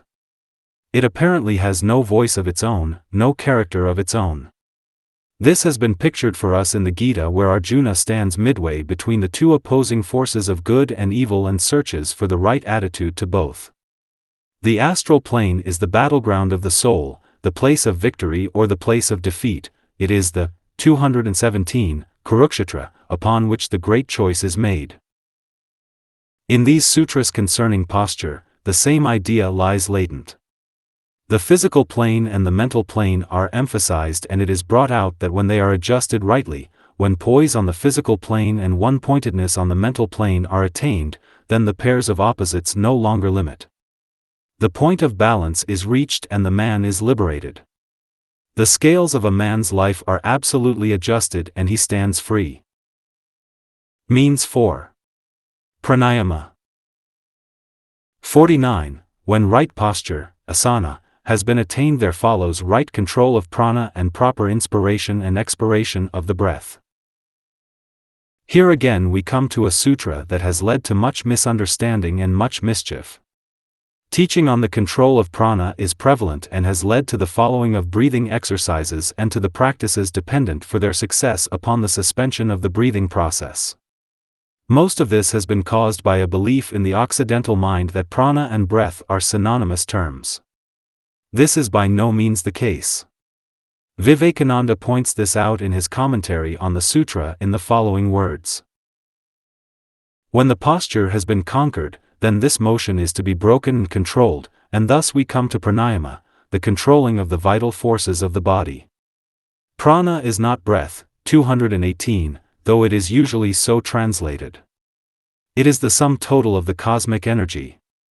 It is the energy that is in each body, and its most apparent manifestation is the motion of the lungs. This motion is caused by prana drawing in the breath, and is what we seek to control in pranayama. We begin by controlling the breath, as the easiest way of getting control of the prana. Prana is the sum total of the energy in the body, and this applies equally to the planetary and the solar body. It therefore concerns the inflow of energy into the etheric body and its outflow through the medium of the physical body. In the physical body, this is symbolized for us in the necessary inspiration and exhalation of the breath. By stressing the physical act of breathing, much of the true sense of this sutra has been lost. Certain things should be remembered as one studies pranayama. First, that one of the main purposes of the etheric body is that it acts as a stimulator and the energizer of the dense physical body. It is almost as if the dense physical body had no independent existence but simply acted as it was swayed and motivated by the etheric body. The etheric body is the force or vital body, and it permeates every part of the dense vehicle. It is the background, the true substance of the physical body. According to the nature of the force animating the etheric body, according to the activity of that force in the etheric body, according to the aliveness or the sluggishness of the most important parts of the etheric body, the centers up the 219 spine, so will be the corresponding activity of the physical body. Similarly and symbolically, according to the wholeness of the breathing apparatus, and according to the ability of that apparatus to oxygenate and render pure the blood, so will be the health or wholeness of the dense physical body. It should also be remembered that the key to the just response of the lower to the higher lies in rhythm, and in the ability of the physical body to respond or vibrate in rhythmic unison with the etheric body.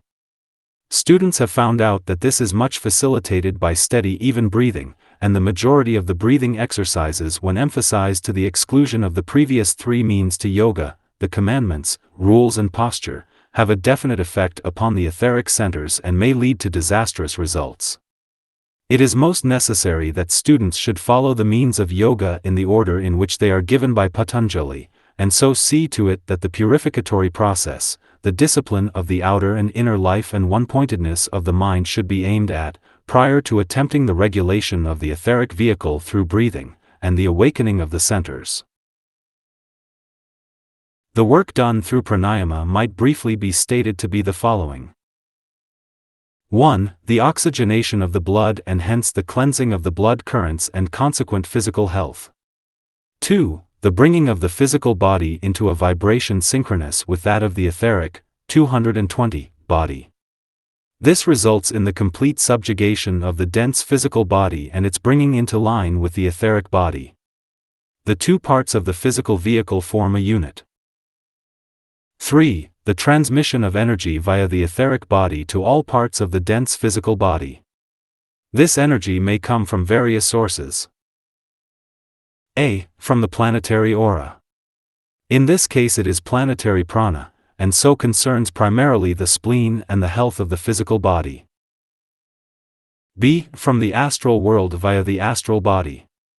This will be purely kamic or desire force and will affect primarily the centers below the diaphragm. C. From the universal mind or manasic force. This will be largely thought force and will go to the throat center. D. From the ego itself, stimulating primarily the head and heart centers. Most people receive force only from the physical and astral planes, but disciples receive force also from the mental and egoic levels.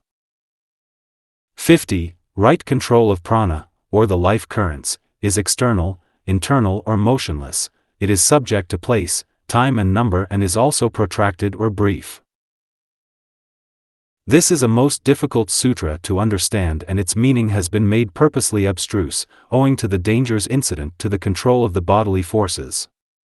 The ideas and teaching conveyed fall into three parts, I. The external, internal or motionless control, 221, of the life currents of the body, dense and etheric. This concerns 1. The breathing apparatus and the use of the breath. 2. The vital airs and their radiation. 3. The centers, and their awakening. 4. The Kundalini fire and its right progression up the spine. 2. The astrological significance and the relation of the man to his group, planetary or otherwise. This is dealt with in the words, place, time and number. 3. The process of illumination and the production of response in the physical man via the brain to the higher impressions. This ability to respond to the voice of the ego and to become quiescent and receptive must precede the last four means of yoga, which do not so immediately concern the dense physical plane or the etheric levels of consciousness. It will be obvious that much of the teaching conveyed in this sutra can only safely be given directly by the teacher to the pupil, after a proper study of the bodily conditions of that pupil.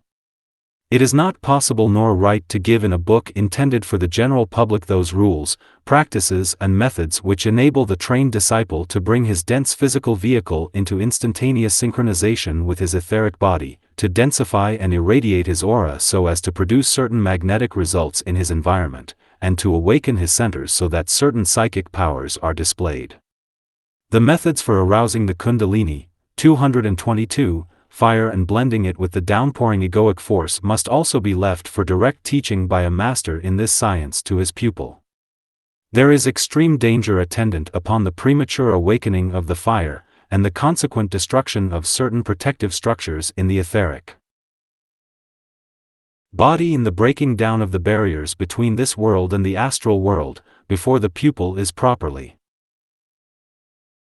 balanced between the pairs of opposites. There is a menace in the premature growth of the lower psychic powers before the higher nature is awakened, and the effect upon the brain can be seen as insanity in some form or other, mild or the reverse. A few explanatory words can, however, be given which will enable the true occult student to gain that information which, if correctly used, acts as a key to the possession of more. This is ever the occult method. Let us, therefore, deal briefly with our 3 points. The external control of the prana or life currents concerns those breathing exercises and rhythmic practices which bring the physical organs, allied with the etheric centers, into proper condition. These physical organs are themselves never specifically dealt with by the white magician or occultist.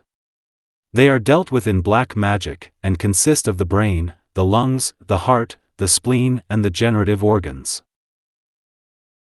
The black magician definitely utilizes these physical parts of the body to generate a type of force which is a mixture of etheric force and dense physical energy, to enable him to do certain, 223, forms of magical work and also to produce effects on the physical bodies of animals and men.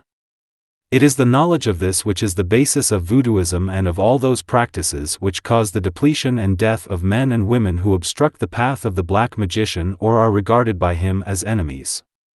With these the aspirant to the mysteries of the Brotherhood of the Great White Lodge has nothing to do. He brings about the merging of the two parts of the dense physical, and the synchronization of the rhythm of the two bodies and the consequent unity of the entire lower man through attention to the etheric breath and rhythm. This inevitably produces the external control of the life currents. The internal control of the life currents is brought about in 3 ways. 1. By an intellectual understanding of the nature of the etheric body and the laws of its life.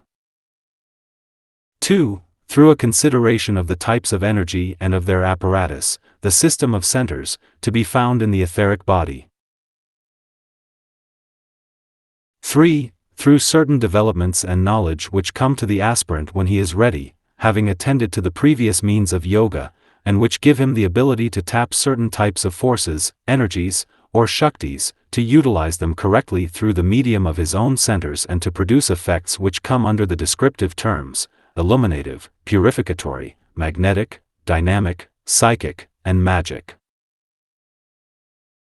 The motionless control of the life currents is the effect of the proper development of the other, 224, 2, external and internal control and must be present before the 5th means of yoga, withdrawal or abstraction becomes possible.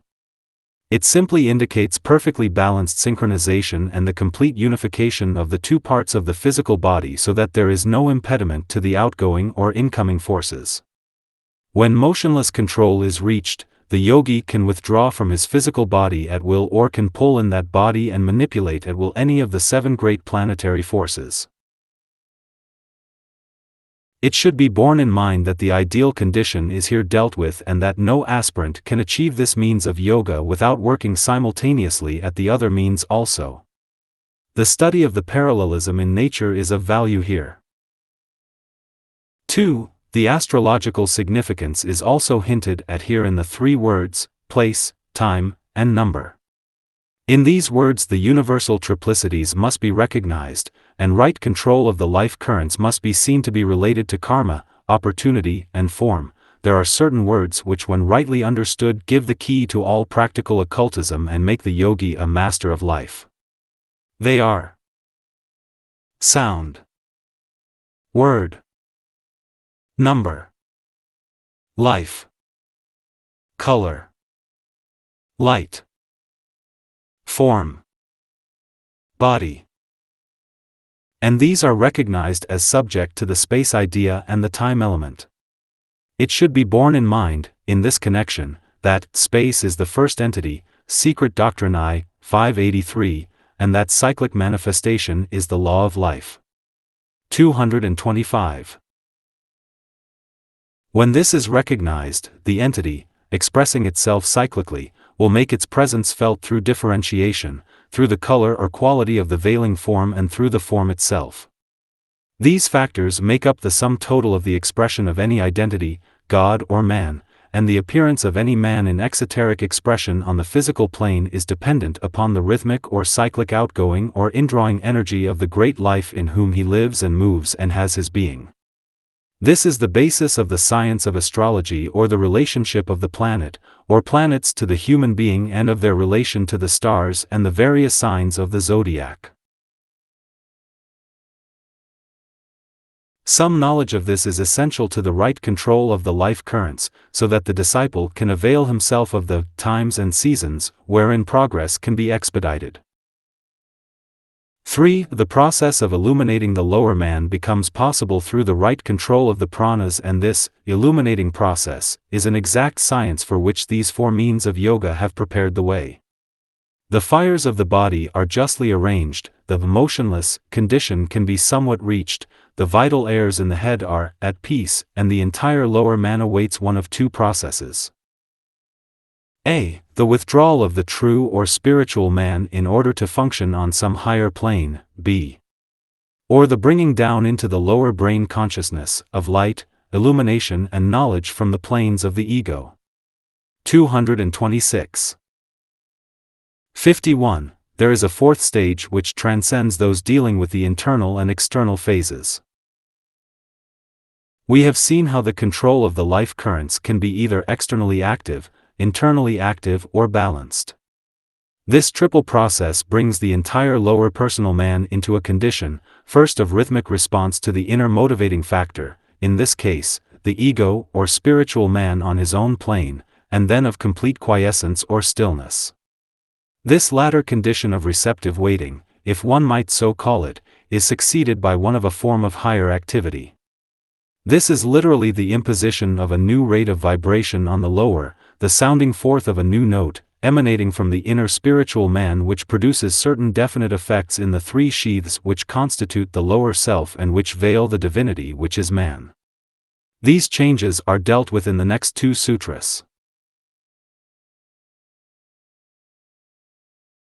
The work of the average aspirant is most frequently given to preparing the sheaths so that this fourth stage can become possible.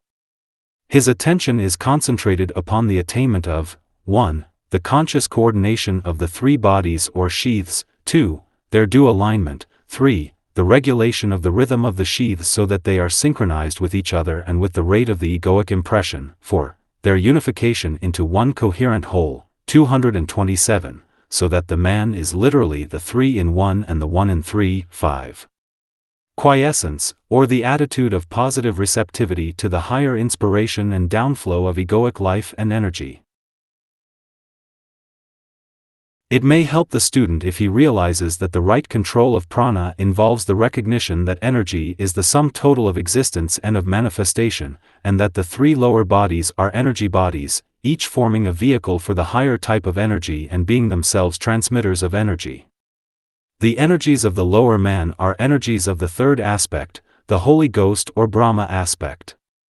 The energy of the spiritual man is that of the second aspect, the Christ force, or Buddhi. The object of evolution in the human family is to bring this Christ force, the principle of Buddhi, into full manifestation upon the physical plane, and this through the utilization of the lower triple sheath. This triple sheath is the Holy Grail, the cup which is the receiver and container of the life of God. When the lower man is brought into proper response through attention to the four means of yoga already considered, two results begin to manifest in him, and he is ready to use the remaining four means which will reorient him and bring him eventually to liberation. 52. Through this, that which obscures the light is gradually removed. The first result is the gradual wearing away, or attenuation of the material forms which hide, 228, the reality.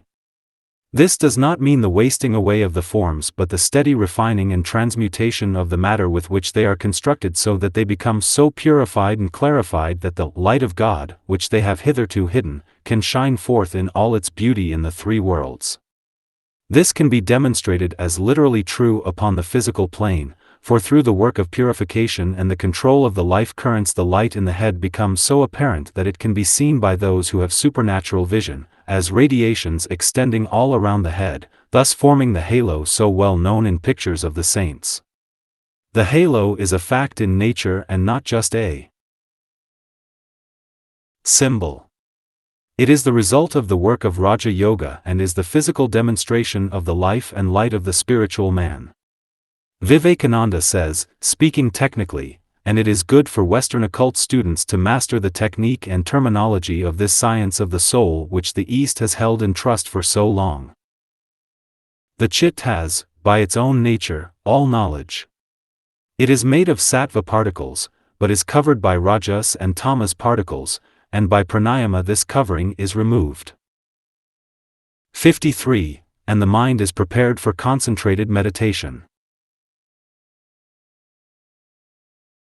Johnston's edition gives a beautiful rendering of this sutra in the words, "Thence comes the mind's power to hold itself in the light," the idea being that once the condition of quiescence, 229, has been reached and the fourth stage of supernormal impression has been made possible, the remaining means of yoga, abstraction, attention, meditation and contemplation can be properly undertaken.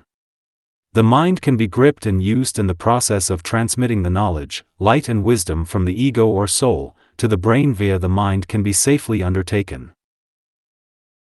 Means v. Abstraction. 54. Abstraction, or pratyahara, is the subjugation of the senses by the thinking principle and their withdrawal from that which has hitherto been their object.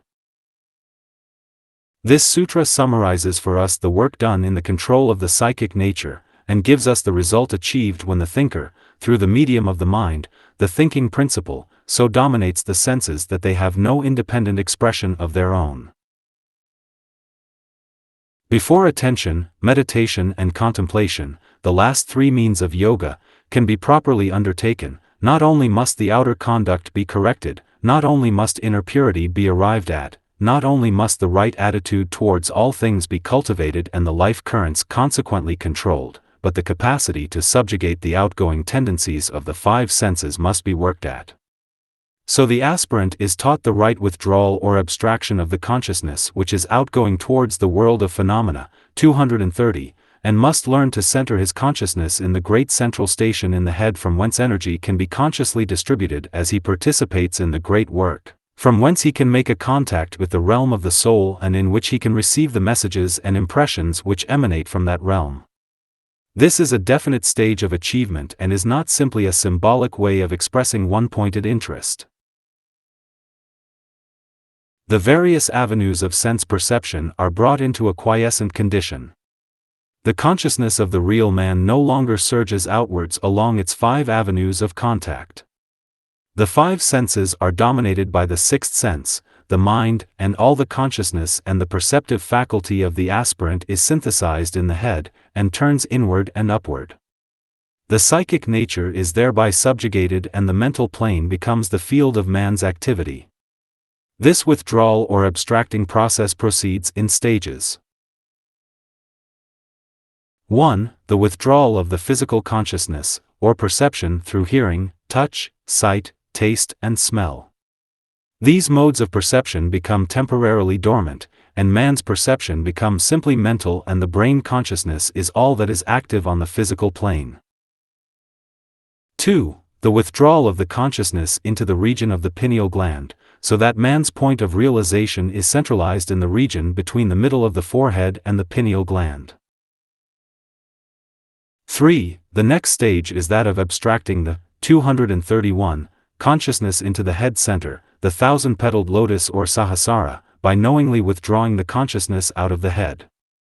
This can be done in full waking consciousness when certain rules are learned and certain work accomplished. These can obviously not be given in such a work as this. The majority of people have to master the first two stages and learn to control the avenues of perception, the five senses. 4. The abstracting of the consciousness into the astral body and thus freeing it from the physical plane. 5. A still further withdrawal into the mental body or the mind so that neither the physical nor the astral any longer limit or confine the man. When this can be done, true meditation and contemplation becomes possible. Dvivedi says in his commentary on this sutra, Abstraction consists in the senses becoming entirely assimilated to, or controlled by the mind. They must be drawn away from their objects and fixed upon the mind and assimilated to it, so that by preventing the transformation of the thinking principle, the sense also will follow it and be immediately controlled. Not only this, but they will be ever ready to contribute collectively toward the absorbing meditation of any given thing at any moment. The result, therefore, of correct abstraction or withdrawal is briefly, 1. The synthesis of the senses by the sixth sense, the mind. 232. 2. The alignment of the threefold lower man so that the three bodies function as a coordinated unit. 3. The freeing of the man from the limitations of the bodies. 4. The consequent ability of the soul or ego to impress and illuminate the brain through the medium of the mind. 55. As a result of these means there follows the complete subjugation of the sense organs. In Book I a general indication was given of the objective of Raja Yoga and of the hindrances to its practice coupled with an indication of the benefits. In Book II, which we have just completed, the hindrances are specifically dealt with, the method of correcting them is indicated, and then the means of yoga are taken up, 5 out of the 8 being considered and explained. These 5 means, when duly followed, bring a man to the point where his lower psychic nature is being controlled, the senses are being mastered, and he can begin to undertake the subjugation of the sixth sense, the mind. The methods whereby the mind is controlled and the aspirant becomes complete master of the entire lower man are taken up in the next book. The remaining 3 means of yoga are explained, and then the results of yoga are given in detail. Students will find it useful to note the graded and accurate method outlined in this marvelous treatise. It is valuable to note its brevity and yet its 233 concise and complete nature. It is the textbook of an exact science, and within its few short pages are gathered all the rules, necessary in the Aryan root race, for the complete control of the mind, which should be the contribution of that race to the evolutionary process. Book 3. Union Achieved and ITS Results. Topic: The Powers of the Soul. 237, 1. Concentration is the fixing of the chit, mind stuff, upon a particular object. This is dharana. 2. Sustained concentration, dharana, is meditation, dhyana. 3. When the chit becomes absorbed in that which is the reality, or idea embodied in the form, and is unaware of separateness or the personal self, this is contemplation or samadhi.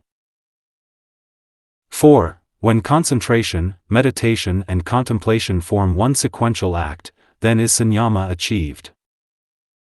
5. As a result of sannyama comes the shining forth of the light. 6. This illumination is gradual, it is developed stage by stage. 7. These last 3 means of yoga have a more intimate subjective effect than the previous means. 8. Even these 3, however, are external to the true seedless meditation, or samadhi, which is not based on an object. It is free from the effects of the discriminative nature of the chit, or mind stuff. 9. The sequence of mental states is as follows: the mind reacts to that which is seen, then follows the moment of mind control. Then ensues a moment wherein the chit, mind stuff, responds to both these factors. Finally these pass away, and the perceiving consciousness has full sway. 10. Through the cultivation of this habit of mind there will eventuate a steadiness of spiritual perception. 238. 11. The establishing of this habit, and the restraining of the mind from its thought-form-making tendency, results eventually in the constant power to contemplate. 12. When mind control and the controlling factor are equally balanced, then comes the condition of one-pointedness. 13. Through this process the aspects of every object are known, their characteristics, or form, their symbolic nature, and their specific use in time conditions, stage of development, are known and realized. 14. The characteristics of every object are acquired, manifesting or latent. 15. The stage of development is responsible for the various modifications of the versatile psychic nature and of the thinking principle. 16. Through concentrated meditation upon the triple nature of every form, comes the revelation of that which has been and of that which will be. 17. The sound, or word, that which it denotes, the object, and the embodied spiritual essence, or idea, are usually confused in the mind of the perceiver. By concentrated meditation on these three aspects comes an intuitive comprehension of the sound uttered by all forms of life. 18. Knowledge of previous incarnations becomes available when the power to see thought images is acquired. 19. Through concentrated meditation, the thought images in the minds of other people become apparent. 20. As, however, the object of those thoughts is not apparent to the perceiver, he sees only the thought and not the object. His meditation excludes the tangible. 21. By concentrated meditation upon the distinction between form and body, those properties of the body which make it visible to the human eye are negated, or withdrawn, and the yogi can render himself invisible. 22. Karma, or effects, are of two kinds, immediate karma or future karma. By perfectly concentrated, 239, meditation on these, the yogi knows the term of his experience in the three worlds. This knowledge comes also from signs. 23. Union with others is to be gained through one-pointed meditation upon the three states of feeling, compassion, tenderness, and dispassion. 24. Meditation, one-pointedly centered upon the power of the elephant, will awaken that force or light. 25. Perfectly concentrated meditation upon the awakened light will produce the consciousness of that which is subtle, hidden or remote. 26. Through meditation, one-pointedly fixed upon the sun, will come a consciousness, or knowledge, of the seven worlds. 27. A knowledge of all lunar forms arises through one-pointed meditation upon the moon. 28. Concentration upon the pole star will give knowledge of the orbits of the planets and the stars. 29. By concentrated attention upon the center called the solar plexus, comes perfected knowledge as to the condition of the body. 30. By fixing the attention upon the throat center, the cessation of hunger and thirst will ensue. 31. By fixing the attention upon the tube or nerve below the throat center, equilibrium is achieved. 32. Those who have attained self-mastery can be seen and contacted through focusing the light in the head. This power is developed in one-pointed meditation. 33. All things can be known in the vivid light of the intuition. 34. Understanding of the mind consciousness comes from one-pointed meditation upon the heart center. 35. Experience of the pairs of opposites comes from the inability of the soul to distinguish between the personal self and the purusa, or spirit. The objective forms exist for the use and experience of the spiritual man. By meditation upon this, arises the intuitive perception of the spiritual nature, the purusa. 240. 36. As the result of this experience and meditation, the higher hearing, touch, sight, taste and smell are developed, producing intuitional knowledge. 37. These powers are obstacles to the highest spiritual realization, but serve as magical powers in the objective worlds. 38. By liberation from the causes of bondage through their weakening and by an understanding of the mode of transference, withdrawal or entrance, the mind stuff, or chit, can enter another body. 39. By subjugation of the upward life, the udana, there is liberation from water, the thorny path, and mire, and the power of ascension is gained. 40. Through subjugation of the samama, the spark becomes the flame. 41. By the means of one-pointed meditation upon the relationship between the akasha and sound, an organ for spiritual hearing will be developed. 42. by one-pointed meditation upon the relationship existing between the body and the akasha, ascension out of matter, the three worlds, and power to travel in space is gained. 43. When that which veils the light is done away with, then comes the state of being called discarnate, or disembodied, freed from the modification of the thinking principle. This is the state of illumination. 44. One-pointed meditation upon the five forms which every element takes, produces mastery over every element. These five forms are the gross nature, the elemental form, the quality, the pervasiveness, and the basic purpose. 45. Through this mastery, minuteness, and the other cities, or powers, are attained, likewise bodily perfection and freedom from all hindrances. 46. Symmetry of form, beauty of color, strength, and the compactness of the diamond, constitute bodily perfection. 47. Mastery over the senses is brought about through concentrated meditation upon their nature, peculiar attributes, egoism, pervasiveness, and useful purpose. 241. 48. As a result of this perfection, there comes rapidity of action like that of mind, perception independent of the organs, and mastery over root substance.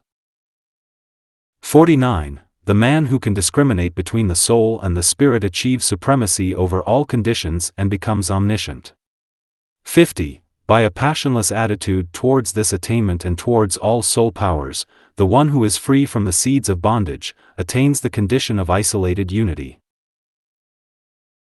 51. There should be entire rejection of all allurements from all forms of being, even the celestial, for the recurrence of evil contacts remains possible. 52. Intuitive knowledge is developed through the use of the discriminative faculty when there is one-pointed concentration upon moments and their continuous succession. 53. From this intuitive knowledge is born the capacity to distinguish between all beings, and to cognize their genus, qualities, and position in space. 54. This intuitive knowledge, which is the great deliverer, is omnipresent and omniscient and includes the past, the present, and the future in the eternal now.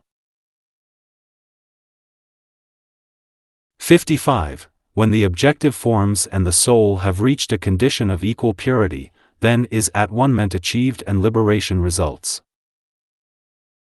Meditation, and its stages. 243. 1.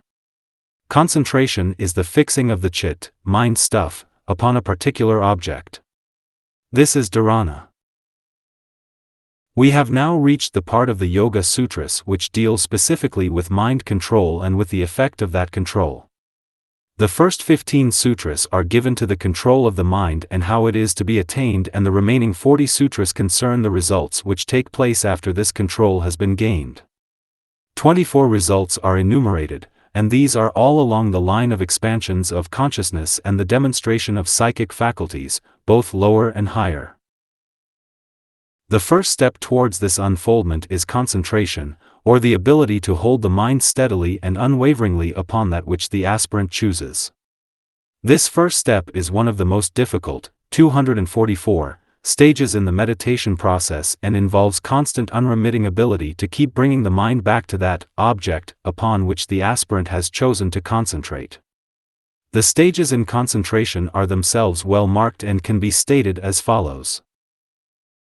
1. The choice of some object upon which to concentrate. 2. The withdrawing of the mind consciousness from the periphery of the body, so that the avenues of outer perception and contact, the five senses, are stilled, and the consciousness is no longer outgoing. 3. The centering of the consciousness and its steadying within the head at a point midway between the eyebrows.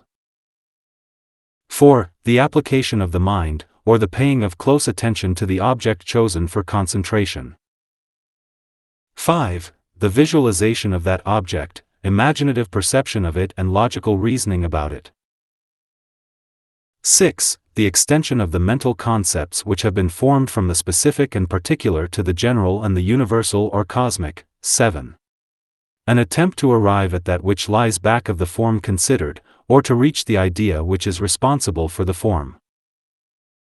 This process gradually steps up the consciousness and enables the aspirant to arrive at the life side of manifestation instead of the form side. He begins, however, with the form or object. Objects upon which to concentrate are of four kinds, 245. 1. External objects, such as images of the deity, pictures, or forms in nature. 2. Internal objects, such as the centers in the etheric body. 3. Qualities, such as the various virtues, with the intent to awaken desire for these virtues and thus to build them into the content of the personal life. 4. Mental concepts, or those ideas which embody the ideals lying back of all animated forms. These may take the form of symbols or of words. In one of the Puranas, the idea embodied in concentration is expressed most beautifully. The aspirant is told, after he has made use of the first 5 means of yoga, dealt with in Book 2, that he should make a localization of the mind stuff upon some auspicious support, and this localization is illustrated by a description of the fixing of the attention upon a form of God. The incarnated form of the Exalted One leaves one without desire for any other support. This should be understood to be fixed attention, when the mind stuff is fixed upon this form. And what is this incarnate form of Hari on which one should ponder? Let that be heard by thee, O ruler of men. Fixed attention is not possible without something on which to fix it. Vishnu Purana 6. 7, 75-85. Then follows a description of the incarnated form of the Exalted One, concluding with these words. Upon him let the yogin ponder, and lost in him, concentrate his own mind until, O king, the fixed attention becomes firmly fixed upon him only. While, 246, performing this or while doing, as he wills, some other action wherein his mind does not wander, he should then deem this fixed attention to be perfected. Naradiya Purana LXVI. 54-62. It is the realization of the necessity for objects in concentration that originated the demand for images, sacred sculptures and pictures. All these objects entail the use of the lower concrete mind, and this is the necessary preliminary stage. Their use brings the mind into a controlled condition so that the aspirant can make it do just what he chooses. The 4 types of objects mentioned above carry the aspirant gradually inwards and enable him to transfer his consciousness from the physical plane into the etheric realm, from thence into the world of desire or of the emotions, and so into the world of mental ideas and concepts. This process, which is carried on within the brain, brings the entire lower man into a state of one-pointed coherent attention, all parts of his nature being directed to the attainment of fixed attention or a concentration of all the mental faculties. The mind then is no longer scattering, unsteady and outgoing, but is fully fixed in. Attention. Vivekananda translates dharana as holding the mind to one thought for 12 seconds. This clear, one-pointed, still perception of an object, without any other object or thought entering into one's consciousness is most difficult of achievement, and when it can be done for the space of 12 seconds, true concentration is being achieved. 247. 2. Sustained concentration, dharana, is meditation, dhyana. Meditation is but the extension of concentration and grows out of the facility a man achieves in fixing the mind, at will on any particular object. It falls under the same rules and conditions as concentration, and the only distinction between the two is in the time element. Having achieved the capacity to focus the mind steadily upon an object, the next step is developing the power to hold the mind stuff or chit unwaveringly occupied with that object or thought for a prolonged period. The Purana quoted above continues. An uninterrupted succession of presented ideas single in intent upon his form, without desire for anything else, that, O king, is contemplation. It is brought about by the first 6 aids of yoga. The word contemplation here is synonymous with meditation. This meditation is still with seed or with an object. Dvivedi says in his comment on this sutra, dhyana is the entire fixing of the mind on the object thought of, to the extent of making it one with it. In fact, the mind should, at the time, be conscious only of itself and the object. The man's attitude becomes pure fixed attention, his physical body, his emotions, surroundings, and all sounds and sights are lost sight of, and the brain is conscious only of the object which is the topic or seed of meditation, and the thoughts which the mind is formulating in connection with that object. 248. 3. When the chit becomes absorbed in that which is the reality, or idea embodied in the form, and is unaware of separateness or of the personal self, this is contemplation or samadhi. The simplest way in which to comprehend this sutra is to realize that every form or object is a manifested life of some kind or another. In the early stages of the meditation process, the student becomes aware of the nature of the form and of his relation to it. The two states in which he is conscious of himself and of the object of his meditation are entirely mental conditions, they exist within his mind. This condition is followed by one in which his realization travels inward onto the subjective plane and he becomes aware of the nature of the life which is expressing itself through the form. Quality and subjective relationships engross his attention and the form aspect is lost sight of, but still the sense of separateness or of duality persists. He is still aware of himself and of that which is the not-self. Similarity of quality and response to analogous vibration are his, however. In the two stages of dharana and dhyana, of concentration and of meditation, the mind is the important factor and is the producer in the brain. A great Hindu teacher, Kesadvaja, expresses this idea in the following words. The soul has the means. Thinking is the means. It is inanimate. When thinking has completed its task of release, it has done what it had to do and ceases. From the Vishnu Purana. 6, 7 hours 90 minutes. 249. The truth of this makes any description or explanation of the high state of samadhi or contemplation exceedingly difficult, for words and phrases are but the effort of the mind to submit to the brain of the personal self that which will enable it to appreciate and comprehend the process. In contemplation, the yogi loses sight of 1. His brain consciousness or the physical plane apprehensions as to time and space. 2. His emotional reactions to the subject of his meditation process. 3. His mental activities, so that all the modifications of the thinking process, all the emotional reactions of the desire mind, kamamanas, vehicle are subdued and the yogi is unaware of them. He is, however, intensely alive and alert, positive and awake, for the brain and the mind are held by him in a steady grip, and are used by him without any interference on their part. This literally means that the independent life of these forms through which the real self is functioning is still, quieted and subdued, and the real or spiritual man, awake on his own plane, is able to function with full use of the brain, sheaths and mind of the lower self, his vehicle or instrument.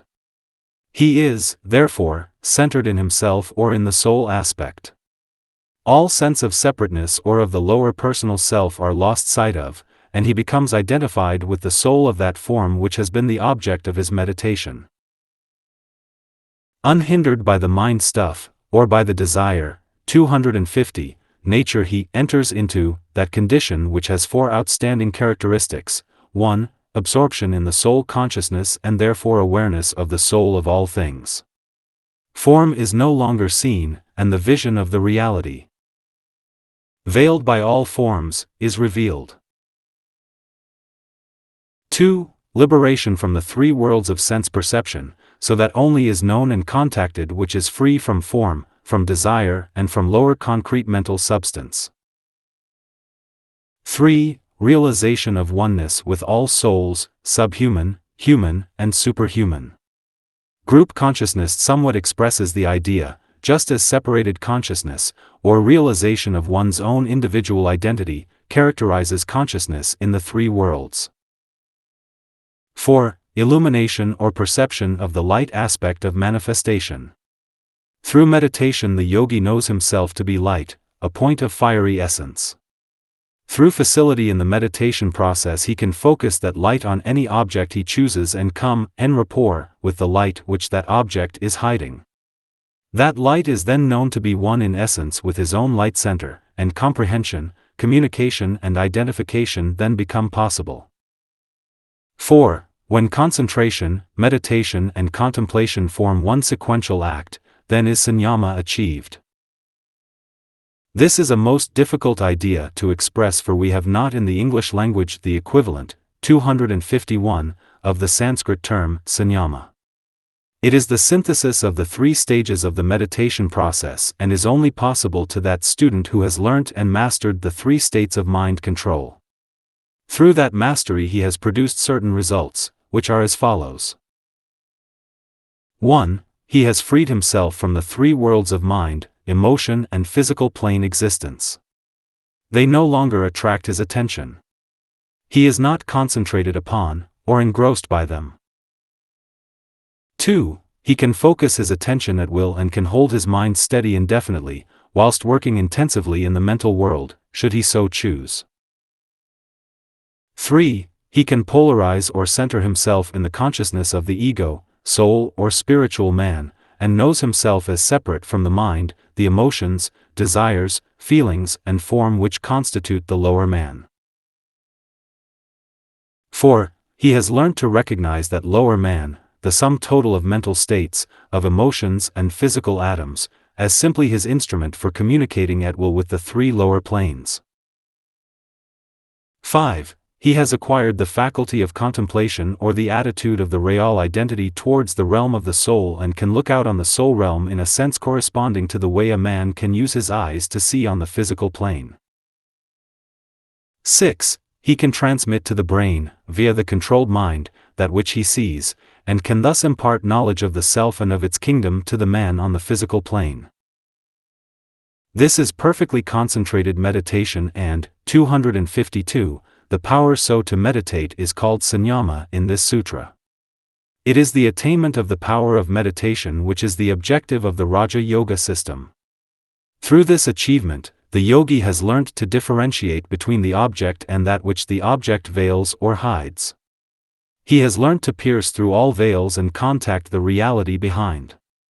He has achieved a working knowledge of duality. There is yet a higher consciousness than this, that realization which is covered by the term unity, but as yet it is not his. This is, however, a very high stage and produces in the physical man astounding effects and introduces him to various forms of phenomena. 5. As a result of sannyama comes the shining forth of the light.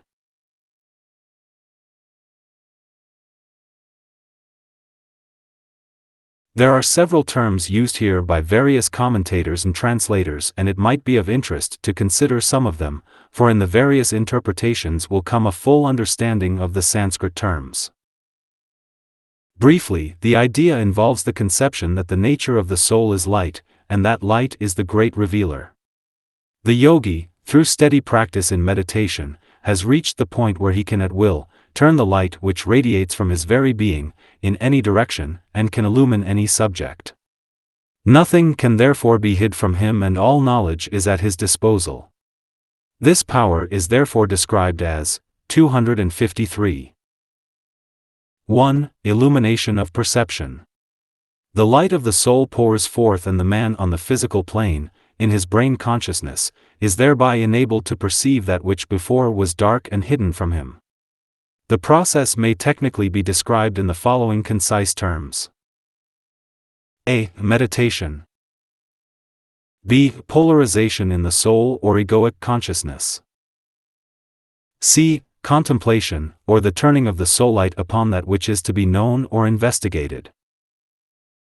D. The subsequent pouring down of the knowledge ascertained, in a stream of illumination, into the brain, via the sutratma, the thread soul, silver cord, or magnetic link. This thread passes through the mind and illumines it. The thoughts engendered in the automatic response of the chit, or mind stuff, to the knowledge conveyed, are then impressed upon the brain, and the man, in his physical consciousness, becomes cognizant of what the soul knows. He becomes illumined. As this process becomes more frequent and steady, a change takes place in the physical man. He becomes more and more synchronized with the soul. The time element in transmission recedes into the background, and the illumination of the field of knowledge by the light of the soul and the illumining of the physical brain becomes an instantaneous happening. The light in the head increases in a corresponding degree, and the third eye develops and functions. On the astral and mental plane a corresponding, 254, eye develops, and thus the ego or soul can illumine all the three planes in the three worlds as well as the soul realm. 2. Lucidity of consciousness. A man becomes lucid and clear-sighted.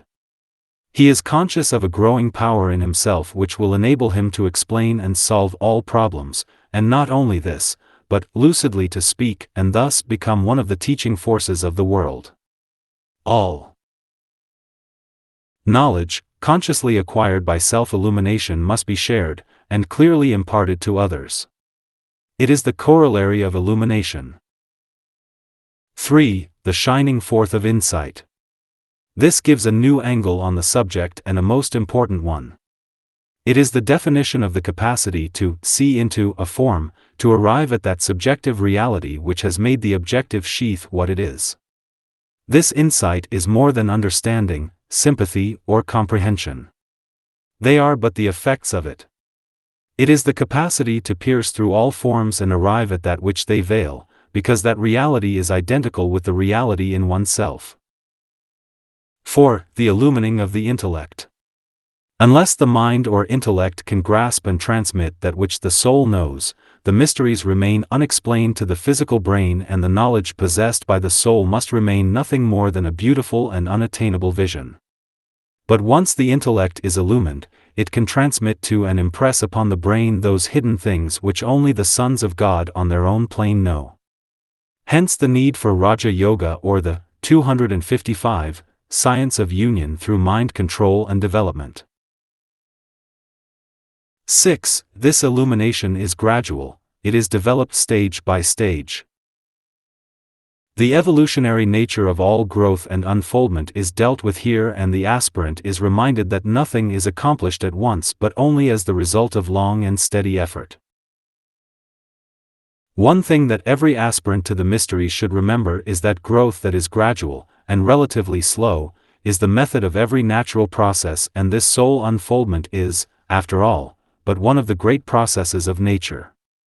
All that the aspirant has to do is to provide the right conditions. The growth then will take care of itself normally. Steady perseverance, patient endurance, the achievement of a little every day, are of more value to the aspirant than the violent rushing forward and the enthusiastic endeavor of the emotional and temperamental person. The undue forcing of one's development carries with it certain most definite and specific dangers. These are avoided when the student realizes that the path is long and that an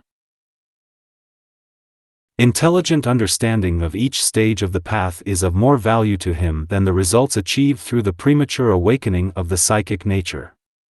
The injunction to grow as the flower grows carries with it a tremendous occult truth. There is an injunction in ECC 7:16, which carries this thought: be not righteous overmuch, why shouldest thou die? 256. 7. These last three means of yoga have a more intimate subjective effect than the previous means. The first 5 means of yoga have for their primary objective the preparation of the would-be yogi. Through keeping the commandments and the rules, through the achievements of poise and rhythmic control of the energies of the body, and through the power to withdraw his consciousness and center it in the head, the aspirant is enabled to take full advantage of, and safely to cultivate the powers of concentration, meditation and contemplation. Having contacted the subjective in himself and become aware of that which is interior, he can begin to work with the interior, internal and intimate means. The entire 8 means of yoga themselves only prepare a man for that state of spiritual consciousness which transcends thought, which is apart from any of the seeds of thought, which is formless, and which can only be described, and then inadequately, by such terms as unification, realization, identification, nirvanic consciousness, etc. It is useless for the neophyte to attempt to comprehend until he has developed the internal instrument for comprehension. It is fruitless for the man of the world to question and seek to be shown unless at the same time he is willing, as in the acquirement of any science, to learn the ABC and graduate in the technique. 257. Johnston in his commentary says, the means of growth previously described were concerned with the extrication of the spiritual man from psychic bondages and veils. While this threefold power is to be exercised by the spiritual man thus extricated and standing on his feet, viewing life with his open eyes. 8. Even these three, however, are external to the true seedless meditation, or samadhi, which is not based on an object. It is free from the effects of the discriminative nature of the chit, or mind stuff. In all the previous stages the thinker has been aware of both himself, the knower, and of the field of knowledge. In the earliest stages he was aware of triplicity, for the instrument of knowledge was likewise recognized, later to be transcended and forgotten. Now comes the final stage, the object of all yoga practices, where unity is known and even duality is seen to be a limitation. Naught remains but awareness of the self, of that omniscient, omnipotent knower who is one with the all, and whose very nature is awareness and energy. As has been well said, there are therefore these two types of perception, that of living things and that of the life, that of the soul's works and that of the soul itself. The expounder of yoga is now desirous of describing the results of meditation, some along the line of the higher psychism and some along the line of the lower. The next 7 sutras, therefore, 258, deal with the nature of the object seen and the control of the mind as the real man seeks to focus the illuminating ray of his mind upon them.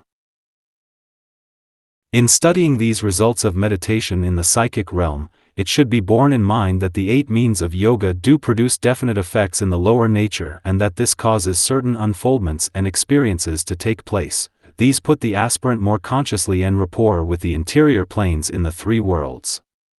This is a safe and necessary process provided it is the outcome of the awakening of the man on his own plane, and the turning of the eye of the soul, via the mind and the third eye, upon these planes.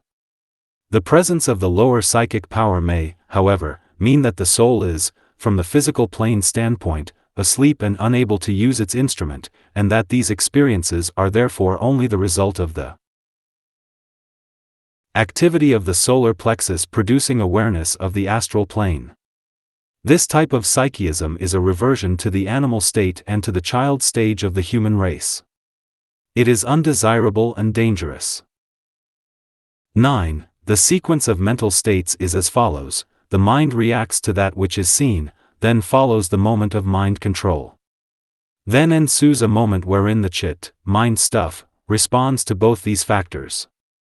Finally these pass away, and the perceiving consciousness has full sway. If the student will look at any of the translations of the sutras he will find that this one is, 259, variously translated, and most of the translations are exceedingly ambiguous. This can be illustrated by giving the translation of Tatya. Out of the 2 trains of self-reproductive thought resulting from the Vayuthana and the Nirodha, respectively, when the former is subdued and the latter is manifested, and, at the moment of manifestation the internal organ, chit, is concerned in both of the trains, then such modifications of the internal organ is the modification in the shape of Nirodha. The others are still more vague, with the exception of Johnston's translation. He gives us the following which throws much light upon the thought involved. Out of the ascending degrees is the development of control. First there is the overcoming of the mind impress of excitation. Then comes the manifestation of the mind impress of control. Then the perceiving consciousness follows after the moment of control. This is the development of control. Perhaps the simplest way to understand this thought is to realize that the man in his physical brain is aware of three factors as he attempts to meditate. 1. He is aware of the object of his meditation. This excites or impresses his mind, and throws into activity the modifications of the thinking principle, or stimulates the tendency of the mind to create thought forms, and throws the chit or mind stuff into shapes corresponding to the object seen. 260. 2. He then becomes aware of the necessity to subdue this tendency and so brings in the action of the will and steadies and controls the mind stuff so that it ceases to modify itself and take on shape. By dint of steady persevering endeavor, the sequential nature of these two states of consciousness are gradually offset, and in time they become simultaneous. Recognition of an object and the immediate control of the responsive chit occur like a flash of lightning. This is the state technically called nirodha. It must be remembered that, as Vivekananda says, if there is a modification which impels the mind to rush out through the senses and the yogi tries to control it, that very control itself will be a modification. The impress of the will upon the mind will naturally lead to the mind assuming the shape that controls it, and it will be thrown into a modification, dependent largely upon the point in evolution the aspirant has reached, the trend of his daily thought, and the extent of his egoic contact. This is not the true and highest form of contemplation. It is but one of the earlier stages, but it is much higher than concentration and meditation with seed as usually understood, for it is inevitably succeeded by the third stage, which is one of great interest.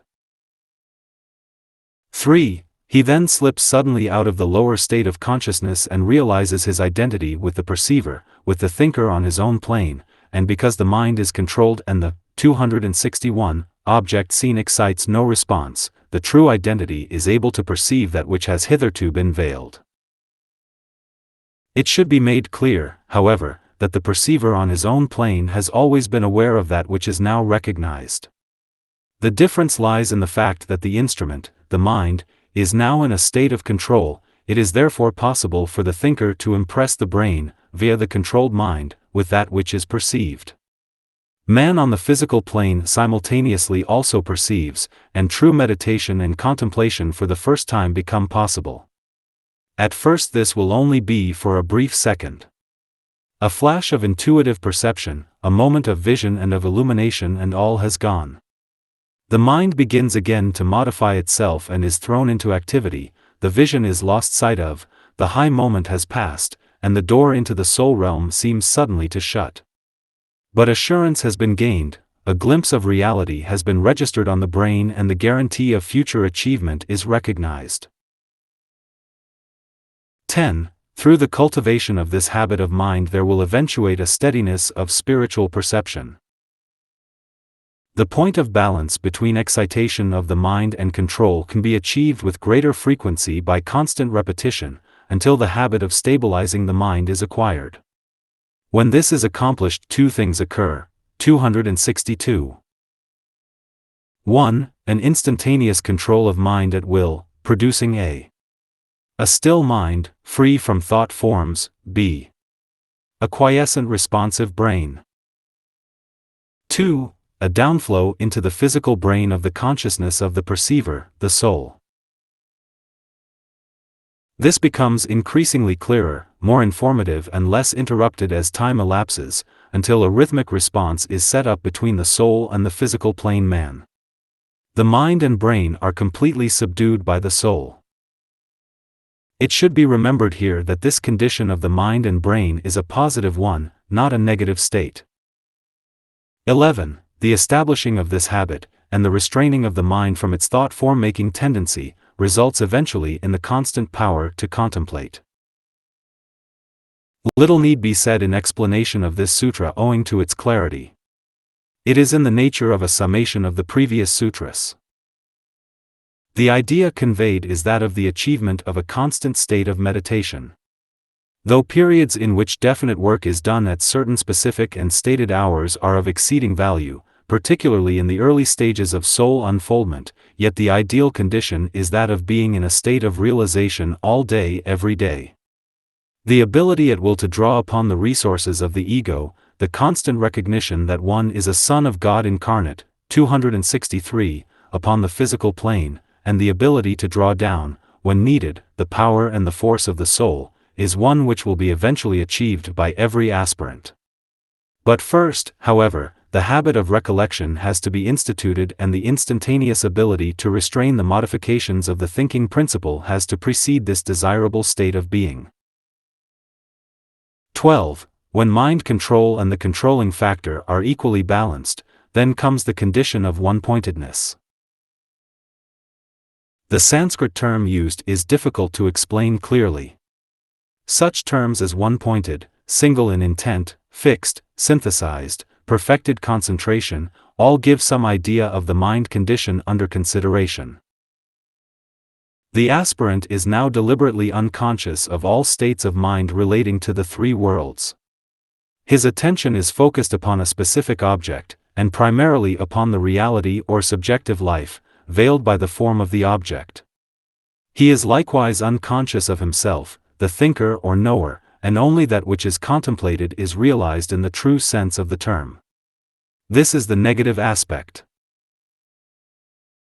It should be remembered, however, that this is a very active mental state, for the perceiving consciousness is aware of the object in a most comprehensive manner.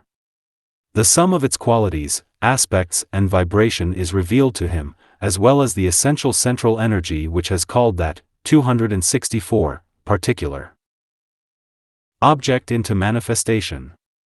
This is revealed by the illuminating light of the mind being steadily directed upon that object. The perceiving consciousness is also aware of its identification with the reality behind the form. This is the true occult realization, but it is not the realization of the object so much as a realization of unity with, or identification with the life it veils. This is in itself a dual condition, but not in the ordinarily accepted sense. There is, however, a still higher state of consciousness when the unity of the life in all forms is realized, and not simply unity with the life in one specific object. 13. Through this process the aspects of every object are known, their characteristics, or form, their symbolic nature, and their specific use in time conditions, stage of development, are known and realized. It should here be borne in mind that every form of divine manifestation has three aspects and hence is made truly in the image of God with all divine potentialities. In the human kingdom this is recognized. It is equally true of all forms. This triple nature is grasped by the truly concentrated yogi, and the three are seen as they exist and yet are recognized as constituting one whole. In his commentary, Johnston gives us a picture of the ideas involved, in the following words. We get a twofold view of this object, seeing at once all its individual characteristics, 265, its essential character, species and genus. We see it in relation to itself and in relation to the eternal. In a curious way these three aspects cover the three aspects of the time equation or of the relationship of the object to its environment. 1. Characteristics of the form. In this phrase the tangible outward aspects of the form are seen. The matter side of the manifesting idea is dealt with, and that which can be contacted through the medium of the senses is first considered and dismissed. This form is the result of the past, and the limitations due to the point in evolution are recognized. Every form carries in itself the evidence of the previous cycles, and this can be seen in a. Its rate of vibration. b. The nature of its rhythm. c. The amount of light which it permits to manifest. d. Its occult color. 2. Symbolic nature. Every object is but the symbol of a reality. The difference in the development of the forms which symbolize or embody that reality is the guarantee that at some future date all the symbols will achieve the fruition of their mission. A symbol is an embodied idea, the working out in objective existence of some life. This is the consciousness aspect, and two great revelations are latent in every symbol or form. 266. A. The revelation of full consciousness, or the streaming forth of that response to contact which is potential or differing as yet in all forms but which can and will be carried forward to the full fluidity of awareness. B. The revelation of that which the consciousness aspect, the second aspect, is in its turn veiling. The unveiling of the soul leads to the manifestation of the one life. The manifestation of the Son of God leads to a knowledge of the Father. The shining forth of the higher self, through the medium of the lower self, produces the revelation of the divine or spiritual self. The matrix holds the diamond, and when the matrix reveals its hidden gem, and the work of cutting and polishing is accomplished, the glory of the jewel will be seen. When the lotus plant has grown to maturity, the flower comes to fruition, and in the center of its petals the jewel in the lotus, Om Mani Padme Hum, can be seen. This symbolic aspect of forms is true of all, and whether the symbol is the atom of substance, the mineral, or a tree, an animal, or the form of the Son of God, the jewel of the first aspect will be found hidden. It will make its presence known through the quality of consciousness in one or other of its many states. 3. Specific use in time conditions. As the yogi one pointedly concentrates on the form, or object, meditates on its quality, the subjective aspect or symbolic nature, and contemplates the life veiled by the form but testified to by the factor of consciousness, he becomes aware of the present stage, 267, of development, and thus the future, past and present, stand revealed to his intuition. It will be apparent therefore to even the casual reader, that if meditation in its three above-mentioned stages is carried forward correctly, all knowledge becomes possible to the yogi. The eternal now is a realized fact in nature, and intelligent cooperation with the evolutionary plan becomes possible. Service is then based on complete understanding. 14. The characteristics of every object are acquired, manifesting, or latent. Much the same idea is covered in this sutra as in the previous one. In time and space all characteristics have relative values. The goal is one, the origin is one, but owing to the differing rates of vibration of the 7 great breaths or streams of divine energy, every life born forth upon them differs and is distinctive. The stage of development of the 7 lords of the rays is not equal. The unfoldment of the life of the various planetary logoi, or of the 7 spirits before the throne of God, is not uniform, and the atoms in their bodies, or the monads who constitute their vehicles, are therefore not uniform in unfoldment. This is a vast subject and cannot be more than touched upon here. Students will find it of interest to search for information given in the different presentations of the one truth anent the great lives in whom we live, and move and have, 268, our being. They can be studied under the following names. 1. The 7 rays. 2. The 7 spirits before the throne. 3. The 7 planetary logoi. 4. The 7 great lords. 5. The 7 eons. 6. The 7 emanations. 7. The 7 prajapatis. And other less known terms, and much light will be forthcoming. In the characteristic form, taking into consideration its specific point in development, and its lack of development, is revealed to the knower, a, the sum total of acquirement. That which the past has given. This is the total chord which the soul of that object is as yet capable of sounding. B. The particular range of qualities out of that total acquisition which the life is manifesting through any specific form. This is the present note in the acquired chord which the soul of the object has chosen to sound. C. That which is latent and possible.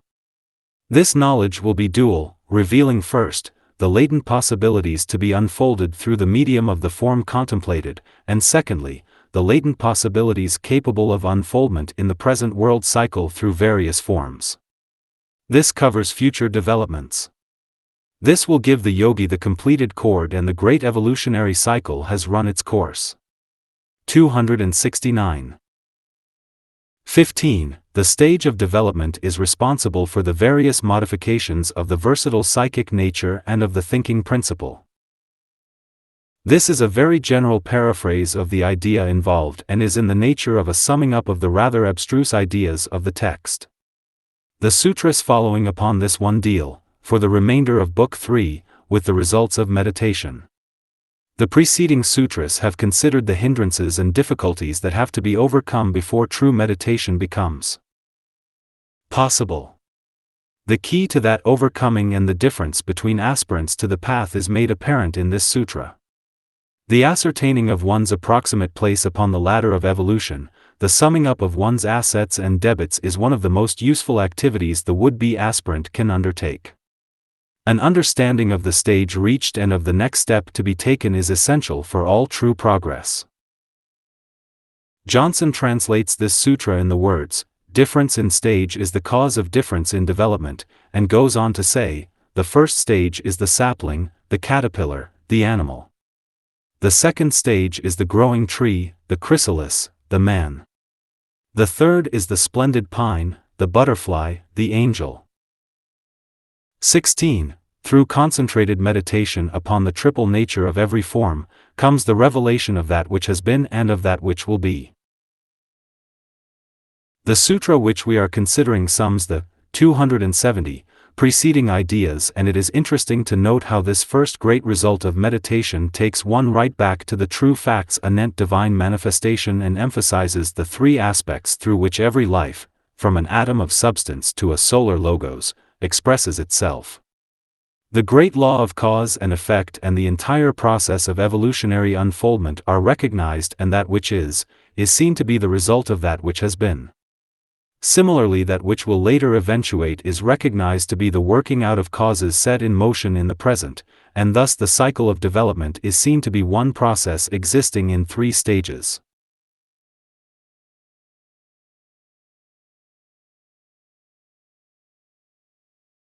These three stages in the three worlds of human unfoldment correspond to the three dimensions, and students will find it interesting to work out these analogies of the various triplicities, remembering that the third aspect, intelligent substance, the Holy Ghost or Brahma aspects, corresponds to the past, hence a hint as to the nature of evil.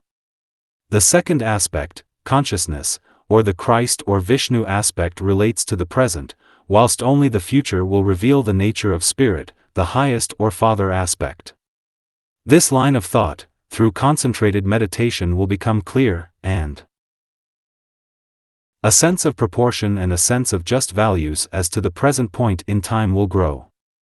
A recognition also of the relation of all lives to each other will be developed, and the life of the aspirant will be stabilized and adjusted so that past karma will be adjusted and possible future karma negated, and the process of liberation will proceed with rapidity. 271. 17. The sound, or word, that which it denotes, the object, and the embodied spiritual essence, or idea, are usually confused in the mind of the perceiver. By concentrated meditation on these three aspects comes an intuitive comprehension of the sound uttered by all forms of life. This is one of the most important sutras in the book, and holds the key to the object of the entire meditation process. This is to reveal or to unveil to the perceiver or spiritual man, the true nature of the self, the second aspect, and the correspondence to the second aspect in all forms of subhuman life, as well as to put him en rapport with the second aspect in all superhuman forms. Thus it concerns the subjective side of all manifestation and deals with those forces which in every form constitute the consciousness aspect, which concern the Christ or Buddhic principle, and which are the direct cause of objective manifestation and the revelation of spirit through the medium of form. This is the AUM. First the breath, then the word, and all that is, appeared. Just as long as the great existence, who is the sum total of all forms and of all states of consciousness, continues to sound the cosmic AUM, just so long will the objective tangible solar system persist.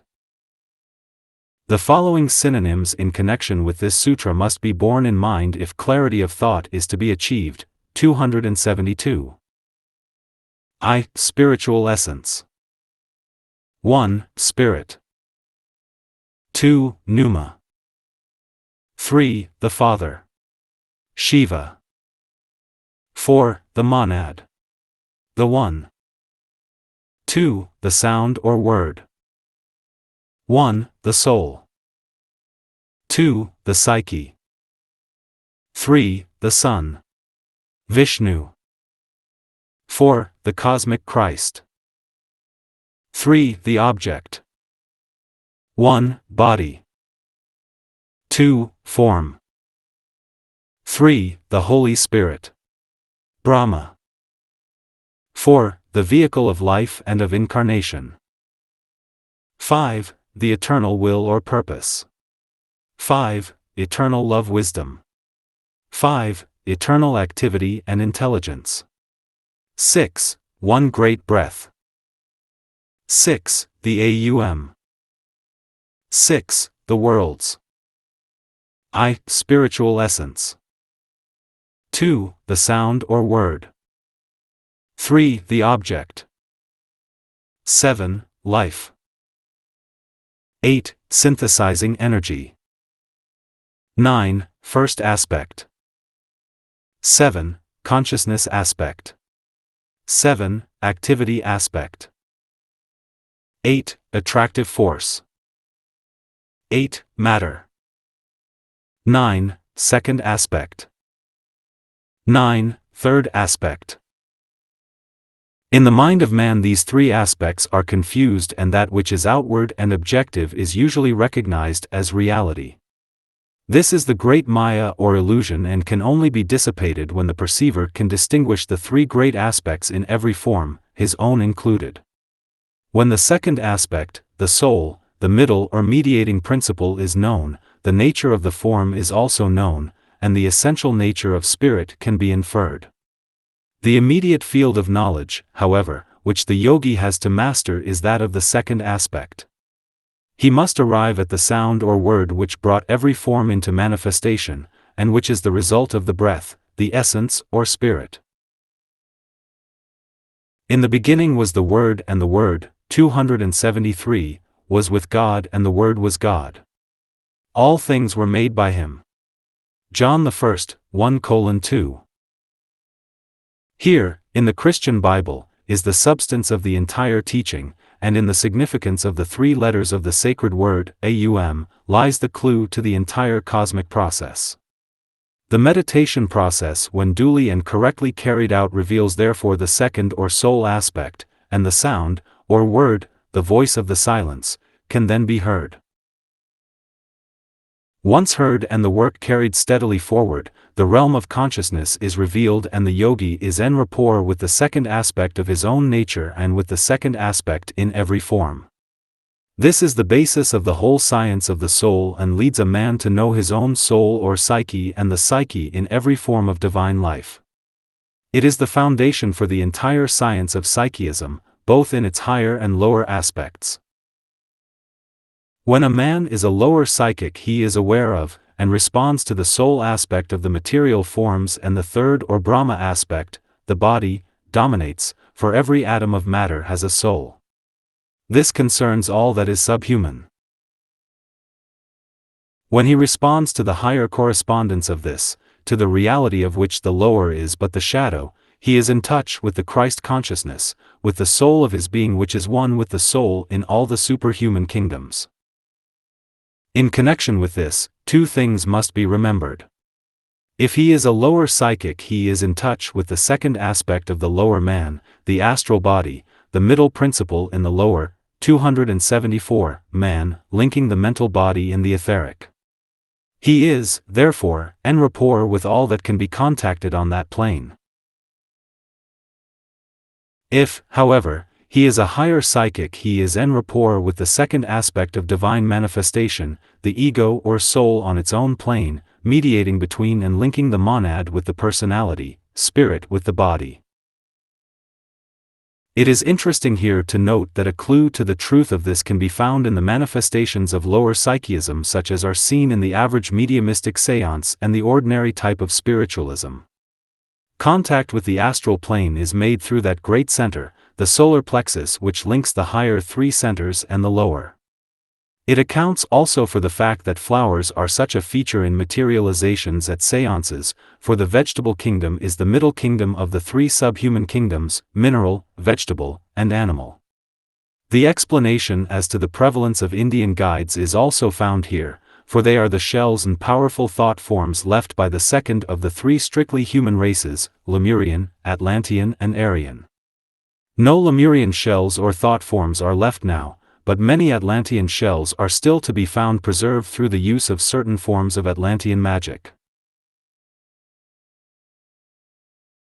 By concentrated meditation upon the distinction between these aspects, there will eventually come a hearing of the voice of the silence and contact with a man's own second aspect. He will know himself as the Word made flesh and will recognize himself as the Aum. 275. When this is the case, he will then hear the word in other units of the human family, and will awaken to a recognition of the sound, as it is emanated by all forms in all the kingdoms of nature. The realm of the soul will stand open to him, and this, when it includes recognition of the sound in all the four kingdoms, will lead him to know himself as master. Soul knowledge and the power to work with the soul of all things in the three worlds is the distinctive mark of the adept. 18. Knowledge of previous incarnations becomes available when the power to see thought images is acquired. The significance of this sutra is very great, for it gives the basis for the regaining of a knowledge of past experience. This basis is strictly mental, and only those mentally polarized and with the mind under control can regain this knowledge if they so wish. The power to see thought images only comes through mind control, and the mind can only be controlled by the real or spiritual man. Therefore only egoically centered people can truly acquire this knowledge. It might be asked here, what therefore do those people see who are emotional and not mental, when they claim to know who they are, and to relate the past lives of their friends? They are reading the Akashic records, and because their mental control and equipment are not adequate, they cannot discriminate nor ascertain accurately what they see. The Akashic record is like an immense photographic, 276, film, registering all the desires and earth experiences of our planet. Those who perceive it will see pictured thereon 1. The life experiences of every human being since time began. 2. The reactions to experience of the entire animal kingdom. 3. The aggregation of the thought forms of a kamic nature, based on desire, of every human unit throughout time. Herein lies the great deception of the records. Only a trained occultist can distinguish between actual experience and those astral pictures created by imagination and keen desire. 4. The planetary dweller on the threshold, with all that appertains to that term and all the aggregations of forms which are to be found in its environment.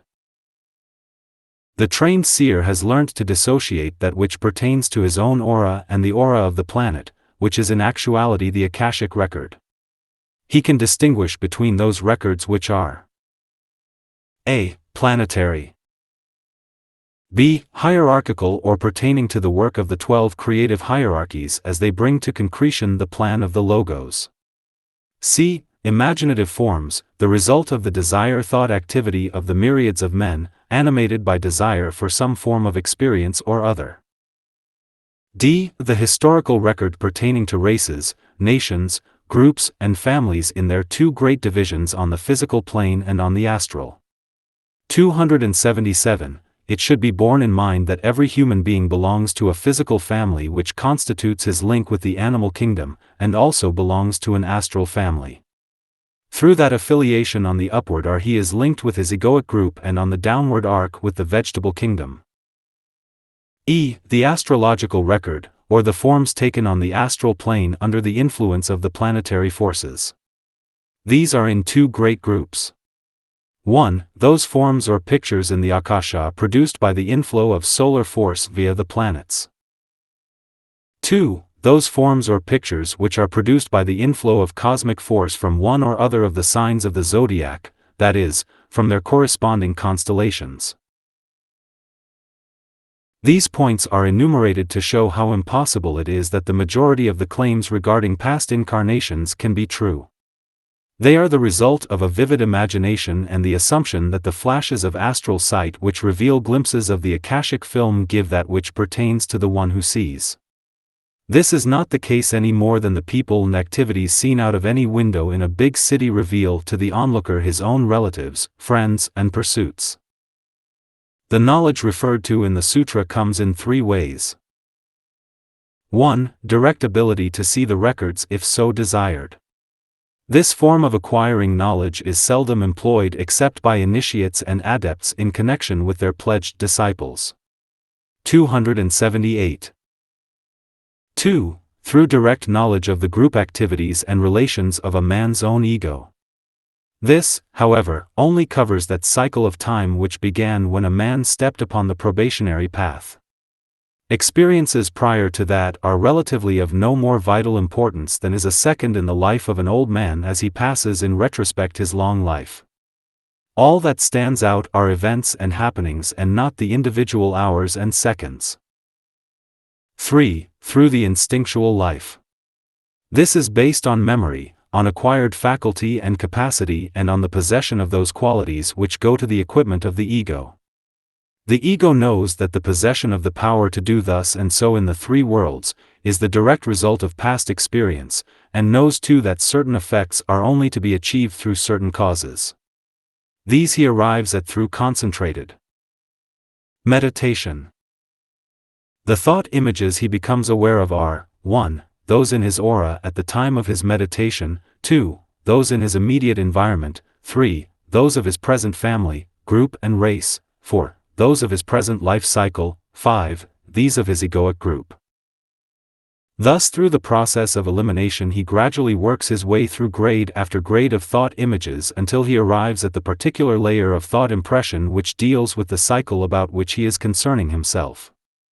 This is not therefore simply a perception of certain aspects of the records, but a definitely, 279, scientific process, known only to the trained occultist. 19. Through concentrated meditation, the thought images in the minds of other people become apparent. It should be remembered that the result of the 8 means of yoga is to produce a yogi or trained knower. He is, therefore, one who concerns himself with causes and not with effects. He perceives that which causes the tangible to appear, that is the thoughts which start into motion the forces of substance and eventually produce the concretion of that substance.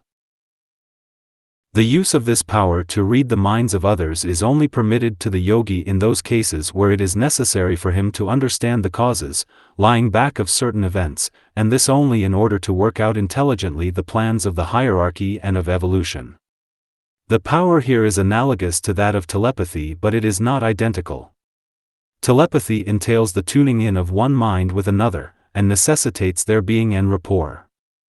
This faculty of the trained seer is more in the nature of an act of the will and the manipulation of certain forces whereby he can instantly see what he wants in any aura at any time. The subject of his investigation may be attuned to him or not. Through intense meditation and the use of the will faculty thought images stand revealed. This power is a dangerous one to use and is only permitted to trained disciples. 280. 20. As however the object of those thoughts is not apparent to the perceiver, he sees only the thought and not the object. His meditation excludes the tangible.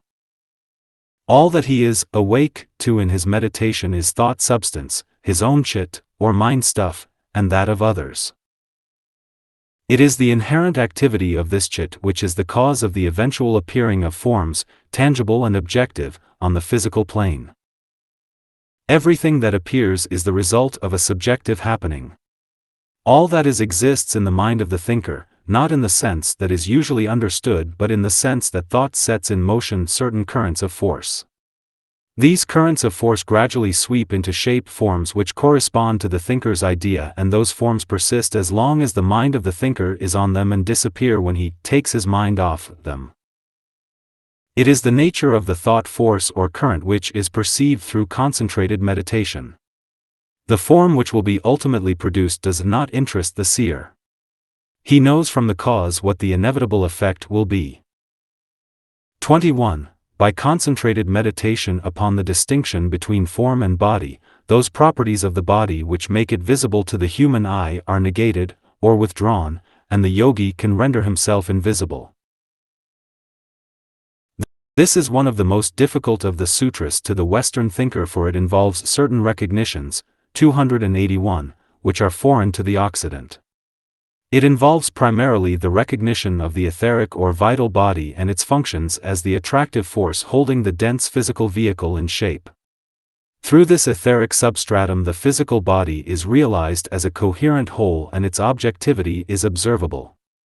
This vital body is the true form from the standpoint of the occultist and not the dense tangible sheath. The yogi, through concentration and meditation, has acquired the power to center his consciousness in the true or spiritual man and to control the thinking principle.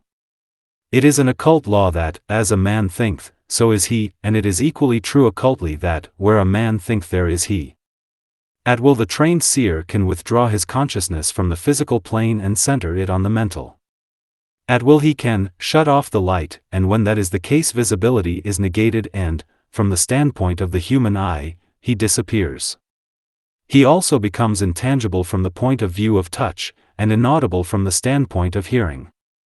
It is this fact that demonstrates the reality of the hypothesis that there is nothing but energy of some form or other, and that that energy is triple. In the East they call the nature of energy sattvic, rajasic, or tamasic. That is translated as follows. Sattva, rajas, tamas. Rhythm, mobility, inertia, spirit, soul, body, life, light, substance.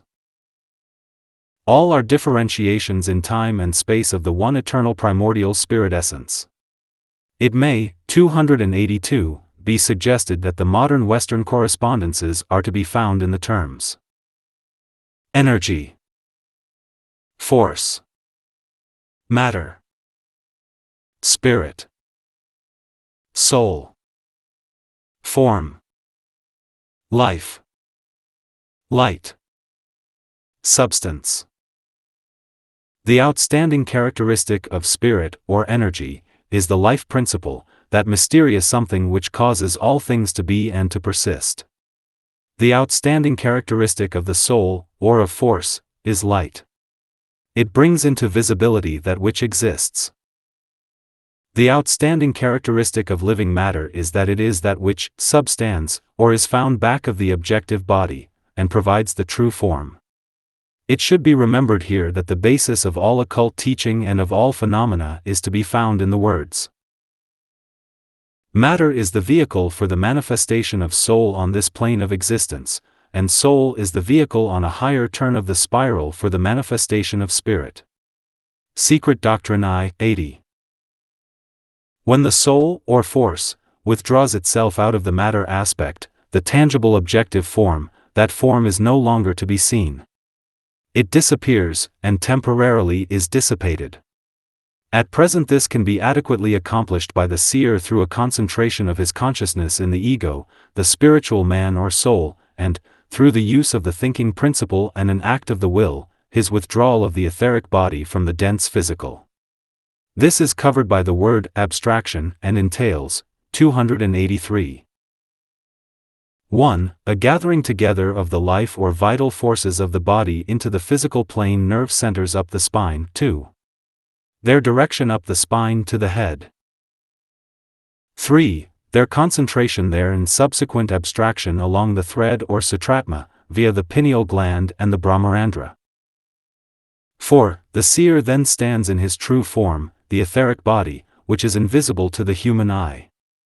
As etheric vision develops in the race, this will necessitate a further abstraction, then the seer will likewise withdraw the vital and luminous principles, the qualities of sattva and of rajas, out of the etheric body and stand in his kamic or astral body and thus be also etherically invisible. However, that time is still distant. W. Q. Judge, in his commentary, makes certain interesting remarks, as follows. Another great difference between this philosophy and modern science is here indicated. The schools of today lay down the rule that if there is a healthy eye in line with the rays of light reflected from an object, such as a human body, the latter will be seen, and that no action of the mind of the person looked at can inhibit the functions of the optic nerves and retina of the onlooker. But the ancient Hindus held that all things are seen by reason of that differentiation of sattva, one of the three great qualities composing all things, which is manifested as luminosity, operating in conjunction with the eye, which is also a manifestation of sattva in another aspect. The two must conjoin, the absence of luminosity, 284, or its being disconnected from the seer's eye will cause a disappearance. And as the quality of luminosity is completely under the control of the ascetic, he can, by the process laid down, check it, and thus cut off from the eye of the other an essential element in the seeing of any object. This entire process is only possible as the result of concentrated and one-pointed meditation, and hence is impossible to the man who has not passed through the long discipline and training involved in the work of gaining control of the thinking principle and setting up that direct alignment and functioning which is possible when the thinker on his own plane, the mind, and the brain, are all aligned and coordinated via the satratma, thread or magnetic silver cord. 22. Karma, or effects, are of two kinds, immediate karma or future karma. By perfectly concentrated meditation on these, the yogi knows the term of his experience in the three worlds. This knowledge comes also from signs. This sutra can be somewhat elucidated if read in connection with Sutra 18 of Book 3. The karma referred to here deals primarily with the present life of the aspirant or seer. He knows that every event in that life is the effect of a previous cause, initiated by himself in an early incarnation. He knows also that every act of the present life must produce an effect, to be worked, 285, out in another life, unless it is done in such a way that 1. The effect is immediate and culminates within the scope of the present lifetime. 2. The effect involves no karma, for the act has been done from a selfless motive and carried out with complete detachment. He then produces the effect desired in accordance with the law, but it carries no consequences for himself. When the seer enters into incarnation in a life wherein only a few more effects remain to be worked out, and when all that he initiates is freed from karma, then he can set a term to his life experience and he knows that the day of liberation is at hand. Through meditation and ability to function as the ego he can arrive at the world of causes, and he knows therefore what acts must be performed to release the few remaining effects. Through strict attention to the motive underlying every act of the present life he obviates the necessity for their effects to tie him in any way to the wheel of rebirth. Thus he consciously and intelligently nears his goal and every deed, act and thought is governed by direct knowledge, and in no way chains him. The signs or portents referred to, relate primarily to the mental world, where the real man dwells. Through an understanding of three things, A. Numbers, B. Colors, C. Vibrations, the seer becomes aware of the freedom of his, 286, aura from death-producing effects.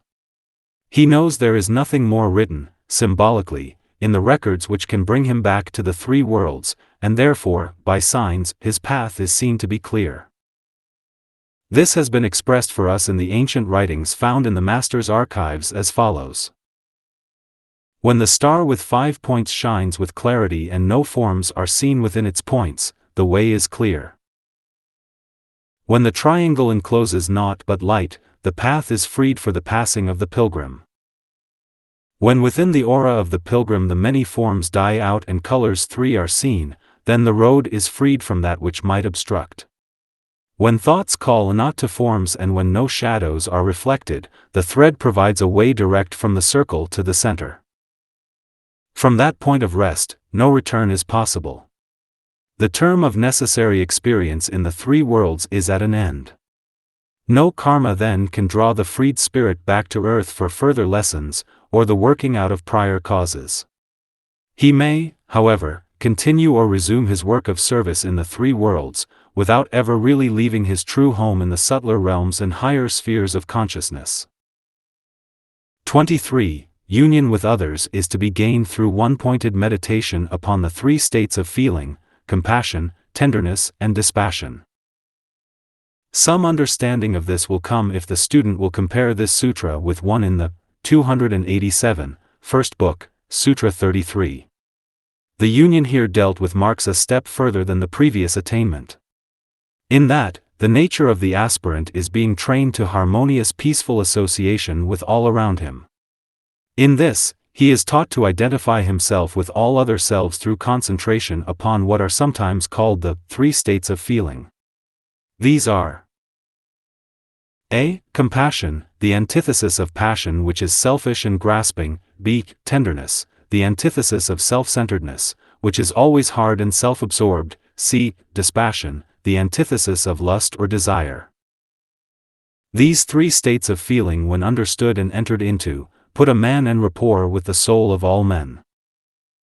Through compassion, he is no longer occupied with his own selfish interests but enters into and suffers with his brother. He can adapt his vibration so that it responds to his brother's need. He is enabled to share in all that is taking place in his brother's heart. This he does through the keying up of his own vibration to respond to the love nature of his own ego, and through that unifying principle all hearts everywhere are open to him. Through tenderness, that compassionate understanding works out into practical expression. His activities are no longer ingoing and self-centered but are outgoing and inspired by an unselfish heartfelt desire to serve and aid. This state of feeling is sometimes called mercy, and characterizes all the servers of the race. It involves active, 288, help, unselfish intent, wise judgment and loving activity. It is free from any wish for reward or recognition. This has been beautifully covered by H. P. Blavatsky in The Voice of the Silence in the following words: "Let thy soul lend its ear to every cry of pain, like as the lotus bears its heart to drink the morning sun. Let not the fierce sun dry one tear of pain before thyself hast wiped it from the sufferer's eye. But let each burning human tear drop on thy heart and there remain, nor ever brush it off until the pain that caused it is removed. These tears, O thou of heart most merciful, these are the streams that irrigate the fields of charity immortal." Through dispassion, the aspirant and server stands free from the karmic results of his activity on behalf of others. It is, as we know, our own desire which binds us to the three worlds and to others. Binding to is of a different nature to union with. One is full of desire and causes obligation and effects; the other is free from desire, produces identification with, and has no binding effects in the three worlds. Dispassion has more of a mental quality than the other two. It might be noted that dispassion brings in the quality of lower mind; tenderness is the emotional result of dispassionate compassion and involves the kamic or astral principle, whilst compassion concerns also the physical plane, for it is the working out into physical manifestation of the two other states. It is the practical ability to identify oneself with another in all the three world conditions.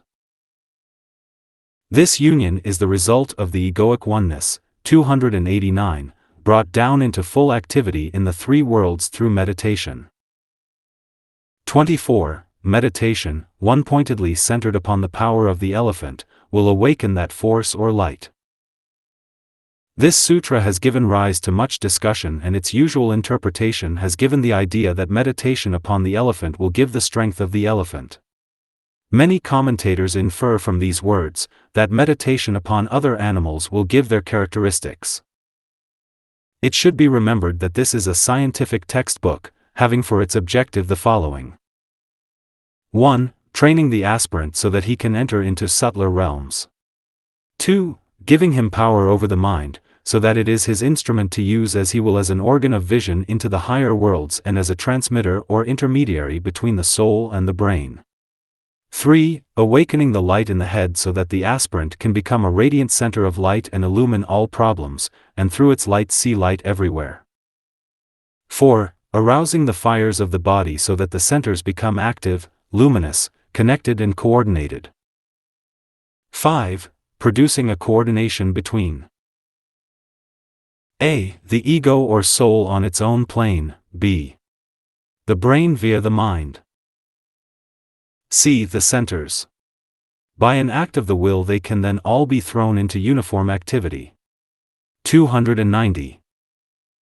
6. This effected, the fire at the base of the spine, dormant hitherto, will be aroused and can proceed upward with security, blending ultimately with the fire or light in the head, and so pass out, having burned out all dross, and left all channels clear for the use of the ego. 7. Developing thus the powers of the soul, the cities, higher and lower, so that an efficient server of the race is produced. When these 7 points are borne in mind, it is interesting to note that the symbol of the center at the base of the spine, the Muladhara center, is the elephant. It is the symbol of strength, of concentrated power, of the great moving force, which once aroused, carries all before it. It is for our 5th root race, the symbol of the most powerful and mighty of the animal kingdom. It is a picture of the transmutation or sublimation of the animal nature, for at the base of the spine is the elephant and in the head is the 1,000-petaled lotus hiding Vishnu, seated in the center. Thus is the animal nature carried upward into heaven. By meditation upon this elephant force, the power of the 3rd aspect, the energy of matter itself and therefore of God the Holy Ghost or of Brahma, is aroused and conjoined to that of the 2nd or consciousness aspect, to soul energy, that of Vishnu, the 2nd aspect, the Christ force. This produces the perfect at-one-ment, or union between soul and body, which is the true goal of Raja Yoga. Will the students of this science remember here, 291, however, that these forms of one-pointed meditation are only permitted after the 8 means of yoga, dealt with in Book 2, have been followed. 25. Perfectly concentrated meditation upon the awakened light will produce the consciousness of that which is subtle, hidden or remote. Throughout all teachings of an occult or mystical nature reference is found frequently to what is called the light. The Bible has many such passages as have all the scriptures of the world. Many terms are applied to this, but space only permits us to consider those to be found in the various translations of the Yogasutras of Patanjali. They might be enumerated as follows. A. The awakened inner light, Johnston, B. The light in the head, Johnston. C. The light of immediate cognition, intuitive knowledge, Tatya, D. That effulgent light, Vivekananda, E. The light from the top of the head, Vivekananda, F. The coronal light, Ganganatha Jha, G. The light of the luminous disposition, Ganganatha Jha, H. The inner light, Dvivedi, I. The mind, full of light, Dvivedi, J. The radiance in the head, Woods, K. The luminosity of the central organ, Ramaprasad, 1. The light of the higher sense activity, Ramaprasad. From a study of these terms it will be apparent, 292, that within the physical vehicle there is to be found a point of luminosity which, when contacted, will pour the light of the Spirit upon the path of the disciple, thus illuminating the way, revealing the solution of all problems, and enabling him to stand as a light-bearer to others. This light is in the nature of an internal radiance, its position is in the head, in the neighborhood of the pineal gland, and it is produced by the activity of the soul. A good deal of discussion has been aroused by the term central organ associated with this light. Some commentators refer this to the heart, others to the head. Technically neither of them are entirely right, for to the trained adept the central organ is the causal vehicle, the Karana Sarira, the body of the ego, the sheath of the soul. This is the middle of the 3 periodical vehicles, which the divine Son of God discovers and utilizes in the course of his long pilgrimage. These find their analogies in the 3 temples found in the Christian Bible. 1. The transitory ephemeral tabernacle in the wilderness, typical of the soul in physical incarnation, persisting for one life. 2. The more permanent and beautiful Temple of Solomon, typical of the soul body or causal vehicle, of longer duration and persisting for eons, and increasingly revealed in its beauty upon the path up to the third initiation. 3. The, as yet, unrevealed and inconceivably beautiful, Temple of Ezekiel, the symbol of the sheath of the Spirit, the home of the Father, 1, 293, of the many mansions, the auric egg of the occultist. In the science of yoga, which has to be wrought out and mastered in the physical body, the term central organ is applied to the head or the heart, and the distinction is one of time primarily. The heart in the earlier stages of unfoldment upon the path is the central organ, later it is the organ in the head where the true light has its abiding place. In the process of unfoldment, heart development precedes head development. The emotional nature and the senses unfold prior to the mind, as can be seen if we study humanity as a whole. The heart center opens before the head center. Love must ever be developed before power can be safely used. Therefore the light of love must be functioning before the light of life can be consciously employed. As the lotus center of the heart opens and reveals the love of God, through meditation a synchronous unfoldment takes place within the head. The 12-petaled lotus in the head, which is the higher correspondence of the heart center, and the intermediary between the 12-petaled egoic lotus on its own plane and the head center, awakens. The pineal gland is gradually brought from a state of atrophy to full functioning activity, and the center of consciousness is transferred out of the emotional nature into the illuminated mind consciousness. This marks the transition which the mystic has to make onto the path of the occultist, keeping, as he always does, his mystical, 294, knowledge and awareness, but adding to it the intellectual knowledge and conscious power of the trained occultist and yogi. From the point of power in the head, the yogi directs all his affairs and undertakings, throwing upon all events, circumstances, and problems the awakened inner light. In this he is guided by the love, insight and wisdom which is his through the transmutation of his love nature, the awakening of his heart center and the transference of the fires of the solar plexus to the heart. It might be asked very pertinently here how this junction between head and heart, producing the luminosity of the central organ and the emission of the inner radiance, can be brought about. Briefly stated, it is produced as follows. 1. Through the subjugation of the lower nature which transfers the activity of all the life below the solar plexus and including the solar plexus, into the three centers above the diaphragm, the head, heart and throat. This is done through life, love and service, not through breathing exercise and sitting for development. 2. Through the practice of love, the focusing of the attention upon the heart life and service, and the realization that the heart center is the reflection in man of the soul, and that this soul should guide the heart issues from the throne or the seat between the eyebrows. 3. Through a knowledge of meditation. Through meditation, which is the exemplification of the basic yoga aphorism, energy follows thought, all the unfoldments and developments, 295, which the aspirant desires are brought about. Through meditation, the heart center, which in undeveloped man is pictured as a closed lotus turned downwards, is reversed, turned upwards and unfolded. At its heart is the light of love. The radiance of this light, being turned upwards, illumines the path to God, but is not the path, except in the sense that as we tread upon that which the heart desires, in a lower sense, that path leads us on to the path itself. Perhaps clarity will come if we realize that part of the path is within ourselves, and this the heart reveals. It leads us to the head, where we find the first portal of the path proper and enter upon that part of the path of life which conducts us away from the body life, to the fullest liberation from experience in the flesh and in the three worlds.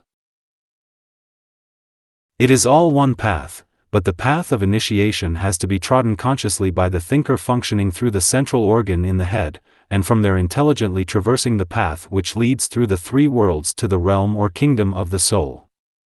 It might be stated here that the awakening of the heart center leads a man to consciousness of the source of the heart center within the head. This in turn leads a man to the 12-petaled lotus, the egoic center on the higher levels of the mental plane. The path from the heart center to the head, when followed, is the reflection in the body of the building of the antaskarana on the mental plane. As above, so below. 296. 4. Through perfectly concentrated meditation in the head. This carries on automatically the increased stimulation and awakening of the centers up the spine, 5 in number, arouses the 6th center, the one between the eyebrows, and in time reveals to the aspirant the exit at the top of the head, which can be seen as a radiant circle of pure white light. This begins as a mere pinpoint and passes through various stages of increasing glory and radiant light until the portal itself stands revealed. More along this line is not permissible. This light in the head is the great revealer, the great purifier, and the medium whereby the disciple fulfills the command of the Christ, "Let your light shine." It is the path of the just which shineth ever more and more until the perfect day. It is that which produces the halo or circle of light seen around the heads of all the sons of God who have come or are coming into their heritage. Through this light, as Patanjali here points out, we become conscious of that which is subtle, or of those things which can only be known through a conscious use of our subtle bodies. These subtle bodies are the means whereby we function upon the inner planes, such as the emotional or astral plane and the mental.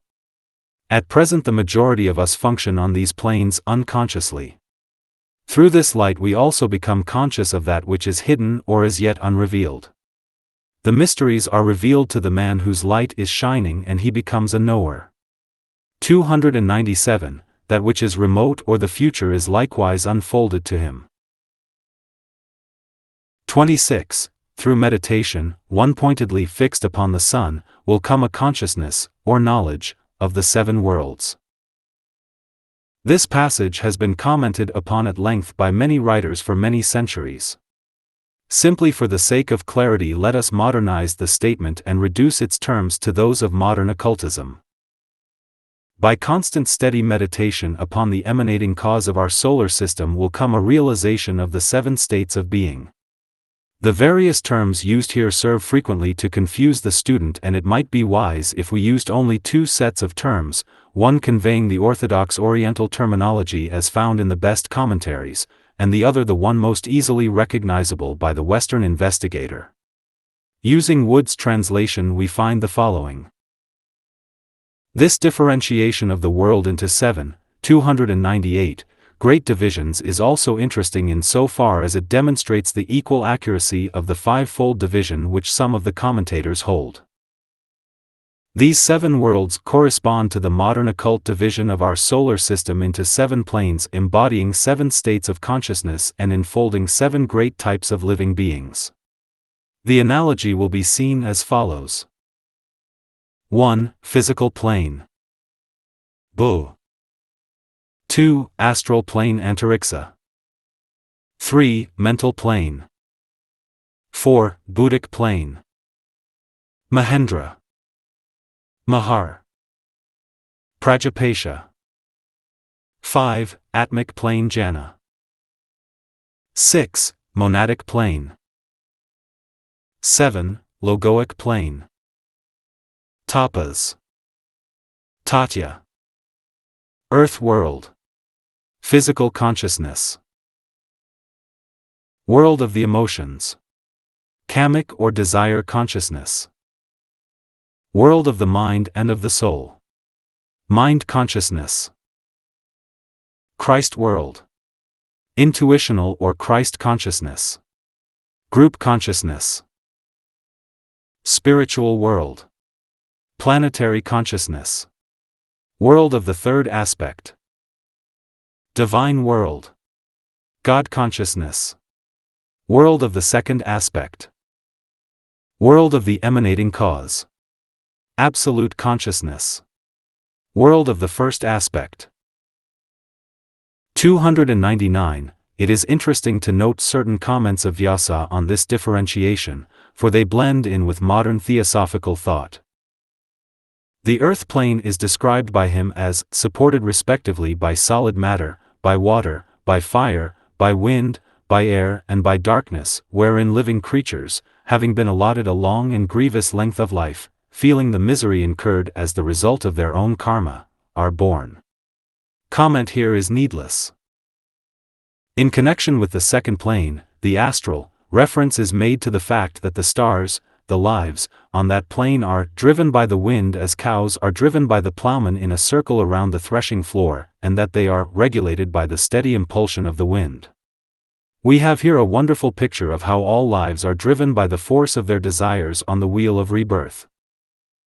Vyasa notes that the mind world is peopled by 6 groups of gods, the 6 groups of egos and their 6 rays, the 6 subrayas of the one synthetic ray, which is apparently inferred.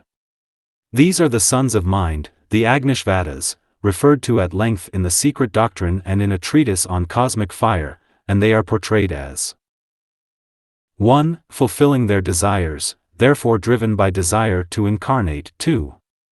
Endowed with atomization and other powers, therefore able to create their vehicles of manifestation. 3. Living for a mundane period, therefore in incarnation during a world period. 300. 4. Goodly to behold, for the sons of God are luminous, radiant and full of beauty. 5. Delighting in love, for love is the characteristic of the soul, and all sons of God, or sons of mind reveal the love of the Father. 6. Possessing bodies of their own, not caused by parents, that body, not made by hands, eternal in the heavens, mentioned by St. Paul. In connection with the fourth world, Vyasa notes that it is the world of mastery, therefore the home of the masters, and all liberated souls whose food is contemplation, and whose lives are for 1,000 mundane periods, therefore who have immortality. Then he describes the 3 highest planes, with the great existences who are the lives of those planes and in whom we live and move and have our being. These correspond to the 3 planes of the Trinity and of these existences in their various groups. The following comments by Vyasa are illuminating. He states: 1. Their lives are chaste, i.e., free from impurity, or the limitations of the lower forms. 2. Upwards there is no impediment to their thinking, and in regions below there is no object obscure to their thought. They know all things within the solar system. 3. By them no laying down of foundations for a dwelling is made, therefore they have no dense bodies. 4. They are grounded in themselves, and live as long as there are creations. They are the great lives back of all sentient existence. 301. 5. They delight in contemplation of varying kinds. Our worlds are but the reflection of God's thought, and they are the sum total of the mind of God. The ancient commentator sums up by making 2 basic statements which should be noted by the student. He says: this whole well-founded configuration stretches out in the midmost part of the world, egg. And the egg is a minute fragment of the primary cause, like a firefly in the sky. This means that our solar system is but a cosmic atom and is itself only a part of a still greater spheroidal whole. Then he states: by performing constraint upon the door of the sun, the yogin should directly perceive all this. Constraint is a term frequently used in translating phrases which mean the harnessing or restraining of the modifications of the thinking principle, in other words, perfect one-pointed meditation. By meditation upon the door of the sun full knowledge can be achieved. This means very briefly that through a knowledge of the sun within one's own heart and, through the light emanating from that sun, having found the portal of the path, one enters into relationship with the sun which is at the heart of our solar system and eventually finds that portal which admits a man to the sevenfold cosmic path.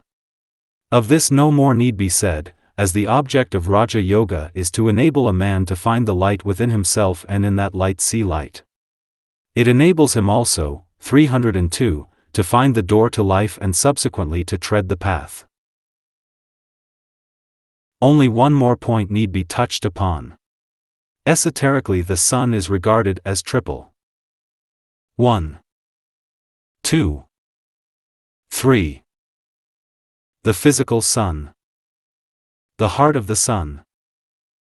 The central spiritual sun. Body. Soul. Spirit. In man, the microcosm, the correspondences are 1, 2, 3. The personal physical man. The ego or Christ. The monad. Body. Soul. Spirit. Intelligent form. Love. Life or power. Intelligent form. Love. Life or power. 27. A knowledge of all lunar forms arises through one-pointed meditation upon the moon. There are two translations permissible here, the above and the following. A knowledge of the astral world comes to him who can meditate upon the moon. Either is correct, and probably a true understanding of the Sanskrit is only arrived at through combining the two. It might suffice here to give a simple English paraphrase which will give the essence of the significance of this sutra. One-pointed concentration upon the mother of forms, the moon, will reveal to the aspirant the nature and purpose of form. If the student will remember that the moon is the symbol of matter, whereas the sun in its aspect of light is the symbol of the soul, he will have no difficulty in ascertaining the meaning of the two sutras we have just considered.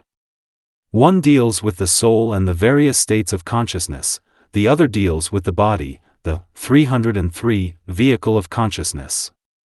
One concerns the body incorruptible, not made with hands, eternal in the heavens.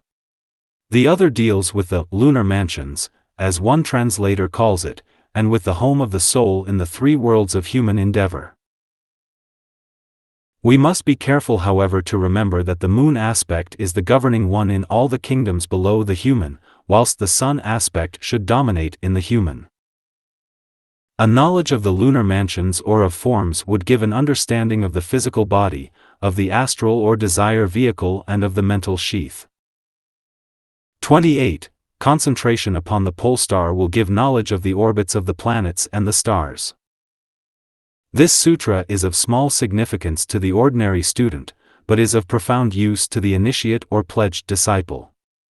Suffice it here to say that this sutra forms the background for all astrological investigation, and from an appreciation of its meaning will eventuate an understanding of 1. The relation of our solar system to the other 6 constellations which, with ours, form the 7 force centers, of which the 7 great spiritual influences of our system are the reflections and agents. 2. The path of our sun in the heavens and the 12 signs of the zodiac through which our sun apparently passes. Therefore it will be apparent that this sutra is the key to the purpose of the 304, 7 and the 12 upon which all our creative processes are built. 3. The meaning of the 12 labors of Hercules in their relation to man, the microcosm. 4. The purpose of our planet, gained by the adept through an understanding of the triplicity formed by the pole star, b. our Earth planet, c. the Great Bear. Other meanings are available to those who hold the key, but the above will suffice to show the deep, though esoteric significance attached to these brief words. 29. By concentrated attention upon the center called the solar plexus, comes perfected knowledge as to the condition of the body. In the commentary upon Book I Sutra 36, the various centers were enumerated and their qualities given. In this section of the book, 5 of these centers are mentioned, and they are the 5 which most closely concern the aspirant, and which are the most dominant in the 5th or Aryan race, being awakened but not unfolded in the 4th race. These are 1, 2, 3, 4, 5. The center at the base of the spine. The solar plexus center. The heart center. The throat center. The head center. 4 petals. 10 petals. 12 petals. 16 petals. 1,000 petals. With these 5, the aspirant is primarily concerned. The center called the spleen was dominant, 305, in Lemurian days, but is now relegated to the domain of the fully functioning and therefore automatic centers, and has sunk below the threshold of consciousness. The center between the eyebrows is the one through which the light in the head is cast upon things subtle, obscure, hidden or remote, and is a result of the unfolding of the head and heart. The three major centers are so powerful in the most unevolved person even in their unopened state that they have produced physical correspondences or glands. Their vibration is such that already in all men they sound, and through sounding attract and consequently produce a form. In the disciple or initiate these three centers not only sound but form words, they therefore command the building of vital forces and take the entire man under control. The glands corresponding to the three centers are 1, 2, 3. The pineal gland and pituitary body. The thyroid gland. The spleen. Head center. Throat center. Heart center. Out of the heart are the issues of life, from it the current of the life blood circulates, from its development in the Atlantean race and the consequent coordination and growth of the astral or emotional body, the heart center has become the most important in the body. Its activity and development has been paralleled by the spleen, which is the organ of vitality, of prana or physical sun force, in the body. 306. There are other glands having a close relation to the various centers, but the subject is too vast to be more than hinted at here. There is not, however, the same close relation existing between the glands associated with the centers below the diaphragm as with those connected with the major centers, situated above the diaphragm. In the sutra under consideration we are dealing with one of the 5 most important centers, and this for the reason that 1. It is situated in the center of the trunk. It is therefore a correspondence of the middle principle. In man in Atlantean days the 3 major centers for that race were A. The head. B. The solar plexus. C. The base of the spine. Father or spiritual aspect. The sun or soul aspect. The Holy Ghost or matter aspect. The soul was not then so individualized as it is now. The animal soul controlled, and consequently full contact with the anima mundi was the dominant factor. As time elapsed, the soul became more individualized in each human being, and more separative, as the mind aspect, the great dividing factor, dominated. At the close of this race, the 3 main centers will be the head, the heart, and the base of the spine. In the 6th race we shall have the head, the heart, and the throat. In the final race of the illuminated sons of God, the 7th, we shall have as the centers through which they work. 307. A. The 1,000-petaled head center. B. The center between the eyebrows. C. The throat. Life or spiritual aspect. Sun or consciousness aspect. The Holy Ghost or creative aspect. Through the first, spiritual life will pour in from the monad; through the second, the Christ principle, the light of the world, the soul will work, pouring light and life on all things, and using it as the great organ of awareness. Through the last, the work of creation will be carried on, and the creative word sent forth. This general view is given so as to present to the student the vision of what lies ahead. It is, however, of no present value. Most aspirants are concerned with the solar plexus and hence the necessity of our present consideration. 2. It is the organ of the astral nature, of the emotions, moods, desires and feelings, and hence is most active in all. It is through it that the lower bodily functions are aroused, desire to eat, to drink, and to procreate, and through it the lower centers are contacted and work with them is carried forward. In the disciple, the heart supersedes the solar plexus, in the master, the head. All the centers, however, are the expression of the life and love of God, and in their totality and perfection express the Christ life. 3. It is the center wherein is carried forward the great work of transmuting all the lower and animal desires into the higher. Through it literally, 308, must be past the forces of the lower nature. It gathers up the forces of the body below the diaphragm and directs them upward. 4. In the solar plexus, the animal soul becomes merged in the soul of man, and the Christ consciousness is seen in germ.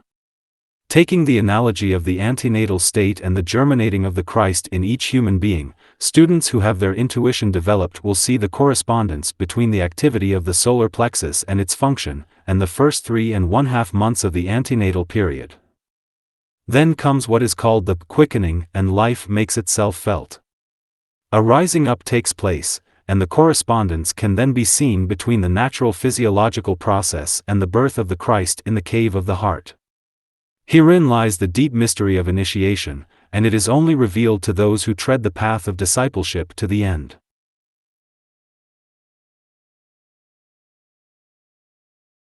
We are told in this sutra that knowledge as to the condition of the body comes through meditation upon this center.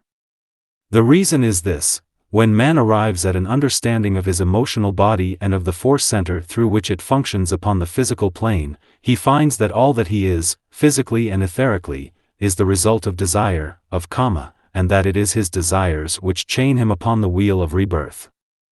Hence the emphasis laid by the yogi upon that basic discrimination through which a man develops the capacity to choose between the real and the unreal, and which cultivates in him a just, 309, sense of values. Then follows dispassion which, when developed, gives him a distaste for the life of sensuous perception.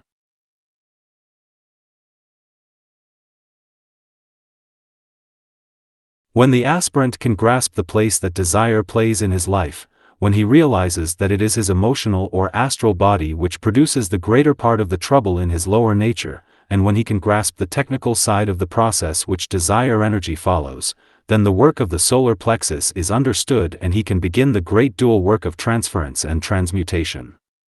He has to transfer the energy of the centers below the diaphragm into those above, and in the process transmute and change the energy. The centers are to be found up the spine, but it aids the student considerably if he can grasp the idea of the relative localities in the body, which are energized and affected by these centers. All these centers have physical plane organs which are the result of the response of dense substance to their vibration. The three major centers: 1. Head center. 2. Throat. 3. Heart. 4. 5. 6. 7. Solar plexus. Spleen. Sacral. Base of spine. Brain, pineal gland and pituitary body. Larynx, vocal cords and palate, thyroid gland. Pericardium, ventricles, auricles with spleen affected. The 4 minor centers: stomach, spleen, generative organs, eliminative organs, kidneys, bladder.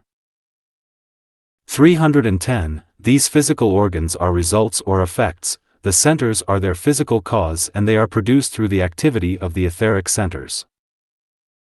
These details have been given and the above information collated, owing to the importance of the solar plexus in this fourth round of the fourth creative hierarchy, the hierarchy of human monads or spirits, the fourth center in man whether considered upward or downward.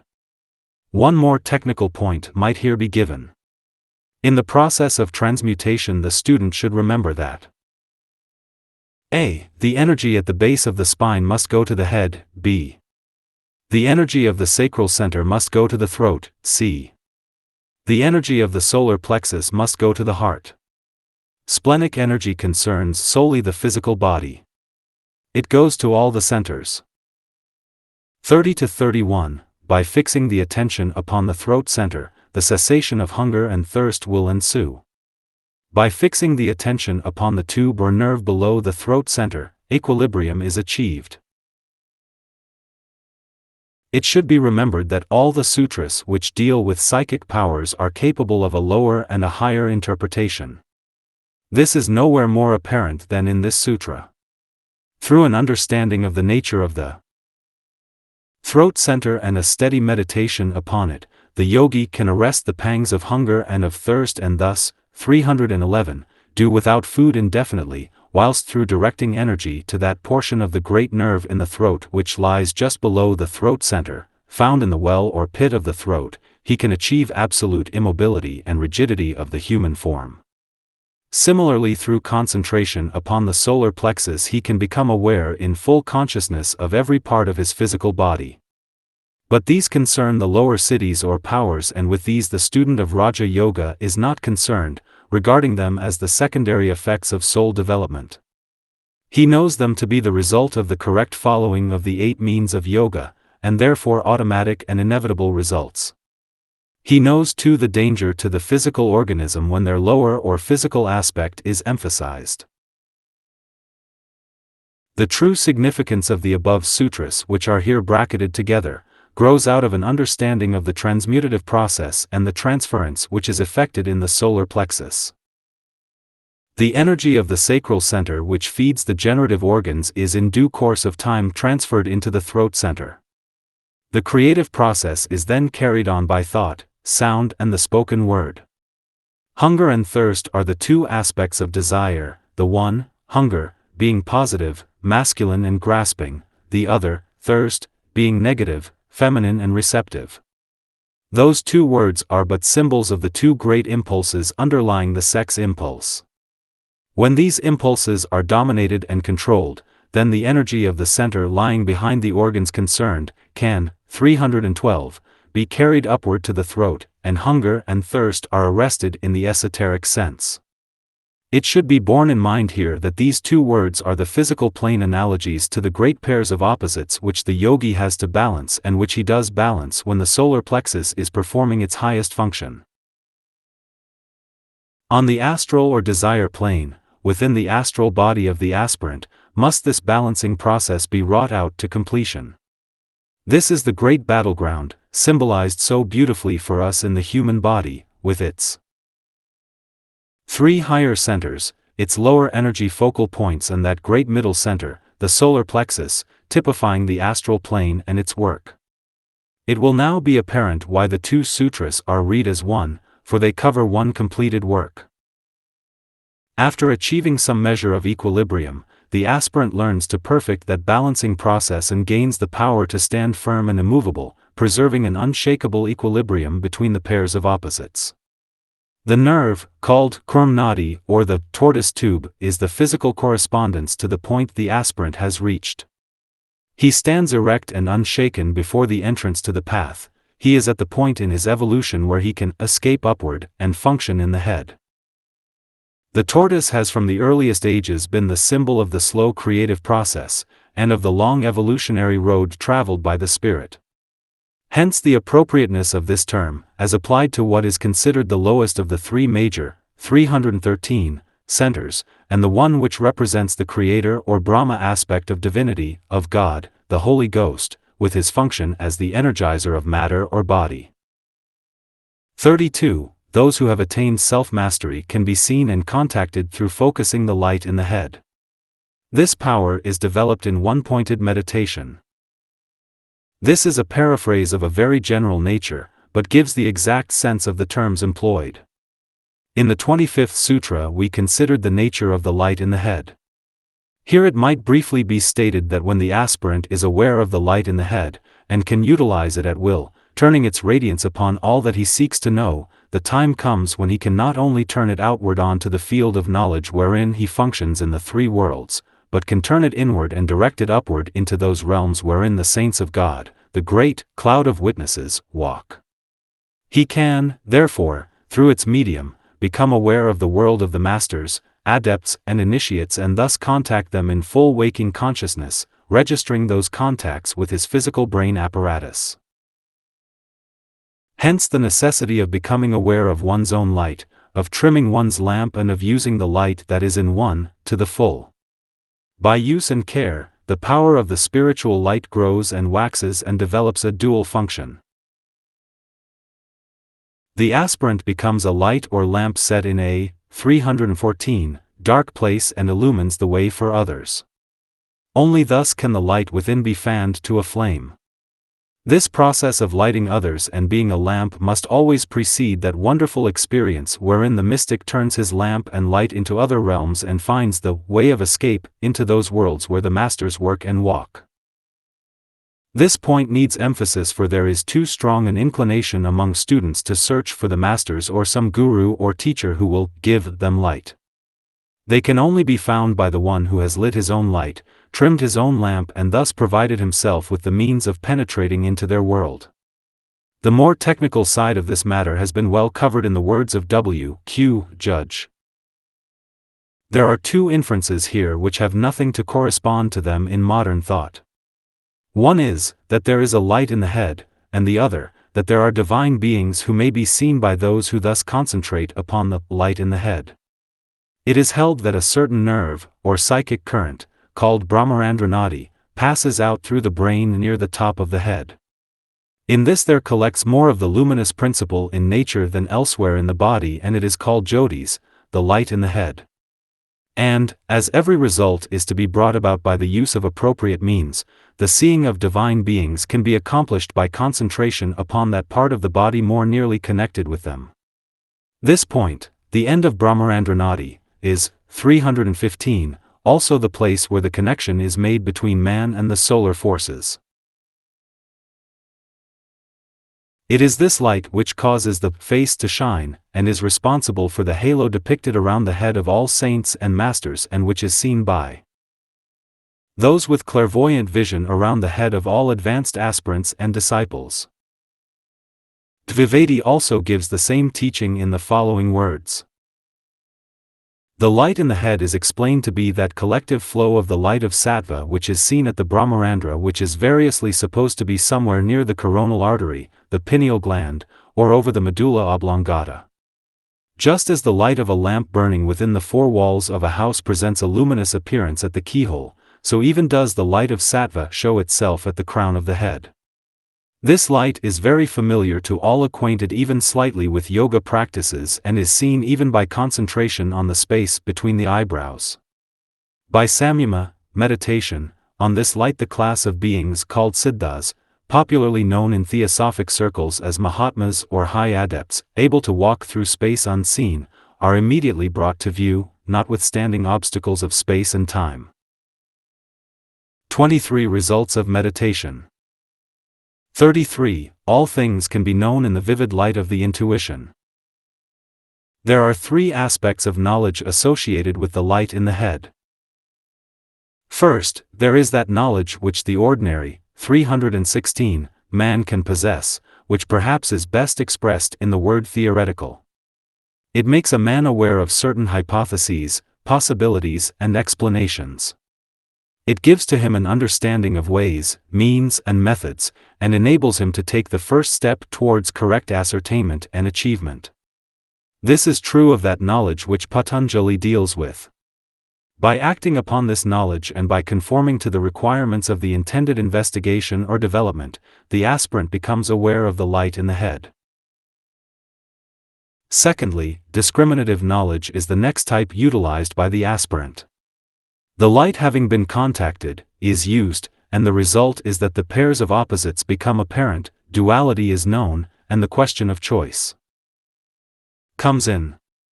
The light of God is cast upon either side of the razor-edged path the aspirant is endeavoring to tread, and at first this noble middle path is not so apparent as that which lies on either side. By the addition of dispassion or non-attachment to discriminative knowledge, hindrances are worn away, the veil which hides the light becomes increasingly thin until eventually the third or highest light is touched. Thirdly, the light of the intuition is one of the terms which can be applied to this type of illuminative knowledge. It results from the treading of the path and the overcoming of the pairs of opposites, and is the forerunner of complete illumination and the full light of day. Ganganatha Jha in his brief commentary touches on all these three. He says, 317. Intelligence is the emancipator, the forerunner of discriminative knowledge, as the dawn is of sunrise. On the production of intuitional insight, the yogi comes to know everything.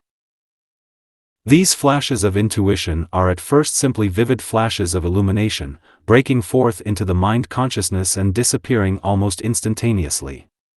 But they come with increasing frequency as the habit of meditation is cultivated and persist for increasingly long periods as stability of the mind is achieved. Gradually the light shines forth in a continuous stream until the aspirant walks in the full light of day. When the intuition begins to function, the aspirant has to learn to utilize it by turning the light which is in him upon all matters, obscure, subtle and remote, and thus enlarging his horizon, solving his problems, and increasing his efficiency. What he sees and contacts through the use of this spiritual light has then to be registered, understood and adapted for use by the man upon the physical plane, through the medium of the brain. Here is where the rational mind plays its part, interpreting, formulating and transmitting to the brain that which the true spiritual man on his own plane knows, sees, and understands. Thus this knowledge becomes available in full waking consciousness to the incarnated Son of God, the man on the physical plane. Another side of this, equally true and necessary, is pictured for us by Charles Johnston on page 123 of his edition. He says, "This divining power of intuition is the power, 318, which lies above and behind the so-called rational mind. The rational mind formulates a question and lays it before the intuition, which gives a real answer, often immediately distorted by the rational mind, yet always embodying a kernel of truth. It is by this process, through which the rational mind brings questions to the intuition for solution, that the truths of science are reached, the flashes of discovery and genius. But this higher power need not work in subordination to the so-called rational mind, it may act directly, as full illumination, the vision and the faculty divine." 34. Understanding of the mind conscious comes from one-pointed meditation upon the heart center. The sons of men are distinguished from the animal kingdom by the possession of intelligence, of the rational reasoning mind. Hence in the ageless wisdom, the secret doctrine of the world, human beings are frequently called sons of mind. It is this which gives them their sense of individuality, of their separate identity. It is this which makes them egos. In the center of the brain, seated in the pineal gland, we are told is the home of the soul, an outpost of the life of God, a spark of pure spiritual fire. This is the lowest point which pure spiritual life, direct from the monad, our Father in heaven, contacts or reaches.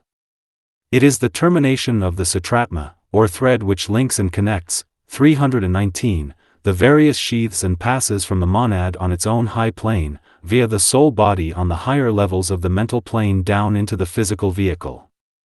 This life of God is triple and combines the energy of the Father, the Son and the Holy Ghost, and is therefore responsible for the full functioning of all the parts of man's nature on all planes, and for all states of consciousness. One strand of this triple thread or path, the first, is the giver of life, of spirit, of energy. Another, the second, is responsible for the consciousness or intelligence. Aspect, for the power of spirit to respond to contact and to evolve response. The third concerns the life of the matter or body aspect.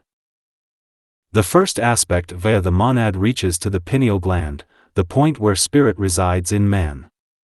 The second or consciousness aspect, via the ego, makes a point of contact with the heart center, whilst the third aspect or third part of the sutratma links up with the center at the base of the spine, which is the main source of the personality or bodily activity. Through concentration, therefore, on the light in the head, knowledge of the spiritual worlds and of those pure spirits who work and walk in them is achieved, for Atma or spirit shines there. Similarly, through concentrated meditation upon the heart, knowledge of the second aspect, of the conscious intelligent principle which makes a man a son of God, is gained. Through the development of the head and the use of the head center, the will is brought into 320 functioning activity. It is the characteristic of spirit, and demonstrates purpose and control. Through the unfolding and use of the heart center, the love-wisdom aspect is similarly brought into use, and the love of God is seen working out in a man's life and work. For the mind of God is love, and the love of God is intelligence, and these two aspects of one great quality are brought into play for the working out of his will and purpose. Of this the Christ was the outstanding example to the Occident, as Krishna was to India, and this has to be reflected and manifested also in every man. 35. Experience, of the pairs of opposites, comes from the inability of the soul to distinguish between the personal self and the purusa, or spirit. The objective forms exist for the use, and experience, of the spiritual man. By meditation upon this, arises the intuitive perception of the spiritual nature. Again we have quite a loose paraphrase of the original text, but one which nevertheless conveys the correct interpretation. We have seen in the preceding sutras that the narrow path to be trodden between the pairs of opposites, through the practice of discrimination and dispassion, is the path of equilibrium, of balance, the noble middle path. This sutra is in the nature of a comment upon this stage of the soul's experience and points out the following lessons. 321. First, that the reason we are confronted by the pairs of opposites, and so frequently choose that line of activity or attitude of mind which produces in us pleasure or pain, is because we fail to distinguish between the lower nature and the higher, between the personal self, functioning as a physical, an emotional, and a mental unit, and the divine spirit to be found in each of us. We identify ourselves with the form aspect, and not with the spirit. We regard ourselves as the not-self, for eons of time and forget our sonship, our unity with the Father and the fact that we are, in reality, the indwelling self. Second, that the purpose of form is simply to enable the self to contact worlds otherwise closed to it, and to develop full awareness in all parts of the Father's kingdom, and thus demonstrate as a fully conscious Son of God. Through the form, experience is gained, consciousness awakened, faculty is developed and powers are unfolded. Third, that as this fact is grasped intellectually and meditated upon interiorly, awareness of one's identity with the spiritual nature and one's distinction from the form is developed. One knows oneself in truth to be, not the form but the indweller, not the material self but the spiritual, not the differentiated aspects but the one alone, and thus the great process of liberation is carried forward. One becomes what one is, and one accomplishes this through meditation on the intelligent soul, the middle aspect, the Christ principle which links the Father, Spirit, and the Mother, Matter. 322. Thus the great triplicity is again to be seen. 1. The Father, or Spirit, the one who manifests, who creates, who indwells. 2. The Son who reveals, meditates and links the highest aspect with the lower. 3. The Holy Ghost, overshadowing the Mother, intelligent material substance providing the forms through which experience and development are gained. The one who experiences, who incarnates, and who achieves divine expression through the medium of form is the soul, the self, the spiritual conscious man, the Christ within. When through this experience he has achieved maturity, he reveals the Father or Spirit and so fulfills the words of Christ, when he said, in reply to Philip's question, Lord, show us the Father, he that hath seen me hath seen the Father, John the 14th. 36. As the result of this experience and meditation, the higher hearing, touch, sight, taste and smell are developed, producing intuitional knowledge. Through meditation the aspirant becomes aware of the counterparts of the five senses as they are found in the subtler realms, and through their awakening and conscious use he becomes able to function as freely on the inner planes as he does on the physical. He can then serve intelligently in those realms and cooperate with the great evolutionary scheme. The senses may be defined as those organs, 323, whereby man becomes aware of his surroundings. In the animal these five senses exist, but the thinking correlating faculty is lacking. They demonstrate as group faculty, analogous to a racial instinct in the human kingdom. Each of these five senses has a definite connection with one or other of the 7 planes of manifestation, and has also a correspondence on all the planes. Plane 1, 2, 3, 4, 5. Physical, astral, mental, Buddhic, atmic, sense, hearing, touch or feeling, sight, taste, smell. A further tabulation taken from a treatise on cosmic fire will serve to make clear the 5 different aspects of the 5 senses on the 5 planes, and for further information, the student is referred to that treatise pages 186 to 202. Microcosmic sensory evolution plane sense subplane physical 1. Hearing 5 gaseous 2. Touch, feeling 4 first etheric 3. Sight 3 super etheric 4. Taste tune sub, atomic 5. Smell 1. Atomic astral 1. Clairaudience 5. Th 2. Psychometry 4. Th 3. Clairvoyance 3. Rd 4. Imagination 2. N 5. Emotional idealism 1. St mental 1. Higher clairaudience 7. Th form 2. Planetary psychometry 6. Th form 3. Higher clairvoyance 5. Th form 4. Discrimination 4. Th form 5. Spiritual discernment 3. Rd formless response to group vibration 2. Nd formless spiritual telepathy 1. St formless Buddhic 1. Comprehension 7. Th 2. Healing 6. Th 3. Divine vision 5. Th 4. Intuition 4. Th 5. Idealism 3. Rd atmic 1. Beatitude 7. Th 2. Active service 6. Th 3. Realization 5. Th 4. Perfection 4. Th 5. All knowledge 3. Rd in the following table the numbers 1, 2, 3, 4 and 5 under each sense refer to the planes of manifestation as given in the first tabulation above. A. The first sense. Hearing. 1. Physical hearing. 2. Clairaudience. 3. Higher clairaudience. 4. Comprehension, of 4 sounds. 5. Beatitude. B. The second sense. Touch or feeling. 1. Physical touch. 2. Psychometry. 3. Planetary psychometry. 4. Healing. 5. Active service. 325. C. The third sense. Sight. 1. Physical sight. 2. Clairvoyance. 3. Higher clairvoyance. 4. Divine vision. 5. Realization. D. Fourth sense. Taste. 1. Physical taste. 2. Imagination. 3. Discrimination. 4. Intuition. 5. Perfection. E. The fifth sense. Smell.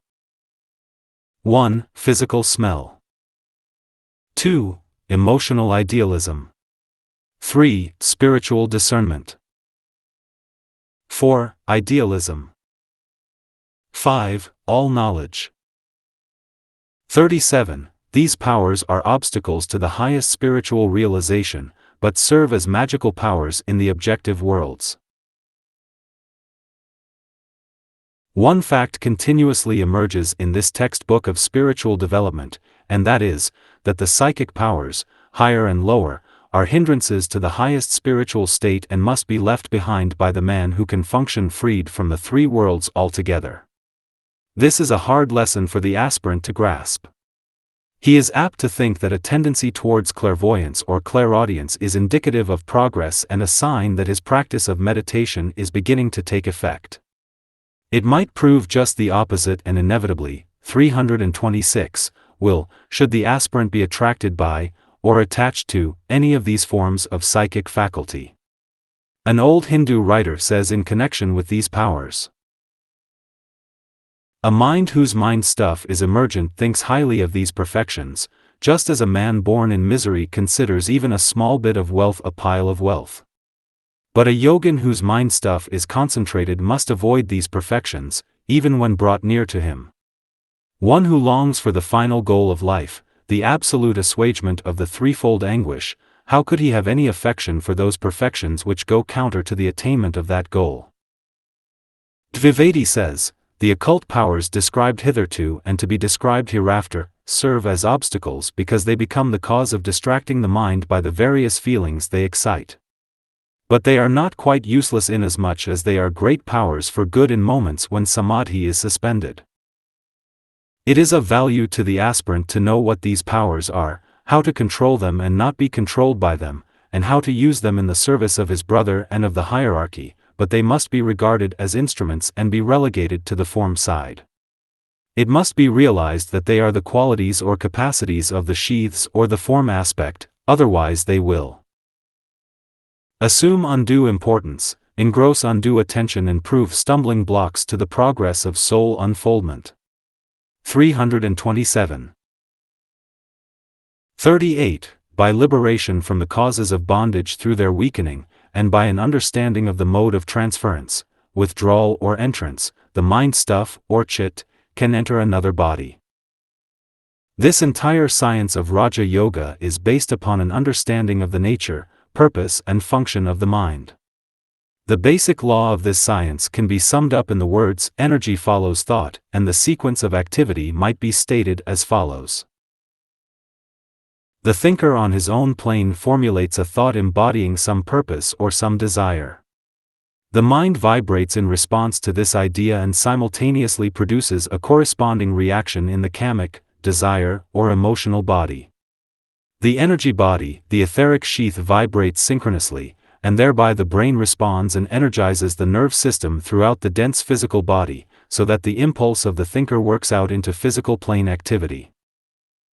There is a close connection between the mind and the nervous system so that we have an interesting triplicity, 1.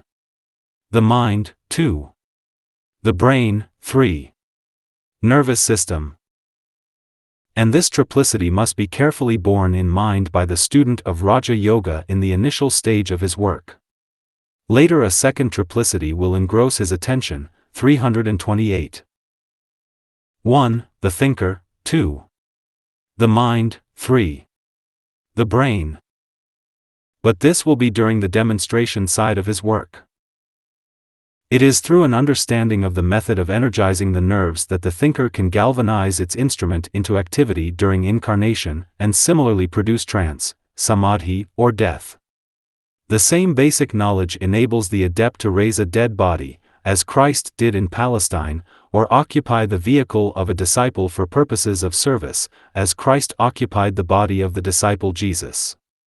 This knowledge and its use, we are told, is subject to the great law of karma, of cause and effect, and even the Christ himself may not set the law aside in any case unless there is adequate weakening of the cause producing the bondage. 39. By subjugation of the upward life, the udana, there is liberation from water, the thorny path, and mire, and the power of ascension is gained. Pervading the whole body is that sum total of nervous force, called by the Hindu, prana. It is controlled by the mind via the brain. It is the vitality which brings into activity the sense organs and produces the outward-going life of the man. Its medium of distribution is the nervous system through certain great distributing centers called plexi, or lotuses. The nerve ganglia known, 329, to orthodox medicine, are the reflections or shadows of the more vital plexi. The student will not go far astray if he regards the sum total of prana in the human body as constituting the vital or etheric body.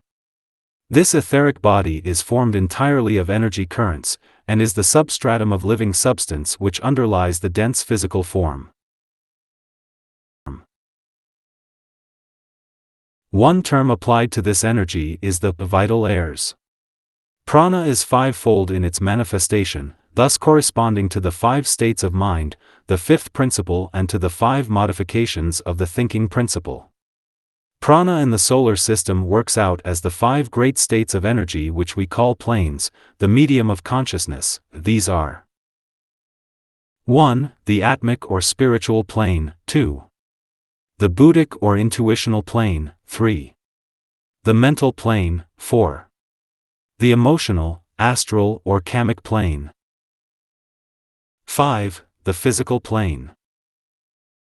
The 5 differentiations of prana in the human body are: 1. Prana, extending from the nose to the heart and having special relation to the mouth and speech, the heart and lungs. 2. Samama extends from the heart to the solar plexus. It concerns food and the nourishing of the body through the medium of food and drink and has a special relation to the stomach. 3. Apana controls from the solar plexus to the soles of the feet. It concerns the organs of elimination, of rejection and of birth, thus having special, 330, relation to the organs of generation and of elimination.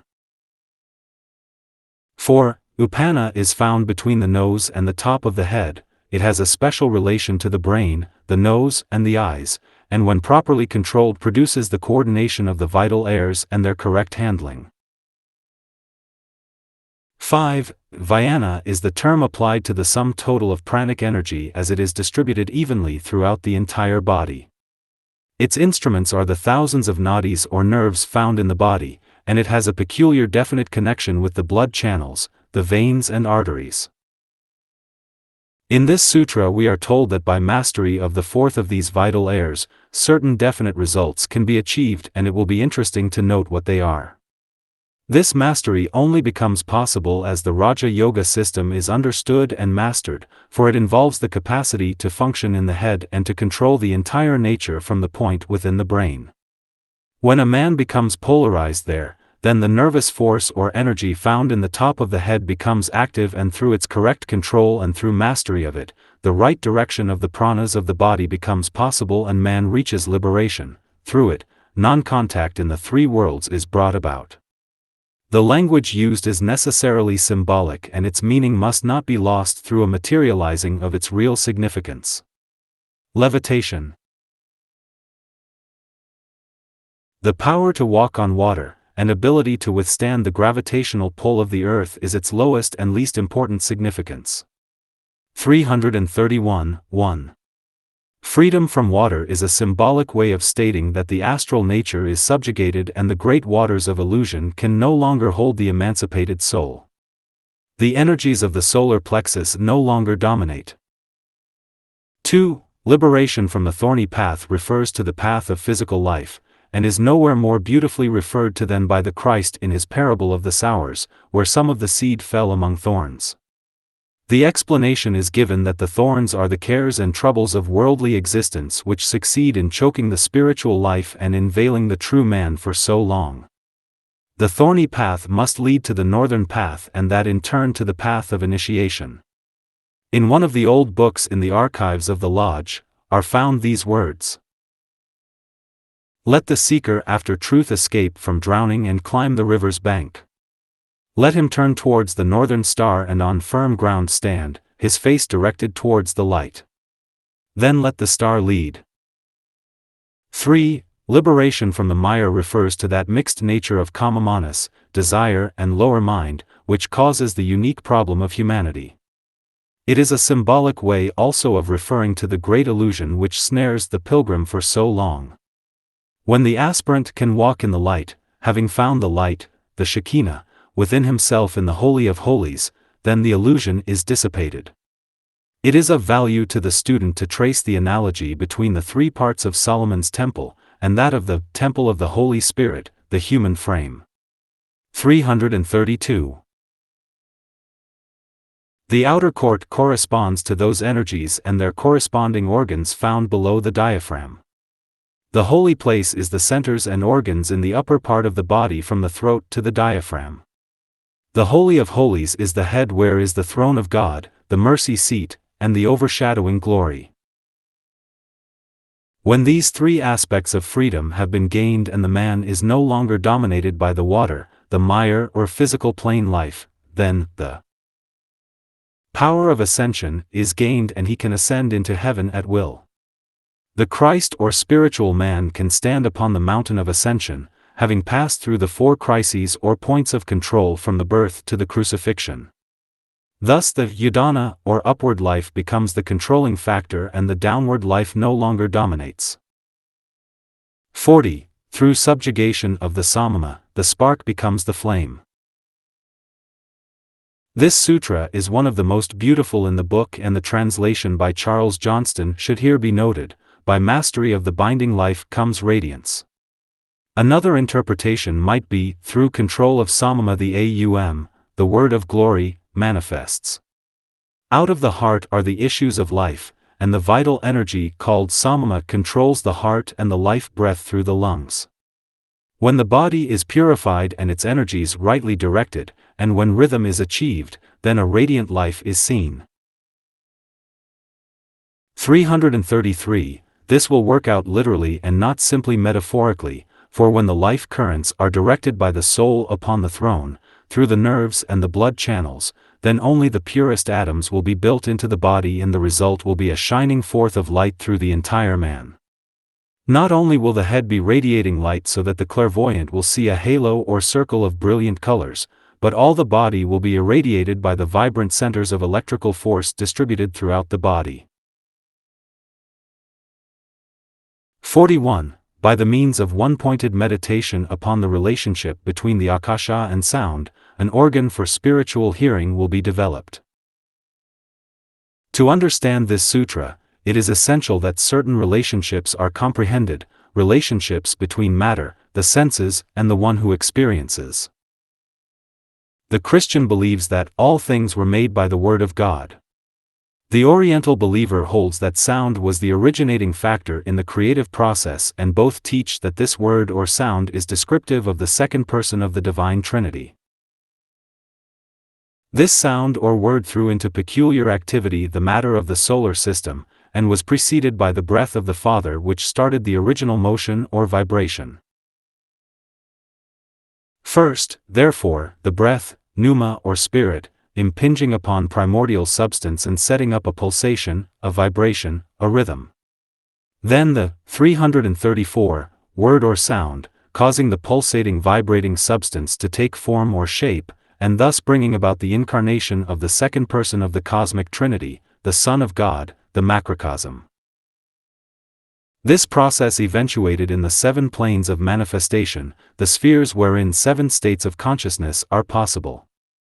All of these are characterized by certain qualities and differentiated from each other by specific vibrating capacities and called by certain terms. The following tabulation may prove useful if the student will bear in mind that the first triplicity of planes are those of divine manifestation, and the lower triplicity constitute the reflection of that divine process and are the 3 planes of our normal experience. These 2 triplicities of God and man are connected by the middle plane of at-one-ment or union, whereon God and man are made one. This is the Christ plane in Christian phraseology, the Buddhic plane in the Eastern terminology. The divine planes. Plane I, logoic or divine. Plane 2. Monadic. Plane Li. Spiritual or atmic. 335. The Sea of Fire. The Akasha. The Ether. God the Father. God the Son. God the Holy Ghost. Will. Love, wisdom. Active intelligence. The plane of union, Oregon atonement. Plane 4. Christ or Buddhic. Air. Planes of human endeavor. Plane V, mental. Fire. Union. Harmony. At-one-ment. Reflection of the Sea of Fire, human will.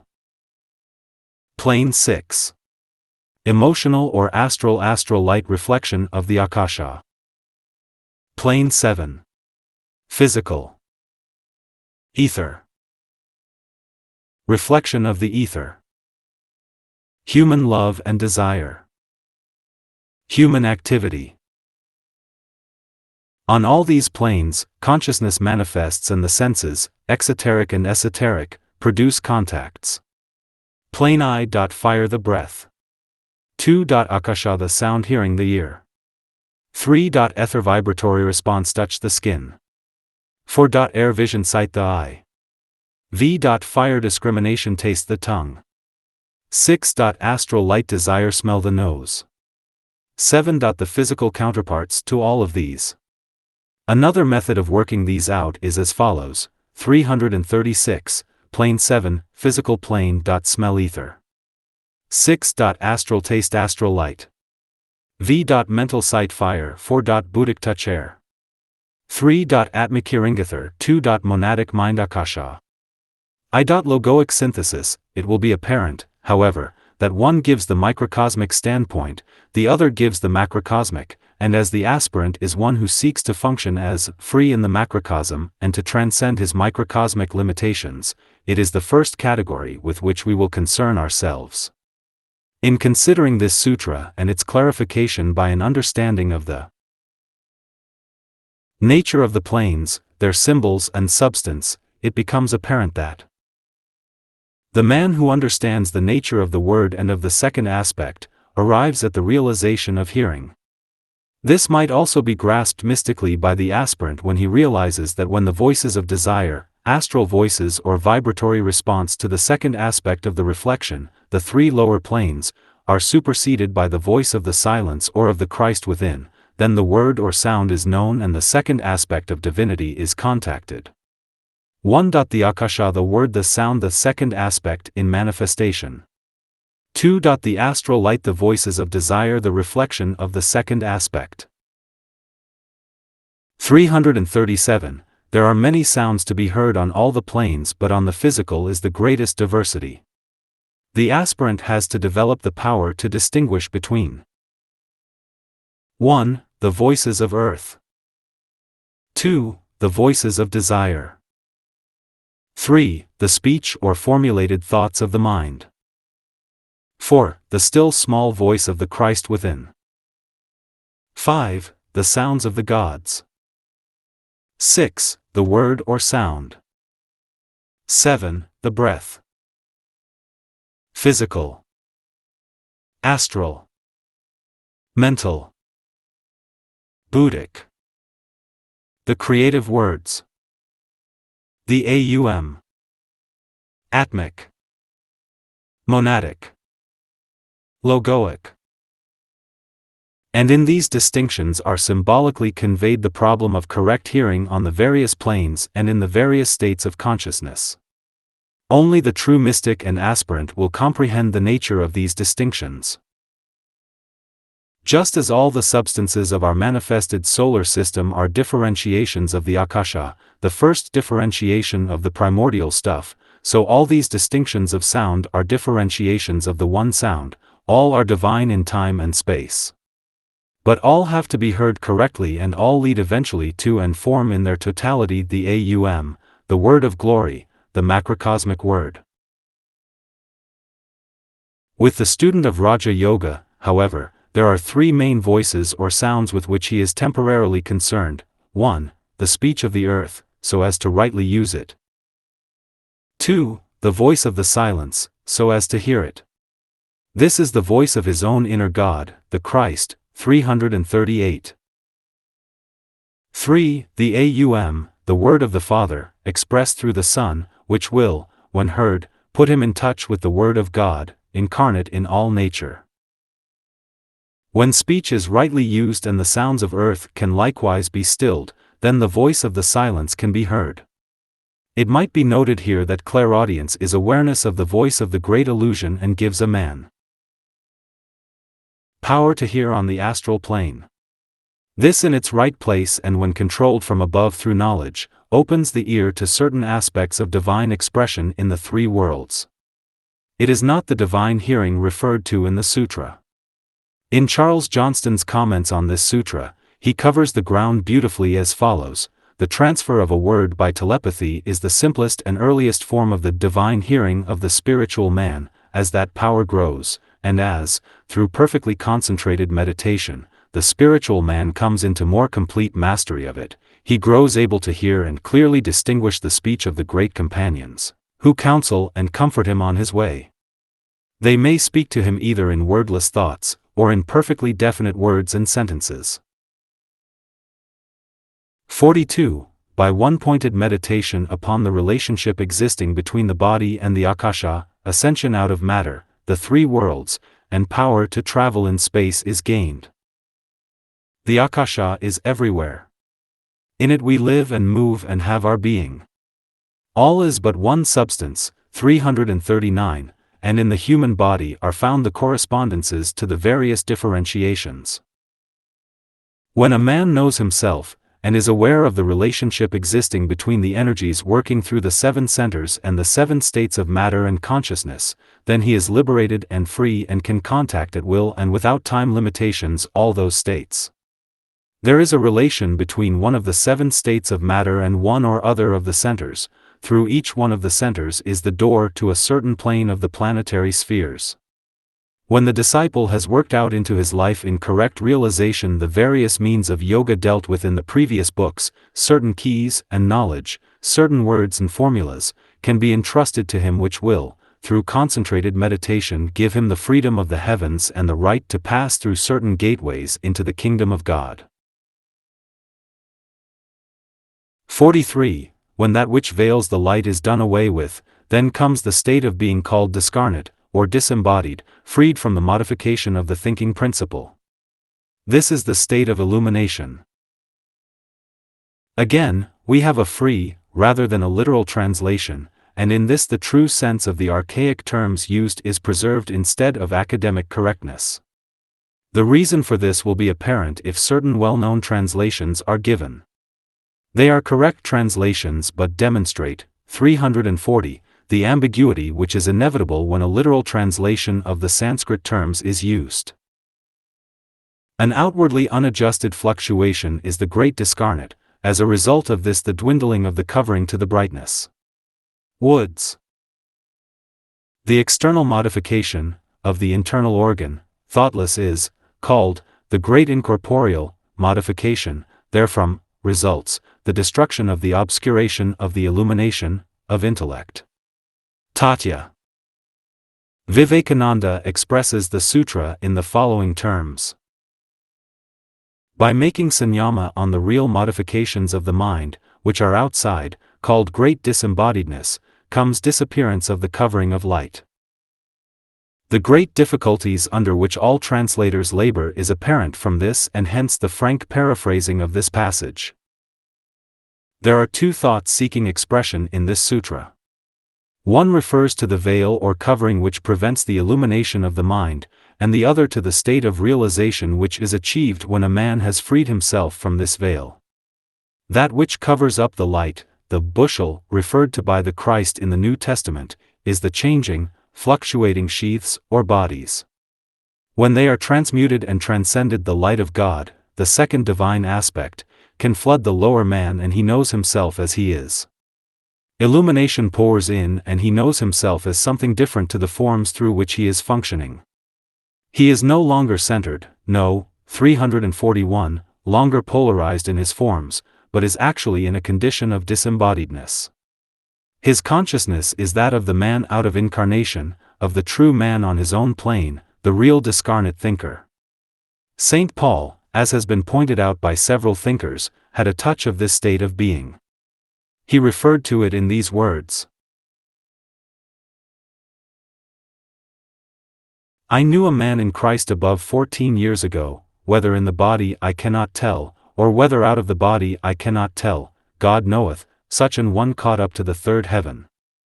And I knew such a man, how that he was caught up into paradise, and heard unspeakable words, which it is not lawful for a man to utter. 2 Cor 12. This third heaven can be understood in two ways. First, as standing for the mental plane on which is the true home of the spiritual man, the thinker, or a more specific state to be understood as that found on the third or highest of the three abstract levels of the mental plane. 44. One-pointed meditation upon the five forms which every element takes, produces mastery over every element. These five forms are the gross nature, the elemental form, the quality, the pervasiveness, and the basic purpose. It should be remembered that this will have a dual reference, to the macrocosm and to the microcosm. It can refer to the 5 planes of monadic evolution, or to the 5 forms which every element, 342, takes on each and every plane, bearing in mind that this is the case as regards the mind apprehension and the modifications of the thinking principle, for mind is the 5th principle, and man is the 5-pointed star and therefore can, as man, achieve only a 5-fold illumination. There are, however, 2 higher forms and 2 other modes of perception, i.e., the intuitional and spiritual realization. With these, however, the present sutra has naught to do. The head center is dual in itself and is composed of the center between the eyebrows and the highest chakra, the 1,000-petaled lotus. The study and understanding of this sutra would result in the complete equipping of the white occultist for all forms of magical work. Students must remember that this does not refer to the elements as we have them, but has relation to the elemental substance out of which all gross forms are made. According to the ageless wisdom, there are 5 grades of substance having certain qualities.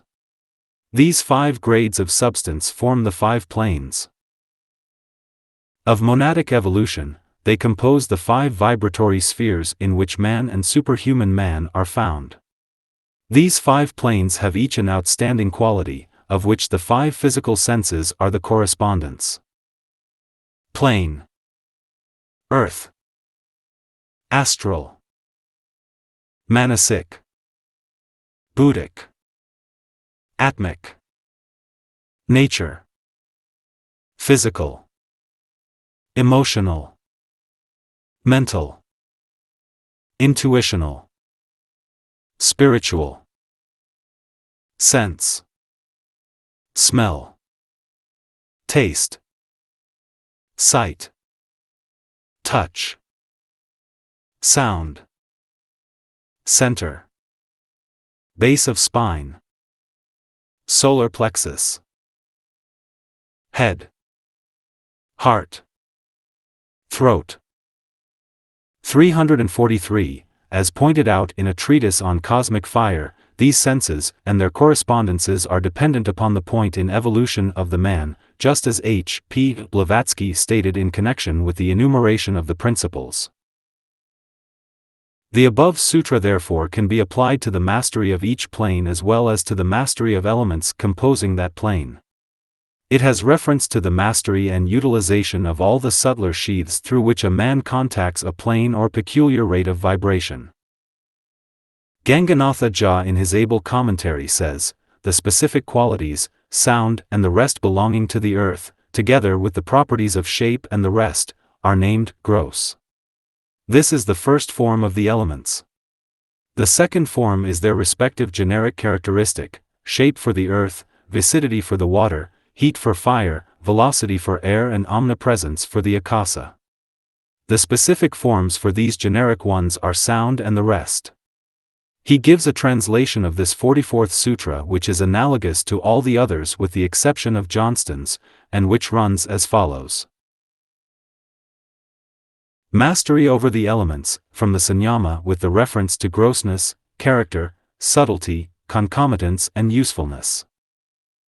1. Grossness, gross nature.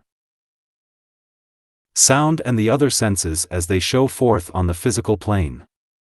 We must bear in mind that this plane is the gross summation of all the others. Spirit is matter at its lowest point. 2. Character, elemental form. 344. The nature of the specific characteristics of the elements. 3. Subtlety, or quality. The basic atomic substance of any one element. That which produces its phenomenal effect. It is that which lies back of all sense perception, and of all the 5 senses. Another word for this subtle form is tanmatra. 4. Concomitance, or pervasiveness. This is the all-pervasive nature of every element, its inherence. It is the sum total of the 3 gunas, tamas, rajas and sattva. Every element according to its place in the manifested scheme is characterized by inertia, activity or rhythm. It is inherent in substance. Only the rate of vibration differs. There is the correspondence to every element on every plane. 5. Usefulness, or basic purpose. This is the right use of every element in the great work of evolution. It is literally the power hidden in every atom of substance which drives it on, through all the kingdoms of nature, to self-expression, and enables it to perform its work in time and space and to proceed towards eventual fruition. When, through concentrated meditation upon the 5 distinctive forms of all the elements, the knower has arrived at a knowledge of all their qualities, characteristics, and nature, he can then cooperate intelligently in the plan and become a white magician. For the majority it is as yet only possible for us to arrive at 3 of the forms, and this is touched upon in Light on the Path in 345, the words, "Inquire of the earth, the air and the water, of the secrets they hold for you." The development of your inner sense will enable you to do this. 45. Through this mastery, minuteness, and the other cities, or powers, are attained, likewise bodily perfection and freedom from all hindrances. Towards the close of each of these 3 books on Raja Yoga, there comes a sutra summing up results and giving a vision of that which is possible to the faithful intelligent aspirant. They are as follows.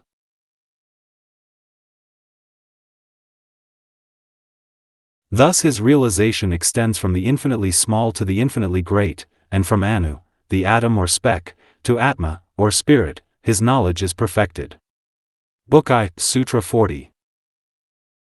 As a result of these means there follows the complete subjugation of the sense organs. Book 2.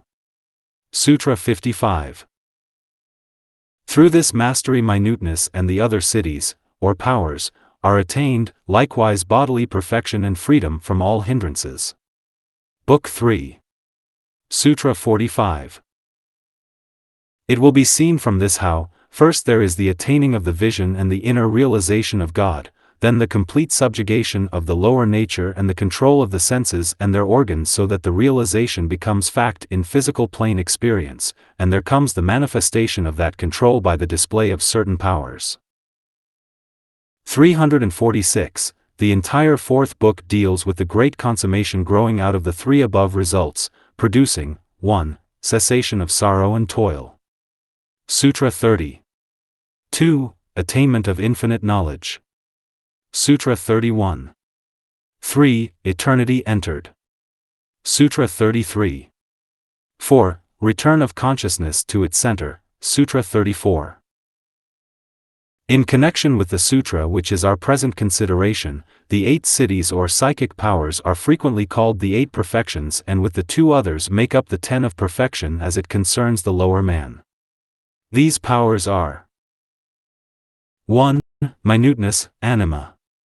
This is the power which the yogi possesses to become as small as an atom, to identify himself with the smallest part of the universe, knowing the self in that atom to be one with himself. This is due to the fact that the anima mundi, or soul of the world, is universally spread throughout all aspects of divine life. 2. Magnitude, mahima. This is the power to expand one's consciousness and thus enter into the greater whole as well as into the lesser part. 3. Gravity, garima. This concerns weight and mass and deals with the law of gravity which is an aspect of the law of attraction. 4. Lightness. Lagima. This is the power underlying the phenomenon of levitation. It is the capacity of the adept to offset the attractive, 347, force of the planet and to leave the earth. It is the opposite to the 3rd city. 5. The attainment of the objective, prapti. This is the capacity of the yogin to achieve his goal, to extend his realization to any locality, to reach anything or any place he desires. It will be apparent that this will have an application on all the planes in the 3 worlds, as indeed all the cities have. 6. Irresistible will, prakamya. This is sometimes described as sovereignty, and it is that driving irresistible force found in every adept which bring about the fruition of his plans, the attainment of his desires, and the completion of his impulses. It is this quality which is the distinguishing characteristic of the black and the white magician alike. It necessarily demonstrates with greatest force on that plane in the three worlds which reflects the will aspect of divinity, the mental plane. All the elements obey this force of will as used by the yogin. 7. Creative power, Isattva. This concerns the power of the adept to deal with the elements in their five forms and produce with them objective realities, and thus to create on the physical plane. 8. The power to command, Vasittva. The magician, as he controls the elemental forces of nature, utilizes this power, and it is the basis of Mantra Yoga, the yoga of sound or of the creative word. Creative power, the seventh siddhi, concerns the elements and their vitalizing, so that they become effective causes. This siddhi, the 348, 8th, concerns the power of the word to drive the building forces of nature into coherent activity so that forms are produced. When these 8 powers are functioning, then the 9th, bodily perfection, results, for the adept can construct a vehicle adapted to his need, can do with it as he will, and through its medium attain his objective. Finally, the 10th power will be seen in full manifestation, and no form provides any hindrances or obstacles to the fruition of the yogin's will. He is liberated from the form and its qualities.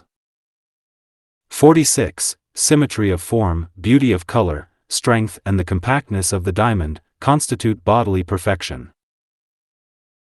Though many commentators give to this sutra a purely physical interpretation, a much wider concept is involved. In it we have pictured for us in carefully chosen terms, of which the English is but a paraphrase, lacking the expression fully to convey the idea, the condition of the third or form aspect through which the second or Christ aspect is manifesting. This third aspect is itself triple, yet forms one coherent whole, and hence the use of 4 terms to express this lower personal self. The occultist never concerns himself with the dense physical vehicle.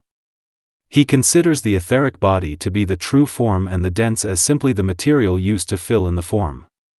The etheric body is the true substantial form, the framework, the scaffolding, to which the dense, 349, body necessarily conforms. This form must be symmetrical, or built truly according to number and design, and its basic distinction will be the geometrical exactness of its many units. The emotional or astral body is, as is well known, distinguished by its colorfulness, and according to the stage of unfoldment so will the colors be beautiful, clear and translucent, or ugly, dark and cloudy. The astral body of the adept is a thing of radiant loveliness, lacking all the colors of low vibration. Then the highest aspect of the personal self, the mental body, will vibrate to the highest aspect of the spirit, which is will, power or strength. Any of these words suffice. Strength, beauty, and form, the reflections of power, love and activity, these are the characteristics of the body of manifestation of any son of God who has entered into his kingdom. Then the fourth expression conveys the idea of the unity, the coherence of the three, so that they function as a whole and not independently and separately. Man is thus the 3 in 1 and the 1 in 3, as is his Father in heaven, being made in the image of God. 2 words are used by translators to convey this idea of compact cohering force, i.e., the diamond, and the thunderbolt. The human being who has taken the highest of all our planetary initiations is termed the diamond-souled, the man who can perfectly transmit the pure white light and yet reflect equally all the colors of the rainbow, the 7 colors of the chromatic scale. His personality is here called by the same term, 350, for it has become a transmitter of the inner light or radiance. The term thunderbolt is equally expressive, conveying as it does the idea of electrical force. All that we can know of God or of man is the quality of his energy as it demonstrates in force and activity, hence in the secret doctrine, the highest aspect of divinity is called electric fire. 47. Mastery over the senses is brought about through concentrated meditation upon their nature, peculiar attributes, egoism, pervasiveness and useful purpose. Sutra 44 dealt very largely with objectivity and the nature of the 5 forms which every element assumes. This sutra concerns itself with that which is subjective, and with the subtle apparatus through which forms are contacted and likewise turned to specific purposes. We are dealing here with the indriyas, or senses, which are usually divided by Hindu philosophers into 10 instead of 5. They divide the 5 senses into 2 groups, those which we call the organs of sense, such as the eye, the nose, etc., and then the faculty which makes it possible for the eye to see and the nose to smell. In considering the senses, the student studies them, therefore, in 5 connections, and this likewise in relation to their counterparts on the astral and mental planes. The 5 divisions are as follows. 1. Their nature. He studies each sense in its twofold condition, that of the external instrument, 351, and the internal capacity of that instrument to respond to certain vibratory impacts. He knows why, for instance, the organ of sense called the eye vibrates to those impacts which produce the condition of sight, but fails to respond to those impacts which cause scent or smell. He discriminates therefore between the senses and learns thereby to follow a vibratory impulse back to its source along one or other of the 5 possible lines of approach, and this he does intelligently and not simply blindly. 2. Their peculiar attributes. He studies then the quality of the senses, laying the emphasis not so much upon the particular sense concerned, this is covered above, as upon the peculiar attribute of the sense and of that to which it gives the key in the macrocosm. 3. Egoism refers to the eye-making faculty which so predominantly distinguishes the human being and thus brings in the 6th sense, the mind, as the interpreter and synthesizer of the other 5. It is the capacity of the human being to say, I see, I smell, a thing the animal cannot do. 4. Pervasiveness. All the senses are capable of infinite extension, and every sense, when consciously followed and utilized, can lead a man in 3 main directions. A. To the center of all things, back to the heart of God. B. Into close communication with his fellow man, putting him en rapport with him, when so desired. C. Into touch with all forms. 352. To the average man there is only that which he can hear, touch, see, taste and smell, only 5 ways in which he can know. There are only 5 responses possible to him as he contacts vibration of any kind, and in our solar system there is naught else but vibrating energy, God in active motion. These 5 methods put him en rapport with the 5 elements, and when this is realized, the infinite possibilities open to the aspirant begin to appear. Later, to the advanced man, another and higher range of vibration opens up when he can use the mind itself, not only as the unifier of all the 5 senses but as a 6th sense also. This is the object of all Raja Yoga practice. Through the mind, the soul realm is cognized, just as through the senses the objective world was contacted. 5. Useful purpose. When the relation of the 5 senses to the 5 elements is understood, and the law of vibration is studied and mastered, the adept can then turn to useful purposes all the powers of his nature. He not only can enter into communication with all parts of our planetary system but can also use discriminatingly and wisely all those parts of his own nature which are allied to, or correspondences of the nature of God as shown in the macrocosm. 48. As a result of this perfection, there comes rapidity of action like that of mind, perception independent of the organs, and mastery over root substance.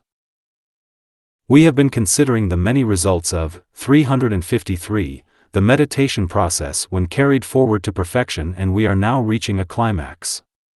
The seer has achieved the consummation of the alignment process. His triple personal self has been purified, adjusted and controlled. Each of the 3 bodies is vibrating in tune with the note of the ego or higher self, which in turn is in process of synchronizing with the monad or divine self, the spirit on its own plane. The great Son of Mind, the thinker on the higher levels of the mental plane, is the dominating factor now, and the result of this domination is triple, each effect manifesting on all planes yet primarily on one or another. These results are: 1. rapidity of action like that of the mind. The term, swift as a thought, is frequently used when an expression of the intensest rapidity is required. In the yogin, his acts on the physical plane are so synchronized with his thought processes, his decisions are so instantaneous and his end so swiftly achieved that his physical plane life is characterized by a most startling activity and most amazing results. Of him it can be said in degree as is said of the Creator: God meditated, visualized, spoke, and the worlds were made. 2. Perception independent of organs. The adept is not dependent upon the organs of sense for the acquiring of knowledge, nor is he dependent upon the sixth sense, the mind. With him, the intuition has been developed into a usable instrument, and direct apprehension of all knowledge, independently of the reasoning faculty, 354, or rationalizing mind, is his privilege and right. The mind need no longer be used to apprehend reality, the senses need no longer be employed as mediums of contact. He will employ all six, but in a different manner. The mind will be utilized as a transmitter to the brain of the wishes, and plans and purposes of the one Master, the Christ within. The five senses will be transmitters of different types of energy to the chosen objectives, and herein opens up a vast field of study for the interested investigator. The eye is one of the most potent transmitters of energy, and it was the knowledge of this in the olden days which gave rise to the belief anent the evil eye. There is much to be discovered concerning sight, for this study will include not only physical vision, but the development of the third eye, clairvoyance. Perfect spiritual vision, and on up to that inconceivable mystery covered by the terms the all-seeing eye and the eye of Shiva. The hands are potent factors in all magical work of healing, and utilization of the sense of touch is an esoteric science. The sublimation of the sense of hearing and its utilization to hear the voice of the silence, or the music of the spheres, is a department of occult teaching of the most profound kind, and those adepts who have specialized in the science of sight and the science of sound are some of the most erudite and advanced in the hierarchy. The other senses are capable too of profound unfoldments, but they are peculiarly hidden in 355, the mysteries of initiation, and more anent them is not possible here. The three senses of hearing, touch, and sight are the three characteristics of the three human races and the three planes in our three worlds. Ear. Response to sound. 1. Hearing Lemurian. 2. Touch Atlantean. 3. Sight Aryan. Physical plane. Astral plane. Mental body. Skin response to touch or vibration. Eye response to vision. This third sense primarily affects our race, and hence the word of the prophet, where there is no vision the people perish.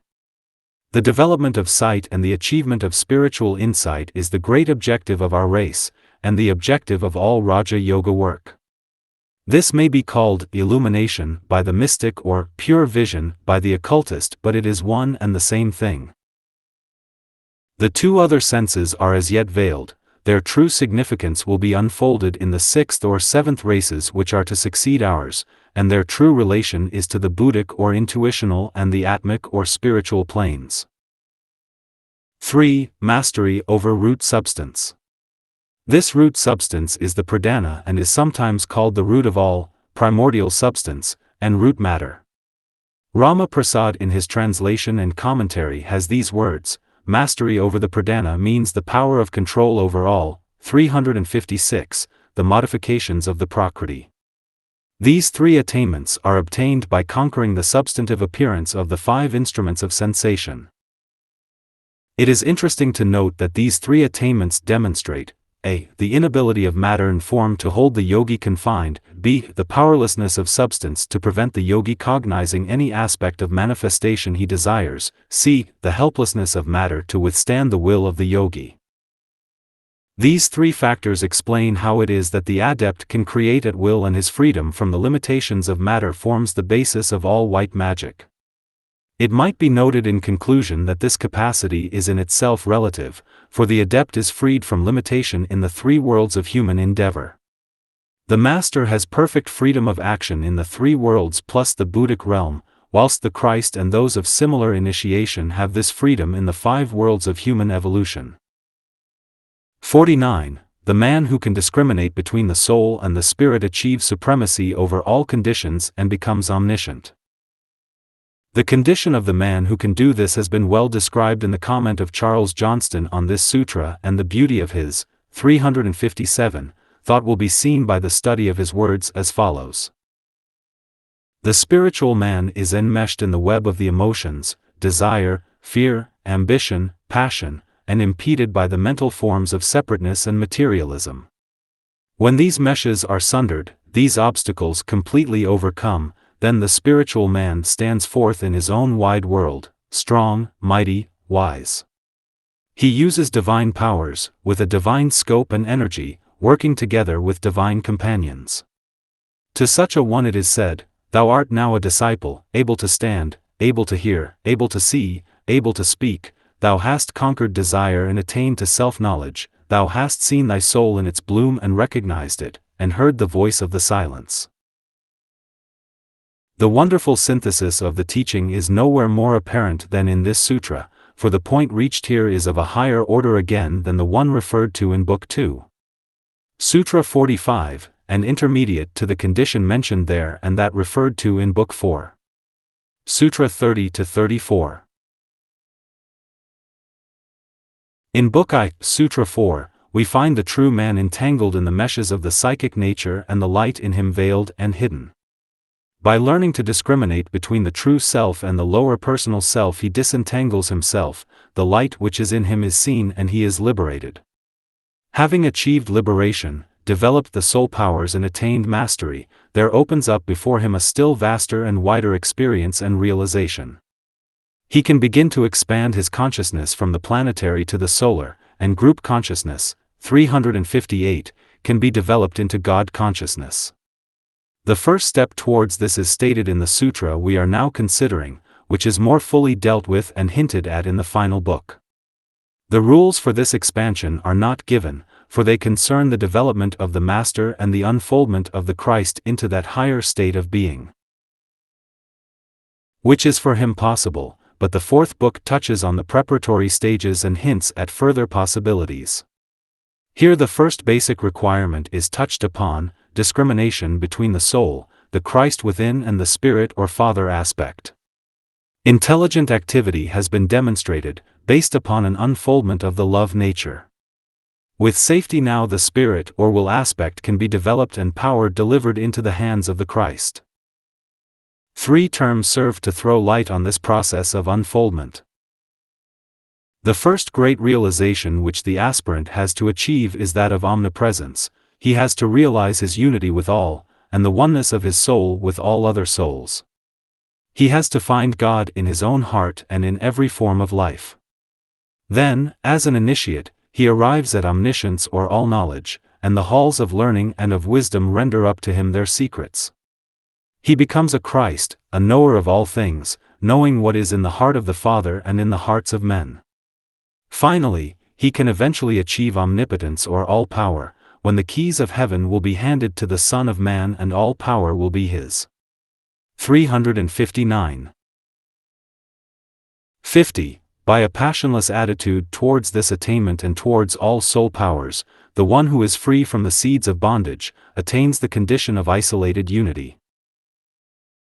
The isolated unity referred to here is that of complete separation from all form aspects and the achievement of spiritual oneness. It is aloofness from the material consciousness and a living in the spiritual consciousness. It is harmony with the spirit and disharmony with matter. It involves identification with the Father in heaven, and a true understanding of the word of the Master of all the Masters, I and my Father are one. A proper sense of values has been established and the powers which have been developed, and the perceptions which have been gained are seen as having in them the seeds of bondage, and therefore with them the true yogin does not concern himself. At will and in service he will perceive that which is needed, at will and in service he will employ the occult powers, but he himself remains detached, and freed from all karmic limitations. 51. There should be entire rejection of all allurements from all forms of being, even the celestial, for the recurrence of evil contacts remains possible. Rama Prasad's translation is illuminating and should be quoted here. It runs as follows. When the presiding deities invite, there should, 360, be no attachment and no smile of satisfaction, contact with the undesirable being again possible. And Vivadi's interpretation gives still another angle.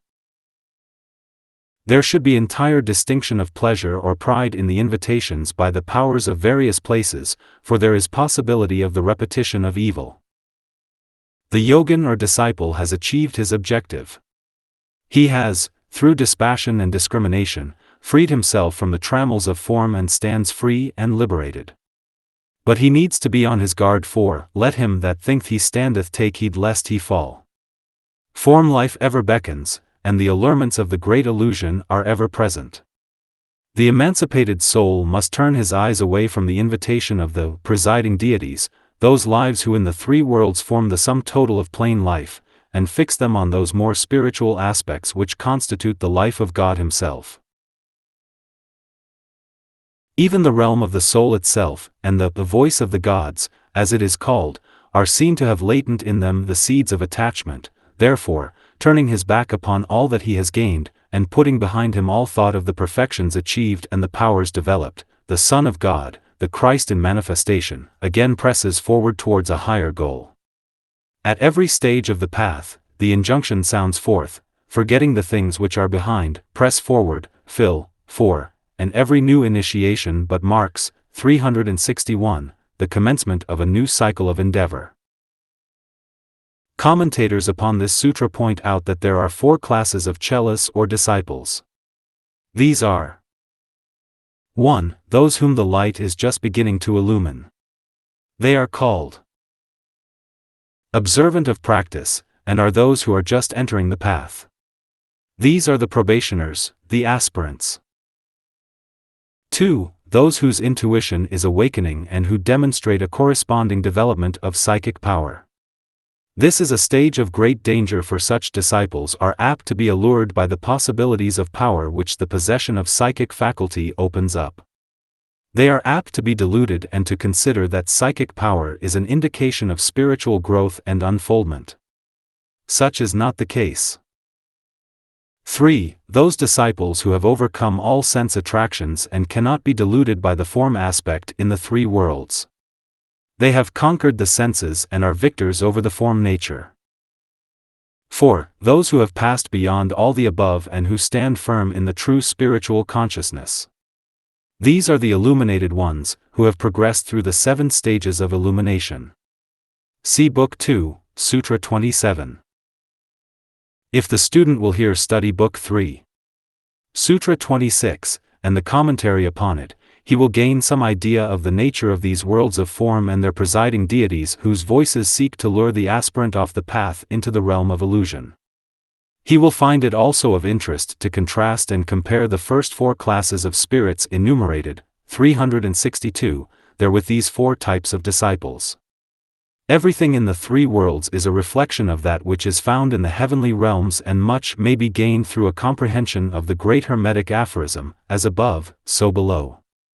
That reflection is what constitutes evil, that reverse aspect of reality forms the great illusion, and with these the sons of God have no concern. It is evil where they are concerned, but in no other sense. The forms of life in these worlds, and the lives animating those forms are good and right in themselves and are pursuing their own evolutionary path, but their immediate objective and their state of consciousness is not synchronized with that of the evolving disciple, and therefore with them there must be no trafficking. 52. Intuitive knowledge is developed through the use of the discriminative faculty when there is one-pointed concentration upon moments and their continuous succession. It has been said that a complete understanding of the law of cycles would bring man to a high degree of initiation.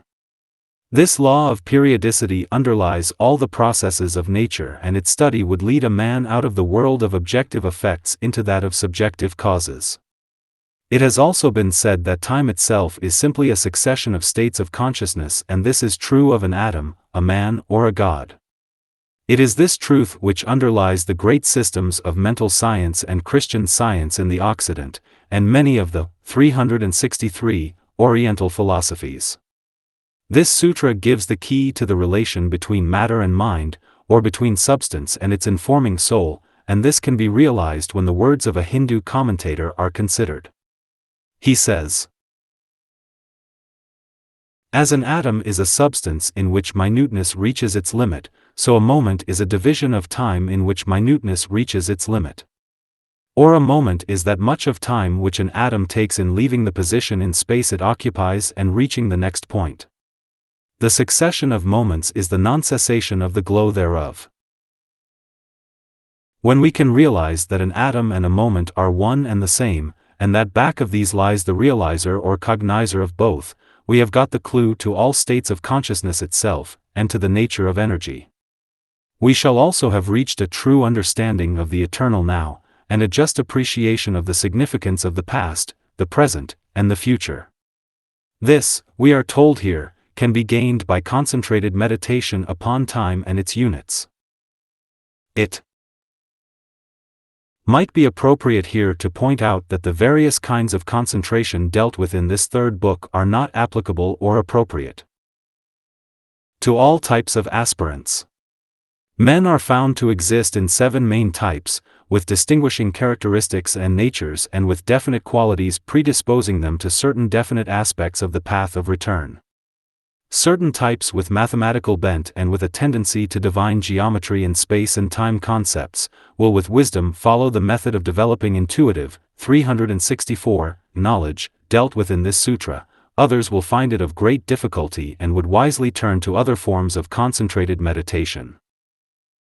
53. From this intuitive knowledge is born the capacity to distinguish between all beings, and to cognize their genus, qualities and position in space.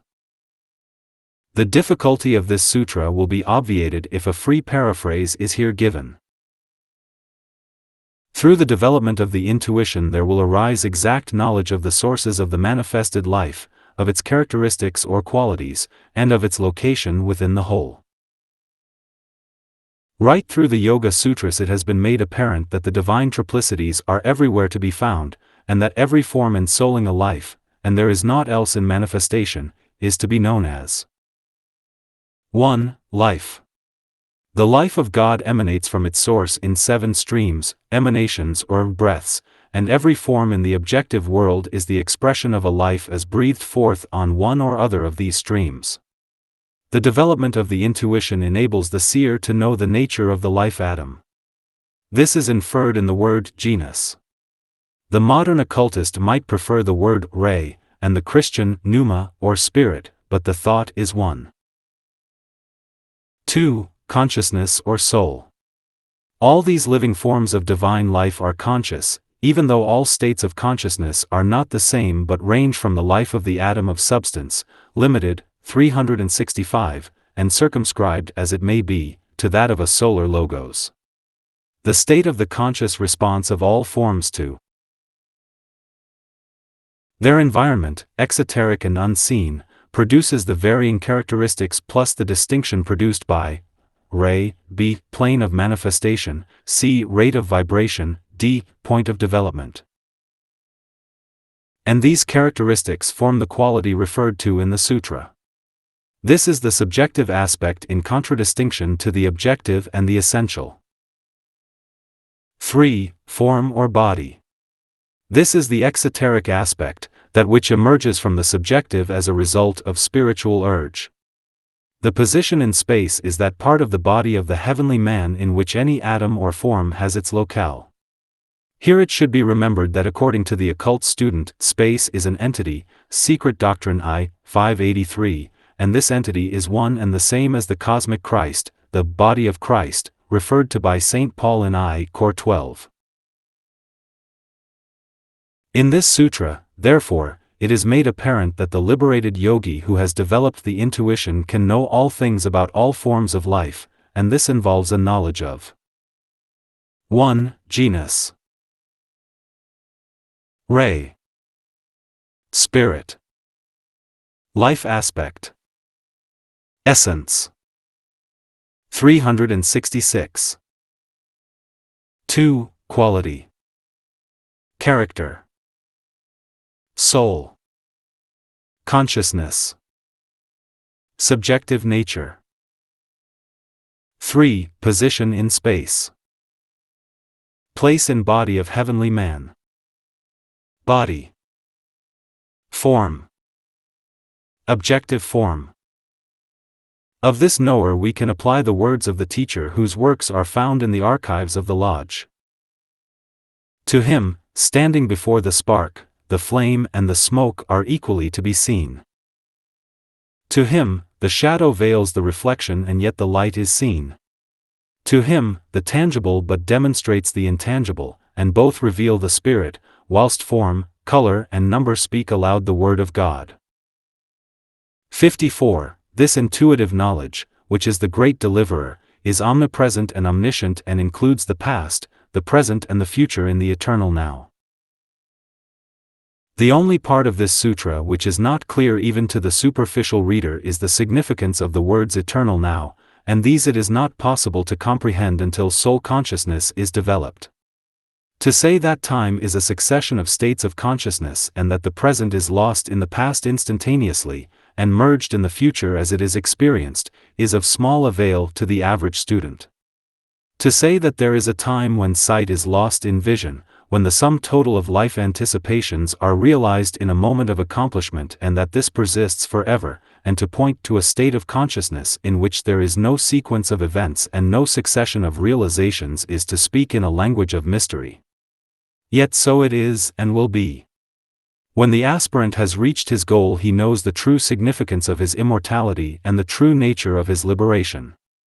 367. Space and time become for him meaningless terms. The only true reality is seen to be the great central life force, remaining unchanged and unmoved at the center of the changing evanescent temporal forms. I am, says the human unit and regards himself as the self, and identifies himself with the changing form. Time and space are for him the true realities. I am that, says the aspirant and seeks to know himself as he truly is, a living word, part of a cosmic phrase. For him space no longer exists, he knows himself as omnipresent. I am that I am, says the freed soul, the liberated man, the Christ. Neither time nor space exist for him, and omniscience and omnipresence are his distinctive qualities. In his comment upon this sutra, Charles Johnston quotes from Street Columba and says, "Some there are, though very few, to whom divine grace has granted this, that they can clearly and most distinctly see, at one and the same moment, as though under one ray of the sun, even the entire circuit of the whole world with its surroundings of ocean and sky, the innermost part of their mind being marvelously enlarged." It might be helpful also if the brief comment of Dvivedi were quoted here as it is well put, and the state of consciousness arrived at concisely summed up. In aphorism XXXII. Of this section we have already described the nature of Tiroka Jnana, the knowledge that saves from the bonds of the world. The discriminative knowledge described, 368, here results in Tarka, the knowledge which is the end and aim of yoga. It relates to all objects from the pradhana, spirit matter, ab, to the Buddhas, elements, forms, ab, as also to all conditions of these objects.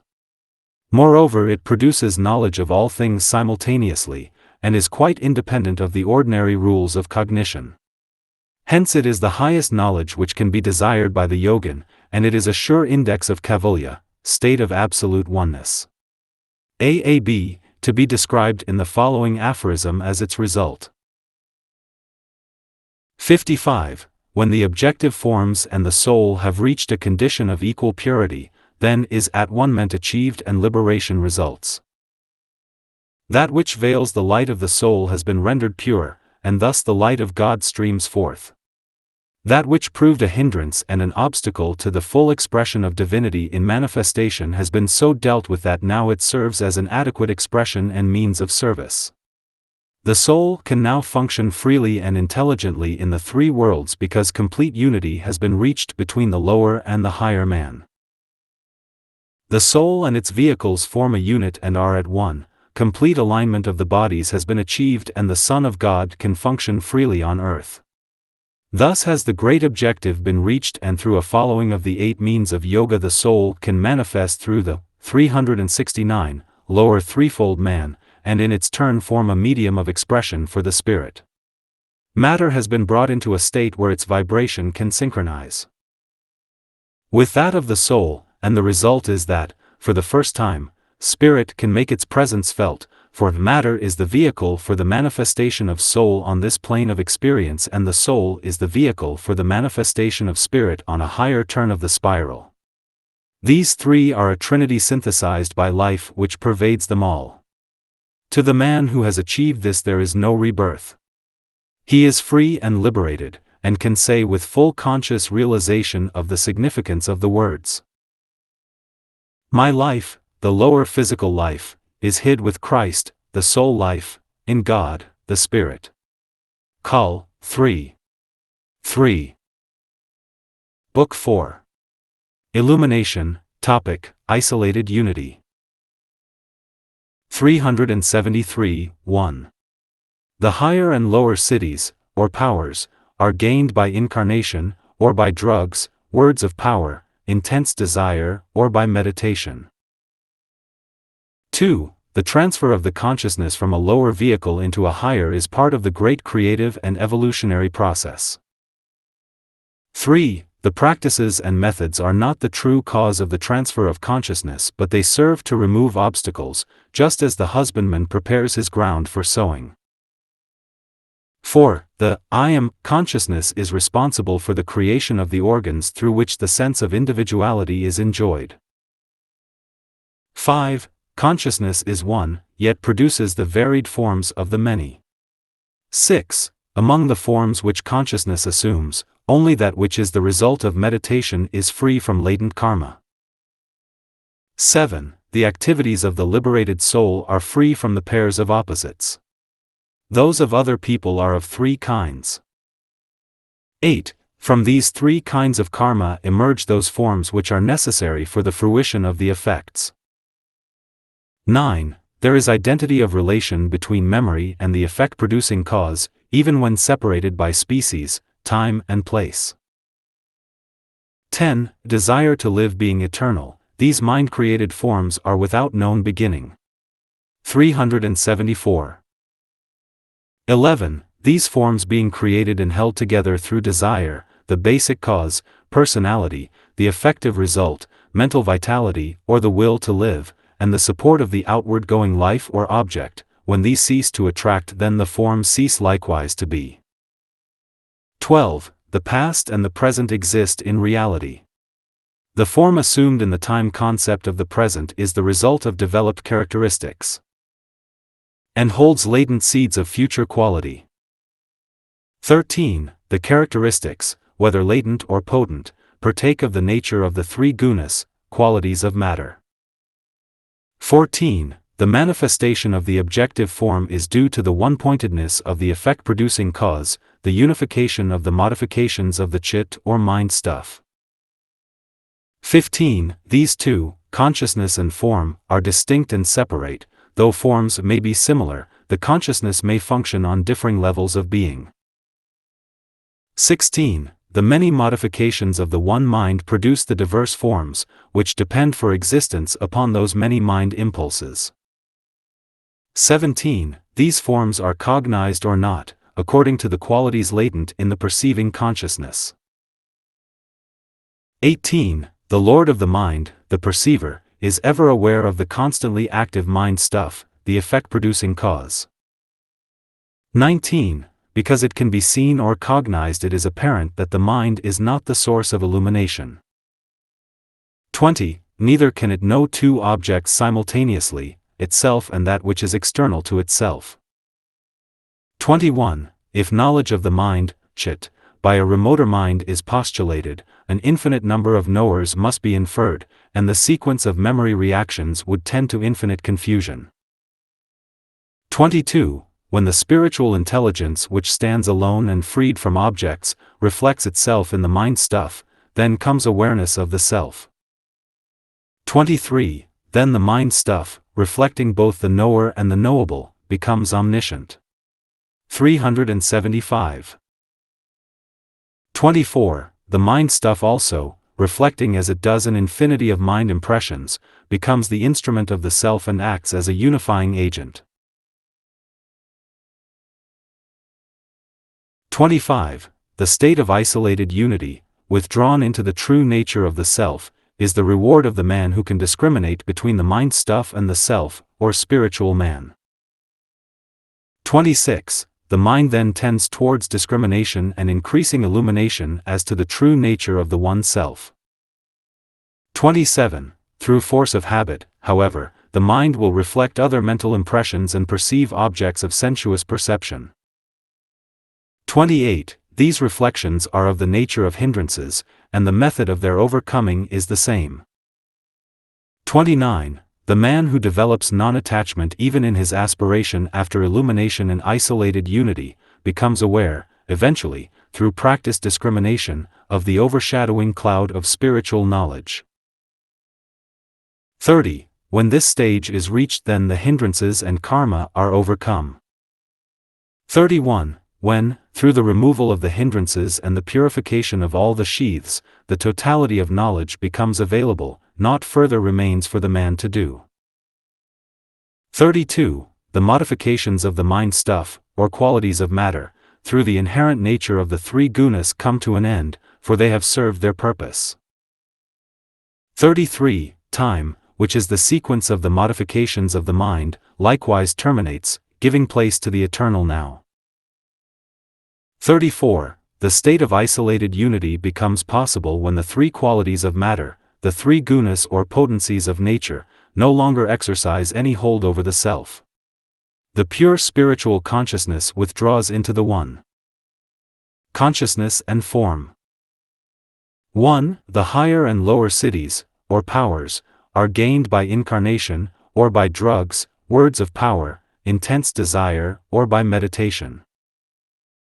We have now come to the fourth book, in which the powers and the results gained by the practice of Raja Yoga are carried forward into group realization, and it is seen that they produce universal consciousness and not simply self-consciousness. It seems the part of wisdom to protest here against the use of the words, cosmic consciousness, as untrue and misleading, for even the highest adept, note this term with care, is only gifted with solar consciousness and has no contact with that which is outside our solar system. The planetary logoi, the seven spirits before the throne, and the lords of karma, the four wheels, of Ezekiel, have a realization beyond that of our solar system. Lesser existences may sense it as a possibility, but it is not yet part of their experience. 378. The powers gained fall into two main groups called a. Lower psychic powers, the lower cities. b. Spiritual powers or the higher cities. The lower powers are the result of the consciousness of the animal soul in man being en rapport with the anima mundi or the soul of the world, the subjective side of all forms in the three worlds, of all bodies in the four kingdoms of nature. The higher powers are the result of the development of group consciousness, of the second aspect of divinity. They not only include the lesser powers but put a man en rapport with those existences and forms of life which are to be found in the spiritual realms, or, as the occultist would say, on those two planes which are beyond the three worlds, and which cover the entire scale of man's evolution, human and superhuman. The goal of the true aspirant is the unfoldment of these higher powers, which can be covered by the terms direct knowledge, intuitive perception, spiritual insight, pure vision, the attainment of the wisdom. They are different from the lower powers, for they abrogate them. These latter are accurately described for us in Book 3, Sutra 37. These powers are obstacles to the highest spiritual realization, but serve as magical powers in the objective worlds. These higher powers are inclusive and are distinguished by their accuracy and infallibility when rightly employed. Their working is as instantaneous, 379, as a flash of light. The lower powers are fallible, the time element is present in its sequential sense and they are limited in their working. They form part of the great illusion and to the true aspirant constitute a limitation. In the sutra we are considering, 5 means are given whereby the psychic powers are developed, and it is interesting to note that we have in these words an instance of the fact that the Yogasutras can still be the study and teaching manual of even such advanced aspirants as the masters of the wisdom. These 5 methods are capable of application upon all the 5 planes of human evolution, which include the 2 higher planes whereon initiates of the mysteries function. 1. Incarnation. 2. Drugs. 3. Words of power. The physical plane method. The release of the astral consciousness. Creation by speech, or the method of the mental plane. 4. Intense desire, the sublimation of aspiration, or the method of the Buddhic plane, the sphere of spiritual love. 5. Meditation. The method of the Atmic plane, the sphere of spiritual will. In this enumeration, it might be noted that just as intense desire of a spiritual kind is a sublimation of astral or emotional desire, so meditation, as practiced by the initiates, is the sublimation of all the mental processes. Therefore the 2 final methods given as resulting in the unfoldment of the siddhis are the only ones that are practiced by 380 initiates, being the synthesis and sublimation of the realizations achieved on the astral and mental planes. It might, therefore, be observed that, for the seeker after truth, incarnation, intense desire and meditation are the 3 permissible methods, and the only ones to be practiced. Drugs and words of power or mantric incantations are the tools of black magic and concern the lower powers.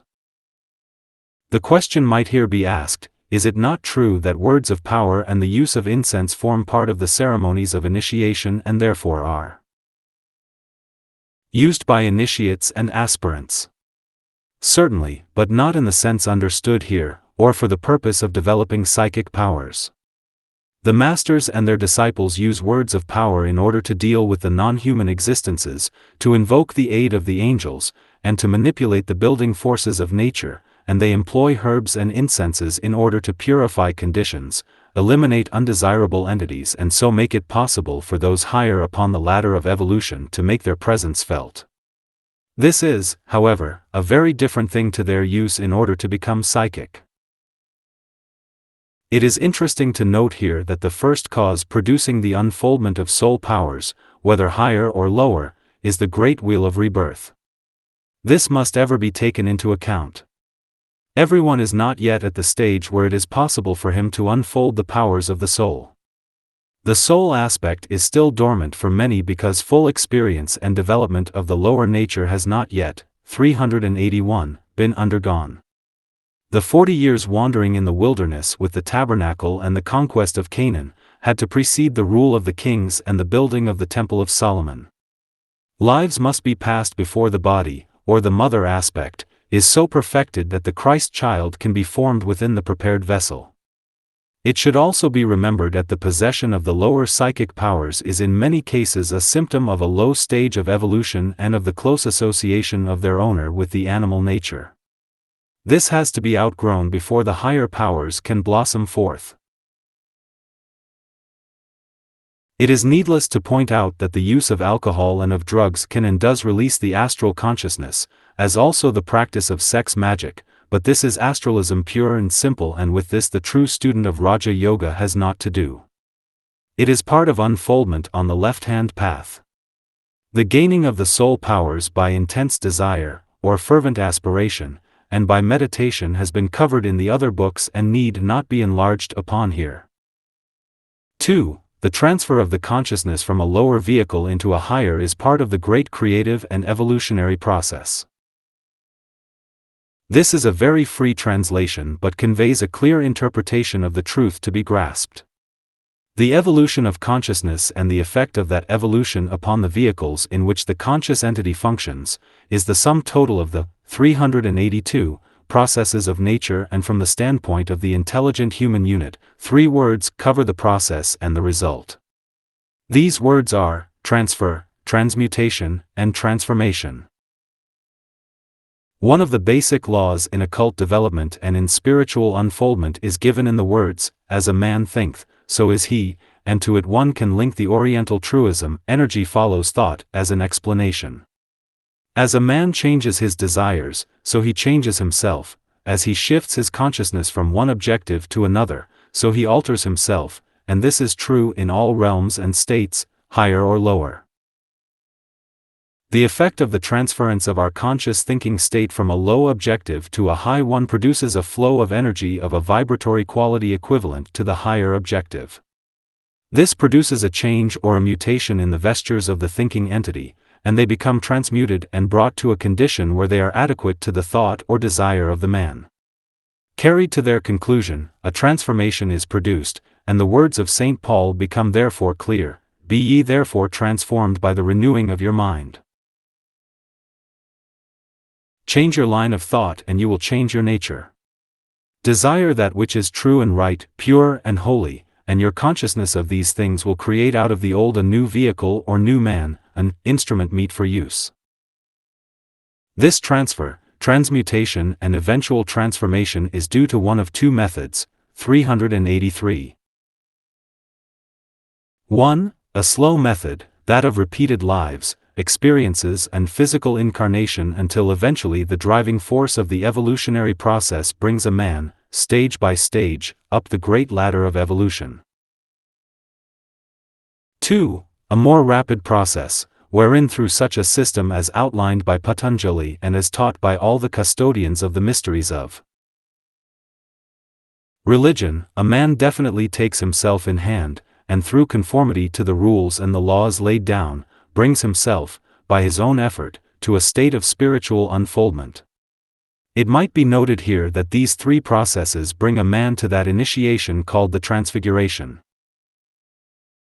3. The practices and methods are not the true cause of the transfer of consciousness, but they serve to remove obstacles, just as the husbandman prepares his ground for sowing. This is one of the simplest and clearest of the sutras and needs but little comment. The practices refer primarily to 1. The means for removing obstacles. See Book I, Sutras 29-39. This is effected, we are told earlier, by a. Steady application to a principle, b. Sympathy with all beings, c. Regulation of the prana or life breath, d. Steadiness of the mind, e. Meditation upon light, f. Purification of the lower nature, g. The understanding of the dream state, 384, h. The way of devotion. 2. The way of eliminating obstructions. See Book 2. Sutras 2-33. These obstructions are eliminated by a. An opposing mental attitude, b. Meditation, c. The cultivation of right thought. They concern more specifically the life preparation for the true training in yoga practice, and when practiced, bring the entire lower nature into such a condition that the more drastic methods can produce rapid effects. The methods refer to the 8 means of yoga or union, enumerated as follows: the commandments, the rules, posture or attitude, right control of the life force, abstraction, attention, meditation and contemplation. See Book 2, Sutras 29-54, and Book 3. Sutras 1-12. The commandments, the rules, posture or attitude, right control of the life force, abstraction, attention, meditation and contemplation. It might be noted, therefore, that we could refer the practices more specifically to that stage in the life of the aspirant in which he is upon the probationary path, the path of purification, whilst the methods relate to the final stages of that path, and to the path of discipleship. When the practices and methods are followed, they bring about certain changes within the forms occupied by the real or spiritual man, but are not the main cause of the transfer of his consciousness to the soul aspect and away from the body aspect. That great change is the result of certain causes, extraneous, 385, to the body nature, such as the divine origin of the man, the fact that the Christ or the soul consciousness is found latent within those forms, and the urge of the evolutionary process which carries the life of God within all forms onward into ever fuller expression. It should be remembered that as the one life in whom we live and move and have our being, moves on to greater achievement, so the cells and atoms in his body are correspondingly influenced, stimulated, and developed. 4. The I am consciousness is responsible for the creation of the organs through which the sense of individuality is enjoyed. Here we have the key to manifestation itself and the reason for all appearances. Just as long as the consciousness of any entity, solar, planetary, or human, is outward going towards objects of desire, towards sentient existence, towards individual experience, and towards the life of sensuous perception and enjoyment, just so long will the vehicles or organs be created whereby desire can be satisfied, materialized existence can be enjoyed, and objects perceived. This is the great illusion by which consciousness is glamoured, and as long as the glamour exerts any power, just so long will the law of rebirth bring the outward-going consciousness into manifestation upon the plane of materiality. It is the will to be and desire for existence that swings outward into the light, both the cosmic Christ, functioning, 386, on the material plane through the medium of the solar system, and the individual Christ, functioning through the medium of the human form. In the early stages, the I am consciousness creates forms of matter inadequate for the full expression of the divine powers.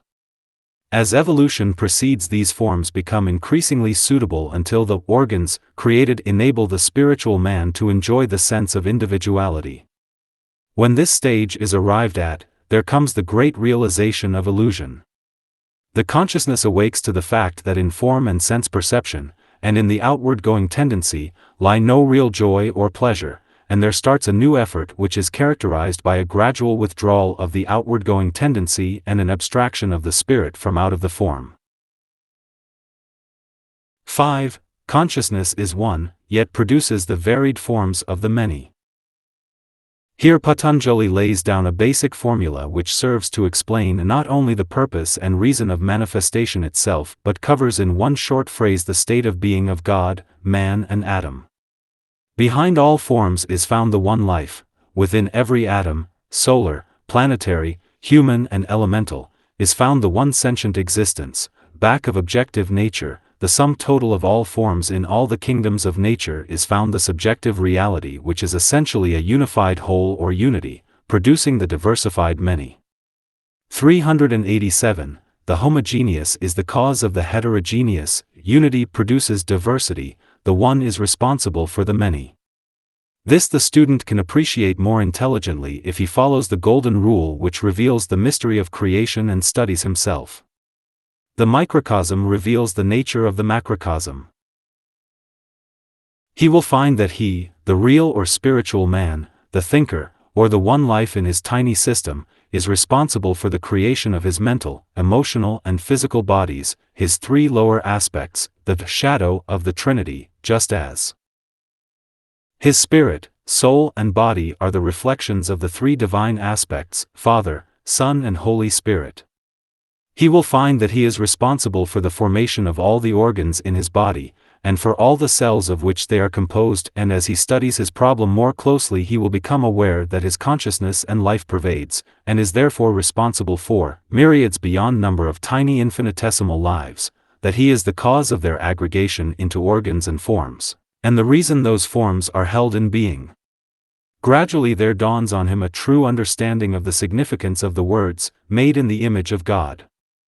His consciousness is one and yet has produced the varied forms of the many within his little cosmos, and what is true of him is true of his great prototype, the heavenly man, the planetary logos, and true again of the prototype of his prototype, the grand man of the heavens, the solar logos, God in manifestation through the solar system. 388. 6. Among the forms which consciousness assumes, only that which is the result of meditation is free from latent karma. Forms are the result of desire. Meditation of the right kind is a purely mental process, and into it desire enters not. Forms are the result of an outward-going urge or tendency. Meditation is the result of an inward-turning tendency, of the capacity to abstract the consciousness from form and substance and to center it within itself. Form is an effect produced by the love or desire nature of the conscious one. Meditation is a producer of effects and relates to the will or life aspect of the spiritual man. Desire produces effects, and the organs of sentient consciousness then come inevitably the law of cause and effect, of karma, which governs the relation of form, consciousness. The meditation process, when rightly understood and carried on, necessitates the withdrawal of the consciousness of the spiritual man from all forms in the three worlds, and his abstraction from all sense perception and tendencies. Thus he stands at the moment of pure meditation free from that aspect of karma which deals with the producing of effects. Temporarily, he is so abstracted that his thought, perfectly concentrated and having no relation to aught in the three worlds, produces no outward-going vibration, relates to no form, affects no substance. When this concentrated meditation becomes a habit and is the normal daily attitude of his life, then the man becomes free from the law, 389, of karma. He becomes aware then of the effects still remaining to be worked off, and learns to avoid the creation of new ones, initiating no actions which will create organs in the three worlds. He dwells on the plane of mind, persists in meditation, creates by an act of will and not through the helplessness of desire, and is a free soul, a master and a liberated man. 7. The activities of the liberated soul are free from the pairs of opposites. Those of other people are of three kinds. This sutra expresses the teaching in connection with the law of karma in such a strictly Oriental manner as to confuse the Western student considerably. An analysis of the significance of these words and a study of the commentary of the great teacher Vyasa may serve to elucidate the meaning. It should also be borne in mind that in the fourth book we are dealing with the exalted stages of consciousness reached by those who have followed the 8 means of yoga and have experienced the effects of meditation, detailed in Book 3. The yogi is now a liberated man, freed from form conditions and focused in his consciousness outside the bounds of the three worlds of human endeavor.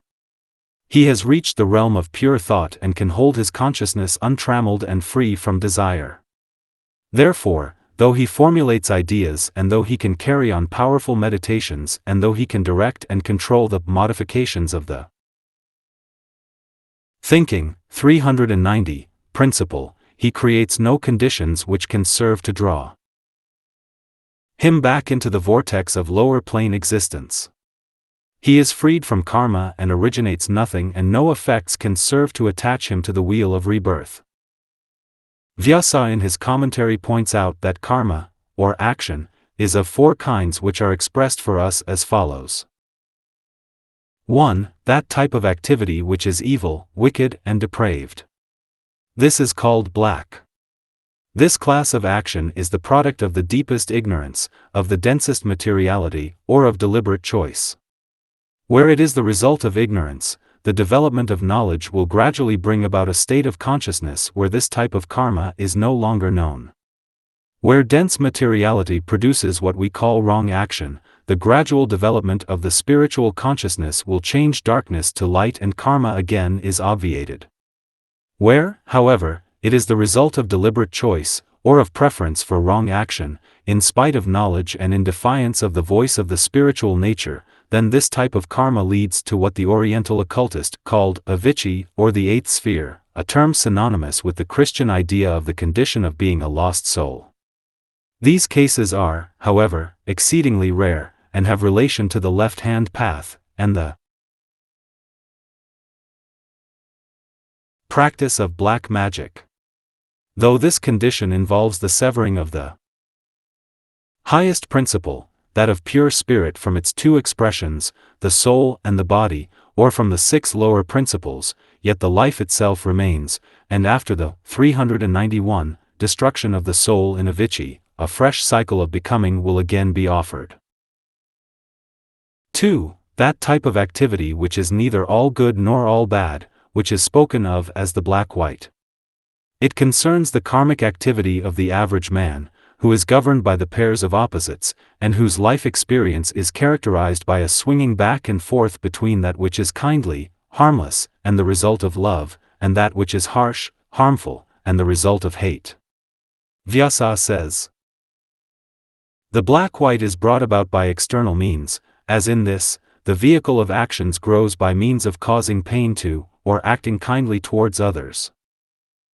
It becomes apparent therefore that the growth of the human unit and his record are dependent upon his attitude towards others and the effect he has upon them.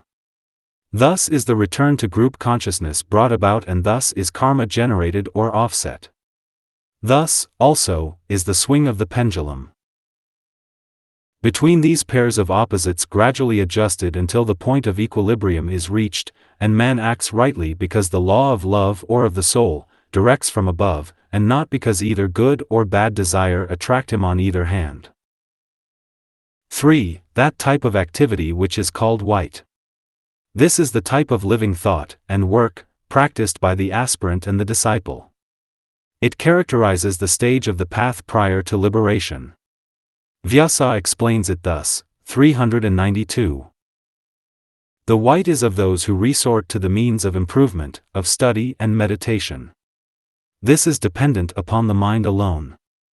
It does not depend upon external means, it is not, therefore, brought about by injuring others. It will be apparent now that these 3 types of karma have direct reference to A, B, C. The plane of materiality. The plane of the pairs of opposites. The plane of one-pointed though. The physical plane. The astral plane. The mental plane. Those whose karma is white are those who, having made progress in balancing the pairs of opposites, are now engaged in the process of conscious intelligent emancipation of themselves from the 3 worlds. This they do through A. Study, or mental development, through an appreciation of the law of evolution and an understanding of the nature of consciousness and its relation to matter on the one hand and to spirit on the other. B. Meditation, or mind control, and thus the creation of that mechanism which renders to the soul the control of the lower vehicles, and makes possible the revelation of the soul realm. C. Non-injury. No word, thought or deed brings harm to any form through which the life of God is expressing itself. 4. The final type of karma is described as neither black nor white. No karma of any kind is engendered, no effects are set up through causes initiated by the yogi that can serve to hold him to the form side of manifestation. Acting as he does from the standpoint of non-attachment, desiring, 393, nothing for himself, his karma is nil, and his acts produce no effects upon himself. 8. From these 3 kinds of karma emerge those forms which are necessary for the fruition of effects. In every life, as it comes into physical manifestation, are latent those germs or seeds which must bear fruit, and it is these latent seeds which are the efficient cause of the appearance of the form. Those seeds have been sown at some time and must come to fruition. They are the causes or skandhas which produce those bodies in which the effects are to work themselves out. They are the desires, impulses and obligations which keep a man upon the great wheel, which ever turning, carries a man down into physical plane existence, there to bring to fruition as many of those seeds, as under the law, he can handle or deal with in any one life. These are the subjective germs which produce the form in which they fructify, mature and come to completion. If the karmic seeds are black, the man will be grossly selfish, material, and inclined to the left-hand path. If black-white, they will carry him into a form suitable for the working out of his obligations, of his debts. duties and interests and the fulfilling of his desires, if they are white they tend to build that body which is the final one to be destroyed, the causal body, the Temple of Solomon, the Karana Sarira of the occultist. That body, at the final liberation, is itself destroyed and, 394, not then separates the man from his Father in heaven, and nothing keeps him linked to the lower material plane. 9. There is identity of relation between memory and effect producing cause, even when separated by species, time and place. A paraphrase of the sutra might serve to elucidate, and might be expressed as follows: no matter what the race may have been, no matter in what continent, past or present, a life may have been passed, and no matter how distant that life may be or how many millennia of years may have elapsed, the memory remains with the ego or soul. In due time, under proper adjustment, every cause then initiated must inevitably work out into effects, and those effects will appear, working out in some one life. Nothing can prevent it, nothing can stop it. Charles Johnston expresses it in his commentary in the following words: in like manner, the same overruling selective power, which is a ray of the higher self, gathers together from different births and times and places those mind images which are conformable, and may be grouped in the frame of a single life or a single event. Through this grouping, visible bodily conditions or outward circumstances are brought about, and by these the soul is taught and trained.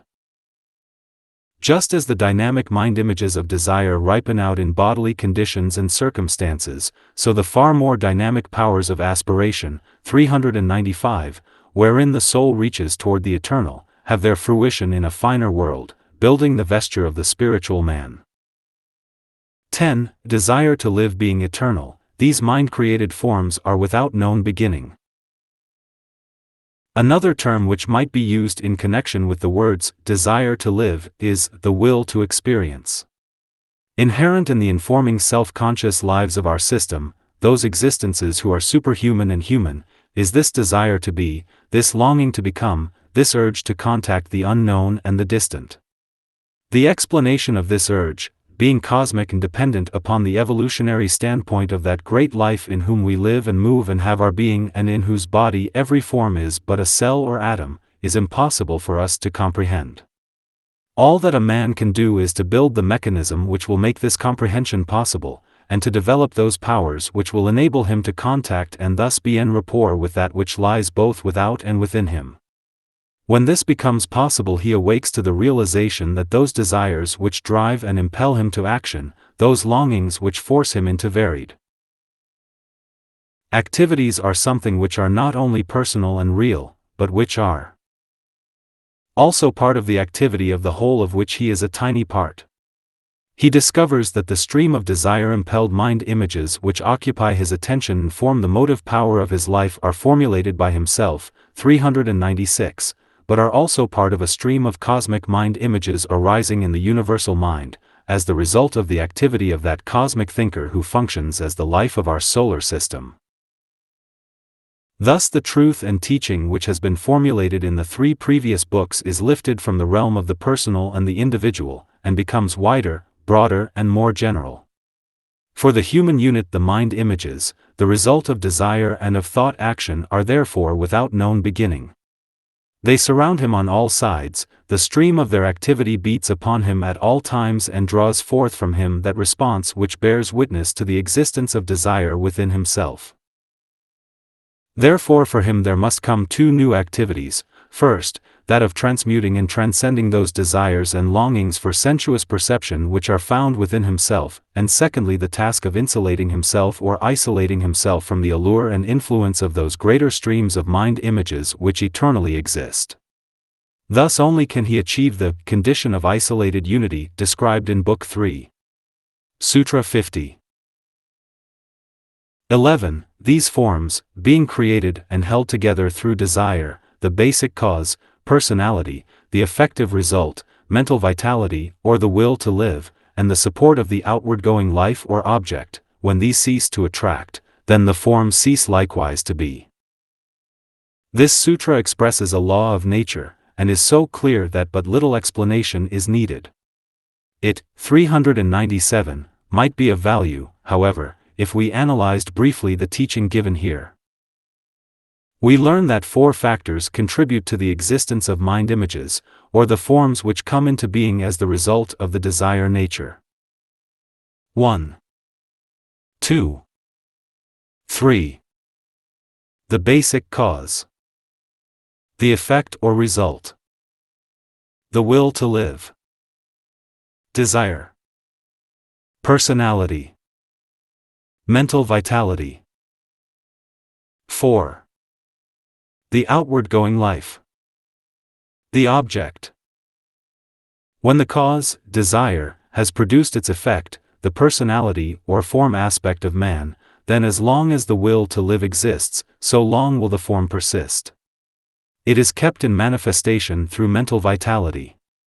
This has been demonstrated time and again in the annals of medicine, for it has been proven that as long as the determination to live persists, so will be the probable duration of the physical plane life, but that the moment that will is withdrawn, or the interest of the dweller in the body is no longer centered upon personality manifestation, death ensues and the disintegration of that mind image, the body, takes place.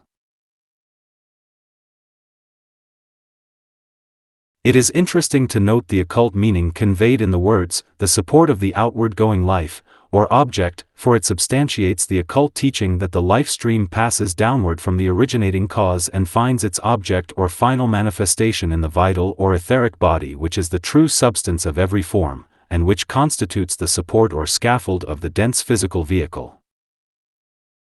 These 4 factors can be well divided into 398, 2 groups or pairs of opposites, the cause and the effect, the will to be and the true form or object. For a long period in the evolutionary process, the object or form existence is the sole interest of the indweller, and the outward-going life becomes the sole center of attraction. But as the will turns and experience after experience is entered into, the desire nature reaches satiety and is satisfied, and little by little the formulating of mind images and the production of their effects come to an end. Form consequently ceases, objective manifestation is no longer sought after, and liberation from Maya or illusion takes place. 12. The past and the present exist in reality. The form assumed in the time concept of the present is the result of developed characteristics, and holds latent seeds of future quality. In this sutra, the 3 aspects of the eternal now are formulated for us, and it is seen that what we are today is the product of the past, and that what we shall be in the future is dependent upon the seeds either latent and hidden, or sown in the present life. That which has been sown in the past exists, and nothing can arrest or stop those seeds from coming to fruition. They must bear fruit in this present life or be concealed until a more favorable soil and more suitable condition can cause them to germinate, unfold, grow and flower forth into the clear light of day. There, 399, is nothing hidden or concealed which shall not be revealed, nor anything secret which shall not be made known. The sowing of fresh seeds, and the originating of activities which must bear fruit at a later date is, however, a different matter and one more completely under the control of the man. By the practice of dispassion and of non-attachment, and by the strenuous control of the desire nature, it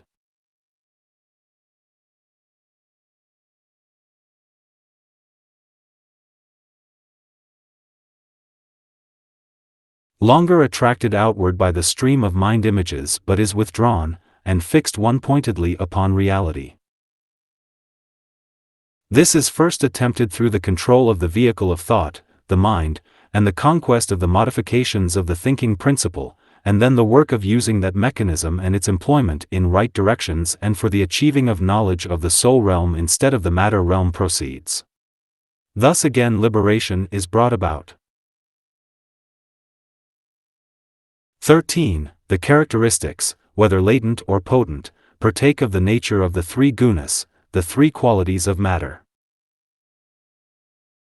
The characteristics are in reality the qualities, capacities and faculties which the man is manifesting or can manifest, given the right conditions. These are, as we have seen, the result or the effects of his entire past experience carried over the entire cycle of lives up to date. The product of the contacts, unfoldments and developments which have governed him from the earliest, 400, dawn of his individuality until the present life cycle, produce what he is and has, in the present. It must be borne in mind that all these factors, which are summed up under the general title of characteristics, are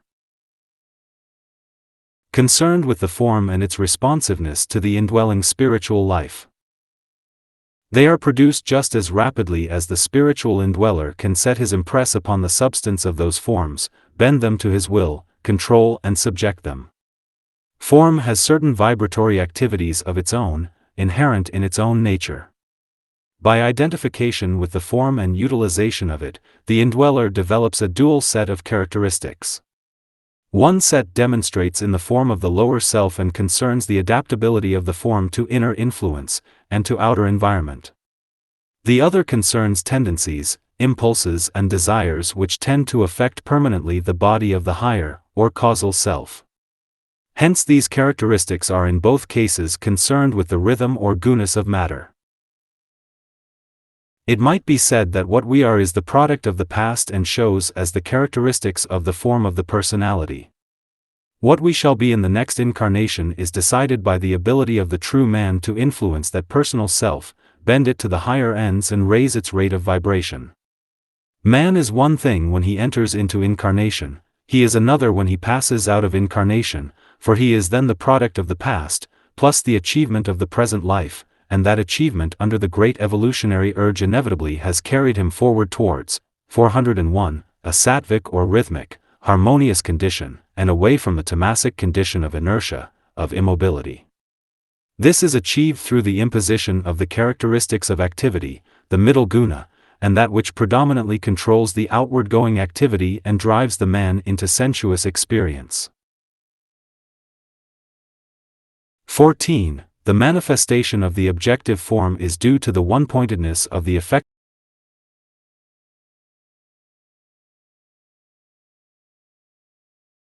producing cause, the unification of the modifications of the chit or mind stuff. The urge towards involution or towards form-taking is so dominant and so one-pointedly the result of the egoic thought that it makes objective manifestation inevitable. The chit or mind stuff, in the great process of form appropriation, is so thoroughly unified and the desire to experience through physical plane contacts is so dominant, that the many modifications of the mind are all turned towards the same object. When the condition is reversed and the man on the physical plane affects his own liberation, it is also by the same method, one-pointedness and unification. The old commentary makes this clear in certain lines found in relation to the symbolism of the five-pointed star.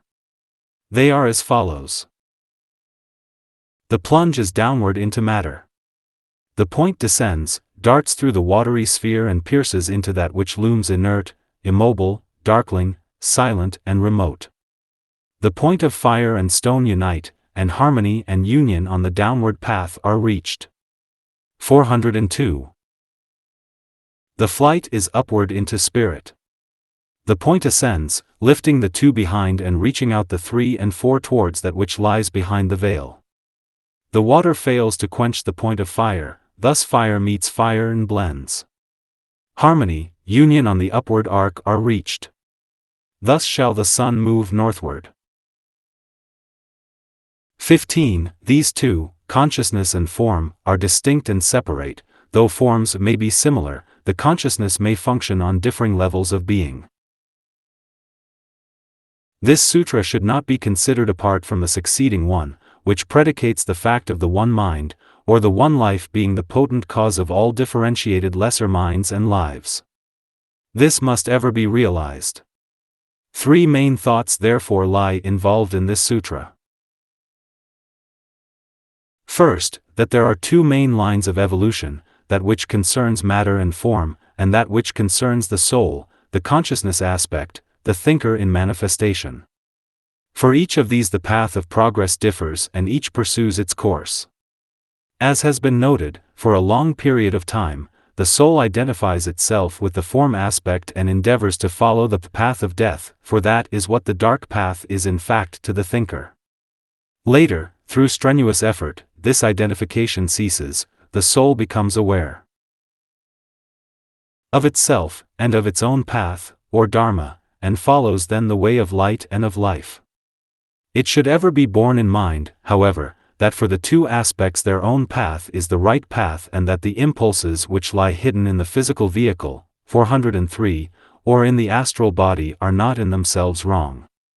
They became wrong from certain angles when twisted from their right use, and it was this realization that led the disciple in the book of Job to cry out and say, "I have perverted that which was right."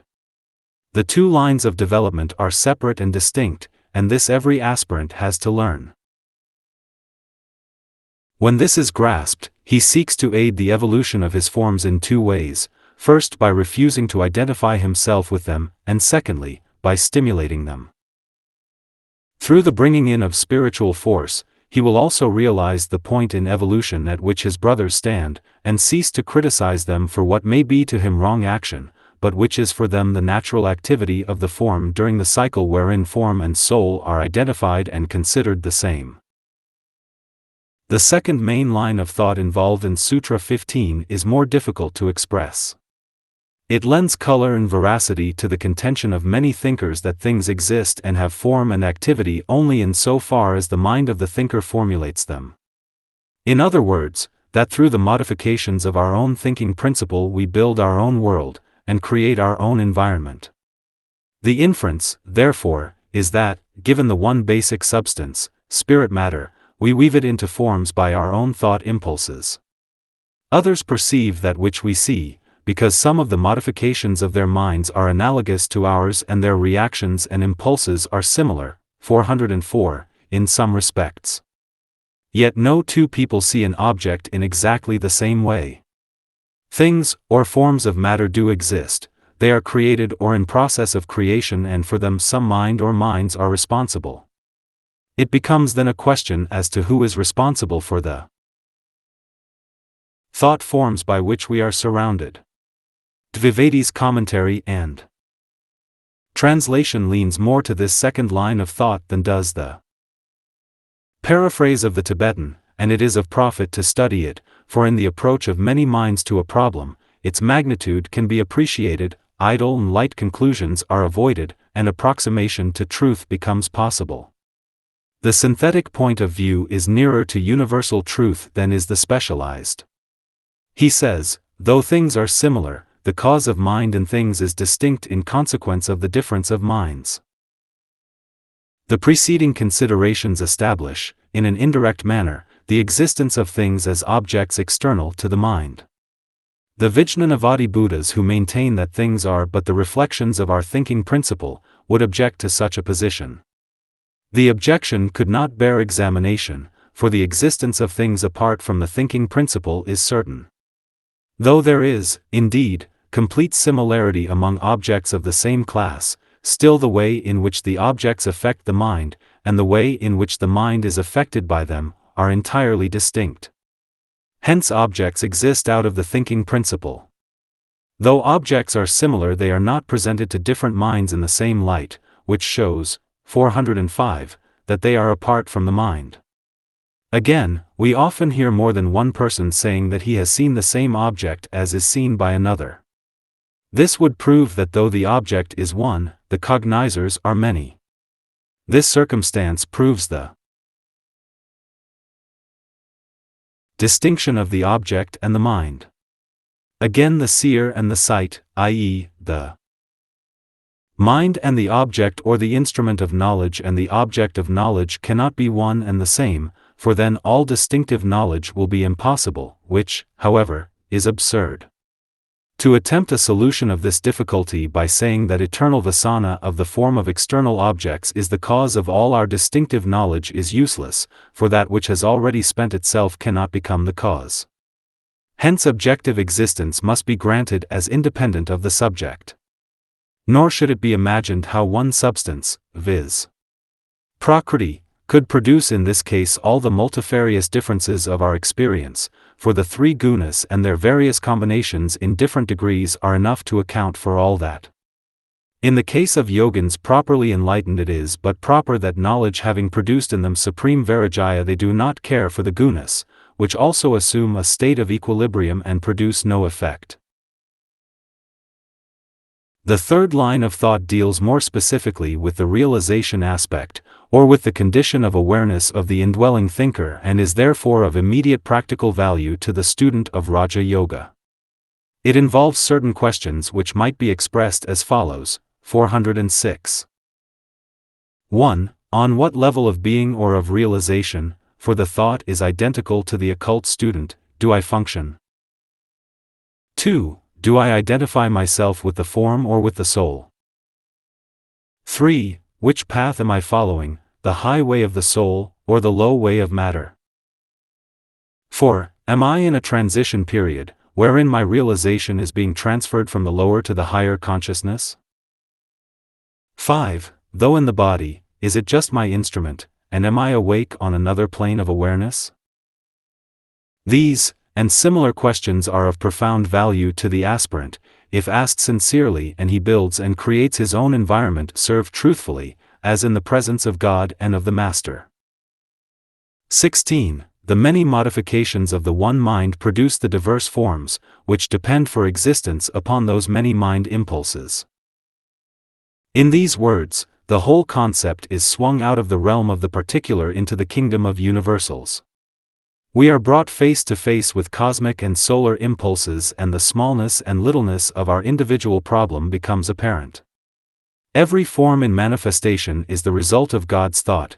Every objective vehicle through which the life impulses of the universe flow is produced and kept in objective manifestation through the steady flow of thought currents emanating from one stupendous cosmic thinker. His mysterious ways, his secret hidden plan, the 407, great purpose towards which he is working in this solar system, is as yet not apparent to man. However, as man's capacity to think in large terms, as his power to visualize the past as a whole, and to unify what knowledge he has of the life of God as it works through the kingdoms of nature, and as his understanding of the nature of consciousness grows, the will of God, based on loving activity, will become apparent. The clue to the how and the why lies in man's comprehension of his own mental activities. An appreciation of God's great thought form, a solar system and its maintenance, will grow as man comprehends his own thought forms and the way he builds and creates his own environment and colors his own life. He constructs his own worlds by the power of his mental processes and the modifications of that fragment of the universal thinking principle which he has appropriated for his own use. The solar logos, God, let it be remembered, is the sum total of every state of consciousness or awareness. Man, humanity as a whole, or an individual unit, is part of that total. The many minds, from the mind of the atom, recognized by science, to the mind of God Himself, through all grades of thinkers and stages of awareness, are responsible for every form found in our system. As we work from the infinitely small to the infinitely great, from the microcosm to the macrocosm, a gradually expanding state of consciousness and a steadily increasing condition of awareness becomes apparent. In this scale of development, 408, three outstanding types of forms are found, as the result of mind. 1. The form of the atom, the true microcosm. 2. The form of man, the macrocosm for all the subhuman kingdom. 3. The form of God, a solar system, the macrocosm for man and all the superhuman stages. All these forms, with all intermediate forms, are dependent upon some life, endowed with the capacity to think, and through thought impulse to modify and influence sentient substance, and build it into forms. 17. These forms are cognized or not, according to the qualities latent in the perceiving consciousness. This has been translated most ably by Charles Johnston in the words: an object is perceived or it is not perceived according as the mind is, or is not, tinged with the color of the object. We see what we are ourselves, we become aware of that in other forms which is developed in ourselves. We fail to see aspects of life because as yet in ourselves, those aspects are undeveloped and latent. To illustrate, we fail to see the divine in our brother because as yet the divine in ourselves is uncontacted and unknown. The form aspect and its limitations are developed in us, and the soul is so hidden that we only become aware of the form of our brother, and fail to see his soul. The moment we contact our own soul and live by its light, we see the soul of our brother, 409, become aware of his light, and our entire approach to him is changed. Herein lies the clue to our limitations. Herein lies the promise of our success. Latent faculty, when developed, will reveal to us a new world. The hidden powers of the soul, when brought to full expression, will make us aware of a new world and reveal to us a scheme of life and a kingdom of being hitherto negated by us, because not seen. Hence the need for every investigator of the mysteries of existence to bring to his search his full equipment, and hence the necessity therefore for this process of soul unfoldment to be carried forward and potential faculties to be developed if the truth in its fullness is ever to be realized. 18. The Lord of the mind, the perceiver, is ever aware of the constantly active mind stuff, the effect-producing cause. We have in this sutra a statement which is the key to effective and safe meditation work. The one who meditates is the soul, the ego, and his work is a positive activity, not a negative state or condition. Much of the work done under the name of meditation is dangerous and useless, because that which seeks control is the man on the physical plane, and his endeavor is concentrated on the attainment of brain stillness. He seeks to quiet the brain cells, and render them negative, quiescent and receptive. True meditation, however, concerns the soul and the mind. The receptivity of the brain is an automatic reaction to the higher condition. In Raja Yoga, therefore, contact 410, with the true man, the ego, and the power to still the modifications of the thinking principle must precede all brain activity and responsiveness. The Lord of the mind is ever awake, ever aware of the tendency of the mind to respond to force currents, produced by thought or desire. He therefore watches every emanation of force issuing from him, and controls every thought and impulse so that only those streams of energy and those impulses originate with him which are in line with the purpose held constantly in view, and in pursuance of the group plan. It must never be forgotten that all egos work in group formation and under the direct control of those thinkers who embody the divine logoic thought. The work every aspirant, therefore, seeks to do is to bring the brain consciousness in line with that thought which reaches him via his own soul consciousness, and in the consummation of this, the divine plan is gradually worked out into manifestation on the physical plane. As each son of God brings the active mind stuff for which he is responsible into such a condition that it becomes responsive to divine thought, then will the plan of the ages be carried to a conclusion. No man need despair because of his seeming incompetence or apparent littleness, for to each of us is entrusted some part of the plan and we must work it out. Without our cooperation there comes delay and confusion. Sometimes there comes much trouble when a tiny part of a big mechanism refuses to function correctly. Frequently much adjustment is needed before the complete machine, 411, can go forward successfully in its work, and in the realm of human cooperation an analogous situation is apt to occur. The constantly active mind stuff can respond to the lower vibration, emanating from the threefold lower man, and to the higher impulse, issuing from the soul, as the intermediary between spirit and matter. The soul is ever aware of this condition. Man on the physical plane is blind to it or just awaking to the dual possibility. The work of the aspirant to union is to swing the mind stuff gradually and increasingly under the higher impulse and away from the lower vibration, until the responsiveness to the higher becomes a stable condition and the vibratory activity of the lower man fades and dies out. 19. Because it can be seen or cognized, it is apparent that the mind is not the source of illumination. This sutra and the two following give us a typical Oriental approach to a very difficult problem, and this method of reasoning is not an easy one for Western minds to grasp. In the 6 schools of Hindu philosophy, this whole problem of the source of creation and of the nature of the mind is dissected and discussed and so completely covered that practically all our modern schools can be regarded as outgrowths or logical sequential results of the varied Hindu positions. The clue to the diversity of opinions on these 2 points may perhaps be found in the 6 types into which all human beings fall, for the 7th is but the synthesis, 412, of them all and inclusive, not exclusive. In the Yogasutras, the mind is relegated simply to the position of an instrument, of an intermediary, of a sensitive plate, registering either that which pours into it from above or that which affects it from below. It has no personality of its own, it has no life or light of its own, except that which is inherent in all substance and therefore to be found in the atoms which constitute the mind stuff. These latter, being along the same evolutionary line as the rest of the lower nature, swell the tide of material forces which seeks to hold the soul prisoner, and constitute the great illusion.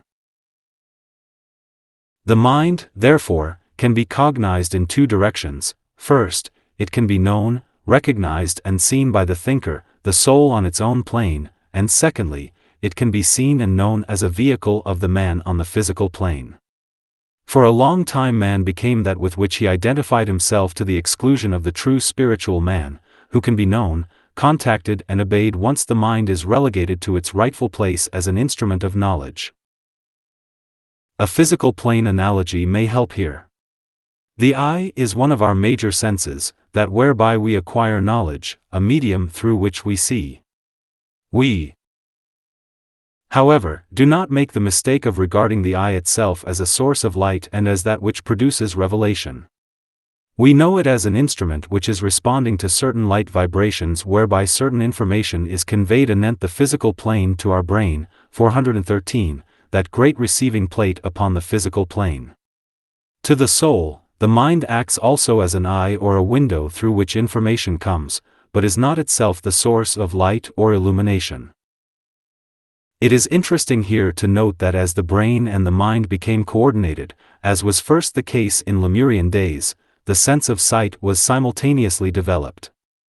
As evolution proceeds, a higher coordination takes place, and the soul and the mind become at one. Then, that organ of subtle vision, the third eye, begins to function, and instead of mind, brain, and two eyes, another triplicity supersedes and we have soul, mind, and the third eye. The brain, therefore, is not the source of illumination but becomes aware of the light of the soul and of what it reveals in the realm of the soul.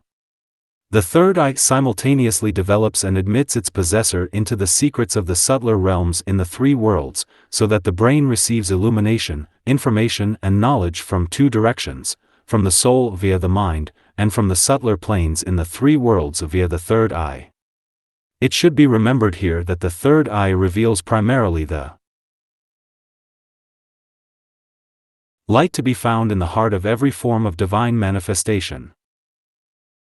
20. Neither can it know two objects simultaneously, itself and that which is external to itself.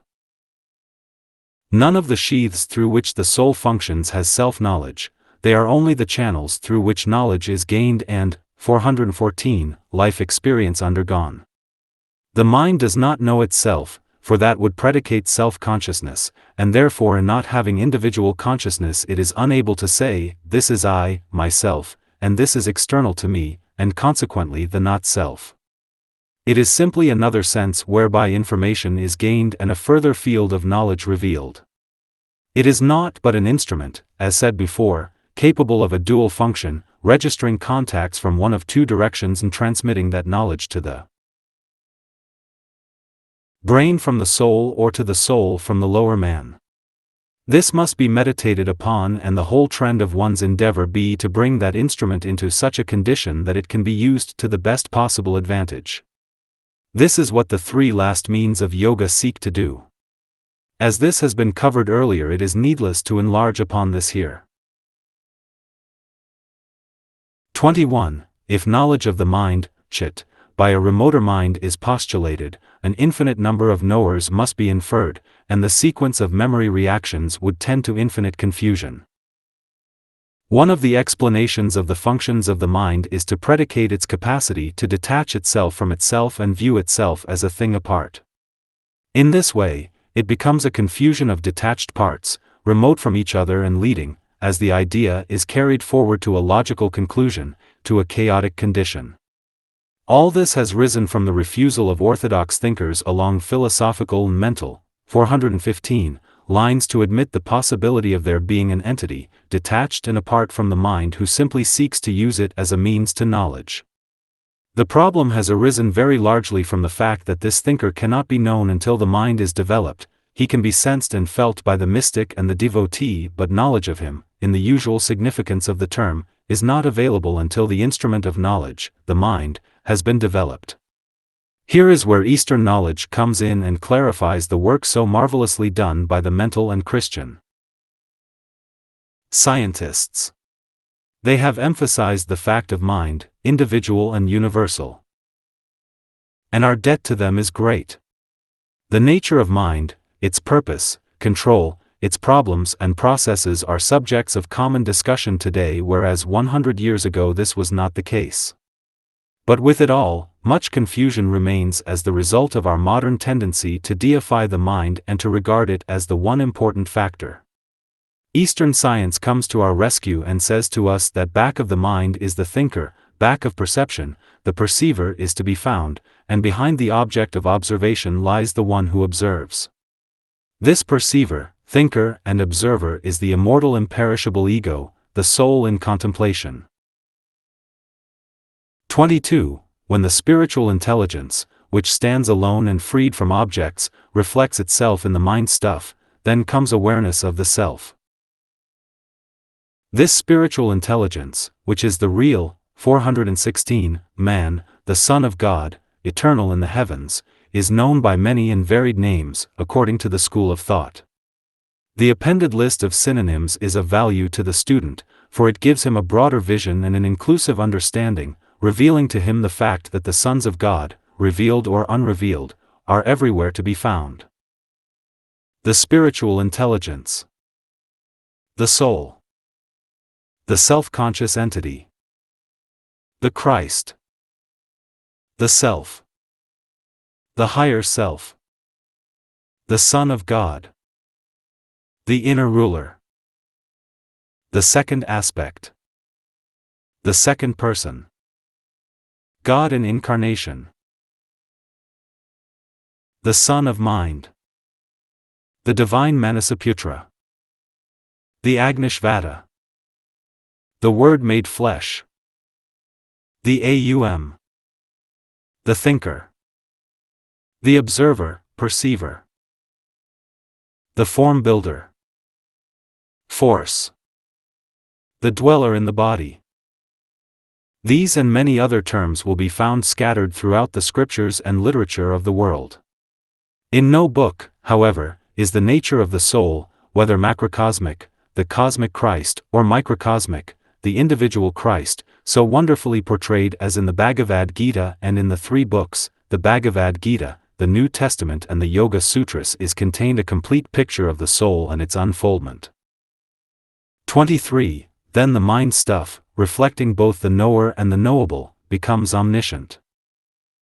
This sutra is in the nature of a summation and emphasizes the fact that the mind, being stilled and quiescent through the practice of concentration, 417, and meditation, becomes the reflector of that which is above and of that which lies below. It is the transmitter of the knowledge of the self to the physical brain of the man in incarnation, and the transmitter also of all that which the self knows and perceives. The field of knowledge is seen and known. The knower is also perceived, and the perception of all objects becomes possible. It becomes literally true, therefore, that for the yogin, nothing remains hidden or unknown. Information on all subjects becomes possible to him, for he has an instrument which he can use to ascertain that which the soul knows concerning the kingdom of God, the realm of spiritual truth. He can also enter into communication and convey to the soul that which is known to the man in physical incarnation.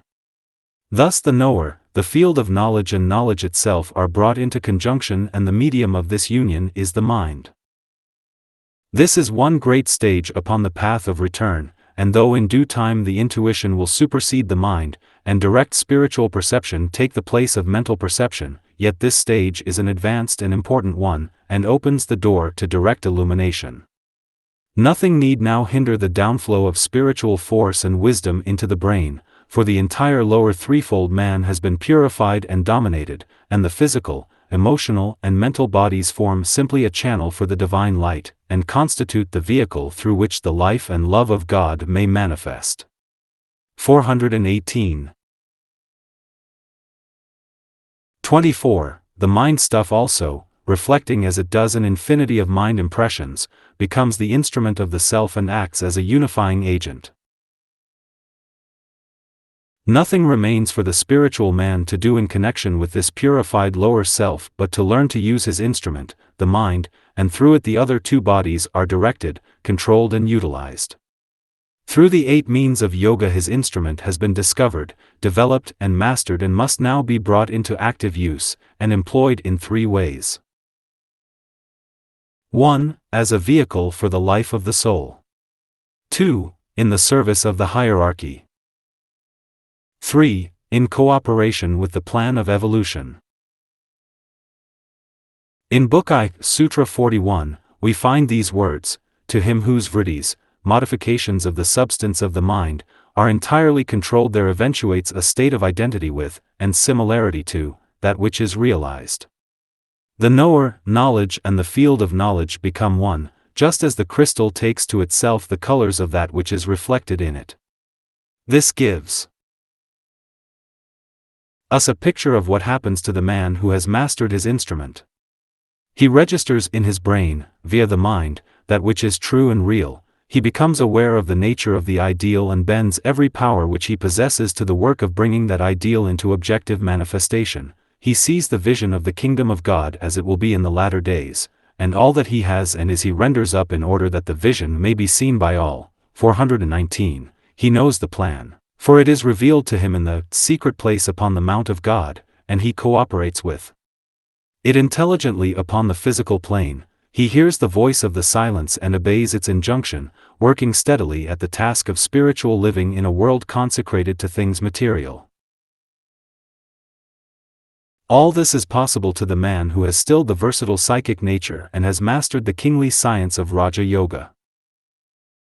In the hidden literature of the adepts the following stanzas sum up the state of the man who has achieved, who is master and not servant, conqueror and not slave.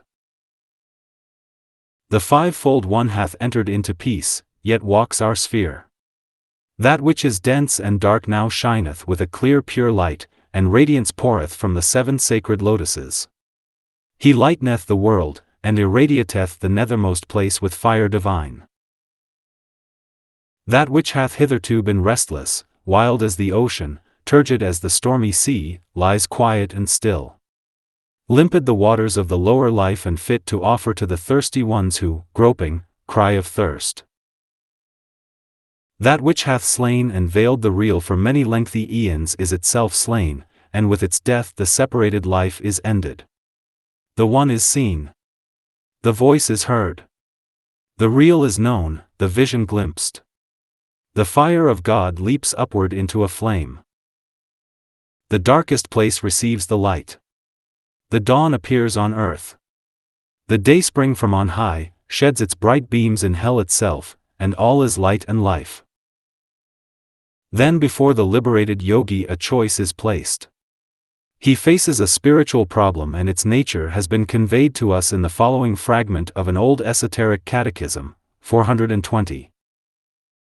What dost thou see, O liberated one? Many who suffer, Master, who weep and cry for help. What wilt thou do, O man of peace? Return from whence I came. Whence comest thou, pilgrim divine? From the lowest depths of darkness, thence upwards into light. Where goest thou, O traveler upon the upward way?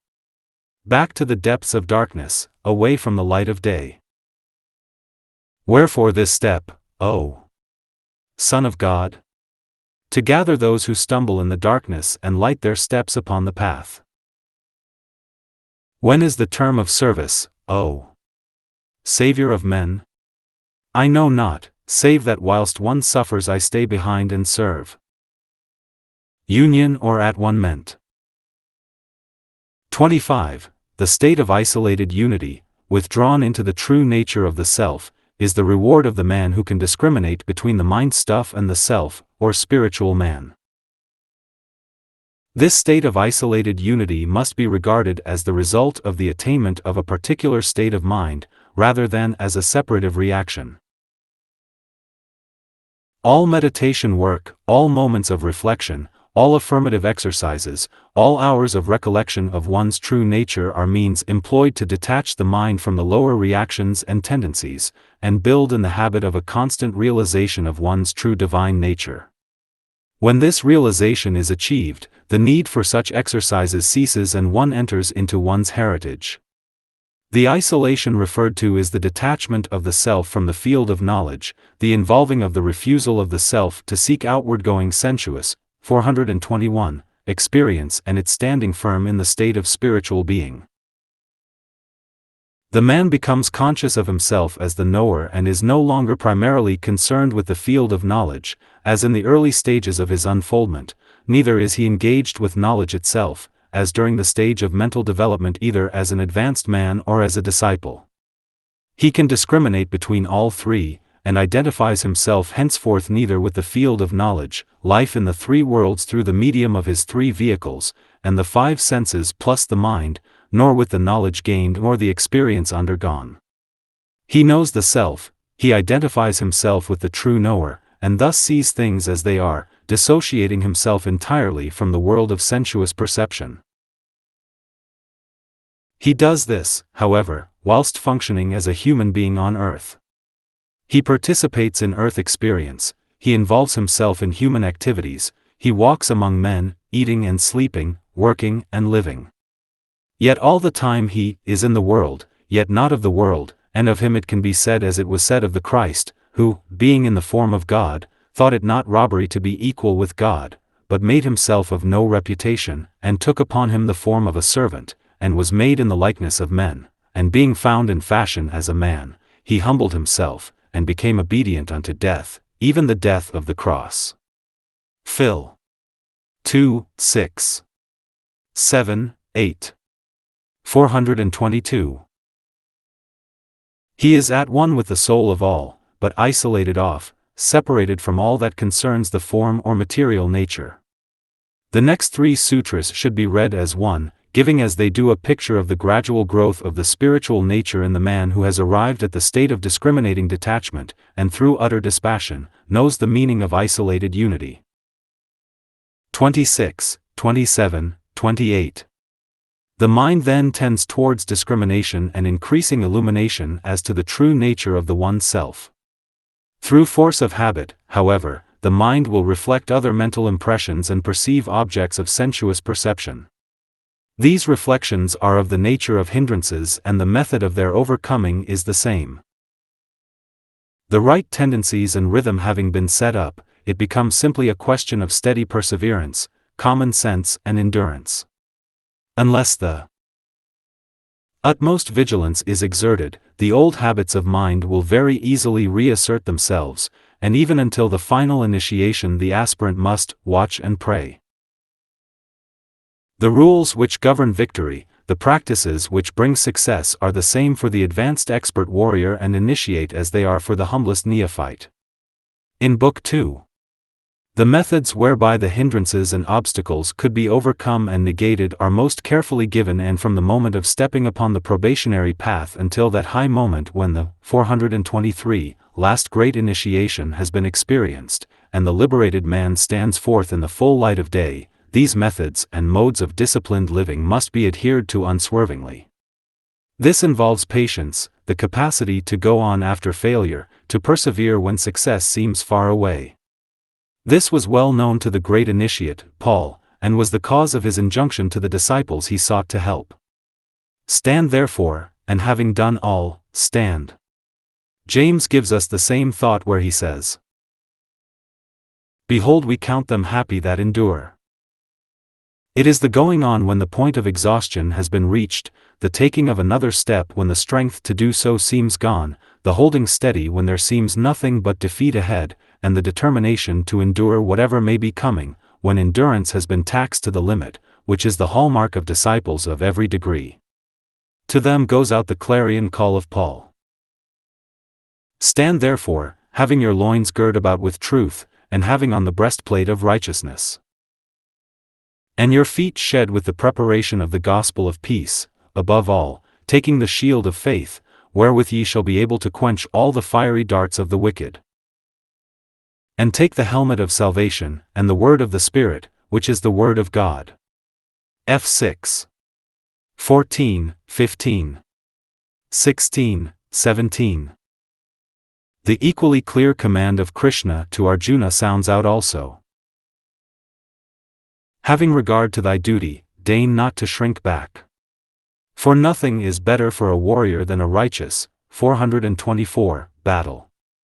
And such a battle has come to thee of its own accord, a very door of heaven will be opened, happy the warriors, who find such a fight as this. Therefore, arise, determined to do battle. Making equal good and ill fortune, gain and loss, victory and defeat, gird thyself for the fight. Gita 2. 31, 32. 38, 37. 29. The man who develops non-attachment even in his aspiration after illumination and isolated unity becomes aware, eventually, of the overshadowing cloud of spiritual knowledge. It is difficult for the neophyte to be impersonal where his own spiritual unfoldment is concerned. Yet the very earnestness of his aspiration may serve as a hindrance, and one of the first things he has to learn is to go forward along the path, adhering to the rules, following the practices, employing the means and steadily fulfilling the law, and at the same time to be occupied with the vision and with service and not with himself. It is so easy to be the victim of high desire and so busy with the reactions and emotions of the aspiring lower man that rapidly one is enmeshed afresh in the toils of the versatile psychic nature. Non-attachment to all forms of sensuous perception, the high as well as the low, has to be developed. Many people, when they are transferring from the path of feeling and the devotional heart approach, the mystic line, onto the path of intellectual control, the approach via the head, the occult method, complain that the old moments of joy and bliss, experienced in meditation, 425, have gone. The system now followed seems arid, dry, and unsatisfactory. But joy and peace are registrations of the emotional nature and in no way affect reality. It is immaterial from the standpoint of the soul whether its reflection, man in incarnation, is happy or not, blissful or sad, contented or in trouble. Only one thing matters, the attainment of soul contact, the arriving at union, conscious and intelligent, with the One. This union may work out in the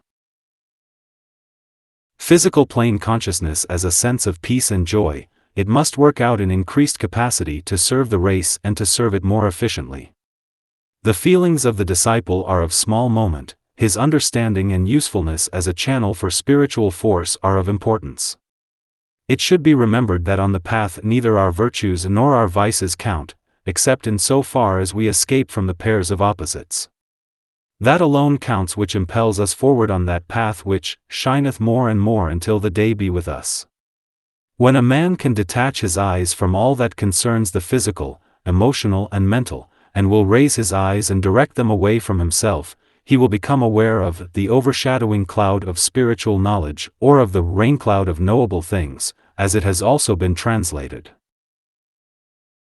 Here we have, esoterically and symbolically given, the indication that there lies before the initiate, advanced as he is, a still further progress, another veil to be penetrated. He has made a 426 great at-one-ment and has unified soul and body. He stands, as regards the three worlds, at the stage called that of isolated unity. But another union becomes possible, that of the soul, with the Spirit. The Master must become the Christ, and to do this the raincloud of spiritual knowledge must be reached, used and penetrated. What lies on the other side of that veil which hides the Father it is needless for us to consider. In our New Testament, when the Father communicated with the Christ, the voice issued out of a cloud. See Matt. 17. 30. When this stage is reached, then the hindrances and karma are overcome. The two verses we have just studied have carried the aspirant on from the stage of adept to that of the Christ. All that hindered, veiled or prevented the full expression of the divine life has been overcome, all barriers are down, all obstacles removed. The wheel of rebirth has served its purpose, and the spiritual unit which has entered into form, carrying with it potential powers and latent possibilities, has developed them to their full extent and unfolded the full flower of the soul. The law of cause and effect as it functions in the three worlds no longer controls the liberated soul. His individual karma comes to an end, and though he may still be subservient to group karma, planetary or solar, he himself has nothing to work, 427, out, nor does he initiate anything which can serve to bind him, by the chains of desire, to the three worlds. His state is summed up for us in the next sutra. 31. When, through the removal of hindrances and the purifications of the sheaths, the totality of knowledge becomes available, naught further remains for the man to do. The dual work is accomplished.